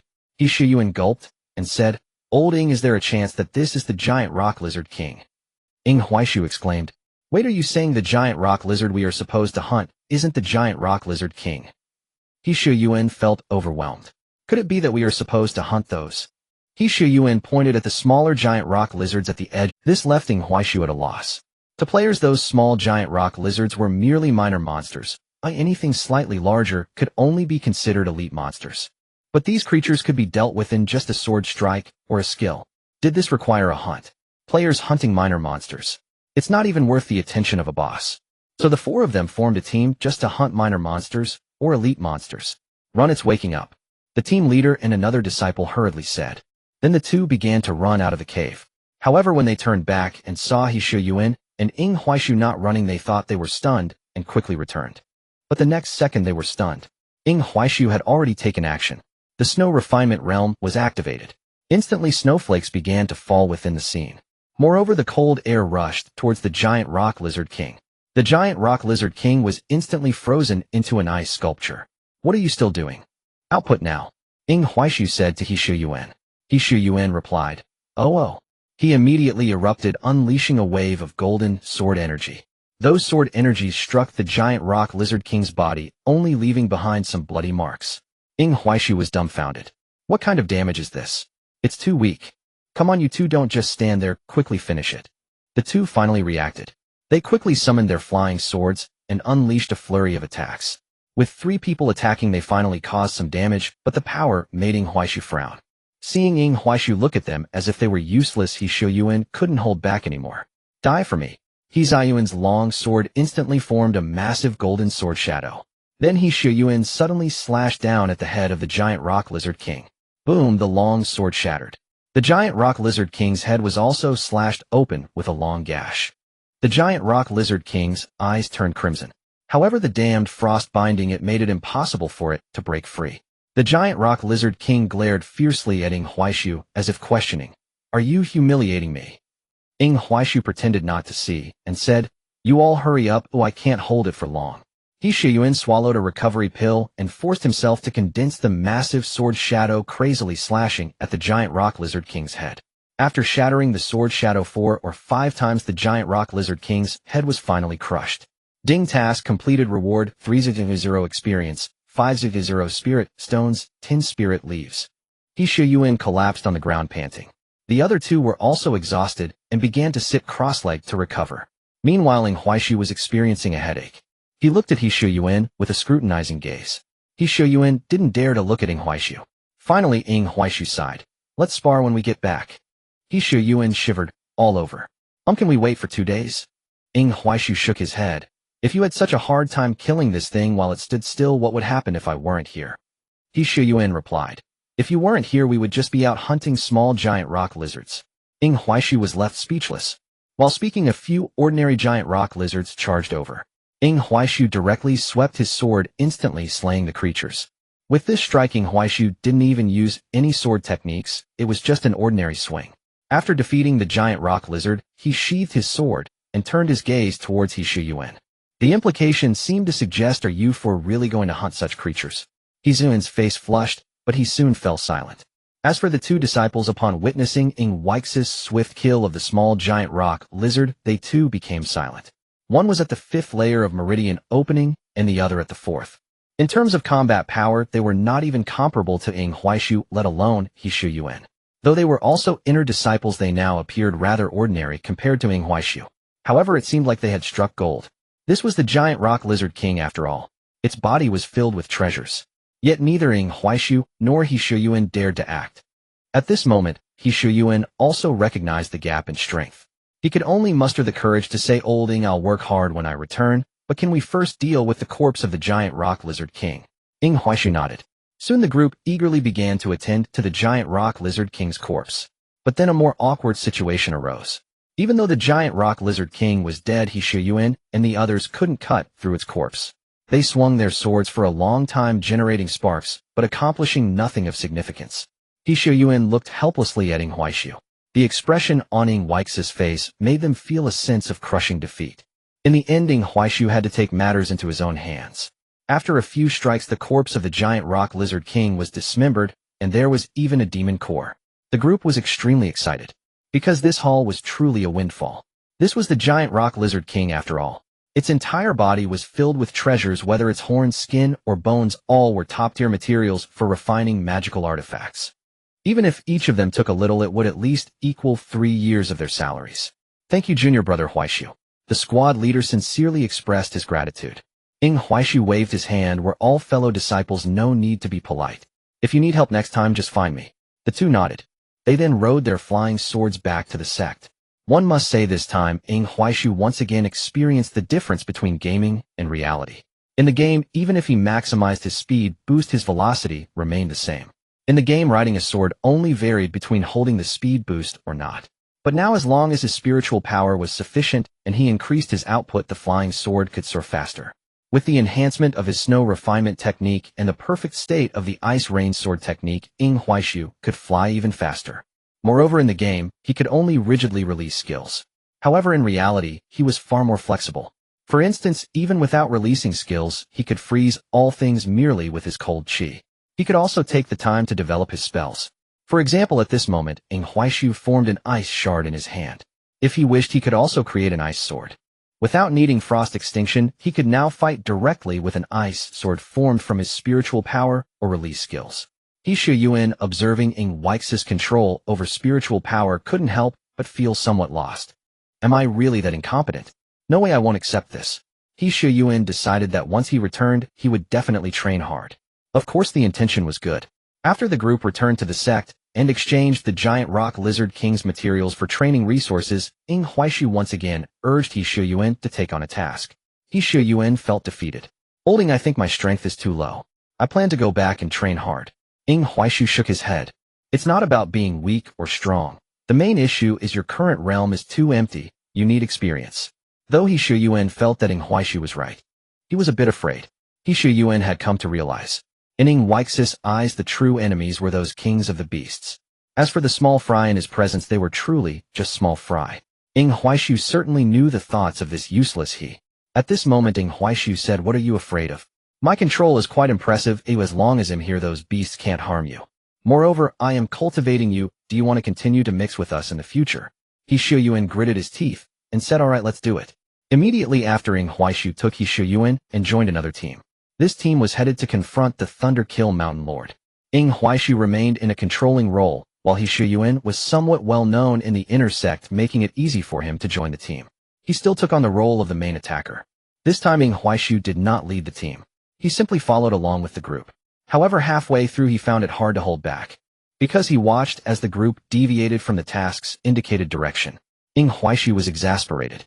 This time the team he sought had a task experience reward of 1 spirit stones and 20 spirit leaves. The squad leader was at the 7th layer of Meridian opening, while the other 3 were at the 6th layer.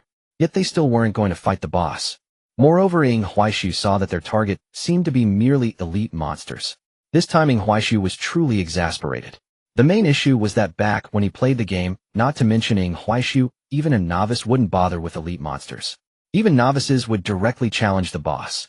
If they could win, they would share a screenshot to boast. If not, they would call for a strong player on the public screen. How unlike now. Are the locals in this real world really that weak? He Shu Yuan had been observing Ing Huaishu's expression. Seeing his face full of disbelief, He Shu Yuan could only lower his head and remain silent.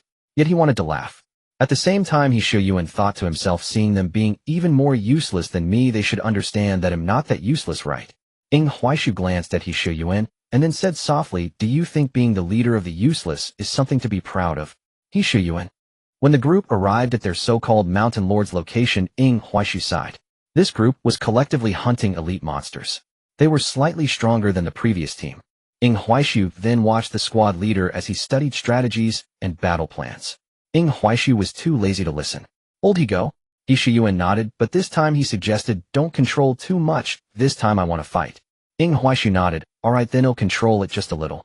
Then Ing Huaishu activated the Snow Cold Intent again, simply lowering the speed of the elite tiger with cold air, leaving the rest up to how He Shu Yuan would fight.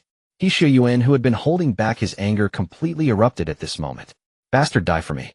In a fit of rage, He Shu Yuan fiercely battled against the elite tiger, exchanging blows.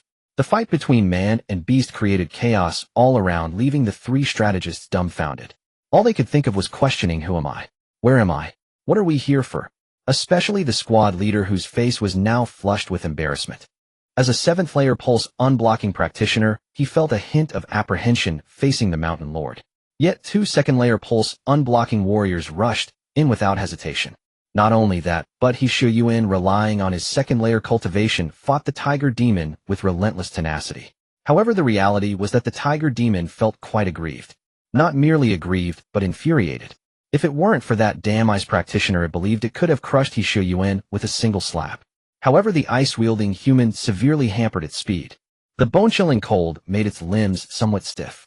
In combat against this golden glimmering ant, it could barely unleash half of its true power. With a roar, the tiger demon sought to charge at Ing Huaishu, intent on swallowing him whole. But the closer it got, the more intense the icy aura became. If it forced its way closer, it feared it might be frozen solid. Roar, roar. The tiger demon could only angrily roar at Ing Huaishu, unwilling to give up. He Shu Yuan was so furious he felt like spitting blood.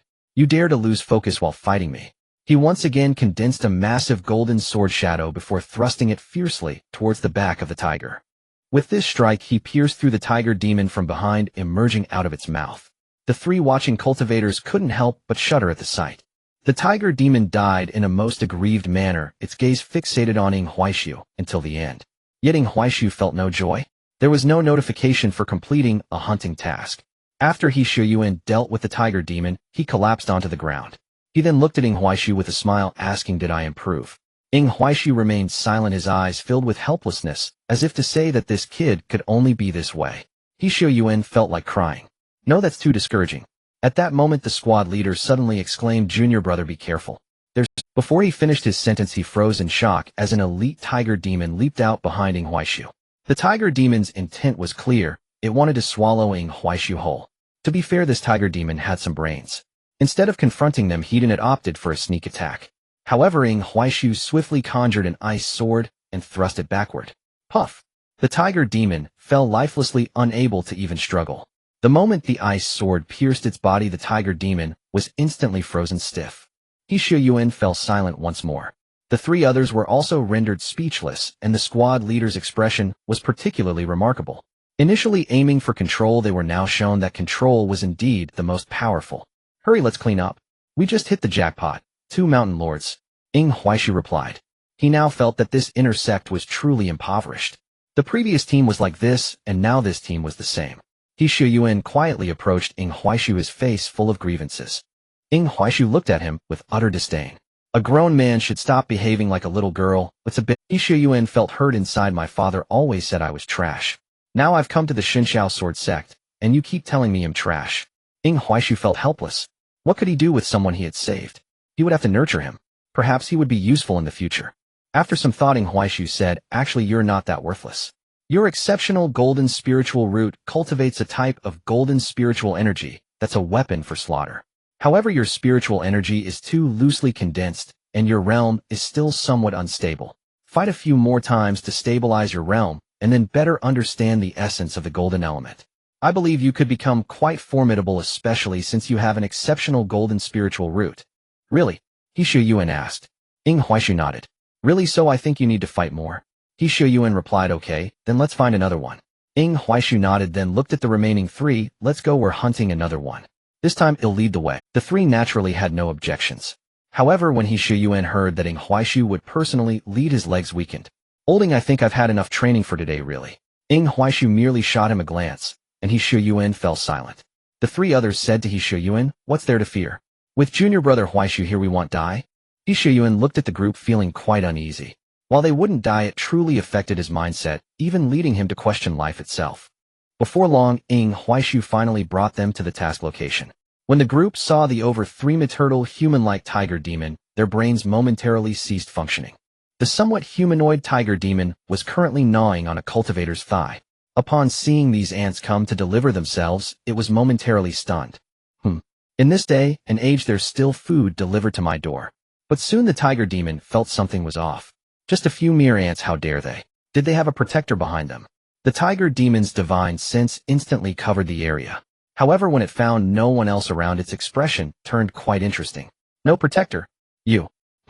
Ing Huaishu couldn't be bothered to listen to this guy's ramblings.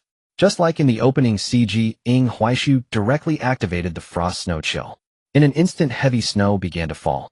The tiger demon felt its entire being enveloped by a penetrating chill.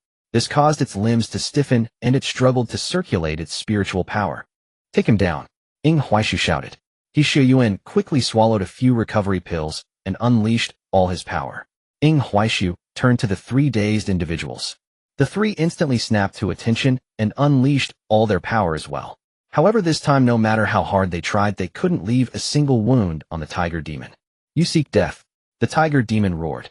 At the same time, fiery flames began to engulf its body. Ing Huaix's icy chill could not erode the tiger demon. Retreat. Ing Huaishu quickly shouted to He Shiyuan and the others. In reality, they had already started running the moment they heard the tiger demon's roar.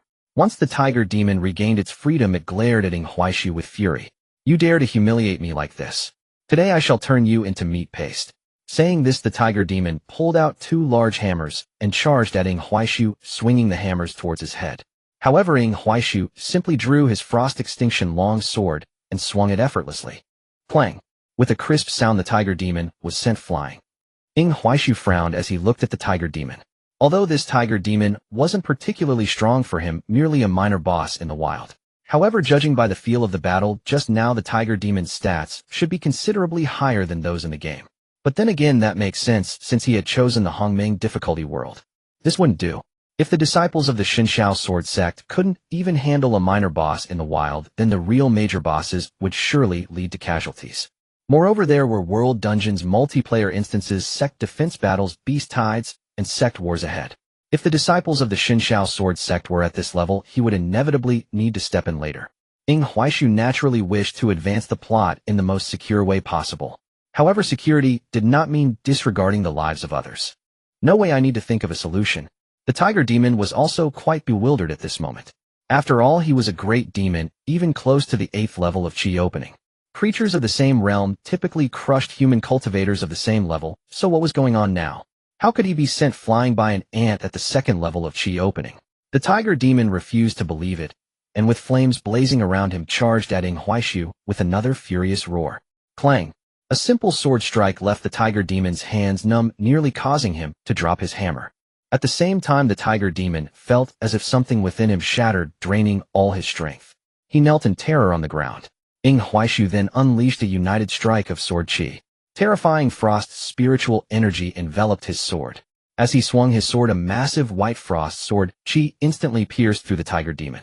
The tiger demon's body was instantly frozen, and then it split in two, collapsing to either side. Ding, the Thunderslay mission is complete. Reward 1/0 experience, 2/0 spirit stones, 20 spirit leaves. At that moment, the three cultivators looked at He Shiyuan. He Shiyuan. The team leader couldn't help but ask, "Are we cultivating the same immortal art as him?" He Shiyuan replied, "Probably yes." Then everyone fell silent. The impact Ing Huaishu had on them was simply too great. If they encountered a mountain king like this, they could only turn and flee. Yet in Ing Huaix's hands, it was hardly different from an ant. However, that was an 8th level demon king, and Ing Huaishu was only at the 2nd level of Qi opening. This made the disciples at the 7th and 6th levels of Qi opening look rather foolish. But at that moment, Ing Huaishu directly dispelled the frost chill and said to them, "Hurry and deal with the corpse." Only then did they react. Fortunately, this group was much better than the last. They handled the corpse without needing Ing Huaix's help. After dealing with the body, Ing Huaishu generously gave away his entire share of the rewards. "You guys take it. Hurry and improve your strength." The group of disciples felt a bit awkward for a moment. Mainly they wanted to refuse, but in comparison to Ing Huaix's strength, they found no reason to do so. Thus, they could only bow respectfully. "Junior brother, if you have any tasks in the future, just give the order." Ing Huaishu waved his hand, and soon after the few of them returned to the sect. After arriving at the sect, He Shiyuan wanted to run. However, Ing Huaishu grabbed him by the collar to prevent him from escaping. "Old Ing brother, Ing, balance work and rest." Ing Huaishu narrowed his eyes. "You have two choices, either obey me, or I won't take you along next time." He Shiyuan felt like crying. "All right, I will obey." Ing Huaishu looked again at the task hall, gazing at the numerous tasks, unable to help but shake his head. This was originally a joyful matter, but Ing Huaishu felt that accepting tasks one by one was too slow. Moreover, every time he joined a team, he had to put on a show, which took too much time. In fact, the reason Ing Huaishu didn't let He Shiyuan leave was that he wanted to conduct an experiment. "Old He Shiyuan," Ing Huaishu whispered, "you should also issue a hunting mission and give it a try." He Shiyuan was somewhat bewildered. "Me?" Ing Huaishu nodded. He Shiyuan hesitated, "But I don't even know what I'm supposed to hunt." Ing Huaishu directly wrote a piece of information. He Shuyuan took the information and looked it over, feeling his scalp go numb. The Han Mountain Temple raises evil flood dragons feeding on humans daily. Attack Han Mountain Temple and slay the evil flood dragons. He Shuyuan was first shocked, thinking how could this be possible? Then upon recalling the evil flood dragons, he felt that this was indeed an even more outrageous matter. Could they really handle such a creature? This is probably going to be tough. Although our Xinxiao Sword Sect is a major sect, we can't oppress the weak. Han Mountain Temple is a sect after all. Recklessly attacking would reflect poorly on the reputation of the Xinxiao Sword Sect. As for whether Han Mountain Temple actually has evil flood dragons, that also requires investigation. He Shuyuan was not making excuses this time, but explaining. Ying Huaishu had carefully reviewed the entrance manual of the inner sect. Hearing He Shuyuan say this, Ying Huaishu frowned. Isn't it the case that the Xinxiao Sword Sect does not care about what others say? Shouldn't we have an extremely domineering style? He Shuyuan shook his head. Not quite the same. Mainly because Han Mountain Temple is different from other sects. When the Xinxiao Sword Sect was at its lowest, Han Mountain Temple lent a helping hand. So attacking Han Mountain Temple would have significant repercussions. Ying Huaishu chuckled. Do you think the Xinxiao Sword Sect would be labeled as ungrateful? You really don't need to worry about this. Once we deal with Han Mountain Temple, the Xinxiao Sword Sect will not only avoid any bad reputation, but will actually gain even more prestige than before. He Shuyuan sighed. That's what you say, but I still can't directly issue this task. If it truly is as you say, we need to report this to the higher-ups for a decision. Even if the higher-ups decide to take action against Han Mountain Temple, it won't be us. It will probably be the people from the Demon Suppression Peak who take action. Ying Huaishu felt somewhat speechless. This was really dragging on. However, speaking of Demon Suppression Peak, Ying Huaishu suddenly thought of someone. Qiushi. Thinking of this, Ying Huaishu quickly opened his friend list and started a chat with Qiushi. Old Qiu, are you busy? Qiushi, how do you know the contact method for my disciple's token? Ying Huaishu, don't worry about that. Do you have time now? I'm free. Ying Huaishu quickly explained the situation regarding Han Mountain Temple to Qiushi. After listening, Qiushi first displayed a shocked expression. Then he asked, You're not joking, right? Ying Huaishu replied, How could I joke about this? If you don't believe me, you can check it out secretly. Waiting for news. Then Qiushi's avatar turned gray. Ying Huaishu still left a message. If it turns out to be as I said, take me along. After that, Ying Huaishu took another look at the message he sent to He Shixiang, seeing there was no reply, and exited the friend page. There was no way to accept this task for the time being. Ying Huaishu looked at He Shuyuan again. Then you issue another task. After saying that, Ying Huaishu handed over another piece of paper. He Shuyuan's breath quickened as he read the note Ying Huaishu had handed him. Explore the illusory dream mountains. What the hell? This is a forbidden zone. He Shuyuan felt Ying Huaishu was sentencing him to death. Yet he found no evidence to prove it. No formalities needed. Posted immediately. He Shuyuan could only nod stiffly. I wish to explore the illusory dream mountains. Who's willing to join me? Even as he spoke, his voice carried no conviction. Meanwhile, other inner disciple cultivators paused mid-task, stunned. Their glances toward He Shuyuan silently asked, Have you lost your mind? To their astonishment, barely had He Shuyuan posted the quest, when several cultivators rushed forward. One of them, Huang Tianqi, Ying Huaishu recognized instantly. The other three were the same trio who had recently hunted tiger demons under his guidance. The inner disciples stood dumbfounded. These people truly are insane. Though rich in resources, the illusory dream mountains claimed lives without warning. Sometimes, even the cause of death remained unknown. Cultivators at the Qi realm dared not set foot there. Was this not suicide? He Shuyuan turned to Ying Huaishu, old Ying. But Ying Huaishu, eyes alight with excitement, declared, I've accepted it. Ding. Quest accepted. World Quest 1 activated. Then explore the illusory dream mountains. I'll uncover the origin of its forbidden status. In reward upon completion, 200 experience points, 500 spirit stones, 100 spirit leaves. He Shuyuan was utterly flabbergasted. You made me post this, and now you're acting out the part. Meanwhile, Ying Huaishu regarded him with rare approval. You're not entirely useless. On the contrary, I find you remarkably useful. Inishin. Old Ying, might you listen to yourself for a moment? Ying Huaishu then addressed the others. All spoils from the illusory dream mountains belong to whoever claims them. Their bounty depends solely on fate and fortune. They nodded in agreement. Yet He Shuyuan studied Huang Tianqi with quiet concern. Your cultivation level seems rather low. Huang Tianqi laughed heartily. Rest assured, junior brother. I may be weak in cultivation, but my techniques are manifold. Ying Huaishu nodded. In truth, he harbored little worry. No one could truly die within the illusory Dream Mountains. Even if one perished, full clearance of the mountains would restore all fallen cultivators to life. What remained uncertain to Ing Huaishu was whether the illusory Dream Mountains would persist after his own complete conquest. If they endured, it would be extraordinary. The illusory Dream Mountains were a vast cultivation arena. Should they remain intact, he was certain the disciples of Shunshao Sword Sect would advance at an astonishing pace. But before we depart, we must bring one more person. This quest cannot proceed without her. He Shuyuan raised no objection. After all the quest had been forced upon him by Ing Huaishu, he had no grounds to protest. Huang Tianqi and the others voiced no dissent either. Soon the group ascended toward Wenjian Peak. Please announce our arrival. We seek senior sister Ning Shuang. Ing Huaishu addressed the gatekeeper directly. Upon spotting the violet-patterned sect token at Ing Huaishu's waist, the guard bowed deeply. Senior brother, please wait a moment. In Lao, he stared blankly at Ing Huaishu. He called you senior brother, na Ing Huaishu, probably because I'm handsome. He Xian, and that he truly could not refute. Ing Huaishu's countenance was indeed breathtakingly striking, and moments later Yi Ning Shuang emerged. At the sight of Ing Huaishu, her face blossomed into a radiant smile. Senior brother, you summoned me, na Ing Huaishu nodded. We invite you to explore the illusory Dream Mountains. Yi Ning Shuang did not hesitate. Any invitation from senior brother is mine to accept. Without question, na Ing Huaishu nodded. Then let us depart without delay. Thereafter the group soared skyward once more aboard their flying swords. Inside Wenjian Peak, Lu Qingyi sat serenely sipping tea, this time brewed from spirit leaves gifted by He Shixiang. As she savored a sip, her eyes gently closed, immersing herself in the resonance of her Tao. He Shixiang meanwhile idled restlessly. Since nothing urgent demands attention, allow me to strike the sect master. Why do others receive rewards while my disciple receives none? He disregards your authority. Can you truly bear such disrespect? Lu Qingyi, still immersed in Tao resonance, replied calmly. I forbade your intervention because this matter serves my purpose. I shall personally compensate your disciple's reward. But for now this remains confidential.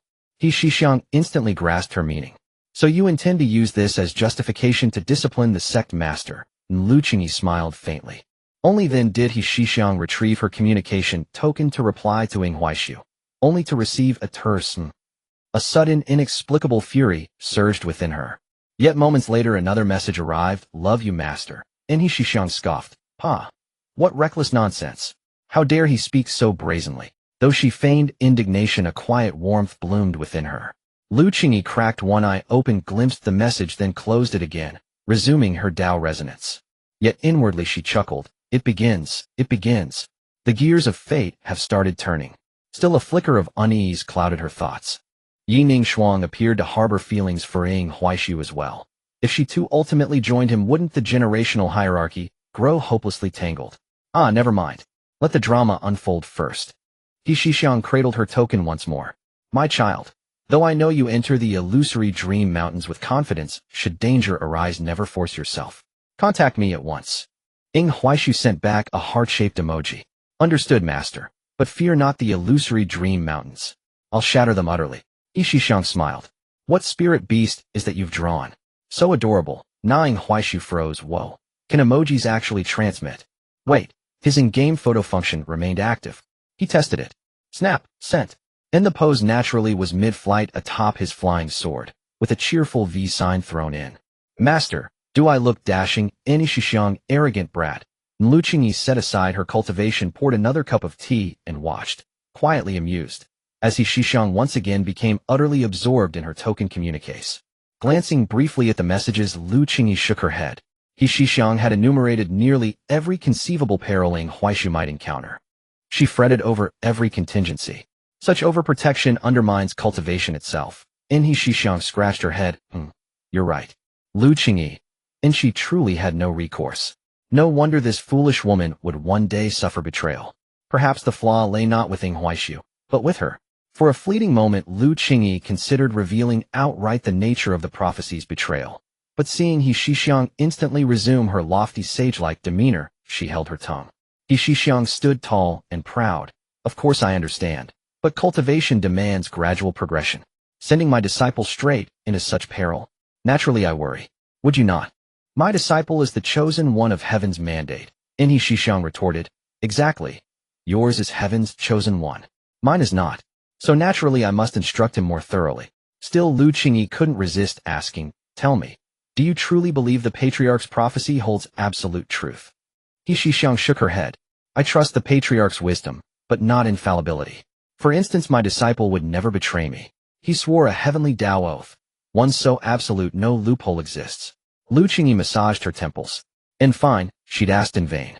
Deep within the Illusion Dream Mountains, a woman approached a great tree with a cheerful smile.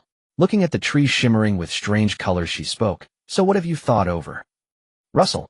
The branches and leaves of the great tree trembled, gathering all the fallen leaves, which then coalesced into another woman. This woman had a blank expression, her face devoid of any emotion. However, the tree spirit shook her head as she looked at the alluring woman. This is the domain of the Xinshao Sword Sect. Are you asking me to become enemies with them? I do not wish to die. The woman fell into silence. As she spoke, she took out a smoking pipe, lit it, and gently took a few puffs. Her red lips parted slightly, releasing wisps of blue smoke. The woman remained silent as well. Although they were among the first batch of messengers to arrive, they needed to start anew in this world. They had to learn the laws of this world to understand its great principles. Failing to integrate would lead to being erased by the world's laws. Thus their group was still quite weak. To continue developing, each sect must infiltrate or collaborate with some forbidden entities. Across the world their kind was nearly everywhere, but they could not penetrate the Xinshao Sword Sect. Moreover, even other obliteration messengers could not descend here. Upon descending, they were immediately killed by the Xinshao Sword Sect's disciples. Although they were not yet fully aware of the world structure, it did not mean they lacked intelligence. The Xinshao Sword Sect undoubtedly posed a problem, possibly even being an obstacle to their master's final descent. This sect must be eliminated, but not now. Their group of vanguards currently lacked the strength for such an endeavor. After some thought, the woman spoke again. How about this? I won't let you oppose the Xinshao Sword Sect. Rather, I think you should relax a bit, and at least allow the disciples of the Xinshao Sword Sect to come to you. Although the tree spirit's expression was blank, it did not mean her mind was dull. She quickly guessed the woman's intention. You want to infiltrate as a spy. The woman merely smiled, not answering directly, and instead said, we possess endless wealth, but in a lawless world this wealth is akin to a pile of waste. If you can cooperate with us, we can provide everything you desire. As she spoke, the woman extended her hand, and a small pile of yellow earth floated in her palm. The tree spirit's dull gaze instantly turned astonished, filled with longing. This is she rang. The woman nodded. Exactly. As long as you cooperate with us, this will be yours, and you won't need to oppose the Xinshao Sword Sect. Although the tree spirit could not hide her desire, she remained clear-headed when it came to the Xinshao Sword Sect. While she rang was enticing, it was also perilous to acquire. The tree spirit needed to weigh the pros and cons. If she truly cooperated with them, what would happen if the Xinshao Sword Sect found out? Seeing the tree spirit hesitating, the woman added another piece of she rang. This time the tree spirit could no longer hold back. Do you have many of these? The woman chuckled softly. If you perform well, I can give you plenty of this. The tree spirit could no longer resist. I can agree, but I cannot oppose the Xinshao Sword Sect, and I can't guarantee your success, as the question of the Xinshao Sword Sect's heart-questioning formation is no trivial matter. The woman took another bite from her smoking pipe, and then smiled. I have my methods. The tree spirit fell silent. Ying Huaishu had already brought a few people to the Illusion Dream Mountains. However, Ying Huaishu did not enter immediately, but instead rested with a few people on the edge of the cliffs of the Illusion Dream Mountains.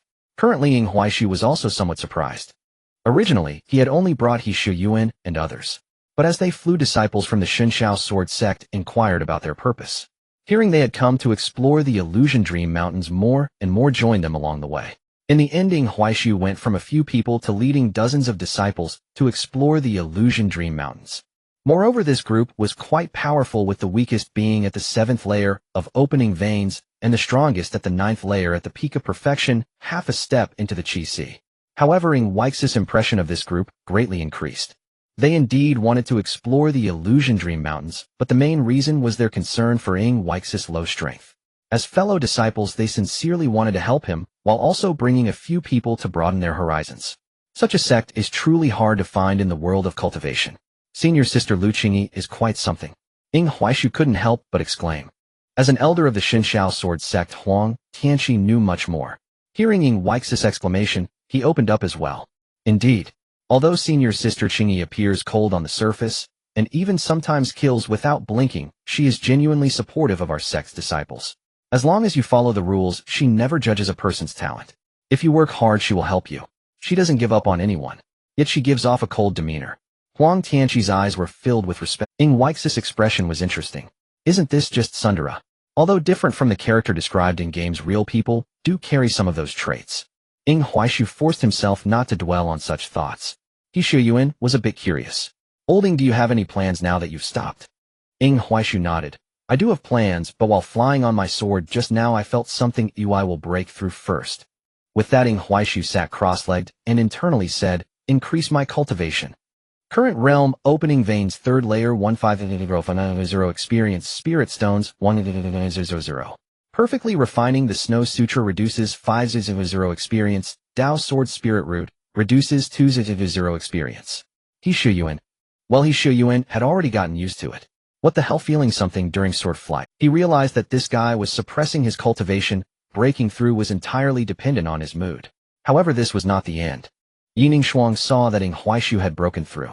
She also sat down and swallowed several beast souls. Following that, Yining Shuang's cultivation also reached the opening veins third layer.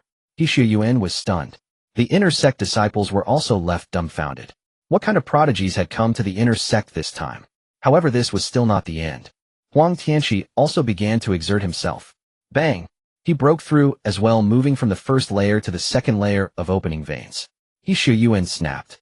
What is your situation? Huang Tianqi was a bit embarrassed. I just ate too many pills after flying on the sword. It completely stimulated the medicinal power within me, so I also broke through. He Shuyuan felt somewhat hurt. He felt like a clown right now. However, after breaking through, Ying Huixu did not immediately head to the illusory Dream Mountain range. He directly took out his Frost Extinction and tossed it onto the system enhancement page. Enhance. With a thought from Ying Huixu, he directly clicked to add materials, and then proceeded with the enhancement. Ding, Frost Extinction's upper limit has been increased. Advancement requires materials 9 Heavens Fallen Iron 1 Heart of Cold Iron 1 Spirit Stone 500, 009000. Although the values were not visible at the moment, when Ying Huixu grasped Frost Extinction again, he could feel the sharpness and chill emanating from it far exceeding the past. Ying Huixu felt a sense of reassurance.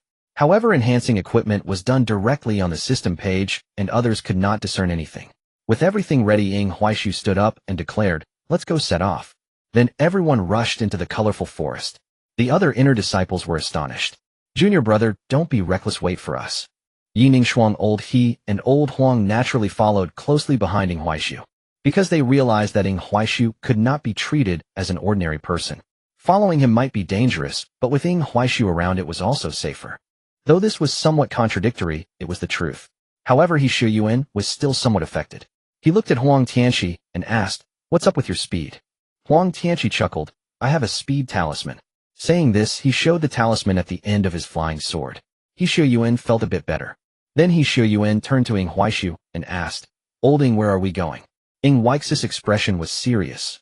I need to confirm something first. If this matter is confirmed, I'll be able to know the general direction. In fact, Ying Huixu did not expect Old He to be able to issue a world quest.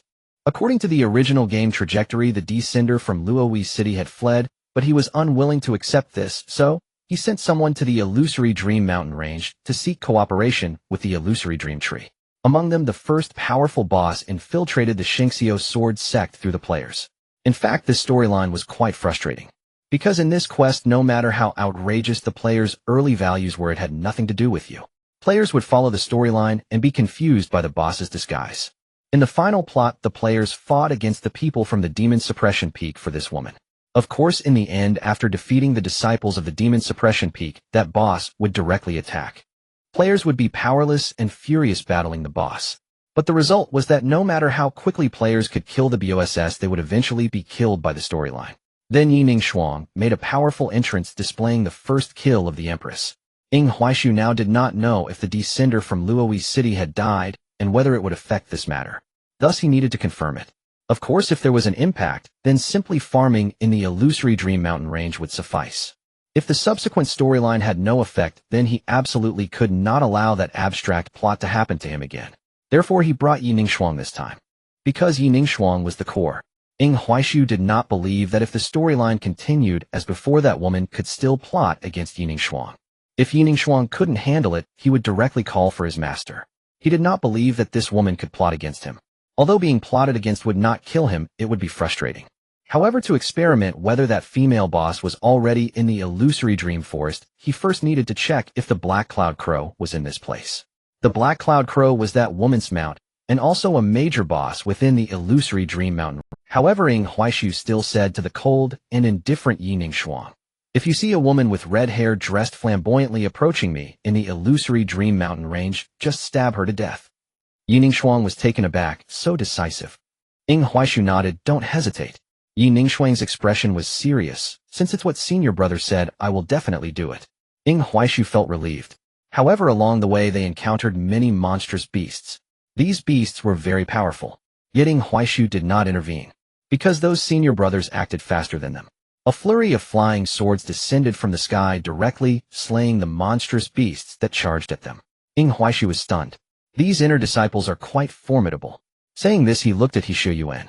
He Shuyuan was quite injured. "Don't worry, I'm not weak either." To prove himself, He Shuyuan charged at another monstrous beast. But, bang, He Shuyuan rushed quickly, but was also sent flying back quickly. He Shuyuan was directly slapped away by the beast, crashing violently into a large tree. He Shuyuan said, "Cough, cough, cough. This monstrous beast is very strong." The stopped Ing Huaishu and the others were all silent. Ing Huaishu looked at Yining Shuang at this moment, as if to say, "Give it a try." Yining Shuang nodded. Then she seriously slashed out a sword aura. This sword aura not only directly cut down the monstrous beast, but also continued forward, killing many beasts along the way. It was evident that she had overexerted herself. Ing Huaishu and the others looked again at He Shuyuan. He Shuyuan was not pleased. "Old Huang, what does that look in your eyes mean?" Huang Tianqi coughed once. How about I just demonstrate directly?" Huang Tianqi's spiritual power circulated, and in an instant a purple mist spread. Those monstrous beasts that charged over fell to the ground, foaming at the mouth upon contact with the purple mist. He Shuyuan was left speechless.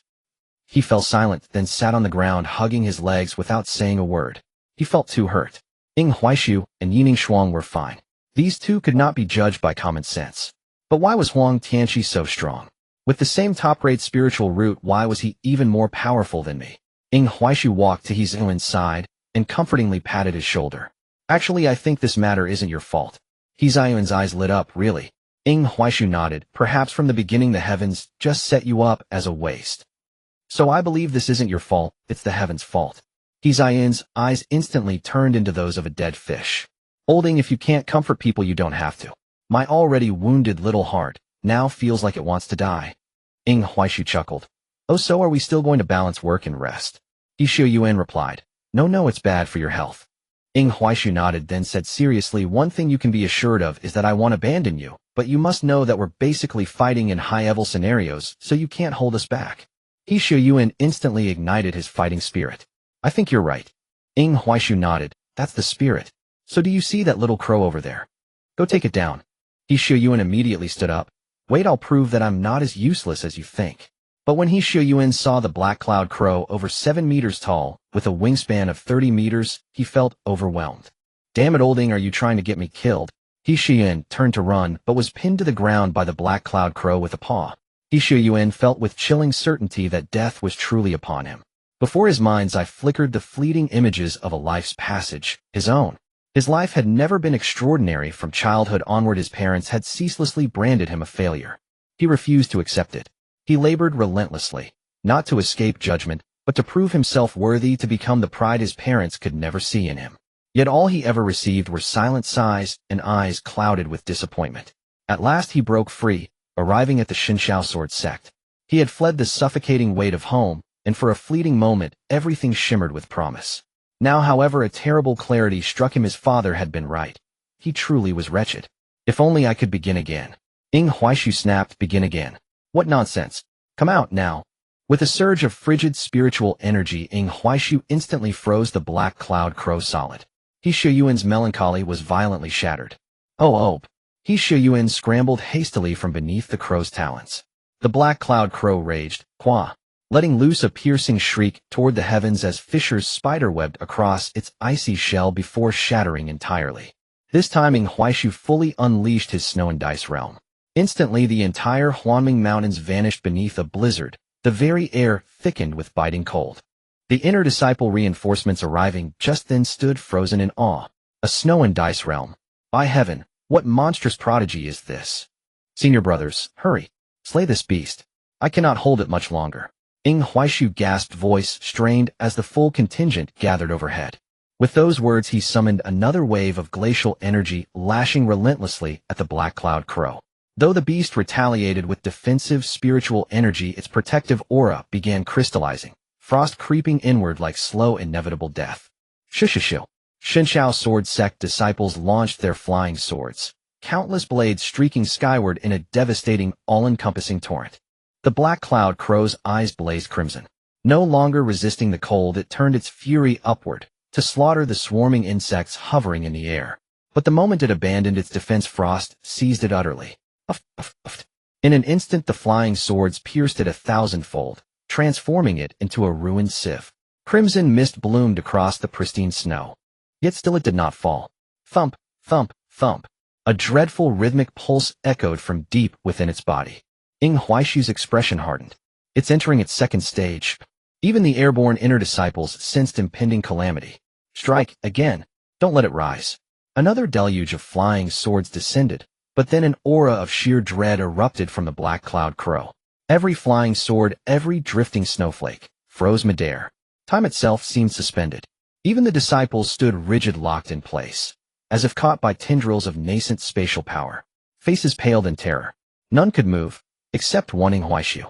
He glanced left and right, noted the stillness of others, and remained perfectly still himself. To stand apart would draw unwanted attention.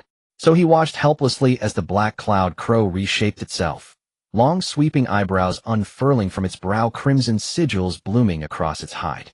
Its frame swelled thrice its former size. With a thunderous roar, the transformed beast shattered the sky, scattering swords and snow alike in a single violent gust. Insects died. Having completed its second stage, the black cloud crow ignored the disciples aloft. Its sole target was Ing Huaishu. For this insignificant insect had humiliated it and threatened it.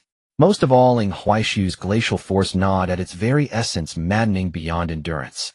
Ing Huaishu could only sigh inwardly. I merely applied crowd control. Must this be so personal? Yet the Shinshao sword sect disciples were no mere spectators. The moment freedom returned, they grasped the crow's intent. The half-step Chi-Si disciples' gaze sharpened. Beast, do not lay a claw on my junior brother. In a blink he materialized before Ing Huaishu, and instantly activated a spirit-warding shield. Infused with chi, it swelled into a vast gleaming barrier, enveloping them both. Bang! The crow's wings slammed into the shield. Tremendous recoil sent the disciple staggering backward, yet the impact battered him inward as well. He choked up, blood spat crimson onto the snow. Blast it! The beast is stronger than expected. Junior brothers, form the formation, he roared. At his command, the airborne disciples surged into motion. Their flying swords spiraled upward, converging midair into a roaring serpentine dragon of steel. The dragon coalesced and lunged. The black cloud crow's gaze tightened. It dared not meet the blade dragon Hedon. But it made one fatal error: it ceased resisting the frost.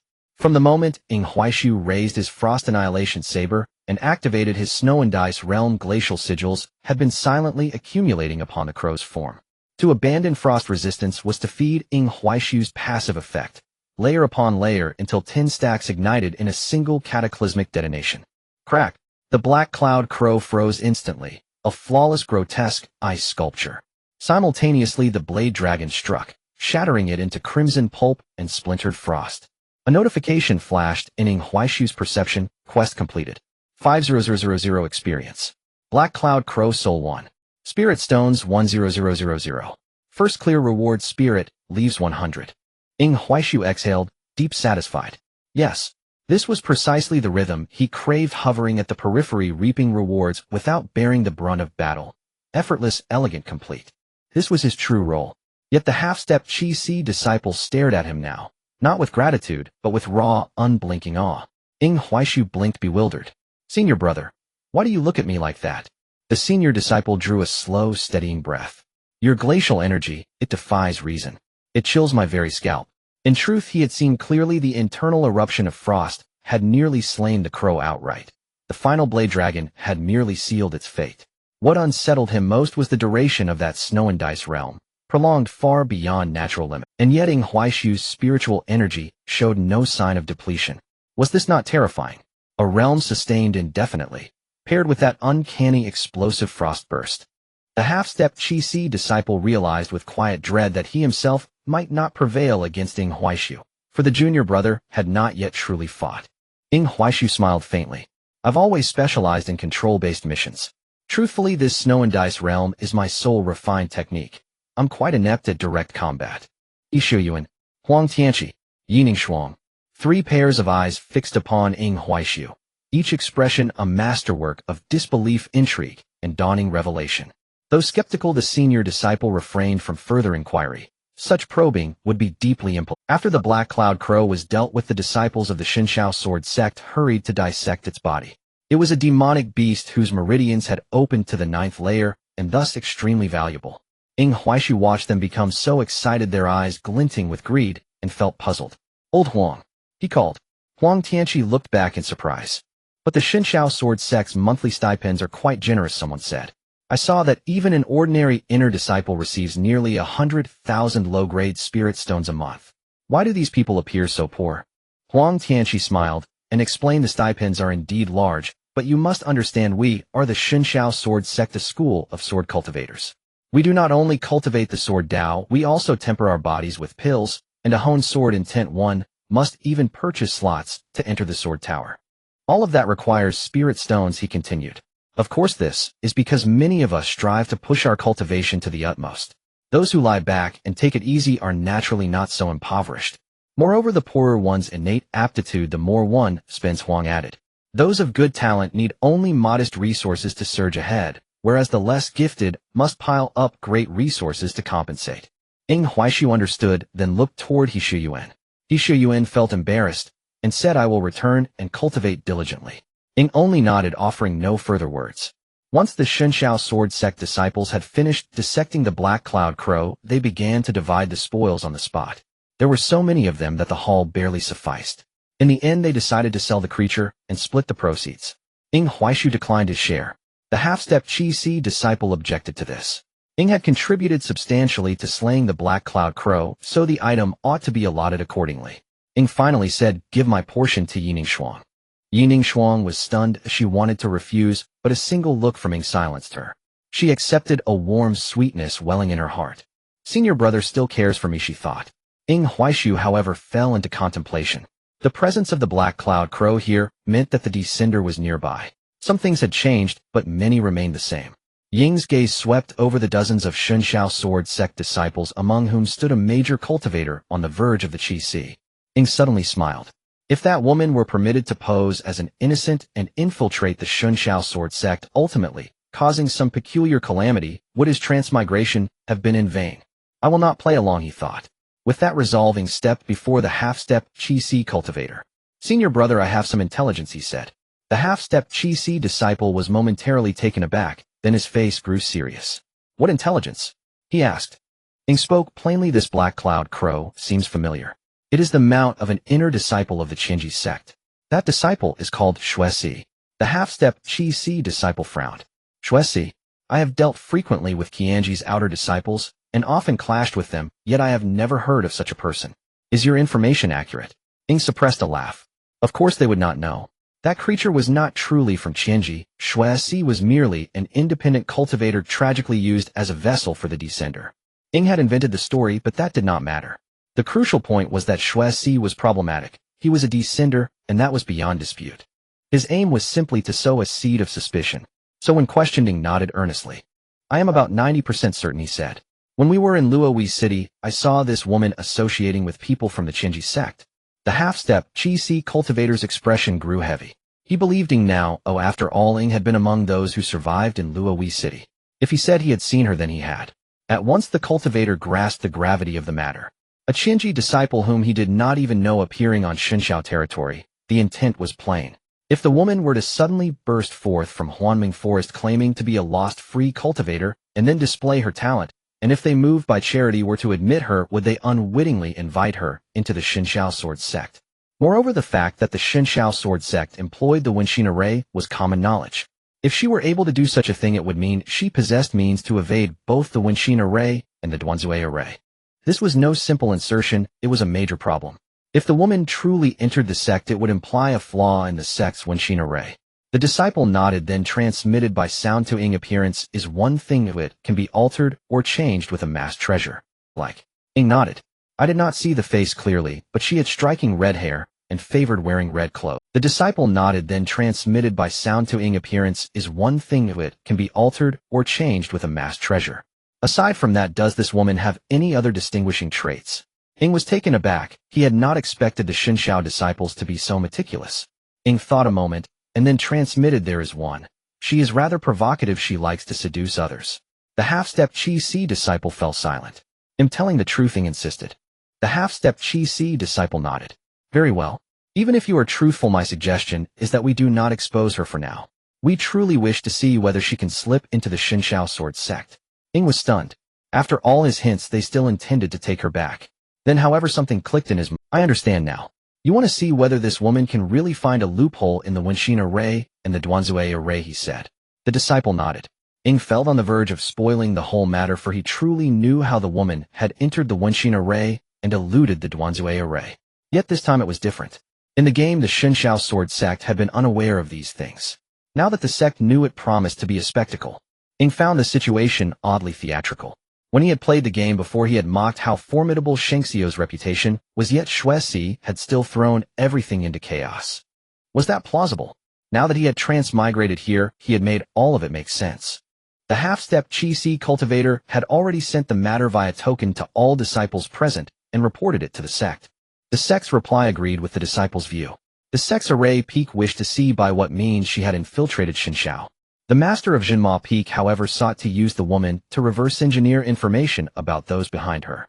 Plans were put in place, but then a sudden cry for help cut through the assembly. Help! Shuesi staggered out of the forest, her body battered. Seeing the Shinshao sword sect people, she shouted once for aid, and then fainted to the ground.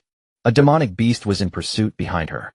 Those who had only moments before learned the truth stood utter. A group of disciples from the Shinshao sword sect squatted on the ground surrounding Shui. See their actions reminiscent of watching a monkey.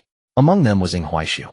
A disciple at the half-step Chi-Si stage transmitted a message asking, is he pretending, or has he really fainted?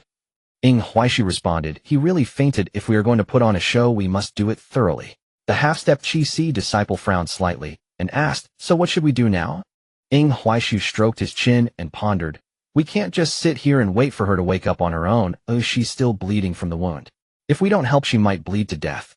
However, saving this woman would probably require her to repay us with her body. The half-step Chi-Si disciple inquired again, what about the female disciples? Ing Huaishu shook his head, saying, the female disciples won't be able to wake her up. The half-step Chi-Si cultivator understood. Oh, Shuesi clearly wanted to lure a male cultivator. He suddenly looked at Ing Huaishu and suggested, how about you do it? Ing Huaishu shook his head. I can't. I have a cleanliness obsession. This woman makes me feel nauseous.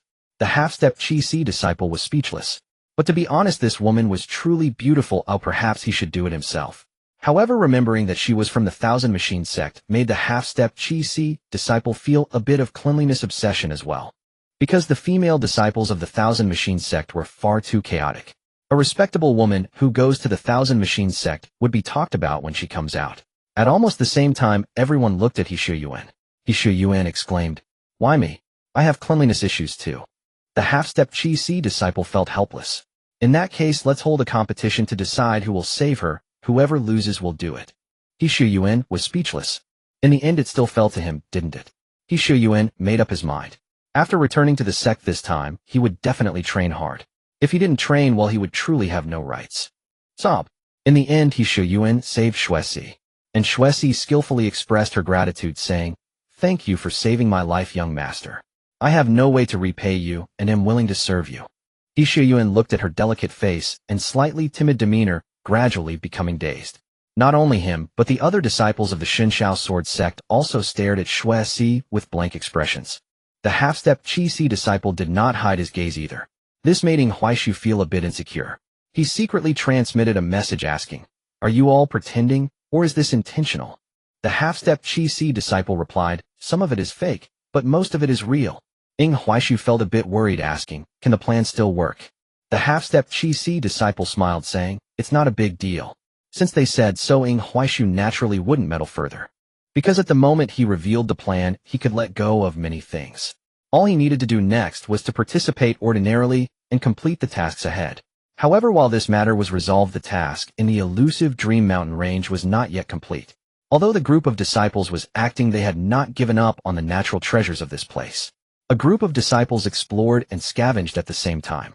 However, Ing Huaishu did not join them in scavenging. Instead, he went alone deep into the elusive dream forest and arrived beneath a large tree. Looking at the big tree, Ing Huaishu noticed no one around before saying, come out. The big tree remained silent. Ing Huaishu felt a bit speechless. At this moment, he drew Frost Extinction and aimed to stab the tree trunk. Wait! Suddenly, a woman hurriedly appeared, her eyes filled with shock as she looked at Ing Huaishu. How did you know I have a tree spirit? Ing Huaishu sheathed Frost Extinction and smiled at the woman. Don't worry about how I know. I'm sure you saw everything that happened in the elusive dream forest, so what do you think will happen if you oppose the Xinxiao sword sect? The tree spirit's face turned pale. Indeed, as Ing Huaishu said, the disciples of the Xinxiao sword sect were truly fierce. Moreover, their excitement while dividing up the corpses was reminiscent of demonic cultivators. No, she even felt that the disciples were more perverse than those from the demonic path. She firmly believed that if that group of disciples saw her, she might not even leave a root behind. After all, the elusive tree was a treasure that cultivators would fight over. Ing Huaishu smiled at this moment. So next, cooperate with my Xinxiao sword sect, use your illusions to create a training ground for our disciples, and I will ensure your safety. The tree spirit frowned. This condition is far inferior to theirs. Ing Huaishu narrowed his eyes and said, oh, so you don't want to cooperate anymore. As he spoke, Ing Huaixu's other hand slowly approached Frost Extinction. The tree spirit hurriedly said, I agree to your cooperation proposal. The tree spirit realized what was happening. Ing Huaishu truly wanted to cut her down. Compared to cooperation, he was more interested in her essence. The tree spirit could sense what was in people's hearts. The reason Ing Huaishu proposed cooperation was likely a reluctant choice, as if something forced him to give up his greed. Hearing that this guy was willing to cooperate, Ing Huaixu's expression was quite conflicted and painful, even somewhat struggling. Because the elusive tree was truly too precious. This thing became increasingly useful as it reached a later stage. Because the heart of the elusive tree possessed the incredible ability to replicate anything. And the elusive tree before him was the first material that players could obtain to explode the elusive tree's heart. Thus Ing Huaishu somewhat wanted to explode it. But compared to the elusive tree's other ability, he had to, because according to the game data on the elusive tree, it could create a very realistic illusion. Within this environment, it could replicate countless monsters or perfectly replicate players to deal with intruders. While this ability didn't matter much in the game, some things when placed in reality were incredibly powerful. Since we have cooperated, then you will do it my way next. Ing Huaishu directly provided the tree spirit with the monster illustrations he already had in his directory. Next, you will create an illusion and let the disciples of the Xinxiao sword sect challenge that illusion. As for the difficulty, set it to the highest. The tree spirit was somewhat confused, asking, what does it mean to set the difficulty to the highest? For example, if a disciple at the first level of Meridian Opening comes to challenge, you should transform him into a monster with the strength of a 9th level of Meridian Opening. If a 9th level of Meridian Opening disciple comes to challenge, give him 1,000 9th level Meridian Opening monsters. The tree spirit was dumbfounded. Are you sure this is training and not just pure torture? Ing Huaishu said sternly, you don't understand. However, after thinking for a moment, he added, how about you match me a monster to see? The tree spirit naturally nodded. In the next second, Ing Huaishu directly closed his eyes and sat cross-legged. However, not long after, Ing Huaishu opened his eyes and said, no, this is too rigid. What you transformed is useless, let me adjust it for you. Ing Huaishu shared every conceivable possibility of extreme difficulty with the illusion tree. Each adjustment was personally experienced by Ing Huaishu. Only when Ing Huaishu found it exceedingly challenging did he finally feel satisfied. In fact, he still wished to increase the difficulty. Who knows what the difficulty of the subsequent boss will be. Therefore, Ing Huaishu planned to set a challenge that would require consuming over 100 Gonlin pills and more than 200 recovery pills to pass. However, considering he had the ability to instantly digest the effects of the pills, he felt the difficulty was too high. After all, this group had no ability to recover instantly. In the end, Ing Huaishu thought better of it. Moreover, he worried that if it was too difficult, how would he handle the collapse of these disciples? After all, there were no players left now, and he still relied on these disciples to help him clear large group dungeons and world instances. Alright, let's stick to this difficulty for now. The illusion tree felt a chill run down her spine. If Ing Huaishu could pass this, she had no doubt he held a grudge against his fellow disciples. But isn't Ing Huaishu too abnormal? Regardless of the difficulty, as long as he was in the Meridian opening realm, he could kill. Is this even human? Moreover, what was even more terrifying was that against beasts of the same realm, whether it was 1,000 or even 2,000, Ing Huaishu could crush them. Yet such a ruthless person, when not in action, appeared surprisingly ordinary aside from being exceptional. Alright, let's proceed with this difficulty, but I have chosen to cooperate with you. However, as you are just an inner disciple, can you really take charge of the Xinxiao Sword sect? Ing Huaishu directly opened his friend list and shared his current situation with He Shixiang. Before long, the space suddenly tore apart. Lu Qingyi and He Shixiang stepped out from the torn space. Oh, my disciple, you are amazing. You actually acquired such a large venue this time. Quick, let me hug you. Ing Huaishu felt a bit awkward, mainly because He Shixiang rushed over and it felt like she was charging at him. Master, isn't this inappropriate? Though he said that, Ing Huaishu opened his arms to embrace her. However, in the next moment, Lu Qingyi unleashed a wave of energy to block them. The two collided as if hitting an invisible wall, their faces squished. Lu Qingyi rolled her eyes. If you want to nurture your master-disciple relationship, at least wait until you return to Tianxu Peak. What kind of public display is this? He Shixiang immediately straightened up and assumed a sage-like demeanor. Well, my disciple, you did well this time. When we get back, whatever reward you want, I will grant it. Lu Qingyi sighed helplessly. However, she added, you have made such a contribution to the sect, indeed your efforts are irreplaceable. If you want any rewards, feel free to tell me, and I will grant it. Ing Huaishu was stunned. He simply wanted to find a training ground for the Xinxiao Sword sect, but now it seemed this training ground's contribution exceeded his expectations. Lu Qingyi did not explain further. She turned to the spirit of the illusion tree and said, I can make the decision. Then she handed the spirit a token of an elder. This is your identity. With this token, you are one of my Xinxiao Sword sect. If anyone plots against you, just contact me, and I will show them what regret truly means. At that moment, the spirit of the illusion tree dared not say anything more. A cultivator capable of tearing through the void was truly a grandmaster. With such power backing her, what was there to fear? Thank you, senior.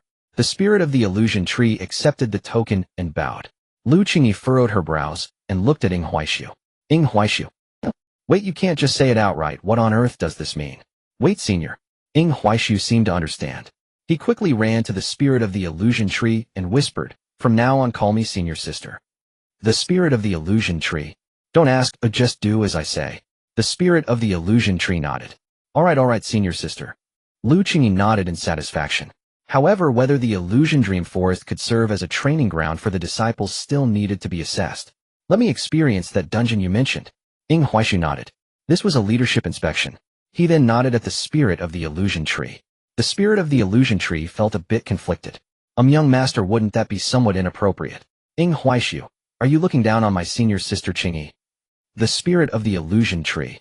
Then Lu Qingyi personally experienced what Ing Huaishu called a dungeon. After nearly 3 minutes, Lu Qingyi awoke from the illusion bewildered. It wasn't that she couldn't pass. Even when suppressing her realm, she still dominated. However, the difficulty of this dungeon was utterly insane. Those beasts seemed to have consumed a blood explosion pill, charging at her with frenzied bites and relentless use of supernatural powers. Countless beast spells bombarded her, as if they had no regard for spiritual energy. With such difficulty, could the disciples of the Xinxiao Sword sect truly get through? Would they come back from this training with their Dao hearts shattered? Lu Qingyi took a deep breath at that moment. Have you tried it? Ing Huaishu was about to speak, when Lu Qingyi raised her hand to interrupt. You must be speaking nonsense. Then she transmitted her voice to the spirit of the illusion tree. Transform into Ing Huaishu for me. The spirit of the illusion tree felt a bit scared. She actually wanted to remind Lu Qingyi that at the same realm Ing Huaishu was indeed a bit absolutely invincible. But she couldn't dare to disobey the words of a senior. In the end, she could only comply. And when Lu Qingyi faced the fully unleashed Ing Huaishu in the illusion for the first time, she was dumbfounded. Lu Qingyi was invincible at the same realm. But in the face of the fully unleashed Ing Huaishu, she felt her blood boiling and her heart racing for the first time. The biting cold made it difficult for Lu Qingyi, who was suppressed at the Meridian opening realm, to move. Ing Huaishu flashed to her side and at the moment of frost extinction, Lu Qingyi almost didn't react in time. But even after reacting, she felt her arms go numb after a brief defense. Huaishu disappeared again. Then he continued to strike. Lu Qingyi could only keep defending. However, her body started to be covered in layers of frost. What made Lu Qingyi even more furious was that after a period of close combat, the illusion Huaishu suddenly flew into the air. Then countless snowflakes condensed into numerous ice swords raining down madly. Looking at the dense barrage of ice swords, Lu Qingyi felt dazed. She attempted to use her grand supernatural powers to defend, but the frost on her body suddenly erupted, freezing her momentarily. But in that instant, the rain of swords fell. Boom, boom, boom, boom. A series of muffled sounds echoed, and then the entire ground erupted with ice shards. Whoosh! Finally, Lu Qingyi broke the ice with a sword, Qi directly slashing at Huaix's illusionary avatar, to end it. However, that strike used a force far exceeding that of the meridian opening. After exiting the illusion, Lu Qingyi glared fiercely at Huaishu. Huaishu, what's going on, big sister? What are you trying to do? Shixiang quickly stood in front of Huaishu. Qingyi, what kind of look is that? Lu Qingyi chuckled. Illusion spirit, you understand. Huaishu was beaten, once again. And this time it was a dual assault. Is it really necessary? I merely set the trial's difficulty slightly higher, he thought, bewildered. This is for the future of the Shenxiao sword sect.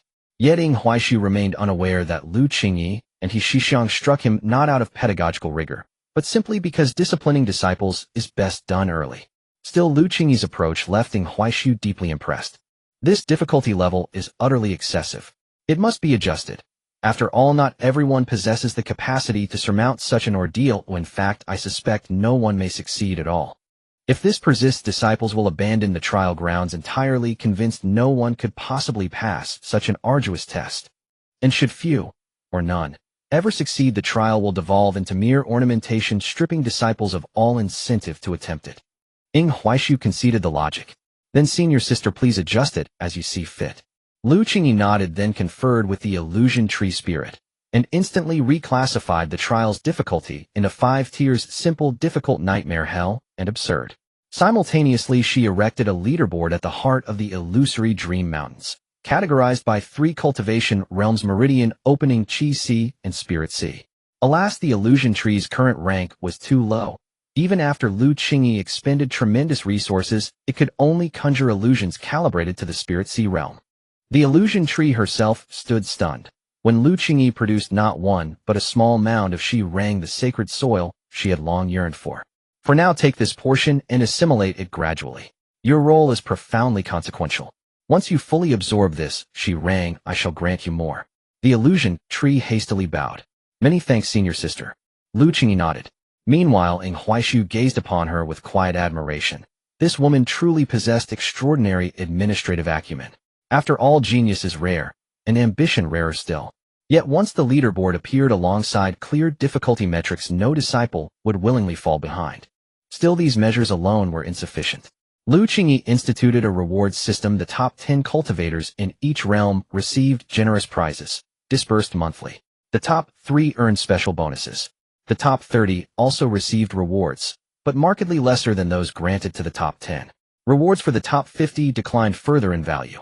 Those ranked within the top 100 received only baseline compensation, yet even that consisted of abundant cultivation resources. Still, something felt amiss. Huaishu turned to Lu Qingyi, puzzled. Senior sister, according to precedent, shouldn't my name appear on the leaderboard? Why is it absent? Lu Qingyi chuckled softly, no longer wishing to remain hidden. Huaishu flushed with embarrassment. Of course he wished to remain concealed. Yet those rewards were simply too tempting to forego. Shixiang shook her head. Foolish disciple, do not compete with them. Per sect regulations, since you discovered and submitted this trial ground to the sect, you are entitled to 20% of its revenue. Should this trial ground gain renown, your spirit stones will flow endlessly. Huaishu froze in disbelief. Such a benefit exists. Why isn't it documented in the manual? Shixiang sighed. Few have ever fully claimed a secret realm or trial ground. None, in fact, since Qinji's era. Moreover, within 10,000 li of the Shenxiao sword sect, nearly every secret realm has already been explored by Qingyi, leaving little opportunity for others. Hence the clause was omitted entirely. Huaishu understood. Simultaneously, his curiosity about Lu Qingyi's true strength deepened. During gameplay, her stat panel had displayed nothing but question marks. Her lore merely declared her formidable, yet offered no concrete measure of just how formidable. Ding. World quest completed. Illusory dream trial ground unlocked. Reward 500 experience, 700 spirit stones, 200 spirit leaves. Upon seeing the reward notification, Ing Huaishu's mood lifted considerably. Master, if there's nothing else, may I return to the sect? He Shixiang shook her head. No rush. I'll escort you back later. Until then, remain here. Lu Qingyi fixed him with a steady gaze. Her meaning unmistakable, do not leave yet. Ing Huaishu stiffened. A foreboding chill settled over him, and rightly so. Lu Qingyi and He Shixiang immediately sat in meditation and re-entered the illusion. Their objective was unambiguous: defeat Ing Huaishu, and they were already fiercely determined. Yet without exceeding the meridian, opening realm's power ceiling, victory proved impossible. Ing Huaishu was simply insufferable, mastering control, shielding, and offense alike. Worse still, his frost mark could not be dispelled by fire. Within his frost realm aura, anyone bore the frost mark, accumulating layers until sudden crystallization froze them solid. Then came the deluge, countless ice-laced flying swords raining from above. Crucially, Ing Huaishu fought exclusively at range, refusing close combat entirely, instead weaving relentless kiting maneuvers while unleashing frost-imbued sword projections. His spiritual energy burned like limitless currency. When they finally closed distance, Lu Qingyi clashed blades with him, only to feel her arms tremble violently under the sheer force of his strikes. Her strength drained away completely. Then Ing Huaishu detonated his frost mark's fused ice and sword into a single blade and struck her down in one decisive blow. Lu Qingyi's temper flared crimson. Though peerless within her realm, she'd never felt so humiliated or so thoroughly nauseated. No, I demand another try. I refuse to believe this. She challenged him again and fell once more. Again she rose and fell again. Worse, each time Ing Huaishu defeated her, he delivered biting mockery. Is this your resistance? Lu Qingyi nearly vomited blood. Upon awakening anew, she held a leather whip in hand. Crack, crack, crack, crack. Damn it, ouch. Senior Sister Mercy. Ing Huaishu scrambled wildly, only for He Shixiang to awaken moments later. Her face burned crimson with fury. Wretched disciple, your life is forfeit. Ing Huaishu froze. Wait, what madness has seized you both? Then he noticed the illusion tree spirit stifling laughter, nearly convulsing from suppressed mirth. A dawning realization struck him. Surely, you two cannot best me within the same realm. The moment the words escaped his lips, he clapped a hand over his mouth, but it was too late. Hearing them, Lu Qingyi and He Shixiang hoisted him high onto a tree branch. Each wielded a whip. Crack, resist me, why don't you? They hissed through gritted teeth as they lashed. Ing Huaishu wept inwardly. It's not my fault. During prototype testing, I casually remarked something similar, and the illusion tree replicated it verbatim. Shouldn't you be punishing her instead? The illusion tree, midway through devouring celestial gossip, jolted violently. Mercy. But Lu Qingyi and He Shixiang ignored her completely, focusing solely on flogging Ing Huaishu. Ing Huaishu was not severely injured aside from the pain, which was somewhat torturous. At this moment, seeing the two individuals who had once again entered the illusion, he contemplated escape. However, he dared not. With their strength, finding him would be quite simple. When they awaken and discover his flight, they would surely retaliate with even greater ferocity. Ing Huaishu felt a sense of helplessness. Was this akin to digging a pit for himself? Speaking of which, these two were indeed reminiscent of how he used to play games, utterly engrossed, unwilling to quit until they cleared the level.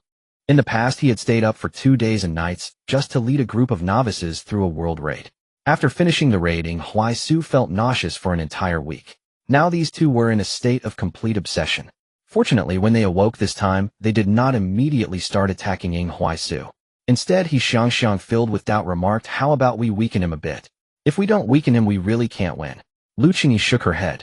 We can weaken him in the illusion, but in the real world, no one can truly diminish another's strength. Then both shot a fierce glare at Ing Huaishu. He could only shrink his neck. He Shixiang took a deep breath and once again fell into the illusion. As a result, the two became increasingly furious. They even began to curse loudly. This is disgusting. How can this be human? Is this even human? Unable to contain their anger, they resumed mercilessly attacking Ing Huaishu. Ing Huaishu ceased to resist, for resistance was futile. After the two vented their rage on him, their anger finally subsided. Then they fell back into the illusion. By the next morning, He Shixiang was the first to concede. I can't take it anymore. If this continues, I fear my Dao heart might suffer a crisis. I need a breather. Lu Qingyi also took several deep breaths. Alright, I need a break too. Shortly after the two swiftly departed, Ying Huaisu was left dumbfounded. Aren't you supposed to take me back to the sect? Why did you run off by yourselves? I haven't even gotten in the car. Little did Ying Huaisu know the two really did not want to see him at that moment. Ying Huaisu felt quite helpless. However, upon returning to the sect, both He Xiangxiang and Lu Qingyi remained unusually silent. They began to question their lives. Even Lu Qingyi brought forth the techniques and swordsmanship that Ying Huaisu practiced for research. Not only for study, she even began to cultivate. He Xiangxiang did the same. However, it was also the first time she asked a question. Master, will there really be no mistakes? Lu Qingyi smiled. Finally, someone understands me. She shook her head. I don't know, but that doesn't negate the fact that Ying Huaisu is indeed powerful, yet also truly repulsive. At that moment, He Xiangxiang's expression was filled with worry. Lu Qingyi found it infuriating. Are you not aware of how absurd your disciple is? You are equally disgusted. Oh, why are you now worried about me going too hard on him? He Xiangxiang shook her head. Junior sister, please calm down. My concern is not for that. I am worried about the master's prophecy. If the master is wrong, that would be one thing, but what if the master has never been wrong? Lu Qingyi was momentarily stunned, then her pupils contracted. She understood what He Xiangxiang meant. If the master had indeed made a mistake, then Ying Huaisu would be that point of error. That would be a good thing. However, if the master had never erred, it would imply that Ying Huaisu was truly formidable. Yet such a talented genius could very well be eliminated before he even had a chance to grow. The thought of this sent chills down their spines simultaneously, for both felt the latter possibility was more. He Xiangxiang spoke again. Do you remember that before Ying Huaisu began cultivating, he had already lost his memory, yet he possessed Dao stones and pieces of the great Dao? The extermination of the Ying family appeared to be a mere ordinary conflict among mortals, but the opposing party could produce Dao stones and fragments of the great Dao, which is not simply a case of extermination. Moreover, have you not noticed Ying Huaizu's spiritual root? It is clearly hidden, indicating that the Ying family was protecting him. Most importantly, I have been investigating the extermination of the Ying family, but no matter how much I delve, they all turn out to be mere mortals. What kind of force is behind this? I cannot find a clue. Lu Qingyi's expression grew serious. This means that Ying Huaizu's enemies are terrifying enough to erase all traces of themselves. He Xiangxiang nodded. Lu Qingyi's eyes narrowed slightly. It doesn't matter who they are, as long as they dare to come, I will kill them. He Xiangxiang nodded, and then the two resumed their study of Ying Huaizu's techniques and swordsmanship. The news that the Illusion Dream Mountains had been designated as a trial ground by the Shenshao sword sect spread throughout the entire sect within a day. The key point was that the rewards from the Illusion Dream Mountains made a group of disciples extremely envious. Especially the ranking rewards for the opening Meridian Realm, which were even more outrageous than those from the Sword Tower. Moreover, the trial ground of the Illusion Dream Mountains had a very low entry fee. Each attempt only required 10 low-grade spirit stones. This was practically a benefit. As a result, many disciples headed towards the Illusion Dream Mountains. After carefully reviewing the usage instructions, each one felt extremely confident. Just give me the outrageous difficulty.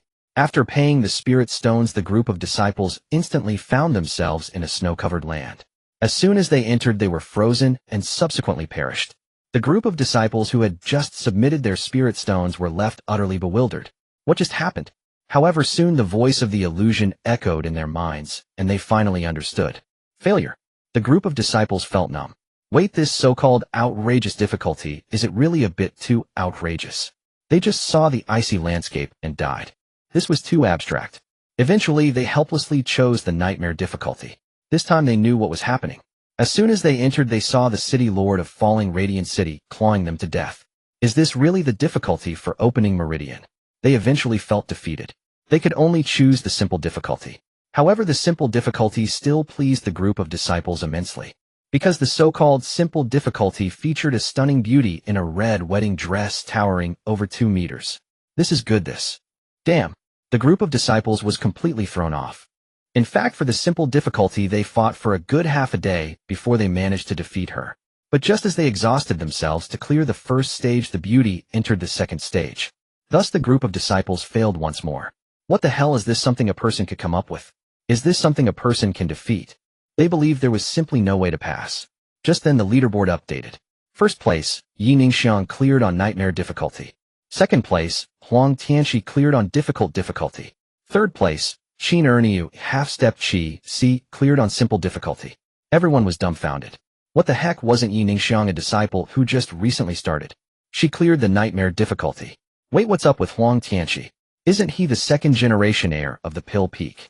Isn't he just at the first layer of opening meridian? How did he clear the difficulty? Did he cheat?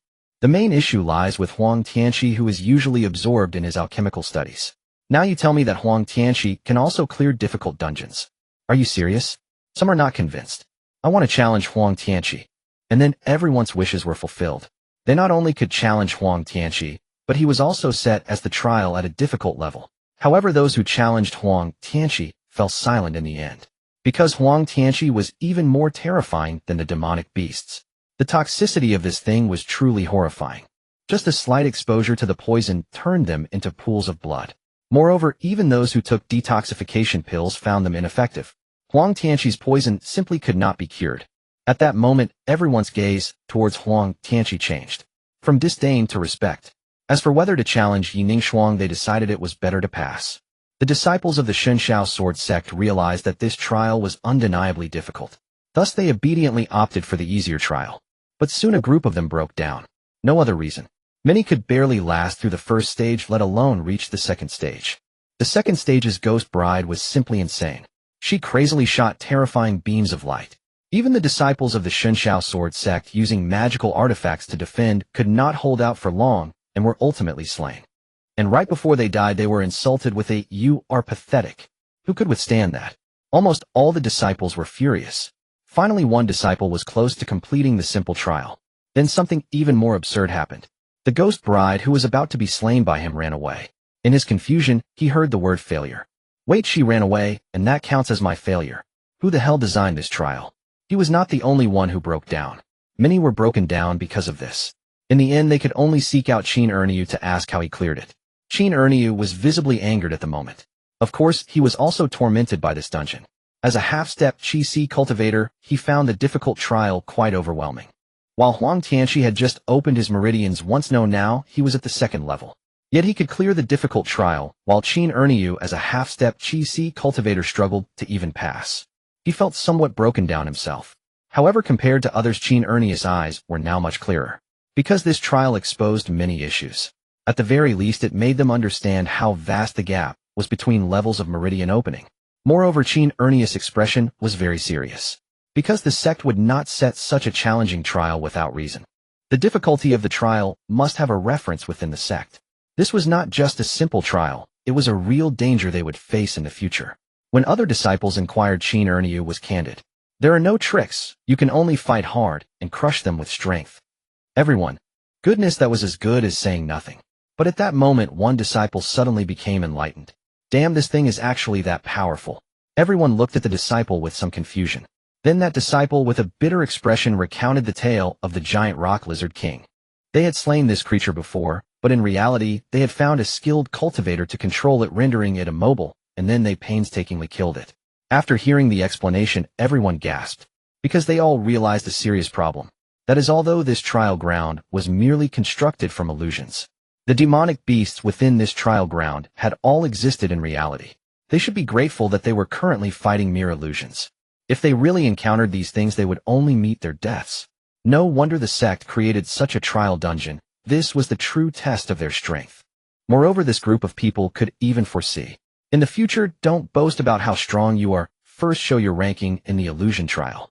However, when these disciples learned that the things in the illusion trial had all existed in reality, although they appeared broken down on the surface, some began to secretly compete. Not for any other reason, just to have a ranking. Moreover, since the illusion dungeon had just opened, even if the ranking was short-lived, it was worth it. As long as they made the list, they would immediately record it with a recording stone for future bragging. Ding! At that moment, the stone tablet floating above the illusion trial emitted a loud sound again. Soon another person made the list. Third place, He Shuyuan, cleared the difficult trial. Qin Erniu had now moved up to fourth place. This left him speechless. He Shuyuan cleared the difficult trial too. How is that possible? He Shuyuan is such a useless person. How could this waste actually pass the difficult trial? After He Shuyuan cleared the difficult trial, he naturally became a competitor in the difficult trial. Qin Erniu did not believe it. He handed over spirit stones again, and chose to challenge He Shuyuan. Then Qin Erniu was defeated. Because He Shuyuan had truly become stronger. The golden light enveloped him, and even standing still Qin Erniu couldn't lay a finger on him. Then He Shuyuan struck back with a sword. The golden sword energy was not only incredibly fast, but also extremely sharp. Qin Erniu could not defend against it at all. Impressive. After failing, Qin Erniu did not continue to challenge. He chose to return to the sect instead. He realized, to overcome the difficult trial, he must enhance his own strength. In fact, his half-step Qi cultivation had now dropped back to the 8th level of meridian opening. But Qin Erniu felt it was still not enough. Not to mention he at least needed to match He Shuyuan. Moreover, there was still a task left uncompleted. He still needed to bring Shui back to the sect. In fact, not only Qin Erniu noticed the problem. All the first batch of trial participants clearly recognized their inadequacies, realizing that their level of meridian opening was almost a joke. If they did not want to fall behind to clear this trial, they had to return to the sect and significantly improve themselves. Then a group returned to the sect while another group headed back to the Illusion Dream Mountains. Not long after, the other group also returned to the sect after breaking down and then started to train furiously. This change left the higher-ups of the Shenxiao Swords sect bewildered. What happened to these disciples? Why are they all training so desperately? The sect leader was somewhat puzzled. Other peak masters were equally curious. After some investigation, they learned it was due to the illusion trial. The higher-ups of the sect were aware of the illusion trial. It was created by Lu Qingyi. However, they did not expect the illusion trial to have such an effect. Why don't we go take a look? Everyone nodded. They then all went to the illusion trial. Finally, they found the tree spirit. The tree spirit recognized these people through the entry manual. The tree spirit quickly bowed. The sect leader waved his hand. No need, we just want to experience the illusion trial. But is it just now that you have reached the spirit sea? The tree spirit explained with a hint of helplessness. My strength is still too low, so the current limit is to construct an illusion of the spirit sea realm. The sect master smiled. No worries, just take your time to improve your cultivation. Moreover, this dream trial is indeed a great help to our sect, and I will reward you later. The tree spirit bowed again, saying, Thank you very much, sect master.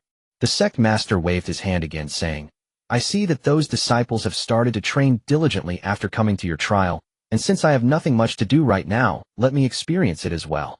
However, it seems that the trial at the meridian opening level is quite popular, so I will first experience the intensity of the meridian opening. Huh. What is the absurd difficulty that no one has cleared? Then give me the absurd difficulty. After saying that, the sect master directly handed over spirit stones. The tree spirit felt very awkward at this moment. She had seen Lu Qingyi and He Shixiang break down, and also witnessed Ying Huaishu suffering. Likewise, she could see the battle scenes within the illusion. The tree spirit really wanted to curse. Lu Qingyi and He Shixiang were the top talents of the sect. If they couldn't pass, where did you get your confidence from? Also, if they couldn't pass, they could vent their frustrations on Ying Huaishu. What would they do if they couldn't pass? They wouldn't take it out on me, would they? She recalled the scene when Ying Huaishu had shifted the blame onto her and quickly explained. Well, sect master, before the challenge, let me clarify that everything within the trial is not my personal design. The difficulty of the trial has all truly existed before. I am merely a recorder. The difficulty of the trial was also planned by senior sister Qingyi according to different strengths, and this has nothing to do with me. The sect master nodded with a smile, saying, Rest assured, I understand. The tree spirit nodded. In that case, please choose your opponent. The sect master sat down cross-legged and fell into the illusion. At the same time, 3 choices appeared before him. They were Lu Qingyi, He Shixiang, and Ying Huaishu. Wait. The sect master became confused. He could understand Lu Qingyi, who was invincible at the meridian opening. Although He Shixiang had said that she might not necessarily defeat Lu Qingyi at the same level, she was initially invincible at the meridian opening. But what in the world was Ying Huaishu? By what right could he handle the absurd difficulty? Just because He Shixiang took Ying Huaishu as her disciple, did she think she could cultivate him to be invincible at the meridian opening? At this moment, the tree spirit was praying frantically, Don't choose Ying Huaishu, don't choose Ying Huaishu. Yet the sect master indeed chose Ying Huaishu. The tree spirit rolled her eyes towards the sky. There it goes, another breakdown. As the sect master chose Ying Huaishu, he instantly found himself in a snow-covered land. He then saw Ying Huaishu holding frost extinction, slowly turning around in the center of the snowy field. Come, let me see you. Crack. The sect master was frozen. Then the sect master was slain. Is this your resistance? A light statement entered the sect master's ears, declaring his defeat. Waking from the dream, the sect master was filled with astonishment. Who am I? Where am I? The sect master couldn't believe it. He paid again and continued to challenge Ying Huaishu. Come, I was careless just now, this time I. Damn. The sect master was once again frozen and then slain. This time Ing Huix's voice had changed. Even in an illusion, there is still too much nonsense that needs to change. The sect master's complexion visibly reddened. He looked at the tree spirit. The tree spirit hurriedly explained, "These words were all spoken by Ing Huixu during the construction of the environment. I was merely recording them." The sect master took a deep breath. "Let's go again." This time the sect master did not speak nonsense. He directly attacked with thunderous force. But as a result, Ing Huixu dodged directly and counterattacked swiftly. A sword pierced through the heart. Immediately after, Ing Huixu quickly retreated, and frost extinction almost left an afterimage. That terrifying frost sword energy relentlessly attacked the sect master. The sect master tried to resist, but his body was frozen again. Finally, he died once more, met with familiar taunts of failure. The sect master awoke from the illusion again. He began to doubt his life. The other peak masters looked at the sect master with some confusion. "Did you fail again?" Even the other peak masters began to laugh. "Seriously, sect master, you failed 3 times at the meridian opening level. Is this absurd difficulty really that absurd?" The sect master stood up saying, "It'll take a moment, you all go first." Then those peak masters also sat down. When they saw the 3 choices, their faces also filled with confusion. What in the world was Ing Huixu? Then they all defiantly chose Ing Huixu. As a result, those peak masters had the same expression as the sect master did on his first failure. Then the 3rd, 4th, 5th. Finally, everyone got up to take a moment. Because they were also disgusted by Ing Huixu. High damage, crowd control, mobility. Facing such an opponent, they were utterly powerless. Rather than coming for a trial, it was more like seeking torture. At this moment, everyone looked at the tree spirit. The tree spirit was trembling. I have explained already. Everyone. At this moment, the one regretting the most was Tong Xinran. Because Lu Qingyi had wanted her to take Ing Huixu as a disciple, she had refused. But now being tortured by Ing Huixu, she felt very slapped in the face. Tong Xinran suddenly thought she was a bit foolish. The disciple recommended by Lu Qingyi was indeed the disciple recommended by Lu Qingyi. Even if he had a low-grade spirit root, how much worse could he be? Tong Xinran felt like she wanted to die at this moment. The usually gentle scholar was now cursing loudly. Disgusting, too disgusting. And what's up with that freezing? My righteous chi can't even withstand it. Ew, what exactly is Ing Huixu? After being tormented by everyone, they couldn't help but ponder a question. The ancestors said that the destined person was Yining Shuang. But now Ing Huix's combat power far surpassed Yining Shuang. Did the ancestor really not make a mistake? Everyone looked at the sect master. At this moment, the sect master rubbed his head. Mainly being tormented for a long time had impacted his mind. Yining Shuang may not seem remarkable right now because her spirit root has not fully awakened. Once her spirit root fully awakens, you will understand the terror of Yining Shuang. What about Ing Huixu? Tong Xinran suddenly asked. The sect master felt a bit awkward. Very powerful and very good at hiding. Then he didn't know how to continue. Because he realized he couldn't define Ing Huixu right now. He wanted to say that Ing Huixu might not be able to grow. But the problem now is that Ing Huix's master is He Xixiang. And if it weren't for this dream trial, they wouldn't have known what level of strength Ing Huixu had, so it wouldn't have drawn attention. So what exactly is Ing Huixu? At that moment, Tong Xinran broke down again. Then she directly left, and the direction seemed to be Tianxiu Peak. At this moment, everyone suddenly thought of something. They hurried to follow. But just halfway there they turned back. No other reason Tong Xinran had directly flown out from Tianxiu Peak, crashing through 3. He Xixiang spoke directly. Ing Huixu is my disciple. I do not care how you treated him before, but now he is my disciple. If you have any other thoughts, do not blame me for being merciless. I will not be like Lu Qingyi, who considers the bigger picture. Tong Xinran emerged from the ruins of the mountain, having heard He Zixiang's transmission. She gritted her teeth in anger. However, she felt helpless. As for the sect leader and the other peak masters, they dared not speak at all. After all, the consequences of angering He Xixiang were truly severe. Lu Qingyi could still communicate somewhat, but when He Xixiang was angry, she was a madwoman. It was just a bit suffocating now. Having been vented upon by Ing Huixu in the illusion, she wanted to find him in reality to settle the score, but was blocked by He Xixiang. The sect leader and the peak masters were all feeling somewhat depressed. After completing her warning, He Xixiang looked gently at Ing Huixu. Rest assured, my disciple, with me around, no one can bully you. Ing Huixu could only whimper while being suspended from a tree, wrapped like a silkworm cocoon, swinging back and forth. His mouth was sealed by He Zixiang's magical power. Ing Huixu kept mumbling, his body swaying back and forth. He tried to express his protest this way. He Xixiang smiled. Oh dear, I know you're very excited. Don't worry, from now on it will just be the two of us relying on each other in Tiansu Peak. I will treat you the best in the world. Ing Huaishu was speechless. Can you let me down first before you say this? But he Shixiang pretended not. She lay quietly on the lounge chair, and when Ing Huaishu swung over she simply used her foot to block his body. Huaishu, do you think that Yining Shuang is really the fated person spoken of by the ancestor? Ing Huaishu, ugh. He Shixiang, you say, so then what about you? Ing Huaishu was at a loss for words. I just made a sound. How did you hear my answer? Where did you learn this habit of talking to yourself? Then he Shixiang exerted force, and Ing Huaishu was sent flying again only to come back once more. He Shixiang blocked him again with her foot. Ing Huaishu was speechless. Ugh. Ugh. At this moment, he Shixiang was lost in thought. She pondered why, despite having learned Ing Huaishu's techniques and swordsmanship, the results were still different from what Ing Huaishu achieved in actual combat. What exactly went wrong? Aren't they both at the great perfection realm? Why does Ing Huaix's combat performance have greater power? Could it be just because Ing Huaishu is ice spiritual root? At this moment, Lu Qingyi suddenly arrived. Seeing how he Shixiang treated Ing Huaishu, she couldn't help but advise her. Senior sister, you might as well let him go. With such strength, won't it bring you glory in the future? Mainly Lu Qingyi felt that if you don't treat Ing Huaishu well now, I'm really afraid he will retaliate even harder in the future. He Shixiang thought the same. Then with a snap of her fingers, Ing Huaishu fell to the ground with a thud. Ing Huaishu glanced at Lu Qingyi with some gratitude. Lu Qingyi chuckled, and then transmitted asking, does your master's foot look good? Ing Huaishu. Why do I feel like you were enjoying yourself just now?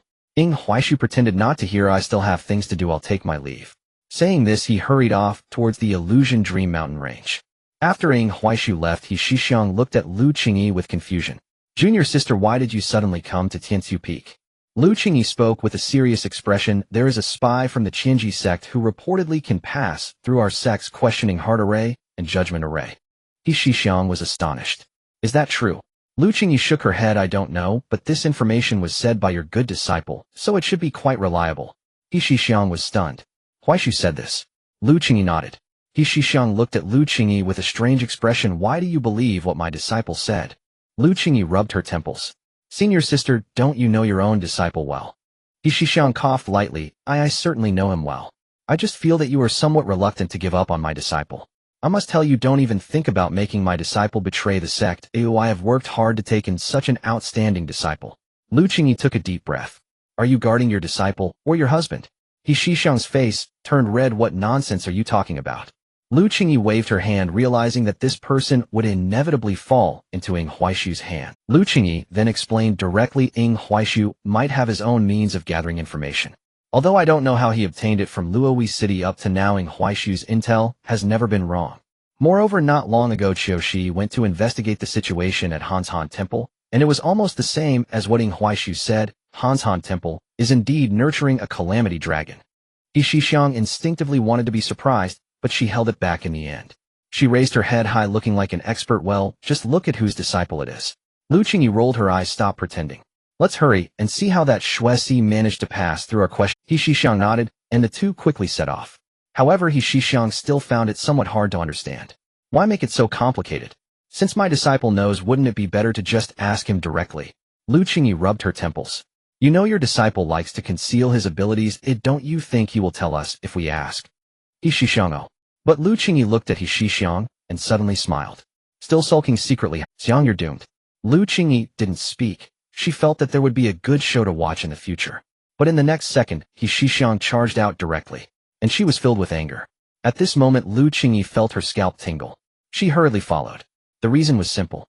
The moment Ing Huaishu left Tiansu Peak, he was stolen away. It was the sect leader of the Xingxiajian sect who stole him. As a dignified sect leader, how could you ambush a mere opening meridian disciple? Is that appropriate? The most critical part was that Ing Huaishu had been beaten again. He was tied to a cross and whipped by the sect leader. Come tell me, is this your resistance? Ing Huaishu was speechless. Another illusion trial. This group of people had been beaten by themselves, damn it. Ing Huaishu just wanted to improve his disciple's strength. How could he have imagined that it would end up causing such a big mess for himself? However, at this moment, Ing Huaishu suddenly asked the sect leader, do you feel a bit cold? The sect leader squinted. Cold? Of course, I've been frozen by you countless times. How could I not be cold? Ing Huaishu smiled and said, is it possible that the cold you are feeling now is emanating from behind you? The sect leader froze, then turned stiffly to look behind. There he saw He Shixiang with an extremely gloomy face. Bang, bang, bang. Ah, roar, roar, ouch. Ying Huaishu had just witnessed another side of He Shixiang. He Shixiang's iron fists were truly invincible. Nothing could withstand them. Whether it was the sect master's protective barrier or his inner armor, both shattered under her blows. Moreover, He Shixiang remained utterly silent. She struck with single-minded, merciless intent. Wait, senior sister. Calm down. I was wrong, I admit it. Isn't that enough? Yet He Shixiang uttered not a word, driving her fist hard into the sect master's face. Several of his teeth flew out in crimson arcs. Panicked, the sect master scrambled to flee. But He Shixiang seized his ankle and dragged him back. Then, as though he were no more than straw, she slammed him down again and again. Boom, boom, boom. Crucially, the floor had been reinforced with spiritual energy and scathed, unyielding. It was as if she were pounding him against tempered steel. The sect master felt his bones splintering one by one. Stop, please stop. I was wrong. I truly was. The sect master wrenched free and cowered in the corner, begging for mercy. Lu Qingyi, who had watched the spectacle with quiet amusement, now remarked, if you kill him, who'll serve as sect master? He Shixiang paused mid-motion. Then she rushed straight to Ying Huaishu. Seeing the whip marks across his body, her fury ignited like wildfire. I wouldn't dare leave so much as a trace upon my own disciple. Yet you dared strike him thus. Snatching up the whip, she lashed it across his face, deliberately, viciously. Oh, no more. Please. I swear I'll never dare again. He Shixiang trembled with rage. You treat my words as idle wind. Must I teach you a lesson before you realize I'm utterly serious? In the end, the sect master endured the whipping for a full hour. Only then did Ying Huaishu grasp how gentle He Shixiang's earlier beatings had been. Mere affectionate teasing by comparison. Each lash laid open flesh and muscle. Bone gleamed beneath torn skin. The second strike shattered bone outright. The sect master fainted 3 times. Each time revived by a pill from He Shixiang, only to be whipped anew. Only when his spirit teetered on the edge of collapse did she finally cease. She hurried to Ying Huaishu's side and tenderly traced the whip marks with her fingers. Does it hurt? Ying Huaishu coughed lightly. It's nothing, master. In truth, the sect master's blows had been light, merely stinging, leaving faint traces. Ying Huaishu sustained no internal injury. Yet He Shixiang's wrath burned fiercer still. Wait for me. With that, she strode away. Ying Huaishu blinked. Senior sister, where has my master gone? Lu Qingyi smiled faintly. You'll see soon enough. Moments later, screams erupted from every major peak of the Shinshao sword sect. Their shrill, harrowing wails sent chills crawling up spines. Some protested, indignant. We never provoked your disciple. Why are we being beaten? He Shixiang's reply was brutally succinct. I'm merely demonstrating, through action, that I am not joking. A stunned silence fell over the crowd. What else could they do? They couldn't fight back, and appealing to the sect master was futile. His weakness existed solely before He Shixiang and Lu Qingyi. Only after He Shixiang visited each peak did the ordeal conclude. Then she produced an ointment and began applying it to Ying Huaishu's wounds. As she smoothed the salve, her expression tightened with sorrow. Lu Qingyi could no longer hold back. Shixiang, do you have any idea how devastating your current demeanor is, to a man? Just look at Ying Huaishu's flushed cheeks. A sudden realization struck Lu Qingyi. Indeed, He Shixiang had grown up within the Shinshao sword sect, wholly devoted to cultivation. Her master had shielded her fiercely. Even her sole descent from the mountain occurred only when he vanished. She'd punched the very spot of his disappearance into a canyon, then returned without delay. Thus, beyond cultivation, He Shixiang possessed almost no knowledge of human conduct, or matters between men and women. Lu Qingyi groaned inwardly. She resolved to educate He Shixiang, but would that be meddling? Yet remaining silent, she glanced at the two, shuddered, ugh, and grimaced. Finally, Lu Qingyi cleared her throat. Enough. No more sentimental master-disciple theatrics. Let's attend to business. Ying Huaishu hastily pulled on his upper robe. The ointment worked swiftly. The marks faded rapidly. Mainly because Ying Huaishu dared not let He Shixiang continue. Else he feared he might humiliate himself. He Shixiang pinched his waist, seething. Are you a fool? Or do you enjoy suffering? You should have sent word the moment you were abducted. Ying Huaishu longed to protest. I truly couldn't send word, but dared not speak back. Well, master, my mind went utterly blank. I never imagined the sect master would ambush me, a newly opened meridian disciple. He Shixiang nodded, conceding the point. Humph. It shall never happen again. A quiet warmth bloomed in Ying Huaishu's chest. Lu Qingyi stretched languidly. Let's go. We'll see for ourselves how this Shui evaded the hard-examining formation. Ing Huaishu shook his head. You too may observe. I have urgent matters to attend to. Lu Qingyi chuckled. So, you intend to enter the illusory dream mountains and ask the tree spirit to weaken your strengths. Ing Huaishu froze speechless. Lu Qingyi shook her head. Absolutely forbidden. Ing Huaishu, do you think I want to be weakened? You're the ones who can't win. I'm the ones suffering. Lu Qingyi knew precisely why he sought weakening, and said plainly, from now on you'll suffer no beating during the illusory dream trial. Though I guarantee only that I won't strike you. Whether your master will, that remains unguaranteed. Nor will I, he Xishang huffed. Ing Huaishu blinked. Truly. Lu Qingyi, weary of explanation, turned and strode out of the sect master's hall. He Xishang seized Ing Huaishu's ear and followed. Ing Huaishu frowned. Master, why this time? She whispered into his mind. Your closeness with Qingyi unsettles me. Ing Huaishu. Master, do you realize how easily such words, and such discomfort, might lead my thoughts astray? Yet recalling the 100-page oath of eternal loyalty to his master, Ing Huaishu concluded, he Xishang must be afflicted with delusions. Softly he murmured, rest assured, master. No matter what unfolds in the future, I shall never betray you. At last he Xishang smiled, genuinely pleased. Then all is well, stand behind me. Lu Qingyi burst out laughing. Ing Huaishu, and he Xishang turned puzzled toward her. Lu Qingyi set down her teacup, dabbed her lips and laughed. Nothing at all. I simply recalled something delightfully absurd. Simultaneously he Xishang and Ing Huaishu asked, how absurd? Lu Qingyi. In the following time Ing Huaishu remained silent. He had once again acquired the silence technique. He Xishang had no objections. The two of them shared a good relationship, and mainly he Xishang was not sure if she could defeat Lu Qingyi. Ing Huaishu felt helpless.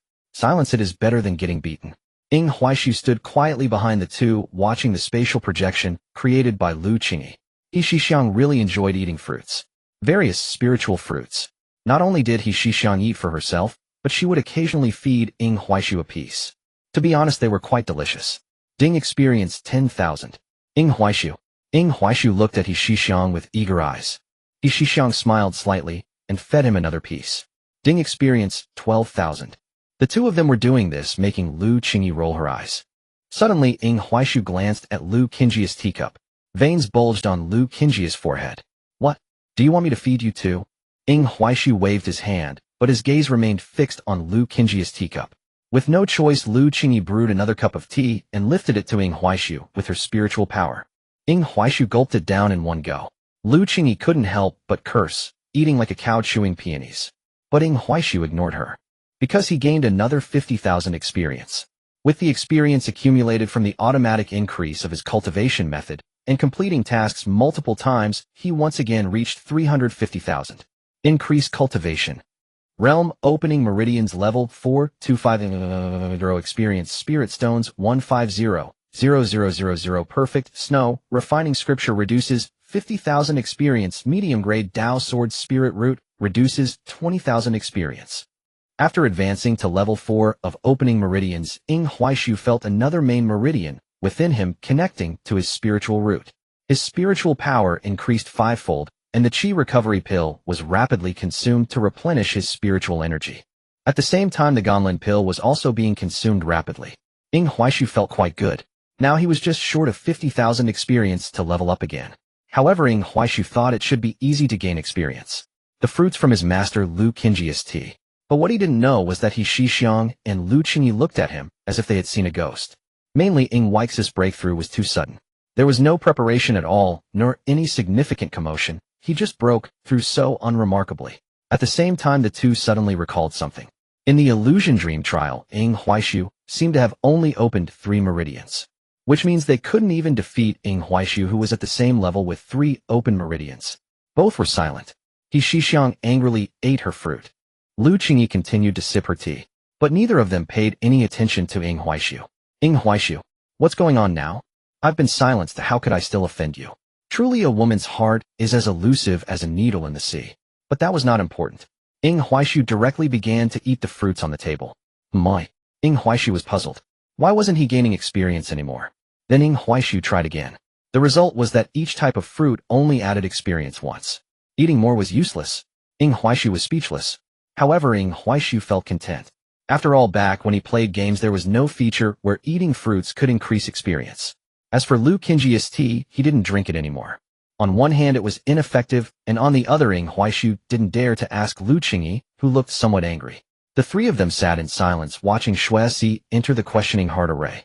As for how Shuesi entered the questioning heart array, Ing Huaishu actually knew. After all, when Shuesi revealed her true self, she had explained it herself. Her method of entering the questioning heart array was to directly seal her memories as a descender. As long as the memories of a descender were sealed, there wouldn't be any major issues with Shuesi. After all, Shuesi was a loose cultivator. Although she had killed people, it was understandable. If she didn't kill others, others would kill her. Besides that, Shuesi did not indiscriminately kill the innocent. However, Shuesi's mistake was in joining the Qingji sect. After joining the Qingji sect, she was treated as a vessel for the descender, which was quite tragic. However, this was the only method the Qingji sect could think of to enter the Shunjiao sword sect's questioning heart array. Of course, this method was successful. For example, now Shuesi had easily entered the Shunjiao sword sect. The whole process was quite normal, and the high-ranking members who had been paying attention to this matter did not notice a thing. Lu Qingyi frowned. She looked at Ing Huaishu and asked with some confusion, "Are you sure your information is correct?" Ing Huaishu. "Why are you not speaking?" Ing Huaishu, speechless, pointed at his mouth. Lu Qingyi. She snapped her fingers, and Ing Huaix's silence technique was lifted. After being able to speak, Ing Huaishu explained, "The information is definitely accurate, and the method he used to enter the questioning heart array is quite simple. Memory sealing." He Shixiang also seemed to be confused. Even if it's memory sealing, it shouldn't be able to escape the judgment array. Ing Huaishu chuckled. "If a person seizes the body of a good person and then seals their own memories, do you think this person is temporarily a good person or a bad person?" The two instantly understood. At the same time, their expressions grew serious. Because this was indeed a loophole, and this loophole was unfixable. Unless another soul search array was arranged. But that was absolutely impossible. This was not a method that a normal sect should have. And now that Shuesi had succeeded, it meant that more spies would infiltrate the Shunjiao sword sect. This was not a good thing. Moreover, Lu Qingyi suspected that spies might have already mixed into the Shunjiao. Seeing Lu Qingyi like this, Ing Huaishu couldn't help but explain, "Don't worry, Shuesi is the first one. Of course she is just a trial because the Qingji sect is unsure if this method will succeed, so Shuesi is just a test piece." Lu Qingyi tilted her head and looked at Ing Huaishu. "Ing Huaishu." Lu Qingyi asked curiously, "How do you know so much?" Ing Huaishu seriously lied. "The Lord of Luoyi City thought he had us figured out and personally discussed the plan." Lu Qingyi smiled. "Weren't you faint at that time?" Ing Huaishu cleared his throat a few times. "I vaguely heard it." Lu Qingyi, holding the lid of her teacup, slowly rubbed the teacup as if scraping the tea leaves. At the same time, Lu Qingyi smiled and said to Ing Huaishu, "Next time you lie, think about your logic first. Since you could hear it in a muddled state while lying on the ground, why would he Shu Yuan, who fought until the end, not know this information? And since you knew this information, why didn't you report it immediately?" Ing Huaishu. "Damn, this woman is really hard to fool." At this moment, He Shixiang directly stuffed a fruit into Ing Huaix's mouth. At the same time, she angrily looked at Lu Qingyi. "What are you doing interrogating him like a criminal? My disciple has made a contribution, why do you care how he knows?" After saying that, He Shixiang looked at Ing Huaishu and said, "Ah, another one." Lu Qingyi. Lu Qingyi shook her head. "I am not interrogating, but rather informing him that he must think carefully about his reasons and how to justify his actions in the future. Otherwise, even if you want to act for the sect, you must have a convincing reason to persuade others." He Shixiang fell silent, as she felt Lu Qingyi's words were indeed reasonable. Ing Huaix's cheeks were now stuffed like a hamster filled with fruits. As he chewed, he said, "All right, I understand, but how do you plan to handle Shuesi?" Lu Qingyi felt a bit of a headache. She put down her teacup and began tapping her fingers on the armrest of the chair. The current situation was indeed difficult to manage. Although she believed in Ing Huaishu, it was not possible to directly soul-search Shuesi without concrete. If she were to relay Ing Huaix's reasoning to the other peak masters, they probably wouldn't accept the truth of. Seeing Lu Qingyi so conflicted, Ing Huaishu felt puzzled. Is this really that difficult? Lu Qingyi sighed. Does the Lord of Luoyi City have any other news? For example, what is their purpose in sending Shuesi to the Shunjiao sword sect? Ing Huaishu nodded. Yes, senior sister, there is. The purpose is simple. It's to secretly eliminate the genius of the Shunjiao sword sect, no matter how many they have to kill. Lu Qingyi frowned and tilted her head again. Is the Qingji sect out of their minds? Do they dare to take such risks, not afraid of Lao Zhuang coming after them? Ing Huaishu was puzzled. Who was Lao Zhuang? He Shixiang explained, the sect master Zhuang Mu. Ying Huaishu became quite curious because the sect master of the Xinxiao sword sect was always an NPC giving out quests in the game. Even in many CGs, Zhuang Mu only appeared when most matters were resolved. Thus Ying Huaishu really did not know Zhuang Mu's true combat power. He leaned closer to He Shixiang and softly asked, from what senior sister said, is Lao Zhuang very impressive? He Zixiang's face turned slightly red crude. However, she explained, he is indeed quite powerful. He is the only one who can make me seriously unleash 7 punches. He also possesses the strength to withstand 3 strikes from junior sister Qingyi. Ying Huaishu was speechless. Look at you two flaunting. Lu Qingyi watched as the two nearly bumped heads and could only clear her throat again. Huaishu. Ying Huaishu replied, huh? Lu Qingyi said again. I have a task for you. Investigate Xue Sis' background and intentions. Ding Lu Qingyi has issued a long side quest to investigate Xue Sis' identity and purpose. Quest completion rewards 1,200 experience, 5,000 spirit stones, 200 spirit leaves. Do you accept it? Ying Huaishu certainly did not hesitate and accepted. However, after accepting, he felt somewhat speechless, because this roundabout situation seemed to have returned to the scenes of playing games before. Some things had changed, but some things remained the same. Ying Huaishu looked at Lu Qingyi and asked, can I speak directly? Lu Qingyi shook her head, no. I need evidence. This evidence is not about confirming Xue Sis' identity, but we need this evidence to trouble the Qinji sect. Ying Huaishu sighed. Must we go through a process? Can we skip it? This process is really a bit tiring. Lu Qingyi picked up her teacup again, her small stature exhibiting a mature demeanor. Huaishu, this is also a trial for you. In the cultivation world, it is not just about fighting and killing. Sometimes manipulating the enemy can also be a form of enjoyment. Go on, I hope you can find some fun in it. With that, she waved her hand, and Ying Huaishu found himself dazedly appearing in the center of the inner sect disciples plaza. Old Ying, He Shiyuan hurriedly approached upon seeing Ying Huaishu. Old Ying, why didn't I see your ranking in the dream trial? Ying Huaishu did not know how to respond. Indeed, he did not have a ranking, but it seemed he had become a boss. Of course, to avoid discouraging He Shiyuan, he said, I've been a bit busy lately. He Shiyuan nodded, I understand. Then he transmitted, the upper management has ordered us to assist you in monitoring Xue Si. But this is not a big deal. Old Ying, my brother, is now someone who can clear the nightmare trial. Ying Huaishu was taken aback. Huh, nightmare trial. Ying Huaishu really looked at He Shiyuan with newfound respect. He truly did not expect this guy could clear the nightmare. He Shiyuan excitedly explained, I listened to your advice and sought to understand what gold truly is. While I was tormented by the ghost bride, I had an epiphany. Gold can be all-powerful, but gold can also be unbreakable. As he spoke, He Shiyuan revealed, as his spiritual power flickered, golden patterns emerged on his arm. He tapped it with his hand, producing a metallic sound.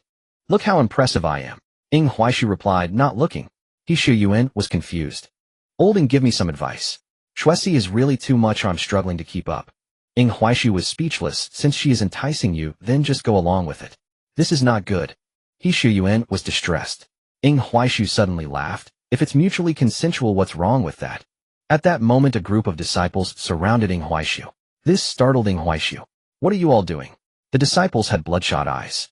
Junior brother, you don't understand. Xue Si not only seduces senior brother He, but she also secretly seduces us. The moment we catch a whiff of her fragrance, we lose our minds. You must think of a way. Ying Huaishu sighed in relief. Hey, what's the big deal? If you can't resist, then don't hold back. If she's being proactive, just go along. The disciples were dumbfounded. Huh, isn't this immoral? Ying Huaishu smiled slightly. I can assure you that Xue Si definitely has issues. My task is to investigate her, and I already have some clues, but no evidence, so what are you all worried about? Do you need morals when dealing with enemies, eh? The crowd was baffled by Ying Huaishu's unconventional. Ying Huaishu continued, by going along with her, you are also part of the mission. Because Xue Si's purpose is to assassinate you talented ones, your proximity gives her an opportunity to strike. Do you understand? The group of disciples understood. What you said makes sense. Since she wants to kill us, why should we have any morals towards her? He Shiyuan said no more and went directly to find Xue Si. A day later, He Shiyuan contentedly went to the sword tower. Xue Si watched his retreating figure, a cold smile appearing on her face. The disciples of the Xinxiao sword sect are nothing but this. Is their Dao heart not strong enough? Then Xue Si once again blocked an inner sect disciple. Senior brother, I would like to ask you for a favor. As she spoke, Xue Si deliberately tugged at her collar. The senior brother nodded, sure. 2 hours later. Shuesi coldly laughed again. Next, let's see you all turn against each other out of jealousy. This task seems not as straightforward as I imagined. Shuesi sensed that there were many more people outside the cave. She looked out in confusion. The group of Shunxiao sword sect disciples looked at her with flattering faces. Junior sister, we're here to help. Seeing the dozen or so people, Shuesi felt a whirlwind of confusion. Shuesi felt her very sense of reality trembling. Remarkably, those people were rather considerate, departing without a trace, yet leaving behind a generous trove of spirit stones, refusing to take anything for free. What truly mattered was their complete lack of coercion. Everything rested solely on mutual willingness. And the earnings? Quite substantial. Substantial? Shuesi trembled violently. Whether from fury or exhaustion, she could no longer tell. She had infiltrated as a spy, not to sell herself. Where then had everything gone so terribly awry? How had it devolved into this grotesque farce? Yet Shuesi had no choice but to endure in silence. And worse, she had no one to appeal to. After all, disciples of the Shunxiao sword sect upheld only one principle: mutual consent. To fulfill her elder's mission, Shuesi had no recourse but to swallow this bitter pill. Tell me, can the Shunxiao sword sect truly be counted among the righteous sects? How could cultivators of the upright path behave like this? Shuesi seethed inwardly, especially when she glimpsed yet another crowd gathering outside her cultivation chamber. Regret flooded her. She should never have resorted to seduction, never imagined Shunxiao disciples would descend upon her like starved wolves. What finally shattered her composure was the ornamental arch erected before her chamber, engraved with the words, "Sanctuary of the Holy Maiden." Shuesi choked on her rage. Just then another disciple arrived. Junior sister, are you still able? Terrified, Shuesi waved frantically. No, I am utterly spent. I must now cultivate. The disciples departed sighing in disappointment. At last Shuesi drew a ragged breath, but the ordeal was far from over. At dawn the next day, Shuesi stared at the dense throng massed outside her door, and darkness swallowed her vision. She locked herself inside, not uttering a single sound. Huaishu received his daily reward of 3 experience points after handing a medicinal herb to a junior disciple. He then turned his attention once more to Shuesi's predicament. Seeing the crowd amassed before her chamber, even Huaishu was startled. He had never imagined his offhand remark would ignite such an uproar. Could I possibly get beaten? He murmured to himself. At that moment Qiushi approached him. Junior brother, long time no see. Huaishu bowed respectfully. Greetings, senior brother. Qiushi waved dismissively. No need for such formality, but I've come specifically to inquire about Shuesi. Such establishments violate our sect's most fundamental precepts. They are vulgar beyond measure. The Peak Lord has instructed me to halt this affair immediately. I wonder, has it affected you in any way? This inquiry came directly from the Lord of Jinma Peak, especially given that Huaishu bore Lady Lu Qingyi's confidential mandate. Huaishu shook his head. No effect whatsoever. Then with a faint smile he added, publicly selling one's body within the sect surely merits the harshest punishment imaginable. Qiushi blinked bewildered. After a pause he replied, punishment exists, but first offenses receive only formal warnings. No, this is grave indeed. Its nature is profoundly vile, a direct affront to our sect. And if this occurs within our sect, what of the world beyond? What will outsiders think when they witness such? Imagine, whenever someone sees a female disciple of the Shunxiao sword sect, they'll sneer. Ah, the Shunxiao disciples are so smooth. Can you bear that? Qiushi fell silent. After a long moment he asked, so, what do you propose? Huaishu smiled coldly. Torture. Severe, unrelenting torture, to etch her transgression deep into her soul. Qiushi scratched his head. That seems excessive. Huaishu shook his head firmly. Trust me, it's necessary. Qiushi nodded. Very well. Without delay Qiushi strode to Shuesi's courtyard, dispersing the gathered disciples and taking Shuesi away. The crowd dispersed crestfallen. Yet with Jinma Peak intervening, such opportunities would vanish forever. Shuesi for her part felt genuine gratitude toward Qiushi. Moreover, Qiushi was strikingly handsome and held high rank. Instinctively Shuesi began weaving her allure anew. Qiushi watched, eyes half-lidded, lips curved in quiet amusement.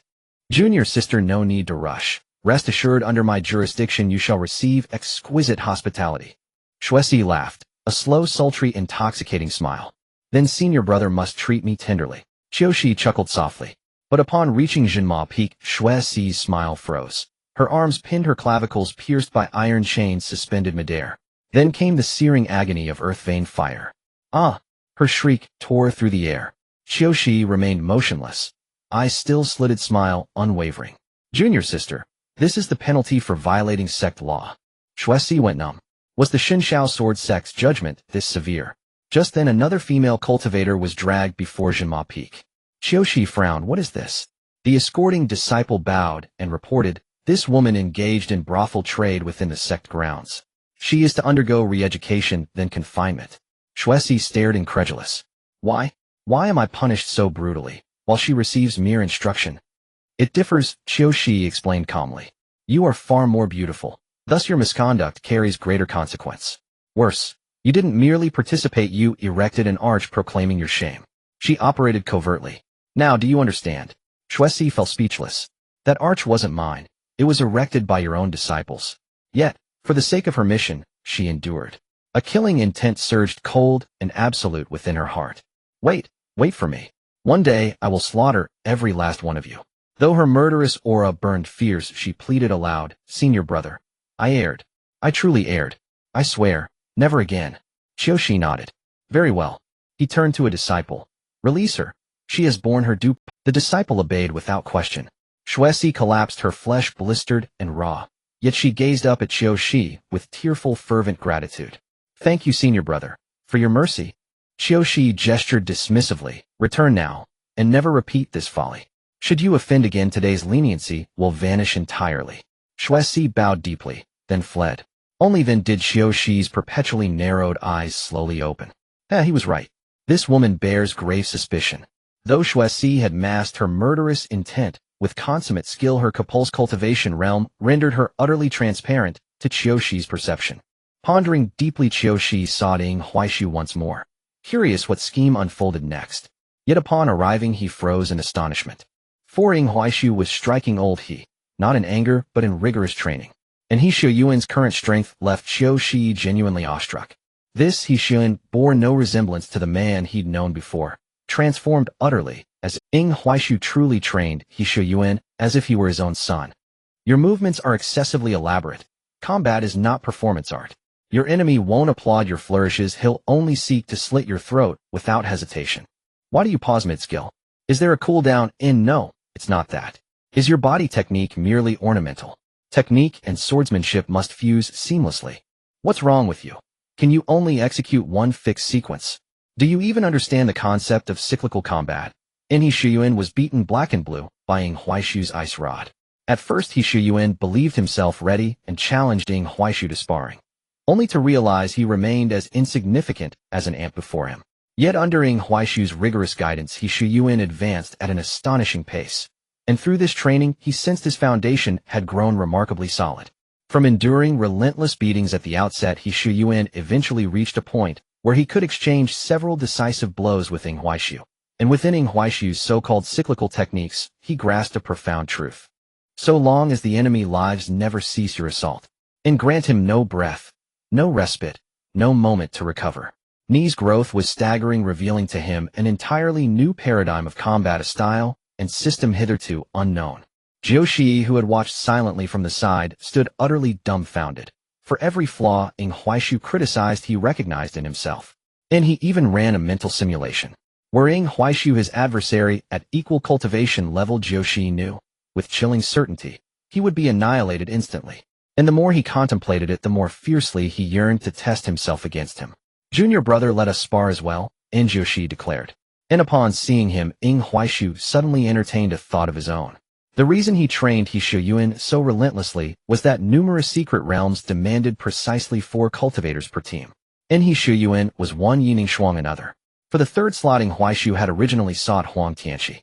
But Huang Tianxi had been recalled by the Pill Peak sect master for secluded cultivation. Rumor held he would remain sequestered for a long time. Ing Huaishu now lacked precisely 1 member. Qiushi seemed suitable, and crucially, he was a master of the Spirit Sea realm. And recruiting him for realm expeditions would lighten Ing Huaishu's burden considerably. After a moment's reflection, Ing Huaishu smiled and said, Old Jiu sparring is acceptable, but you must promise me one thing. Qiushi considered briefly. Anything within my capability. I agree. Very well. Ing Huaishu continued, grinning.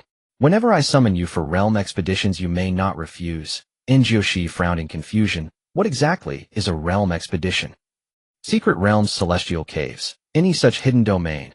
I've collectively named them realms. Injoshi nodded. Ah, I see. That poses no difficulty whatsoever. I'm also joining the Hanshan Temple realm. Injoshi fell silent. That realm is perilous for you. The demonic dragon there stands at the peak of the Spirit Sea realm. At your current level confronting it would be sheer folly. I'm not going to slay the dragon. I merely wish to broaden my horizons. Injoshi shook his head. That decision lies beyond my authority. You'll need to ask senior brother he. When did I become your senior uncle? He Shuyuan blinked in surprise. Injoshi stared at him with the look one reserves for the hopelessly naive. He Shuyuan hastily clamped his mouth shut. Huaishu suddenly recalled something else. Senior brother he. What is your relationship with he Shixiang? He Shuyuan paused startled. Master of Tianxiu Peak. Damn it Laoing. You're a direct disciple. He Shuyuan recoiled in shock. Then genuine delight bloomed across his face. Does this mean I can finally rest on my laurels? A vein throbbed visibly on Huaishu's forehead. He Shuyuan offered an awkward chuckle, just joking. And yet speaking of he Shixiang he added earnestly, she's my paternal aunt. But our family history is complicated. In brief, she was abandoned as an infant later discovered by the founding patriarch of Shinshao Sword Sect and raised within its walls. She has never acknowledged her origins in the Dei Holy Land. Though my father urged her to return she steadfastly refused, and he could do nothing but acquiesce. I left the Dei Holy Land precisely to join Shinshao Sword Sect, to seek refuge under my aunt's protection. Yet ironically I'd hoped to coast on her prestige, only to find she wouldn't even acknowledge me. Injoshi smiled faintly. Shinshao Sword Sect operates thus, all advancement hinges solely upon personal strength. To occupy a position beyond one's capacity invites death and breeds chaos. Under the former sect master favoritism reigned, high-ranking posts were awarded through connections alone, sparking factional strife, rampant corruption, and decay that rotted the sect to its very roots.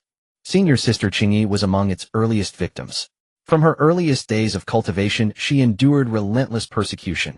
Even attempts to violate her person all met with swift lethal retribution. After she slew the favored son of a principal peak, assassination attempts multiplied, until the founding patriarch himself took notice, accepted her as his final disciple, and thus ended the hunt. Failing to kill her, her enemies resorted to slander and treacherous traps, each more insidious than even the sect master refused to support senior sister Qingyi. So when she ascended she cleansed the sect, from the master down to every principal peak elder. Then personally subdued her senior brothers and sisters, compelling them to assume leadership roles as peak masters and sect master. Thus was modern Shinshao Sword Sect forged. Recalling this, Jioshi's face glowed with reverence, as he remembered how Lu Qingyi once stood sword-pointed before all direct disciples demanding, will you continue hiding in your secluded realms feigning aloofness, or will you govern the sect with integrity henceforth? Those who chose pretension shall find eternal peace, right now. Those willing to serve must leave their sanctuaries, immediately. At that moment the assembled direct disciples seethed inwardly, yet dared utter no protest, obliged instead to emerge and assume peak mastery. Even the eldest senior brother was forced to accept the sect mastership. He Shixiang, however, escaped corporal punishment, primarily because she possessed no talents beyond combat, and her gaze had been disarmingly guileless. Lu Qingyi, sighing in resignation, appointed her sole master of Tianxiu Peak. Ah, this simple girl. Let's just nurture her, Lu Qingyi had remarked. Huaishu stood stunned. These revelations had never appeared in any official records or chronicles. Yet one detail struck him as profoundly unsettling. Wait, someone actually lusted after senior sister Qingyi's body. She's so petite. How twisted must such desire be? At this, Jiushi surreptitiously produced a scroll. See for yourself. Huaishu unrolled the painting, and was utterly spellbound. Within the scroll floated a celestial maiden draped in flowing black robes, crowned with silver hair, bearing a colossal sword across her back, one hand poised in a sword seal. Her beauty was crystalline, remote, austere, ineffable. But what stunned Huaishu most was the realization this statuesque leggy paragon bore the name Lu Qingyi. This is Lu Qingyi, Jiushi nodded solemnly. Now you understand. Huaishu stared blankly at the woman in the painting. She was simply too beautiful, too stunning. Qiushi helplessly explained, this was left by my master a long time ago. As for how it came into my hands, it's because my master thought that if the painting was discovered he might get beaten, so he asked me to keep it safe. According to my master I am a junior, so there's no way Qingyi senior sister would ever beat me severely. Ing Huaishu. He now looked at Qiu Shi's expression with some interest. Your master treats you quite well. Qiu Shi waved his hand. No worries, but as a reward for our sparring, I'll give you this painting. Ing Huaishu suddenly felt that the painting in his hands was a bit too hot. However, it was truly beautiful. After thinking for a moment, he ultimately placed the painting into his inventory. Yet Ing Huaishu still felt a bit puzzled. So that was how Qingyi Senior's sister used to be, but how did she end up like this, eh? Qiu Shi also looked uncertain as he explained, I heard from my master that Qingyi Senior's sister was struck by lightning, which is why she became like this. But I really think it's quite possible, because since I entered the sect I only knew that Qingyi Senior's sister was very strong, but I truly don't know how strong she is. As for what my master said about being struck by lightning, I think it might be about tribulation transcendence. I just don't know if it was a success or a failure. Ing Huaishu shook his head. This seemed out of his consideration. Alright, let's begin our sparring. Qiu Shi nodded. He then began to suppress his cultivation level. The result was that within the same cultivation level Qiu Shi was even defeated faster than He Shu Yuan. This was because his water attribute techniques were just perfectly countered by Ing Huaishu. Qiu Shi was like pouring a bucket of cold water over himself in the freezing snow. Ing Huaishu. He Shu Yuan, ha. I didn't expect there would be someone even more useless than me. He Shu Yuan finally felt a sense of relief. These days he had been scolded by Ing Huaishu to the point of almost becoming reclusive. He even began to internally accept the fact that he was indeed useless. Now seeing someone even more useless than himself, He Shu Yuan finally felt that he was not alone. However, Ing Huaishu looked at He Shu Yuan as if he were a fool. He Shu Yuan.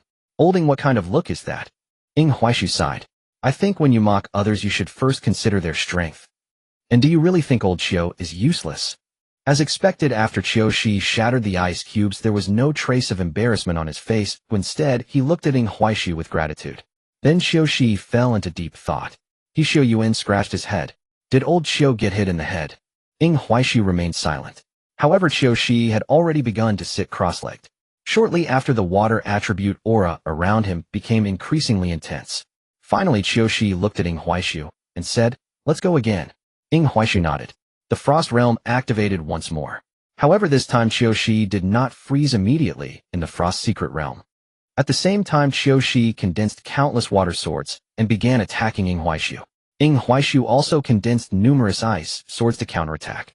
As the ice swords and water swords collided, they produced waves of white smoke, ultimately dissolving each other. Yet even though Qiu Shi was not frozen immediately, the frost marks on him continued to stack up. After 10 layers accumulated, they erupted violently, and Qiu Shi was completely frozen. Thus the second round of sparring came to an end.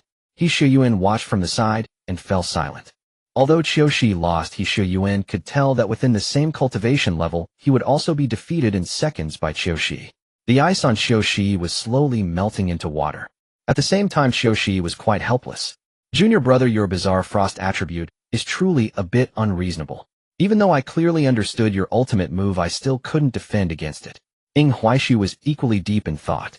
The passive ability of frost destruction means that any ice or snow attack will trigger its passive effect.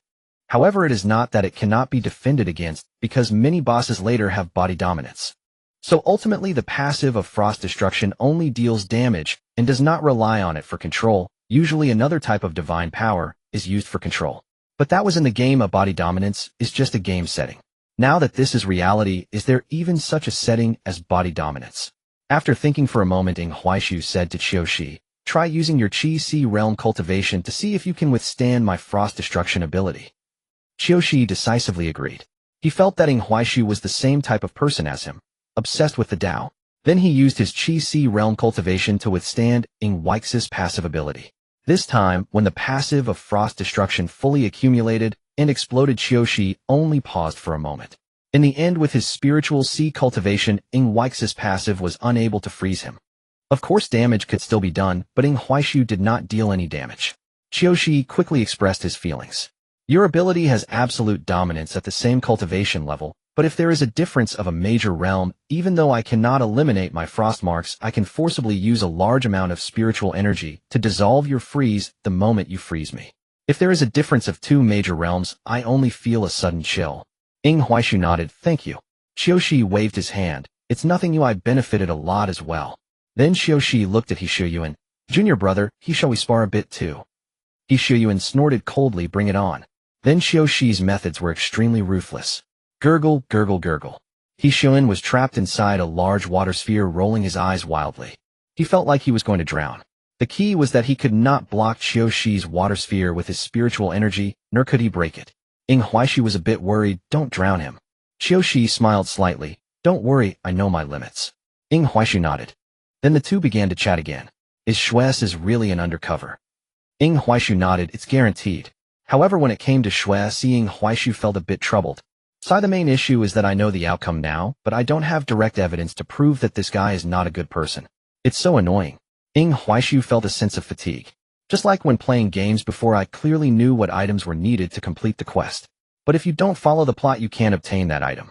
Now it's this kind of feeling. However, Ying Huaixu suddenly realized that his thoughts still hadn't fully integrated into this world. Wait a minute.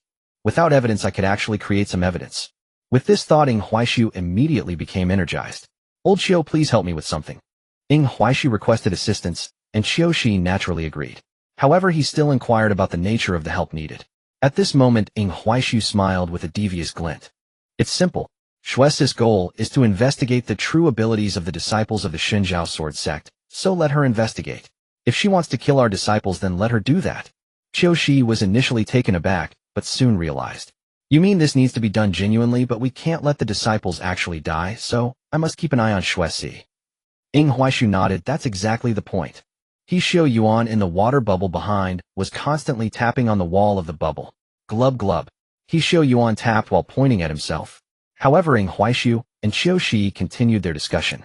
Xiao Shi felt that Ying Huaixu's approach was somewhat wrong, but he couldn't pinpoint what exactly was amiss. He felt that Ying Huaixu was forcing good people into a bad situation. The other party had no conditions to commit evil acts, yet you created conditions for them. This was somewhat backward. However, if Xuesi had no intention of wrongdoing, then Ying Huaixu's method wouldn't succeed. I can help keep an eye on her, but if she really has an accomplice, should I take action? Ying Huaixu began to feel conflicted again. According to the game plot, Xuesi exposed Yining Shuang's absurd talent through this incident. Because of this, later on the Qianji sect and other sects wanted to kill Yining Shuang. This was the path of growth for Yining Shuang. But for Ying Huaixu, this was a subsequent task, and the experience points would be outrageous. This side quest was somewhat critical. If this side quest collapsed, how would the subsequent world tasks be amended? No, Ying Huaixu rubbed his temples. There's no need to intervene, and besides, you can't really let Xuesi dig for real information, right? Things that cannot be changed in the game can be changed in the real world. Anyway, since the main storyline concerns Yining Shuang, let her showcase her talent. As for the others, it still depends on how Xiao Shi performs. The two then began discussing their next plan.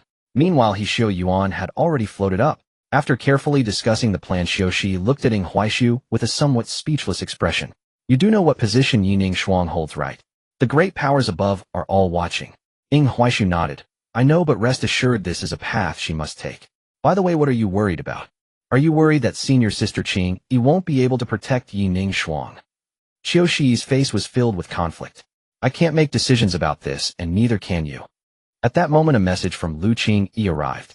Do it according to Ying Huaixu's method, because this matter cannot be concealed. It's not impossible for it to be leaked through a spy. Xiao Shi could only nod. Wait, it seems I've forgotten something. Suddenly Xiao Shi remembered He Xiao Yuan and hurriedly released his water bubble. He Xiao Yuan. However, Xiao Shi still said, I think you should talk to Yining Shuang. After all, you plotted against her, and she needs to agree. No need. At that moment, Yining Shuang had already stepped out from the shadows.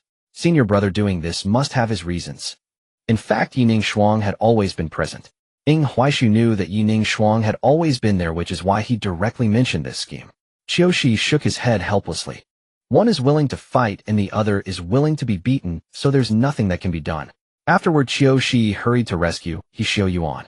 Ying Huaixu looked at Yining Shuang and asked, Aren't you angry? Yining Shuang smiled slightly. As long as I can help senior brother, I'm willing to do whatever you ask of me. Ying Huaixu felt an inexplicable and heavy sense of guilt. However, Ying Huaixu still said, Don't worry, Yining Shuang raised her hand to interrupt. Senior brother, I think I'm already very strong now, and I don't want to be a mere decoration. I want to become someone like Master Qing Yi. Actually, before you made this plan, I had already secretly allowed Xuesi to obtain my information inadvertently. Because I want to kill especially those who harbor enmity against our Xinjiao sword sect. Xuesi is a good bait. Ying Huaixu was somewhat dumbfounded. Now Yining Shuang, am I the one controlling her? Qiushi was also dumbfounded beside him. In the small world, the peak masters began to quarrel again.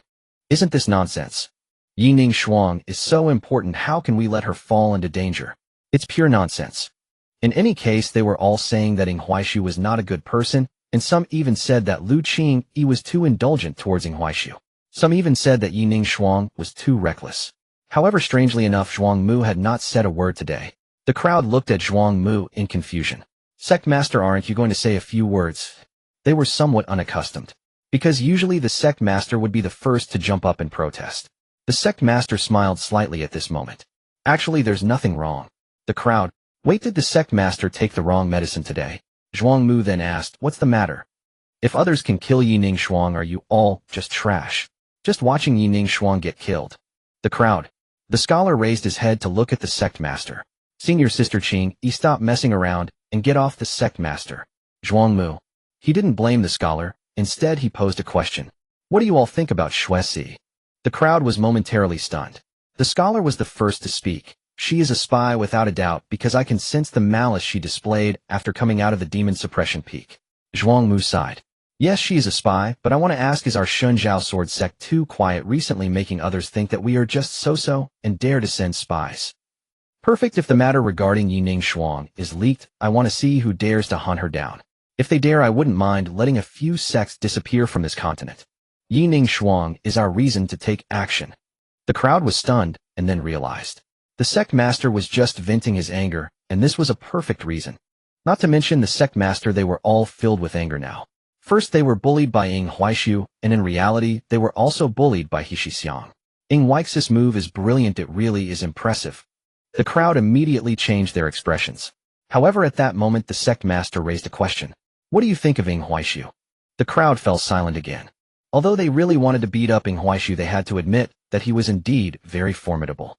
At least for now, he seemed even more invincible than Yining Shuang. As for Ing Huaix's character, there was no doubt about that. Because since Ing Huaishu joined, a little investigation would reveal. Ing Huaishu was overly eager to help others, even frantically refining pills in the alchemy room during this time. Moreover, he went there frequently, and the reason for such fervent pill refinement was solely to benefit his fellow disciples. He genuinely cared for his fellow disciples.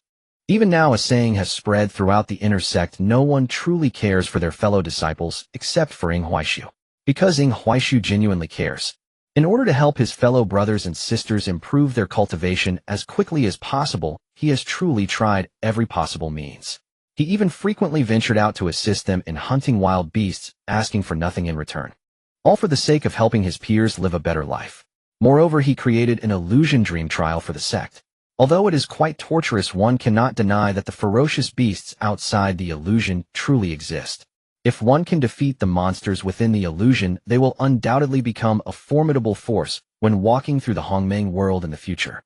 Such strong cultivators will surely abound in their sect. Thus, although they claim that Ing Huaishu does not seem like a good person, Ing Huaishu has always been contributing to the sect. At this moment, Zhuang Mu spoke up. So trusting Huaishu, perhaps his actions indeed carry a deeper meaning. Zhuang Mu rubbed his forehead. He had sneaked off to the illusion dream trial again yesterday. He felt like throwing up blood from being tormented by Ing Huaishu. In the end, he even secretly had the tree spirit strip Ing Huaishu of his frostmark ability. Yet even without the frostmark, he still couldn't win. This is quite absurd. Zhuang Mu was really curious about how Lu Qingyi and He Shixiang managed to get through. After all, if they hadn't, they wouldn't leave behind any illusion dream projections. But he felt too embarrassed to ask. After staying up all night yesterday and being killed by Ing Huaishu, he now felt very tired. There's one more thing. Zhuang Mu looked up seriously, gazing at everyone. I don't quite understand. The prophecy from the ancestor did not mention Ing Huaishu, yet his performance is certainly not one of obscurity. If the ancestor cannot be wrong, it suggests that Ing Huaishu might very well face a tragic end on his path. Regardless, Ing Huaishu is a disciple of my Shunjiao sword sect. Whether the ancestor is right or wrong, I do not wish to lose such a person. Yining Shuang must be protected, and Ing Huaishu must also be well guarded. Is there a possibility that Ing Huaishu is too much of an anomaly and may ultimately be rejected by the heavens? The scholar frowned. Zhuang Mu was taken aback. Because that possibility truly exists. If it were human-induced calamity, Zhuang Mu would absolutely not allow anyone to harm Ing Huaishu. But if it were the heavens rejecting him dying in the tribulation, then he would truly be helpless. Because during the tribulation no one can help, one can only rely on themselves to endure. Then from now on you all need to find more sacrificial treasures. At this moment the peak master of the artifact peak raised a question. We can encounter the path that Yi Ningshuang has taken, but if Ying Huaishu is alive, will Yi Ningshuang's path change? Zhuang Mu coldly snorted. I want both, I must protect Ying Huaishu. If Ying Huaishu can survive, it means that the ancestors, the peak master of the pill peak nodded in agreement. This is indeed a problem. Should we prioritize the greater good, or Ying Huaishu? Choose one. Zhuang Mu coldly snorted. I want both, I must protect Ying Huaishu. If Ying Huaishu can survive, it means that the ancestors' prophecy is not necessarily correct. Believing in an incorrect prophecy is foolish. Everyone looked at Zhuang Mu with strange expressions as he was known to be stubborn, especially regarding respect for his master. What happened today? The scholar confirmed again. Are you sure you are not Lu Qingyi? Zhuang Mu slapped him, sending the scholar out of the small world. That robust power of the dragon elephant represented his current identity. The peak master of the demon-suppressing peak was not one for many words, yet he could not help but ask. Sect master, what has changed your view of Ying Huaishu? The sect master calmly replied. I was almost pushed to a breakthrough by Ying Huaix's torment. Everyone was shocked. They finally understood why the sect master's temperament had changed so drastically. Because the ancestor had once said where the sect master's limit was. If Zhuang Mu truly breaks through, it would indeed indicate that the ancestor's prophecy is not immutable. If so, Ying Huaishu must not die. Not only must he not die, but they must also ensure he is protected at all costs. I will go find sacrificial items now. I will study the pill for resurrecting the dead. Everyone busied themselves. For a moment, only Zhuang Mu was left alone. After thinking for a while, Zhuang Mu finally pulled out the ancestor's prophecy. He examined it again, but still found no trace of Ying Huaishu. Wait, what is this? Just then, Zhuang Mu suddenly discovered that there seemed to be an inner layer within the cover of the ancestor's prophecy. He gently tore open the inner layer and took out half a sheet of paper. The half sheet bore traces of being burned. Zhuang Mu carefully examined the content of the half sheet. It was a painting. The painting depicted two old men playing chess amidst the starry sky. The title of the painting was The Chess Players. There were also some characters nearby. The greater situation cannot be reversed, only the nether can open the heavens, the world can change the sun, and Mu Ningshuang leads. Burn. Zhuang Mu placed the half sheet back into the inner layer and sealed it. After some thought, Zhuang Mu threw the ancestor's prophecy away. One cannot fully trust the words of an old fool. After saying that, he looked around to see no one, then secretly headed towards the Illusion Dream mountain range again. Ying Huaishu had just come out of Tiansu Peak when Xu Yuan approached him. Old Ying, hurry up, Shuesi is making a move. Ying Huaishu was taken aback, then his eyes lit up with excitement. Great, bring the recording stone. He hurriedly followed Xu Yuan. When the two arrived at a concealed location, Xiuxi and Yi Ningshuang were already waiting for them. Ying Huaishu immediately squatted down and inquired, what's the situation now? Xiuxi replied, yesterday you asked me to keep an eye on Shuesi. I've been watching. I let Shuesi get most of the information along with that of junior sister Yi. I think she should meet up with her people today. Indeed, she has left the sect. Ying Huaishu glanced around somewhat puzzled. She has barely walked a small distance from the sect. Is Shuesi foolish, or does she think we are too foolish? Xiuxi suddenly laughed. The information I provided to her indicates that our sect has great faith in the heart-seeking array and the judgment array left by the ancestor. No one would doubt this formation. So she is very confident. Ying Huaishu gave a thumbs up. Makes sense. However, not long after, a woman stealthily appeared to meet Shuesi. Seeing that woman, Ying Huaishu was stunned. Wasn't she the ghost bride he had killed during his first adventure task? She is still alive. This is impossible. The system had credited him experience points for that. Not only him, but even Xu Yuan was stunned. What the hell, the ghost bride from the Illusion Dream trial? She really exists. Not only he, but the other disciples hiding in the shadows also felt their scalps tingle. They had initially doubted the authenticity of those monsters in the Illusion Dream trial, but now they had no doubts at all. There truly are such monsters. They decided that from now on they would relentlessly face the Illusion Dream trial, even if they had to break through their defenses. Because if they couldn't defeat the illusions, it would mean that if they ever encountered them for real, they could only wait for death. Gui Xinyang was actually a bit anxious. Because the meeting place was not far from the Xinxiao Sword sect. This action was indeed overly bold. Why did you choose this place? Aren't you afraid the people from the Xinxiao Sword sect will discover it? They are all a bunch of fools overly trusting in their formations, believing that as long as the formation exists their disciples could never harbor spies. So you can rest assured. Gui Xinyang fell silent for a moment and could only nod. The two quickly exchanged information.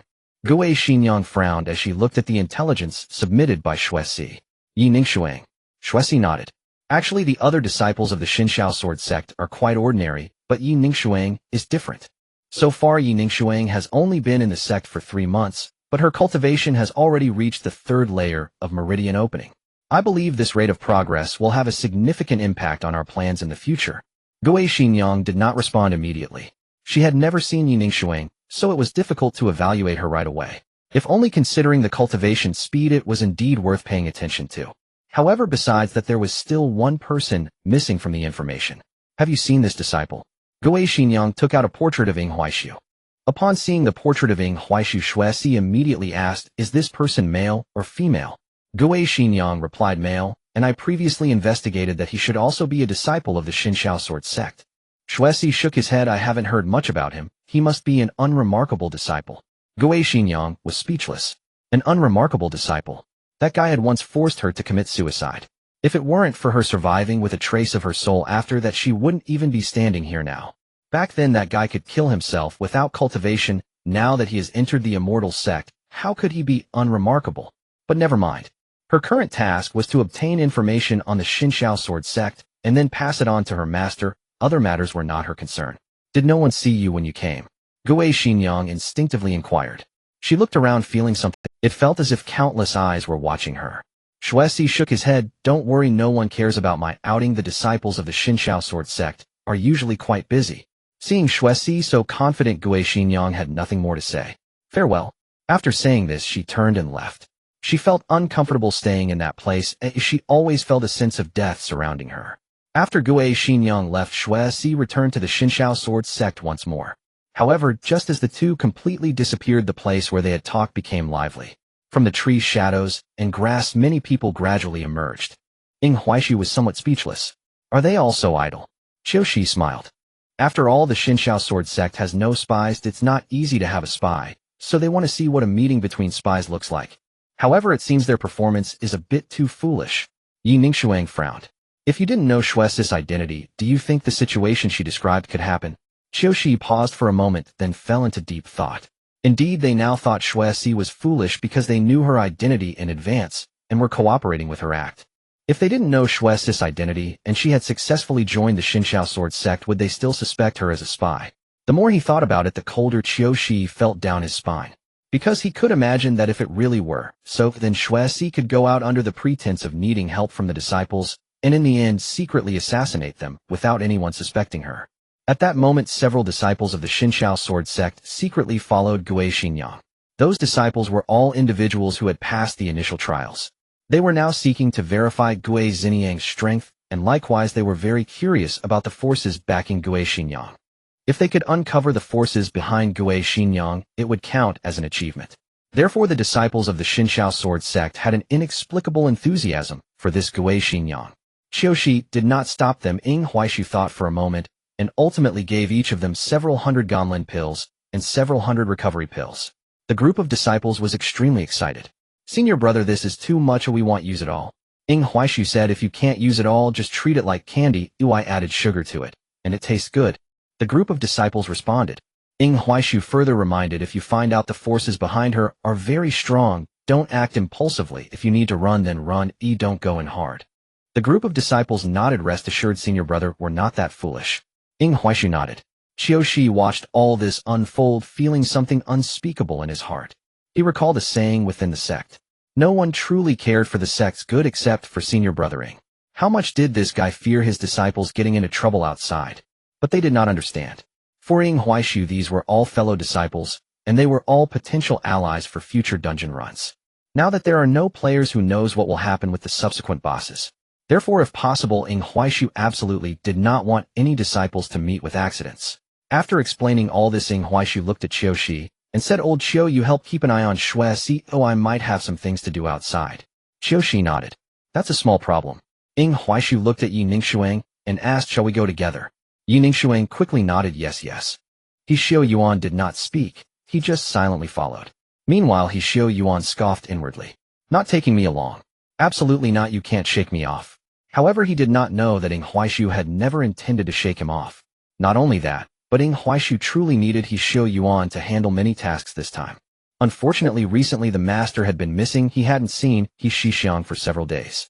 If He Shixiang were here, he might ask the master for a few defensive treasures. Ing Huaishu believed his master would surely give them to him. Wait.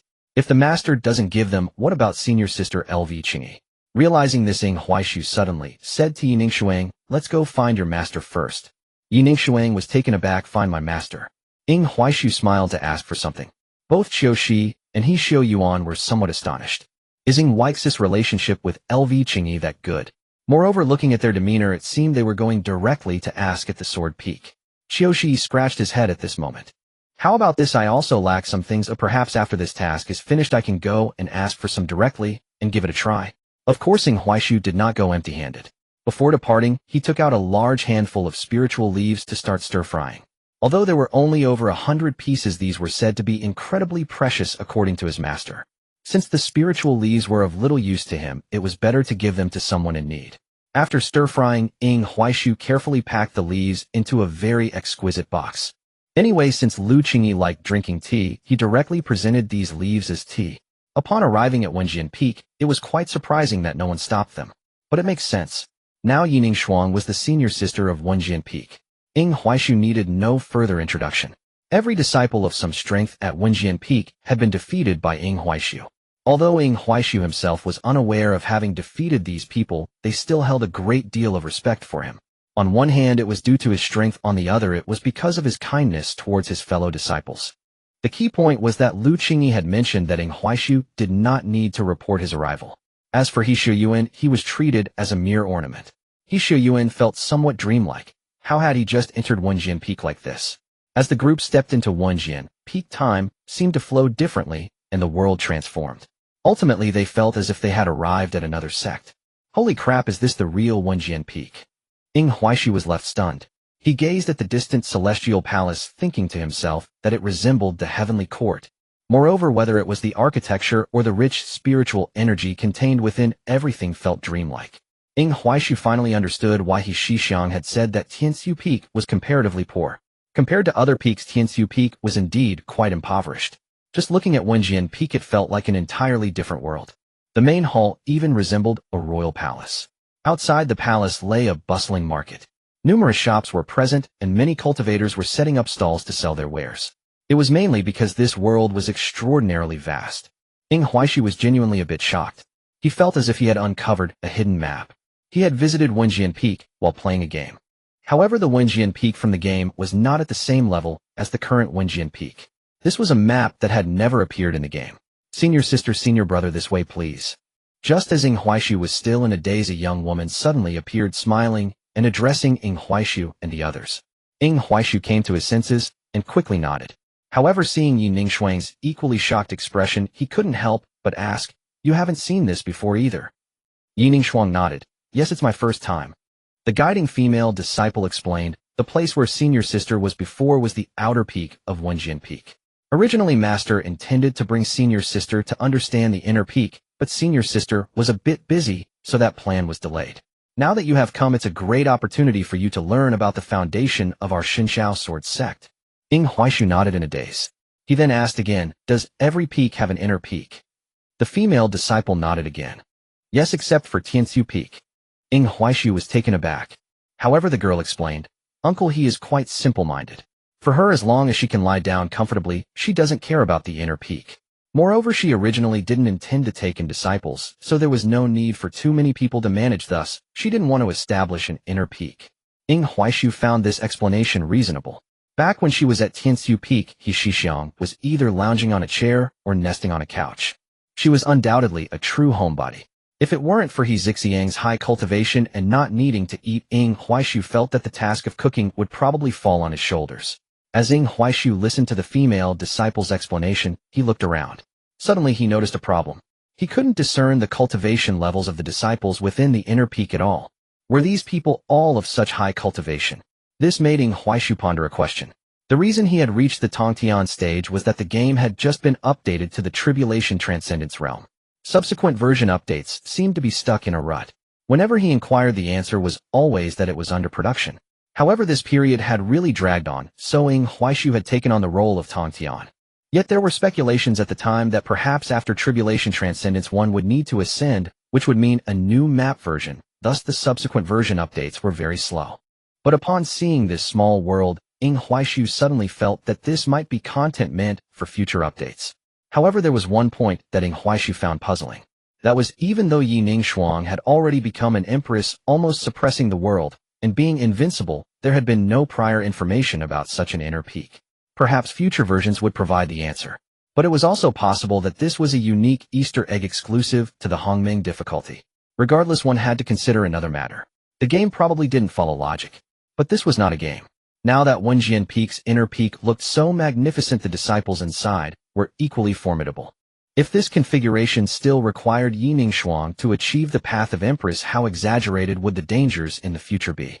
Because Ing Huaishu did not believe that when a great calamity truly struck, Lu Qingyi and the people of the Shunxiao sword sect would simply watch and let Yi Ningshuang face it alone. Lu Qingyi was not that kind of person. Ing Huaishu felt increasingly heavy-hearted. Before long, the group was led to the door of Lu Qingyi's palace. "Master, the people have been brought." Lu Qingyi's voice came from within the palace. "Come in." Ing Huaishu hurriedly entered, holding the small box with both hands. However, when Ing Huaishu looked at Lu Qingyi, his gaze became fixated. Because the current Lu Qingyi exuded a mature charm. She wore a long black dress, and her silver hair added to her allure. Moreover, her height seemed to be nearly 1.90 meters. Lu Qingyi was holding a universe in one hand. No doubt it was a universe with many planets floating within it. Ing Huaix's scalp tingled. What level of strength did Lu Qingyi possess? She was manipulating a universe with her hands. Did she really need Yi Ningshuang? But soon Lu Qingyi tore apart the void, throwing the universe in her hand into it, and then the void closed. Following that, Lu Qingyi's body visibly shrank again, and her clothes shrank with her. Once again transformed into a small girl, Lu Qingyi conjured a tea set out of thin air and slowly sipped her tea. "Is it beautiful, or should I gouge out your eyeballs?" Lu Qingyi said to Ing Huaishu with a hint of indifference. Ing Huaishu replied, "Oh dear senior sister, what are you saying? Come, I have something good here, let me brew you some tea." Ing Huaishu said as he opened the small box to brew tea for Lu Qingyi. Lu Qingyi did not stop him. However, she still inquired, "Speak, what matters do you have for me?" Ing Huaishu was not being polite. "Isn't it because my master is not home? So, I wanted to ask my senior sister for a few defensive treasures." Lu Qingyi nodded. "It's just a defensive treasure. With your contribution points, can't you exchange for them yourself? Why come all the way to ask me? Moreover, didn't your master give you a piece of armor? That armor has quite good defensive power." Ing Huaishu had not really investigated how formidable the armor that Xishan gave him was. However, Ing Huaishu was not worried about himself. "What I mean is I want to find some defensive treasures for Yi Ningshuang. If possible, get one for He Shiyuan too. The defensive treasures exchanged in the sect might be good, but I want something a bit more powerful." Lu Qingyi directly handed a piece of armor to Yi Ningshuang, though she didn't know what grade it was. But in Ing Huaix's view, since it was from Lu Qingyi, it must be a fine product. As for He Shiyuan, Lu Qingyi directly gave him a large shield. He Shiyuan, holding the huge shield, felt somewhat bewildered. He felt he was being treated differently, but he had no proof. Even if he had proof, what could he do? Could he After Lu Qingyi had given the defensive treasures, she saw Ing Huaishu asking again, "Is there anything else?" Ing Huaishu nodded. "Do you have any items that could act as a substitute for death? For example, could you conjure a token that can directly block a fatal blow? Or a doll that can take a hit, or talismans?" Lu Qingyi twitched her lips. "What are you planning to do? Do you need to prepare so many things?" Ing Huaishu laughed awkwardly. "I plan to take my junior sister and old he out to train, and this place we are going to is quite dangerous." Lu Qingyi rubbed her temples. "Do you know how valuable these items are?" Ing Huaishu directly picked up a cup of tea and handed it to Lu Qingyi. When Lu Qingyi saw the spiritual leaves in the cup, she instantly sat up straight. Then she glanced at the small box. Seeing that there were still dozens of spiritual leaves inside, Lu Qingyi was completely speechless. This was too much, so much that Lu Qingyi couldn't refuse. Then Lu Qingyi took out 3 jade tokens, refined them, and then handed them to the 3 of them. "These items can block a certain death blow, but apart from that they have no other use, so use them wisely." Ing Huaishu nodded. "That's fine, thank you, senior sister." Seeing that Ing Huaishu still hadn't left, Lu Qingyi couldn't help but raise an eyebrow. "Is there anything else?" Ing Huaishu nodded. "I haven't seen my master for a long time. Do you know where?" Lu Qingyi couldn't help but roll her eyes. Looking for someone, then borrowing things. If you want to think of her, it might take a while. Your master probably won't be back anytime soon. As for looking for someone, Ing Huaishu didn't know who to look for. But when it came to borrowing things, Ing Huaishu, because he had said he needed the innate ice spirit fruit and ice spirit chi. These two items seemed to be found only in the Tian Snow sacred ground. Shixiang wouldn't have gone to the Tian Snow sacred ground, would she? Damn, no way. The Tian Snow sacred ground is a major pit. There are people colluding with the ice annihilation, and they should be in internal conflict at this time. If Shixiang goes to Tian Snow now, isn't that walking into a slaughterhouse? Senior sister, can you help me with a favor? Lu Qingyi shook her head. No. Ing Huaishu. I haven't even said what I need help with and you refuse. Then Ing Huaishu secretly tried to take back the spiritual leaves on the table. Lu Qingyi really couldn't help but want to hit someone. Goodness, you and Shixiang really are a master and disciple. I said I wouldn't help and you immediately want to take things away, right? Lu Qingyi pressed one hand on the box and then explained, you don't need to worry so much about your master. She's just a little naive, has a good temper, but that doesn't mean she's weak. The reason I'm not going to help is also her intention. Ing Huaishu felt a bit more at ease. Lu Qingyi had already started ushering him out. Is there anything else? If not, hurry up and leave. Ing Huaishu smiled and said, Senior sister, could you teach me the technique of manipulating the universe with my hands? Lu Qingyi sneered. Do you want to see me manipulate the starry sky with my hands, or do you want to see my true self? Ing Huaishu coughed. Senior sister, you're joking. I just feel that manipulating the universe by hand is quite impressive. Lu Qingyi looked at him with a face that said, I know what you're thinking. Her gaze carried disdain. It seemed to say, go on, keep pretending. But as Lu Qingyi looked at Ing Huaishu, she suddenly had a thought. What I did was not manipulating the universe you speak of. As for the ability to control a starry sky with just one hand, that is a means of tribulation transcendence. Once you reach tribulation transcendence you need me to teach you, you will be able to learn it yourself. However, that piece of starry sky I cut off earlier is rather strange. The vitality inside it seems to have almost died out, as if it has been drained. Do you know what's going on? As she spoke, Lu Qingyi tapped the small wooden box that Ing Huaishu gave her to store the spiritual leaves. The implication was clear: since you can obtain the spiritual leaves, don't tell me you don't know about this matter. Ing Huaishu felt somewhat embarrassed. He actually did know about this. In fact, it was the place where the visitors had once descended. They extracted the vitality of the entire world to cultivate themselves, and then looked for the next world. However, this was an introduction to the visitors from the game's background, and it was indeed very similar to what Lu Qingyi was saying. But to say this from his mouth, who was at the opening meridian stage, might not be appropriate. Lu Qingyi snapped her fingers. The scene shifted again. Ing Huaishu and Lu Qingyi were directly floating in a starry sky. Here I have blocked the secrets of the heavens. Ing Huaishu sighed. Actually, I'm not very sure about this, but I think it should be related to the so-called emissaries of the Qianji sect. Perhaps it's the forces behind them. Lu Qingyi frowned. It wasn't that she didn't believe what Ing Huaishu was saying. Mainly since the incident in Luoyi City, she had been investigating the so-called annihilation emissaries. But there was no clue. Even after searching the starry sky, she found no trace of any descending emissaries. It felt more like the Qianji sect was staging a play. Seeing Lu Qingyi's expression, Ing Huaishu roughly understood why she was so troubled. Then he couldn't help but feel helpless. Indeed, if Yining Shuang didn't grow up, no matter how powerful any being was, they would not be able to change anything. It was just like when playing a game before. In some secret realms, if you didn't complete the task, they wouldn't open for you. To open this secret realm, you had to take Yining Shuang with you to complete that annoying puzzle, and then play a CG to fully open the secret realm. Even now in reality, it seems it's mostly the same. And Lu Qingyi kept looking at Ing Huaishu. Lu Qingyi sighed. Never mind, just leave. After saying that, Lu Qingyi snapped her fingers again, and Ing Huaishu found himself outside the sect. Yining Shuang and He Shuyuan were also at the entrance of the sect. The two of them turned their gazes towards Ing Huaishu simultaneously. Ing Huaishu sighed. Initially, he wanted to chat more with Lu Qingyi. For instance, how exactly did Lu Qingyi get struck by lightning and turn into a little girl? But thinking about it now, it might not be appropriate to ask. After all, he couldn't just run over and say, how did you get struck by lightning? If he were to say that, Ing Huaishu felt he would likely get beaten up. He believed Lu Qingyi probably knew what he wanted to ask, which was why she had directly moved outside the sect. Ing Huaishu decided to let it go and ask about it later. If it didn't work, he could wait for his master to come back and ask her. Let's head to Luoyi City first. After saying that, Ing Huaishu flew directly towards Luoyi City with Yining Shuang and He Shuyuan following him. In fact, after gaining the ability to fly, Ing Huaishu felt that whether there was a teleportation point or not didn't really matter. Moreover, the higher one's cultivation, the faster the flying speed was likely to be. Even at the level of Lu Qingyi and He Shixiang, they could easily tear through space, so it didn't matter whether there were teleportation points. After about 2 hours, the three arrived at Luoyi City. The current Luoyi City was different from the last time they visited. Now, after experiencing the baptism of the Shunxiao sword sect, Luoyi City had become even more prosperous. The reason for this was quite simple. Because of the baptism by the Shunxiao sword sect, wandering cultivators felt that the sect still cared about Luoyi City. Since Luoyi City was under the jurisdiction of the Shunxiao sword sect, it represented absolute safety. Thus, the number of wandering cultivators in Luoyi City increased. In fact, as more cultivators arrived, the entire city began to thrive. Ying Huaishu found this quite realistic. In games, a map only changes when there are world quests, otherwise it always remains the same. However, in the real world, development was necessary. What surprised Ying Huaishu the most was that he finally understood the difference of the Shunxiao sword sect.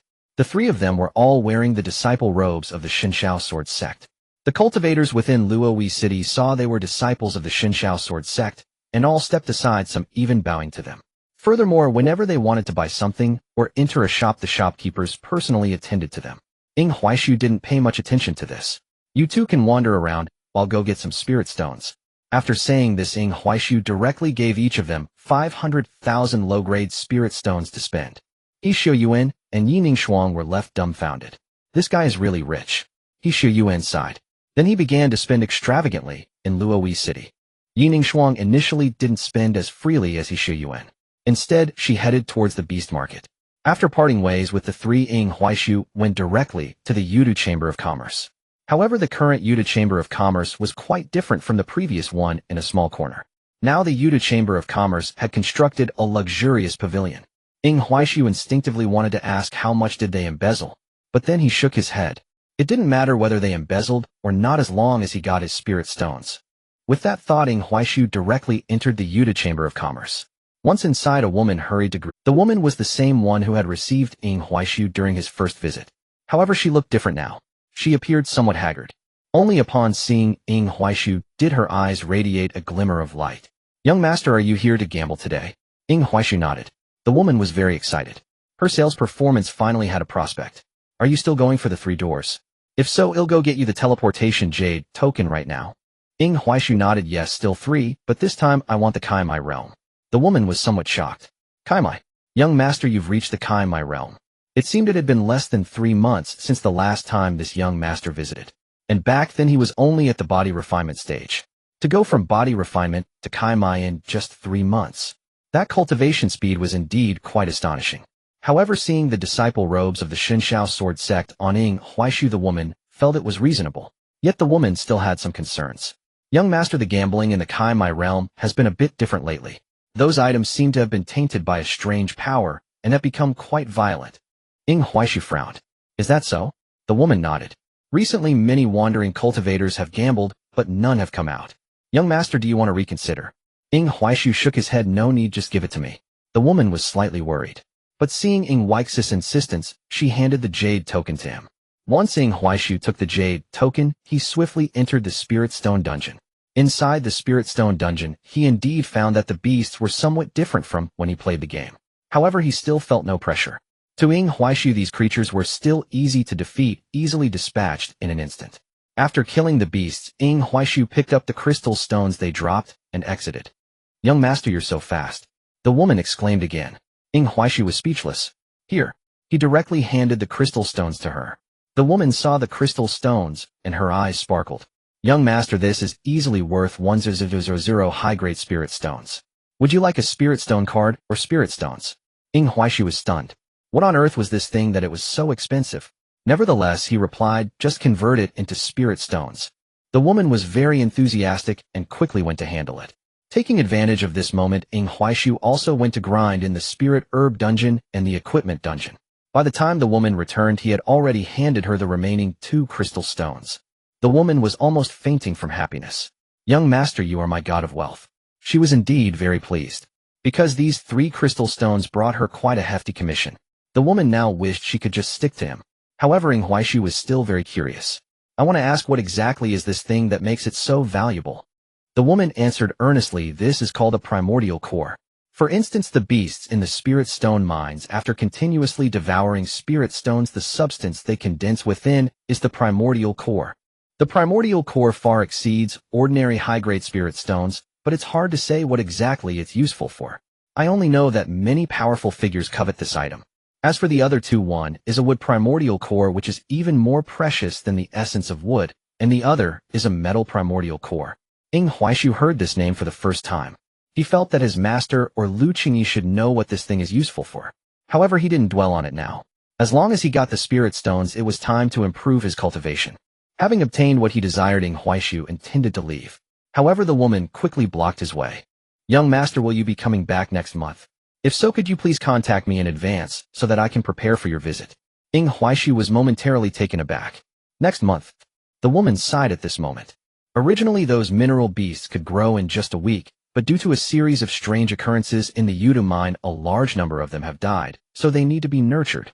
Now many of the adult mine beasts have died, and the younger ones also need time to grow, so we require a month. Huaishu frowned slightly. Without spirit stones, wouldn't he be stuck at his current level? The woman was quite clever. She suddenly asked, "Young master, are you in need of spirit stones?" Huaishu nodded. A bit. The woman cautiously replied, "Actually, the Yudu Chamber of Commerce has many ways to earn spirit stones, but there are risks involved." Huaishu was momentarily stunned. Ways to earn spirit stones. Please elaborate. The woman explained, "Do you know why the mineral beast you killed is called a game? It's actually simple. Every mineral beast behind a door has been wagered upon by some significant figures who are guessing whether the participants in the next opening will succeed or fail. For example, when you came, I bet on success. However, these are just small bets. We also have a larger money-making event here. The larger the investment, the greater the reward, but of course, there's also a chance of losing everything." Huaishu suddenly became interested. At that moment, the system unexpectedly displayed a notification. "The game event has started. Please talk to Xiao He for details." Huaishu looked at the woman and then asked, "Is your name Xiao He?"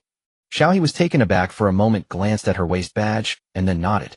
"Young master, would you like to learn about more profitable methods?" Huaishu nodded. Shortly after, Xiao He led him to a grand hall of beastly creatures. Many young beasts were caged inside. Upon seeing visitors, all the young beasts stood up, curiously gazing at Xiao He and Huaishu. Looking at this group of beasts, Huaishu instantly understood what kind of event this was. Wasn't this just a regular event in a game? It could also be considered a mini-game. You raise beasts and then let them battle each other. This event occurs once every half-month, and the rewards from each event are one of the main sources for free resource acquisition. Huaishu originally thought that he needed to reach the qi refining stage to participate. However, it seemed he was still somewhat trapped in a gamer's mindset. "Young master, you can." Huaishu directly skipped the dialogue and immediately chose a three-tailed cat with a purple-black body. "This will be my nurturing subject, but I don't have much time to raise her. I'll leave her in your care and pre-deposit 100,000 top-grade spirit stones. That should be sufficient for initial nurturing. As for the management fee, you can deduct it according to the rules." Xiao He was dumbfounded. "Wait a minute, how come you know our rules better than I do?" But Xiao He was quite mature and did not ask further. "Young master, actually, besides nurturing and letting them fight, you can also place bets." Huaishu was momentarily stunned, and then his eyes lit up. "Then I'll bet 500,000 on my spirit beast. I bet he will definitely win his first battle." Xiao He was left somewhat dry-mouthed by Huaishu's big gamble. Young master, are you sure you don't want to reconsider?" Huaishu shook his head. "No reconsideration." After saying this, he frantically allocated points to the three-tailed cat on the activity panel. Strength 5, Speed 5, Body 7, Spiritual Energy 20. He even named the three-tailed cat Ba Qi.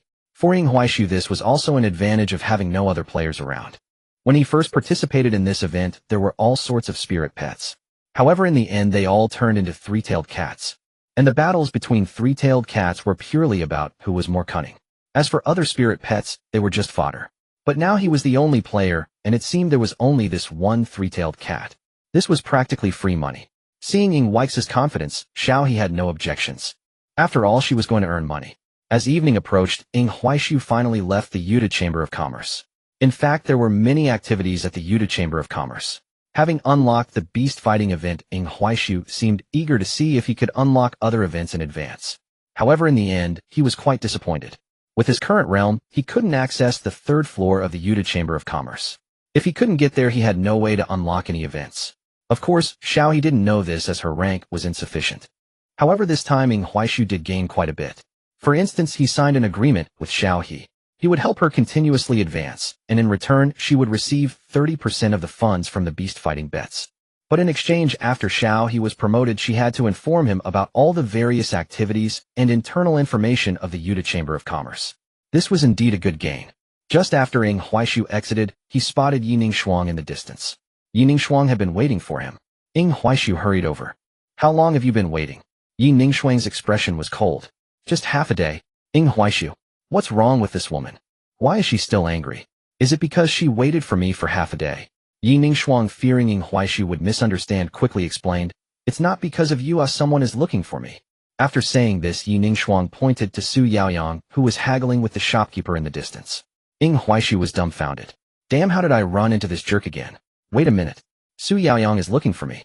Ing Huaishu wondered if he had heard wrong. Why is he looking for me instead of Yi Ningshuang? At this moment, Su Yaoyang, who had finally finished his shopping, approached Ing Huaishu with a beaming smile. Friend, you really made me wait. You're looking for me? Su Yaoyang nodded. Indeed, I have something to discuss. May I borrow a moment of... Ing Huaishu originally didn't want to pay any attention to Su Yaoyang. But seeing the orange-yellow exclamation mark above Su Yaoyang's head, he finally nodded. All right. The three of them eventually arrived at a restaurant. Ing Huaishu suddenly felt like someone was missing. Where is Lao He? Ing Huaishu asked Yi Ningshuang. Yi Ningshuang's expression was also somewhat speechless at this moment. Chunfeng Tower. Ing Huaishu. This useless guy has gone off to relax again. Ing Huaishu thought maybe he should find time to give him a beating. He then turned to Su Yaoyang. I don't know what you want to discuss with me. Su Yaoyang directly summoned the dishes. Let's eat and chat. Ing Huaishu naturally did not refuse. Yi Ningshuang, on the other hand, remained vigilant towards Su Yaoyang. For some reason, Yi Ningshuang felt a strong dislike and aversion towards this person in front of her. Su Yaoyang already appeared exceedingly humble, and his conduct toward others was notably gentle. This tavern belongs to our sunlit holy land. Its ingredients, and even certain medicinal herbs, have undergone rigorous selection, greatly benefiting one's cultivation. You are welcome to savor them thoroughly. Ing Huaishu remained silent, focused solely on eating. Indeed, the chef's skill was truly exceptional. Yi Ningshuang did not lift her chopsticks. Instead, she asked coldly, Are you boasting of the sunlit holy land's supremacy? Or do you presume that disciples of the divine Thunder Sword sect have never tasted fine fare? Su Yaoyang hastily offered an awkward explanation. Immortal lady, you've misunderstood. I merely wish to convey my sincerity.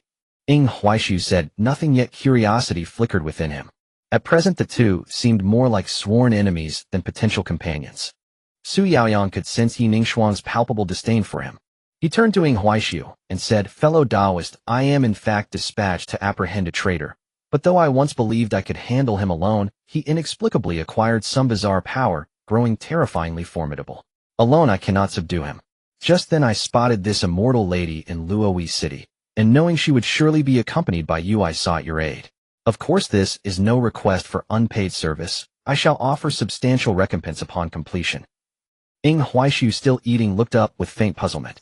Your aura suggests you've already reached the Sea of Qi realm. You're a master cultivator at that level. Why seek assistance from me who has only opened his meridians? And why me specifically? Su Yaoyang smiled faintly. To my shame, the trader I pursue resides in a place where all cultivators, regardless of realm, are suppressed to the meridian opening realm. I tested it myself, and failed to prevail. Though embarrassed, Su Yaoyang spoke candidly. Yet Ing Huaishu froze. Su Yaoyang, synonymous with invincibility within his own realm, had been defeated. What was happening? Even within the same realm, he had lost. Ing Huaishu found himself speechless, sensing the narrative veering into uncharted territory. Yet Ing Huaishu frowned. If even you failed, why assume I'd succeed? Su Yaoyang smiled again. I heard of the Luoyi City incident. My master's exact words were, that wretched renegade He Xuan couldn't withstand a single blow. What kind of son do I raise? That impostor is clearly fabricating glory. Ing Huaishu, Yi Ningshuang. And just then He Xuan, who had just entered the tavern, stood utterly dumbfounded. He simply cannot bear that his so-called wretch defies his expectations, hence such slander. With that, He Xuan sat down, poured himself a cup of wine, and drained it in one gulp. Su Yaoyang smiled gently. Senior brother, please don't take offense. Though master speaks thus, he has slaughtered nearly every member of the Qinji sect he encounters, all because of your affair. He does it for the Holy Land's interests, not for me. Su Yaoyang ceased mediation and instead addressed Ing Huaishu, who was still observing the scene with detached interest. So, it was you who resolved the Luoyi City Lord's crisis. No, it was Qiu Shi who subdued him, Ing Huaishu replied. Su Yaoyang shook his head. But before that you stood firm against the Luoyi City Lord yourself. Ing Huaishu remained silent. Su Yaoyang then asked earnestly, would you lend me your strength? A chime rang. Ding. Su Yaoyang has issued you a Cosmic Era quest. Accept. Ing Huaishu accepted. Ding. Cosmic Era quest accepted successfully. Cosmic Era quest, I assist Su Yaoyang in capturing the Holy Land Trader. Upon completion 500 experience points, 100 spirit stones, 300 spirit leaves. Cosmic Era quest 2, complete the above task. Seeing the rewards, Ing Huaishu was stunned. He had never undertaken a Cosmic Era quest before. Could this be a Hongmeier exclusive Cosmic Era quest? But that wasn't the crux. The true concern lay in the crimson exclamation mark beside the quest. It signified extreme peril. Ing Huaishu desperately wanted to decline, but Cosmic Era quests admitted no refusal, nor could they be ignored.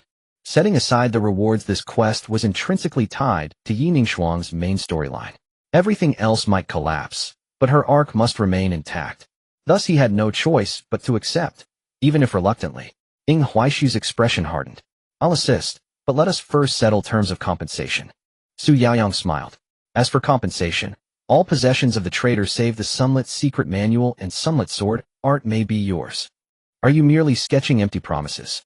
You speak as though he carries treasures, but what if he's destitute? Ing Huaishu retorted incredulous. Su Yaoyang shook his head. After his defection he stole an entire minor treasure vault. He Shiyuan immediately shot Ing Huaishu a knowing glance, his meaning unmistakable. With such assurance from a scion of noble lineage, Ing Huaishu naturally agreed. Yet lingering doubts still clouded his thoughts. Why do you stand so close? He noticed Su Yaoyang, this dog, had edged nearer, while speaking surreptitiously, closing the distance. What strange habit was this? Su Yaoyang coughed lightly. My apologies. I find your aura unusually soothing. Ing Huaishu bristled instantly and recoiled. Su Yaoyang hurried to clarify. I harbor no peculiar inclination. Merely my cultivation technique favors cool, refreshing spiritual energy. As you cultivate ice attribute qi, I unconsciously drew nearer. Ing Huaishu shuddered. I'm done eating. I must retire early. With that he fled the table. He Shiyuan glanced at Su Yaoyang, his expression oddly unsettled, then departed swiftly. As for Yi Ningxuang, her murderous intent towards Su Yaoyang surged violently. Yet Lu Qingyi's words echoed anew in her mind. Never let emotion dictate your actions. When impulse governs your deeds, others will manipulate you as a pawn. Reckless emotion is your greatest vulnerability. Yi Ningxuang took several deep breaths, then rose and said, I bid you farewell. Su Yaoyang nodded, then turned to the tavern manager. Please prepare a room adjacent to that Taoist chamber. The manager hastened to comply. Meanwhile, back in his room, Ing Huaishu had just begun to meditate, when waves of searing heat suddenly washed over him. Ing Huaishu sighed in exasperation and instantly activated his frost intent domain. Yet the neighboring brazier grew hotter still. Damn it! Do you take me for a cooling device? Sword drawn, Ing Huaishu stormed toward the adjacent room, only to see Yi Ningxuang burst through the door, long sword raised, kicking it off its hinges. Pervert, die now. Su Yaoyang's shrill cries echoed throughout the entire tavern. Yi Ningxuang was truly beating him to a pulp. As for whether she could defeat him, that was a matter for later. Su Yaoyang never expected the usually gentle Yi Ningxuang to be so insane. However, he did not. Fairy, wait a moment, can we discuss this rationally? Yi Ningxuang frowned. Discuss what rationale? Su Yaoyang patiently inquired. I don't know what I did to offend the fairy, or what I did wrong. Yi Ningxuang suddenly found herself at a loss for words. It seemed that he really hadn't done anything wrong. He merely lived next to Ing Huaishu and practiced. At least on the surface, there was nothing inappropriate about it. Even if Yi Ningxuang knew this guy's thoughts. After all, she couldn't just say, I think you have other intentions towards my senior brother, that's why I'm hitting you. That was something she couldn't bring herself to say. Indeed, Master was right, one must not let emotions dictate actions. Just then Ing Huaishu rushed over in a panic. Oh dear sister, why are you experiencing your sleepwalking symptoms again? Yi Ningxuang immediately stiffened her body and then lay down straight. Ing Huaishu hurried over to catch her. That senior brother, sorry, my little sister really likes sleepwalking, and she is a bit sensitive to heat. Once she is stimulated by heat, while sleepwalking, she becomes violent. Su Yaoyang. Since there's nothing going on, I'll take my little sister away for now. Su Yaoyang wore a bitter smile. However, Su Yaoyang dared not cultivate during the latter half of the night. Yining Shuang stood by his window like a ghost staring at him with a blank expression. That scene was somewhat eerie. At first, Su Yaoyang tried to ignore it, but as soon as he attempted to cultivate, Yining Shuang immediately drew her sword. In the end, Su Yaoyang had no choice. Fine, I'll go to sleep. After saying that, he lay directly on the bed. Yining Shuang still did not leave her gaze fixed on him all night. In the end, none of the three managed to sleep well. Ying Huaixu was bombarded with Su Yaoyang's frantic messaging. Friend, your little sister is sleepwalking again. Friend, why is your little sister staring at me? Friend, can you take your little sister away? I feel like she will affect our cultivation. Ying Huaixu felt extremely annoyed. What was up with Su Yaoyang? However, in the end, he still restrained the urge to beat Su Yaoyang. He also did not want to cultivate, because Ying Huaixu discovered that whenever he cultivated, Su Yaoyang would cultivate too, even if it meant getting beaten. What the hell, you're supposed to be cultivating together. In the end, it made Ying Huaixu dare not cultivate as well. Just as Su Yaoyang said, he was merely cultivating and he couldn't find a reason for it. Then Ying Huaixu went asleep. The result was that both Ying Huaixu and Su Yaoyang ended up sleeping. Yining Shuang was a bit unable to contain herself. That damn Su Yaoyang, wasn't this just taking advantage? Like exploiting the void. Yining Shuang's killing intent was extremely strong. As a result, her ghostly spiritual energy spread throughout the entire tavern. The purple-brown mist cast the tavern into a realm akin to the underworld. Others resting in the tavern suddenly felt a chill throughout their bodies. This kind of cold was an indescribable, eerie chill. Moreover, the tavern began to be covered with layers of frost. Su Yaoyang stared at the icy purple-black mist, and the cold feeling quickly trying to cultivate. Then disappointment appeared on Su Yaoyang's face. Yining Shuang couldn't hold back any longer. He was indeed constantly thinking about my senior brother. Zing! In the end, Yining Shuang still couldn't help it. Die, you bastard. Ying Huaixu quickly grabbed Yining Shuang and ran. Friend, I've said it before, my little sister can't be stimulated. You better sleep honestly. In the end, Ying Huaixu directly carried Yining Shuang to He Ziyuan's room. As for He Ziyuan, he was simply not there. That guy was off enjoying himself. Yining Shuang felt very uncomfortable, very irritated. Senior brother, why are you protecting him? Yining Shuang looked at Ying Huaixu with some anger. Ying Huaixu felt a bit of a headache. Sister, I'm not protecting him. I'm afraid he might truly get angry and be a danger to you. After all, he is a Qi Si realm cultivator. Yining Shuang's heart suddenly felt sweet. So that's how it is, senior brother cares about me. Then senior brother, can we cultivate together? Ying Huaixu shook his head. Let's skip that. Yining Shuang immediately became unhappy. Why? Ying Huaixu was at a loss for words. Do you believe that if we cultivate together, that bastard Su Yaoyang will immediately get up to cultivate? At this moment, Yining Shuang's disgust for Su Yaoyang had reached its peak. However, in the end, she still took a deep breath, calmed herself, and said, I'll do whatever my senior brother says. The next morning, Ying Huaixu hurried to find He Ziyuan. Yining Shuang followed along. As for Su Yaoyang, when Ying Huaixu got up, he also got up. Wherever Ying Huaixu went, he followed. Ying Huaixu was a bit unable to hold back. Why are you following me? Su Yaoyang smiled. Didn't you promise to help me catch the traitor? So we are now a small team. Ying Huaixu was helpless. What he said made some sense. However, Ying Huaixu still said, you walk in front of me. Su Yaoyang naturally nodded. All right. He agreed very readily. This even made Ying Huaixu pause for a moment. Did I think too much? But then Ying Huaixu shook his head. No matter what, he had to be wary of Su Yaoyang. The good news was that for now it seemed that the pure Yang Sword Immortal and Yining Shuang would not develop a romantic relationship. The bad news was that Su Yaoyang seemed to have set his sights on him. What kind of situation was this? However, along the way, Su Yaoyang's behavior was quite normal. At least he had no intention of deliberately getting close. Ying Huaixu couldn't help but feel puzzled. Could it be that he really was thinking too much? But Yining Shuang was watching Su Yaoyang, her hand resting on the hilt of her sword. Similarly, she frowned. Because Su Yaoyang's performance today really did not have any unusual signs. Su Yaoyang felt the gazes of the two and couldn't help but feel confused. You two, why are you guarding against me like I'm a thief? Ying Huaixu was speechless. What do you think? Su Yaoyang shook his head and sighed. Regarding the matter of cultivation, you can rest assured.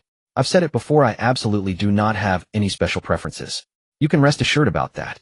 I may not say much else, but I am quite open-minded. Although I believe your spiritual energy does indeed help with my cultivation, it's still somewhat inappropriate. Ying Huaixu was somewhat silent. Mainly, he still did not fully trust Su Yaoyang. Yining Shuang equally did not trust him. Just then, He Ziyuan walked out of another tavern and said to Ying Huaixu, don't worry, this guy may not be good at anything else, but he is indeed worth trusting when it comes to being upright and honest. With He Zhuan's assurance, Ing Huaishu and Yi Ningshuang felt a measure of relief. Yet it was only a little prudence remained imperative. Ing Huaishu never dreamed he would one day have to guard against a man. Yi Ningshuang was equally speechless. At first, she had assumed Ying's master to be the principal foe. Now they had to guard against a man as well. What to do? She wanted to kill him. Yi Ningshuang's hand returned to the sword hilt, her eyes fixed on Su Yaoyang's nape.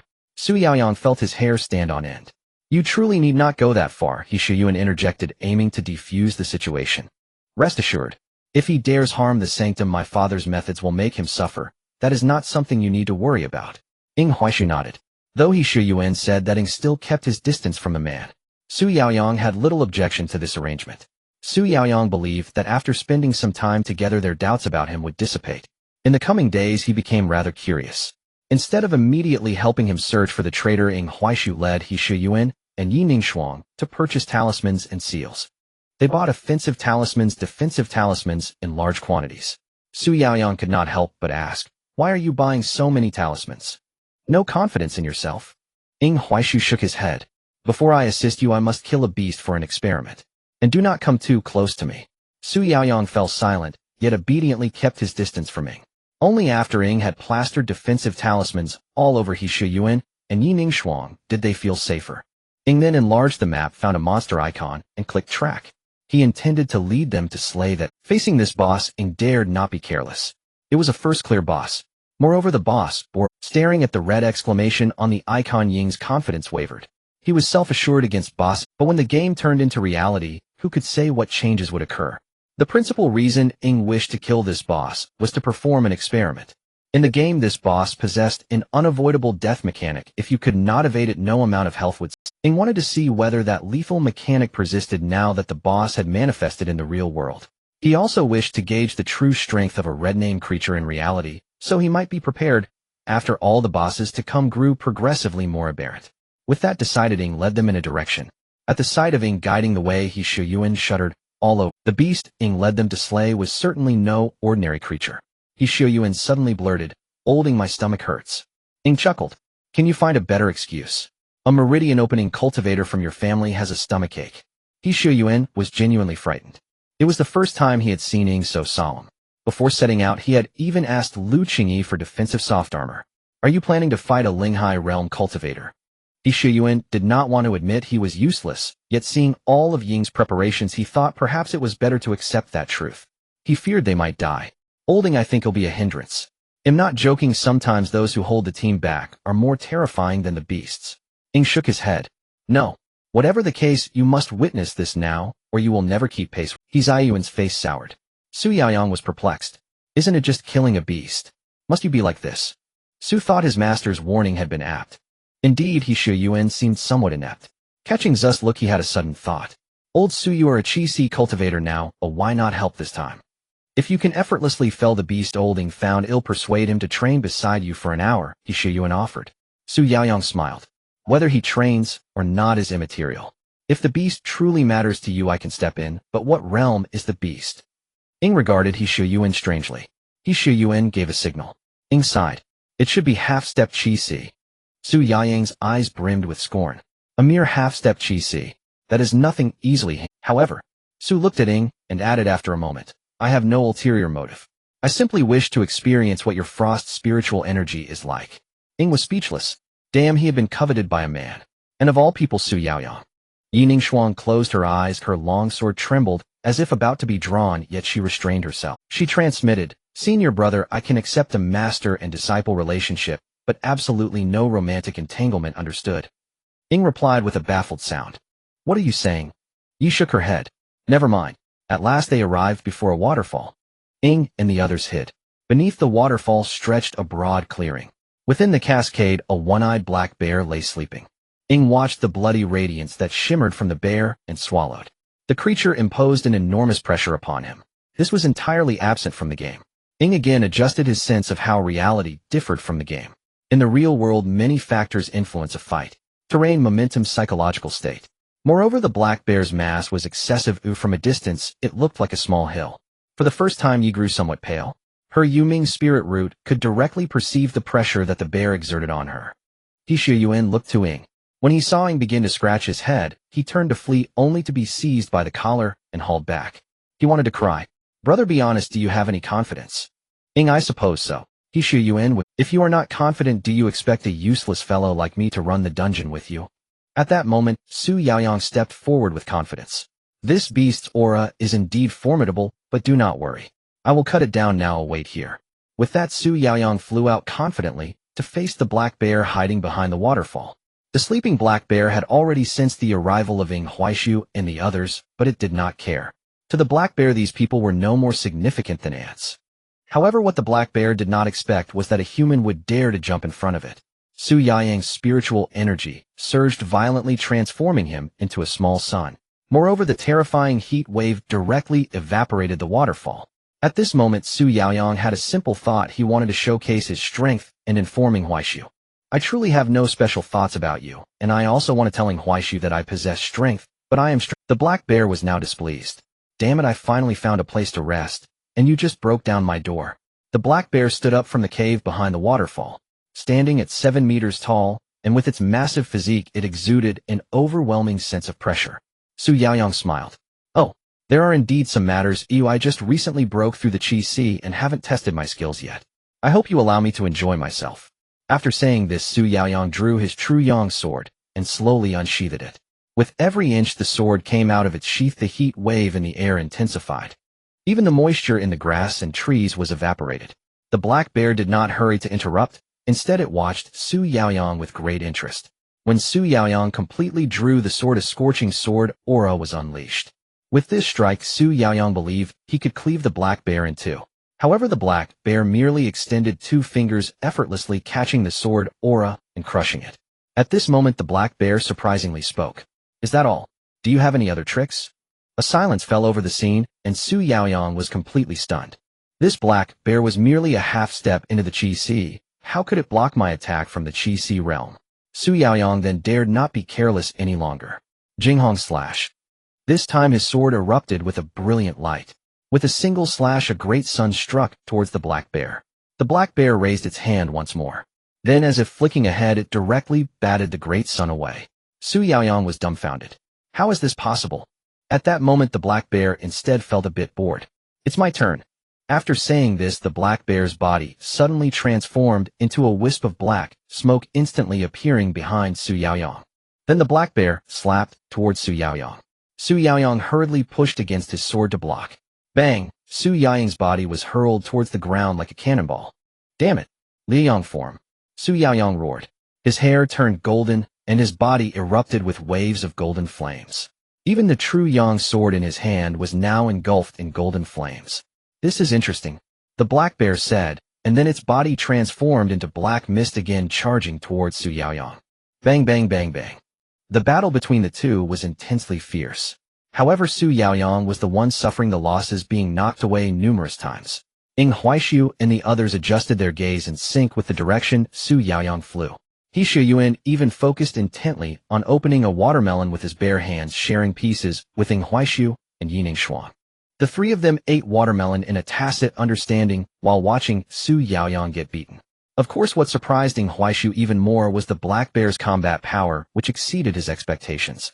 However, Ing Huaishu felt that he could still handle it for now. Just at that moment, Su Yaoyang was instantly slapped and sent flying in front of Ing Huaishu and the others. Lying on the ground, Su Yaoyang spat blood. Is he really a half-step Qi Si beast? Ing Huaishu nodded, absolutely. Su Yaoyang gritted his teeth. A half-step Qi Si? I refuse to believe it. I will not let him go today. After saying this, Su Yaoyang soared into the air once more. Yaoyang burns the heaven. This time Su Yaoyang was truly serious. His spiritual power was unleashed as if it were free of charge. Following that, 3 suns rose into the sky. The terrifying heat wave scorched the ground into barren soil. The watermelons in Ing Huaixu's hands instantly turned to ashes. Then, to everyone's surprise, the black bear took out a cloak and put it on. Instantly, a beam of light blocked Su Yaoyang's terrifying heat wave. Ing Huaixu's eyes widened. Damn, this thing can use treasures. This once again refreshed Ing Huaixu's understanding, yet he also felt it was quite reasonable. Su Yaoyang's 3-sun attack consumed too much mana and did not last long before he fell to the ground disheveled. At the same time, Su Yaoyang said, "Run quickly, I can't win." Ing Huaishu then asked, "Did you enjoy yourself?" Su Yaoyang. At this moment, how can you still be joking? Just then He Shuyuan stood up confidently. Old Su, you can't do it either. Let me show you how it's done. After saying this, He Shuyuan charged forward, his body wrapped in golden patterns. In He Xuan's perception, the danger level of this creature was no different from the city lord in the illusory dream trial. So He Shuyuan thought he should be able to handle it alone. Then bang! He Shuyuan was sent flying. Ing Huaishu and the others simultaneously looked towards the direction He Shuyuan had been thrown. At this moment, the black bear, draped in a black cloak, folded its arms and looked at Ing Huaishu and the others. "Are you coming one by one or all at once?" Ing Huaishu looked at Yining Shuang. Yining Shuang unsheathed her sword and charged forward. Black mist expand. After saying this, the sight was enveloped in red mist. The black bear felt the danger at this moment. Black mist sever. As Yining Shuang's voice rang out, a beam of sword light suddenly slashed towards the black bear's neck. The cloak behind the black bear lit up again, and a light barrier enveloped it. However, that light barrier was still slashed open by Yining Shuang's sword light, which then split through the black bear's scalp. This strike directly shaved the black bear bald. The black bear looked around in shock at the surrounding black mist while touching its bald head, and it became furious. "You seek death." After saying this, the black bear suddenly thrust one hand into the ground and pulled out a wolf's fang club. Then the black bear twirled the club frantically. A whirlwind blew away Yining Shuang's black mist. When it spotted Yining Shuang's figure, the black bear instantly lunged forward, swinging the wolf's fang club towards the top of Yining Shuang's head. At that moment, Ing Huaishu appeared in an instant. His frost extinction slashed out suddenly. Clang, a crisp sound rang out. The black bear staggered back several steps. The black bear gradually lost its sanity. "Ants continuously provoking me, all of you shall die." Following this, a large amount of black smoke erupted from the black bear. Yining Shuang's eyes brightened. Black mist slash. In an instant, all the black mist emitted by the black bear transformed into sharp blades, frantically striking its body. The black bear was speechless. It dispersed the black mist and glared at Yining Shuang. "I will deal with you first." But just then snow began to fall from the sky. The black bear was instantly frozen. It hurriedly transformed into black mist to avoid the freezing. Yining Shuang shouted, "Black mist slash." The black bear dispersed the mist again, but was frozen once more. What the hell? Why are these two so disgusting? Though their fighting style was deeply unsettling, Yining Shuang's offensive power proved insufficient. She could manipulate black mist, condensing it into sword chi, but when those blades struck the black bear, they inflicted only superficial wounds. Ing Huaishu sensed this approach would not suffice. He turned to Su Yaoyang and asked, "Are you still able to fight?" Su Yaoyang immediately swallowed a pill and replied, "Of course I am. How could I not be?" Without hesitation, Su Yaoyang once more commanded his true sun's sword, thrusting it fiercely toward the black bear's skull. The beast attempted to evade, but Ing Huaishu instantly froze its body again, allowing Su Yaoyang's blade to pierce directly into its forehead. Though the strike failed to deliver a fatal blow, the impact stunned the black bear as if struck by a thunderous mace. This battle felt unbearably stifling. Now, its eyes blazing crimson, the black bear ceased heeding Yining Shuang's control over the black mist. Its sole resolve: eliminate Ing Huaishu first. Ing Huaishu must die. It believed itself doomed to remain under his dominion until death. With that conviction, the black bear dissolved once more into a roiling mass of dark mist and surged forward. Yining Shuang grasped the beast's intent and roared a new black mist. Bind. Instantly, the mist coalesced into shimmering rings, wrapping the black bear from crown to toe in unbreakable restraints. The black bear stared dumbfounded. How is it possible? You wield the same art of control. And in that very instant of restraint, Ing Huaishu seized his chance. His spiritual energy erupted violently. Countless frost-laced sword chi materialized, raking across the battlefield like a relentless barrage of icy projectiles. Ing Huaishu's offensive might was formidable. The black bear's body was pierced repeatedly by Ing Huaishu's frostflight swords. Worse still, each wound exuded an insidious bone-chilling cold that seeped relentlessly into its flesh. Its blood felt on the verge of freezing. "If this continues, I will perish." Its expression hardened with grim resolve. "Mortals, having become sustenance for this sovereign, you have already earned your pride. Yet as mere nourishment you dare resist so brazenly." Ing Huaishu frowned, puzzled. Why does this beast speak with such chilling composure? In the next breath, all present stood frozen in disbelief. The black bear, with uncanny precision, cast a spell as though born of human cultivation. "Disperse." Whether through arcane resonance or sheer force, the black bear shattered Yi Ningxuang's binding mist outright, and she recoiled violently, spitting forth a gout of crimson blood. Ying Huaishu instantly detonated the frost mark embedded within the black bear, but the beast had anticipated it. At the moment of explosion, it dissolved into mist, evading the freeze entirely. Though unbound by ice, the mark's damage remained severe. Deep, searing agony now racked its entire frame. Yet pain no longer mattered. "You shall die today." It glared at Ying Huaishu, fingers weaving a resonant hum filled the air. The black bear's jagged mace swelled monstrously, then spun with blinding speed. Its barbed spikes erupted like a storm of plum blossoms, hurtling toward Ying Huaishu. Damn! Ying Huaishu was genuinely stunned. This combat bore no resemblance to any game mechanic. He faced not a mere beast, but a true Yao spirit.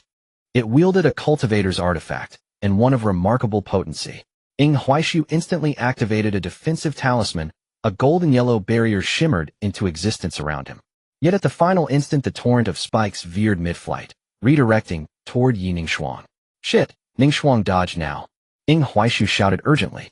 Yi Ningxuang reacted without delay, unfurling her own defensive talisman. Crack! Crack! Crack! The spikes hammered against the barrier in rapid succession. The talisman's shield fractured visibly under the assault, but Yi Ningxuang swiftly deployed two more. Seeing her unharmed, Ying Huaishu wasted no time. He drew Frost Annihilation, its blade thick with condensed cold. Sword Harmony Slash. A colossal wave of glacial sword chi cleaved through the air toward the black bear. The black bear sensed the terrifying potency of the strike and instantly produced a small yellow bronze bell. It swelled to immense size, enveloping the beast completely. Ying Huaishu's devastating slash struck the bell with a deep, muffled boom. Yet what followed left him utterly speechless. Though sheltered within the bell, the black bear's mace continued its assault unabated. Hundreds of barbed spikes now streaked straight toward Ying Huaishu. Dense as rain, the spikes offered no room for evasion. Yet in Ying Huaishu's gaze, a brilliant golden parry ring contracted rapidly. Huh, even this can be parried. Frost Annihilation blurred in his hands. Clang, clang, clang. Each spike deflected with flawless precision. From within the bell, the black bear fixed Ying Huaishu with a stare of profound bewilderment. What manner of human is this? Does he surpass even me in Yao-like artistry? At that very moment, its fur bristled violently. Danger! Before it could react, a blazing golden flames word, incandescent with fury, pierced the bell and drove deep into its back. Golden flames roared across Su Yaoyang's body. His hair billowed as he hovered midair, wreathed in rage. "You dared underestimate me." The black bear vomited torrents of blood, but Ying Huaishu granted. Sword Harmony Slash. Sword Harmony Slash. Sword. Wave upon wave of colossal sword chi erupted from his blade, each strike imbued with staggering force. The black bear's scalp prickled with dread. This defies reason. How can a mere meridian-opening insect unleash such overwhelming techniques again and again? It resolved to flee, but swirling snowflakes above sealed its escape, descending like an inescapable. The snowflakes latched onto the black bear with chilling precision, then detonated en masse, freezing it in place, immobile and eternal. Simultaneously, Ying Huaishu's frost-laced sword chi descended like a blizzard of death. Boom, boom, boom. The sword chi detonated. Towering ice spears erupted skyward. Yet Ying Huaishu's gaze dropped to the spreading crimson circle beneath his feet, and his scalp tightened with dread. This was an area effect annihilation, a guaranteed death mechanism. Though Ying Huaishu reasoned reality held no true, inescapable mechanics, such a designation likely signaled astronomical damage values. Whether or not the numbers were truly lethal, he knew instinctively he could not survive them. And after scanning the terrain, he found no viable path to evade the blast radius. "Run now!" Ying Huaishu shouted to Yi Ningxuang. At his command, she vanished instantly, transforming into a wisp of black smoke and fleeing without hesitation. Su Yaoyang, seeing Ying Huaishu retreat, wasted no time. He turned and fled. Along the way, Ying Huaishu delivered a sharp slap to He Shuyuan. "Stop feigning sleep, run." "He Shuyuan, what on earth is that beast?" Su Yaoyang asked, running and questioning the meaning of life, as he had never failed as a saint's son in the Holy Land. But today he truly felt that the sky had fallen. As a practitioner at the Qi-Si realm, it was one thing to be unable to defeat a half-step Qi-Si realm beast. Now watching Ying Huaishu and Yi Ningxuang battle against the black bear, Su Yaoyang felt he couldn't hold a candle to them. The impact this brought upon him was quite significant. In truth, Ying Huaishu didn't even know what this black bear was. In the game, a red-named monster was merely a frenzied beast. How could it be like this now, possessing intelligence and casting spells like a human? The key was that this black bear had some absurd combat experience. If it weren't for the black bear underestimating them, Ying Huaishu figured the black bear would have attacked them immediately. But at that moment, waves of black mist began to envelop the forest. The black mist moved with lightning speed, surrounding them within moments. Bang bang. Just as the black mist enveloped them, a muscular man, over 2 meters tall, walked out from the mist, bare-chested. Looking at the rugged man, Ying Huaishu was momentarily stunned. Was this the second stage? Although he had realized there was a gap between reality and the game. Yet this gap felt a bit too vast. Moreover, this second stage boss, although not at the Qi realm, emitted an aura that seemed far more terrifying than Su Yaoyang. Su Yaoyang's face turned pale. In front of this guy, he felt like an ant. The muscular man wielding a wolf fang club looked at the group with a cruel smile. Have you all thought about how to die? Ying Huaishu turned to Su Yaoyang. Hold him off for me. I need to raise my realm first. Old He, you too. Su Yaoyang and He Shuyuan fell silent. It wasn't like you could just break through your realm on command. As for He Shuyuan, he wore a bitter expression. Olding, do you really think I won't die? Ying Huaishu nodded. Don't worry, you won't die. The soft armor given to you by senior sister Qingyi is no ordinary item.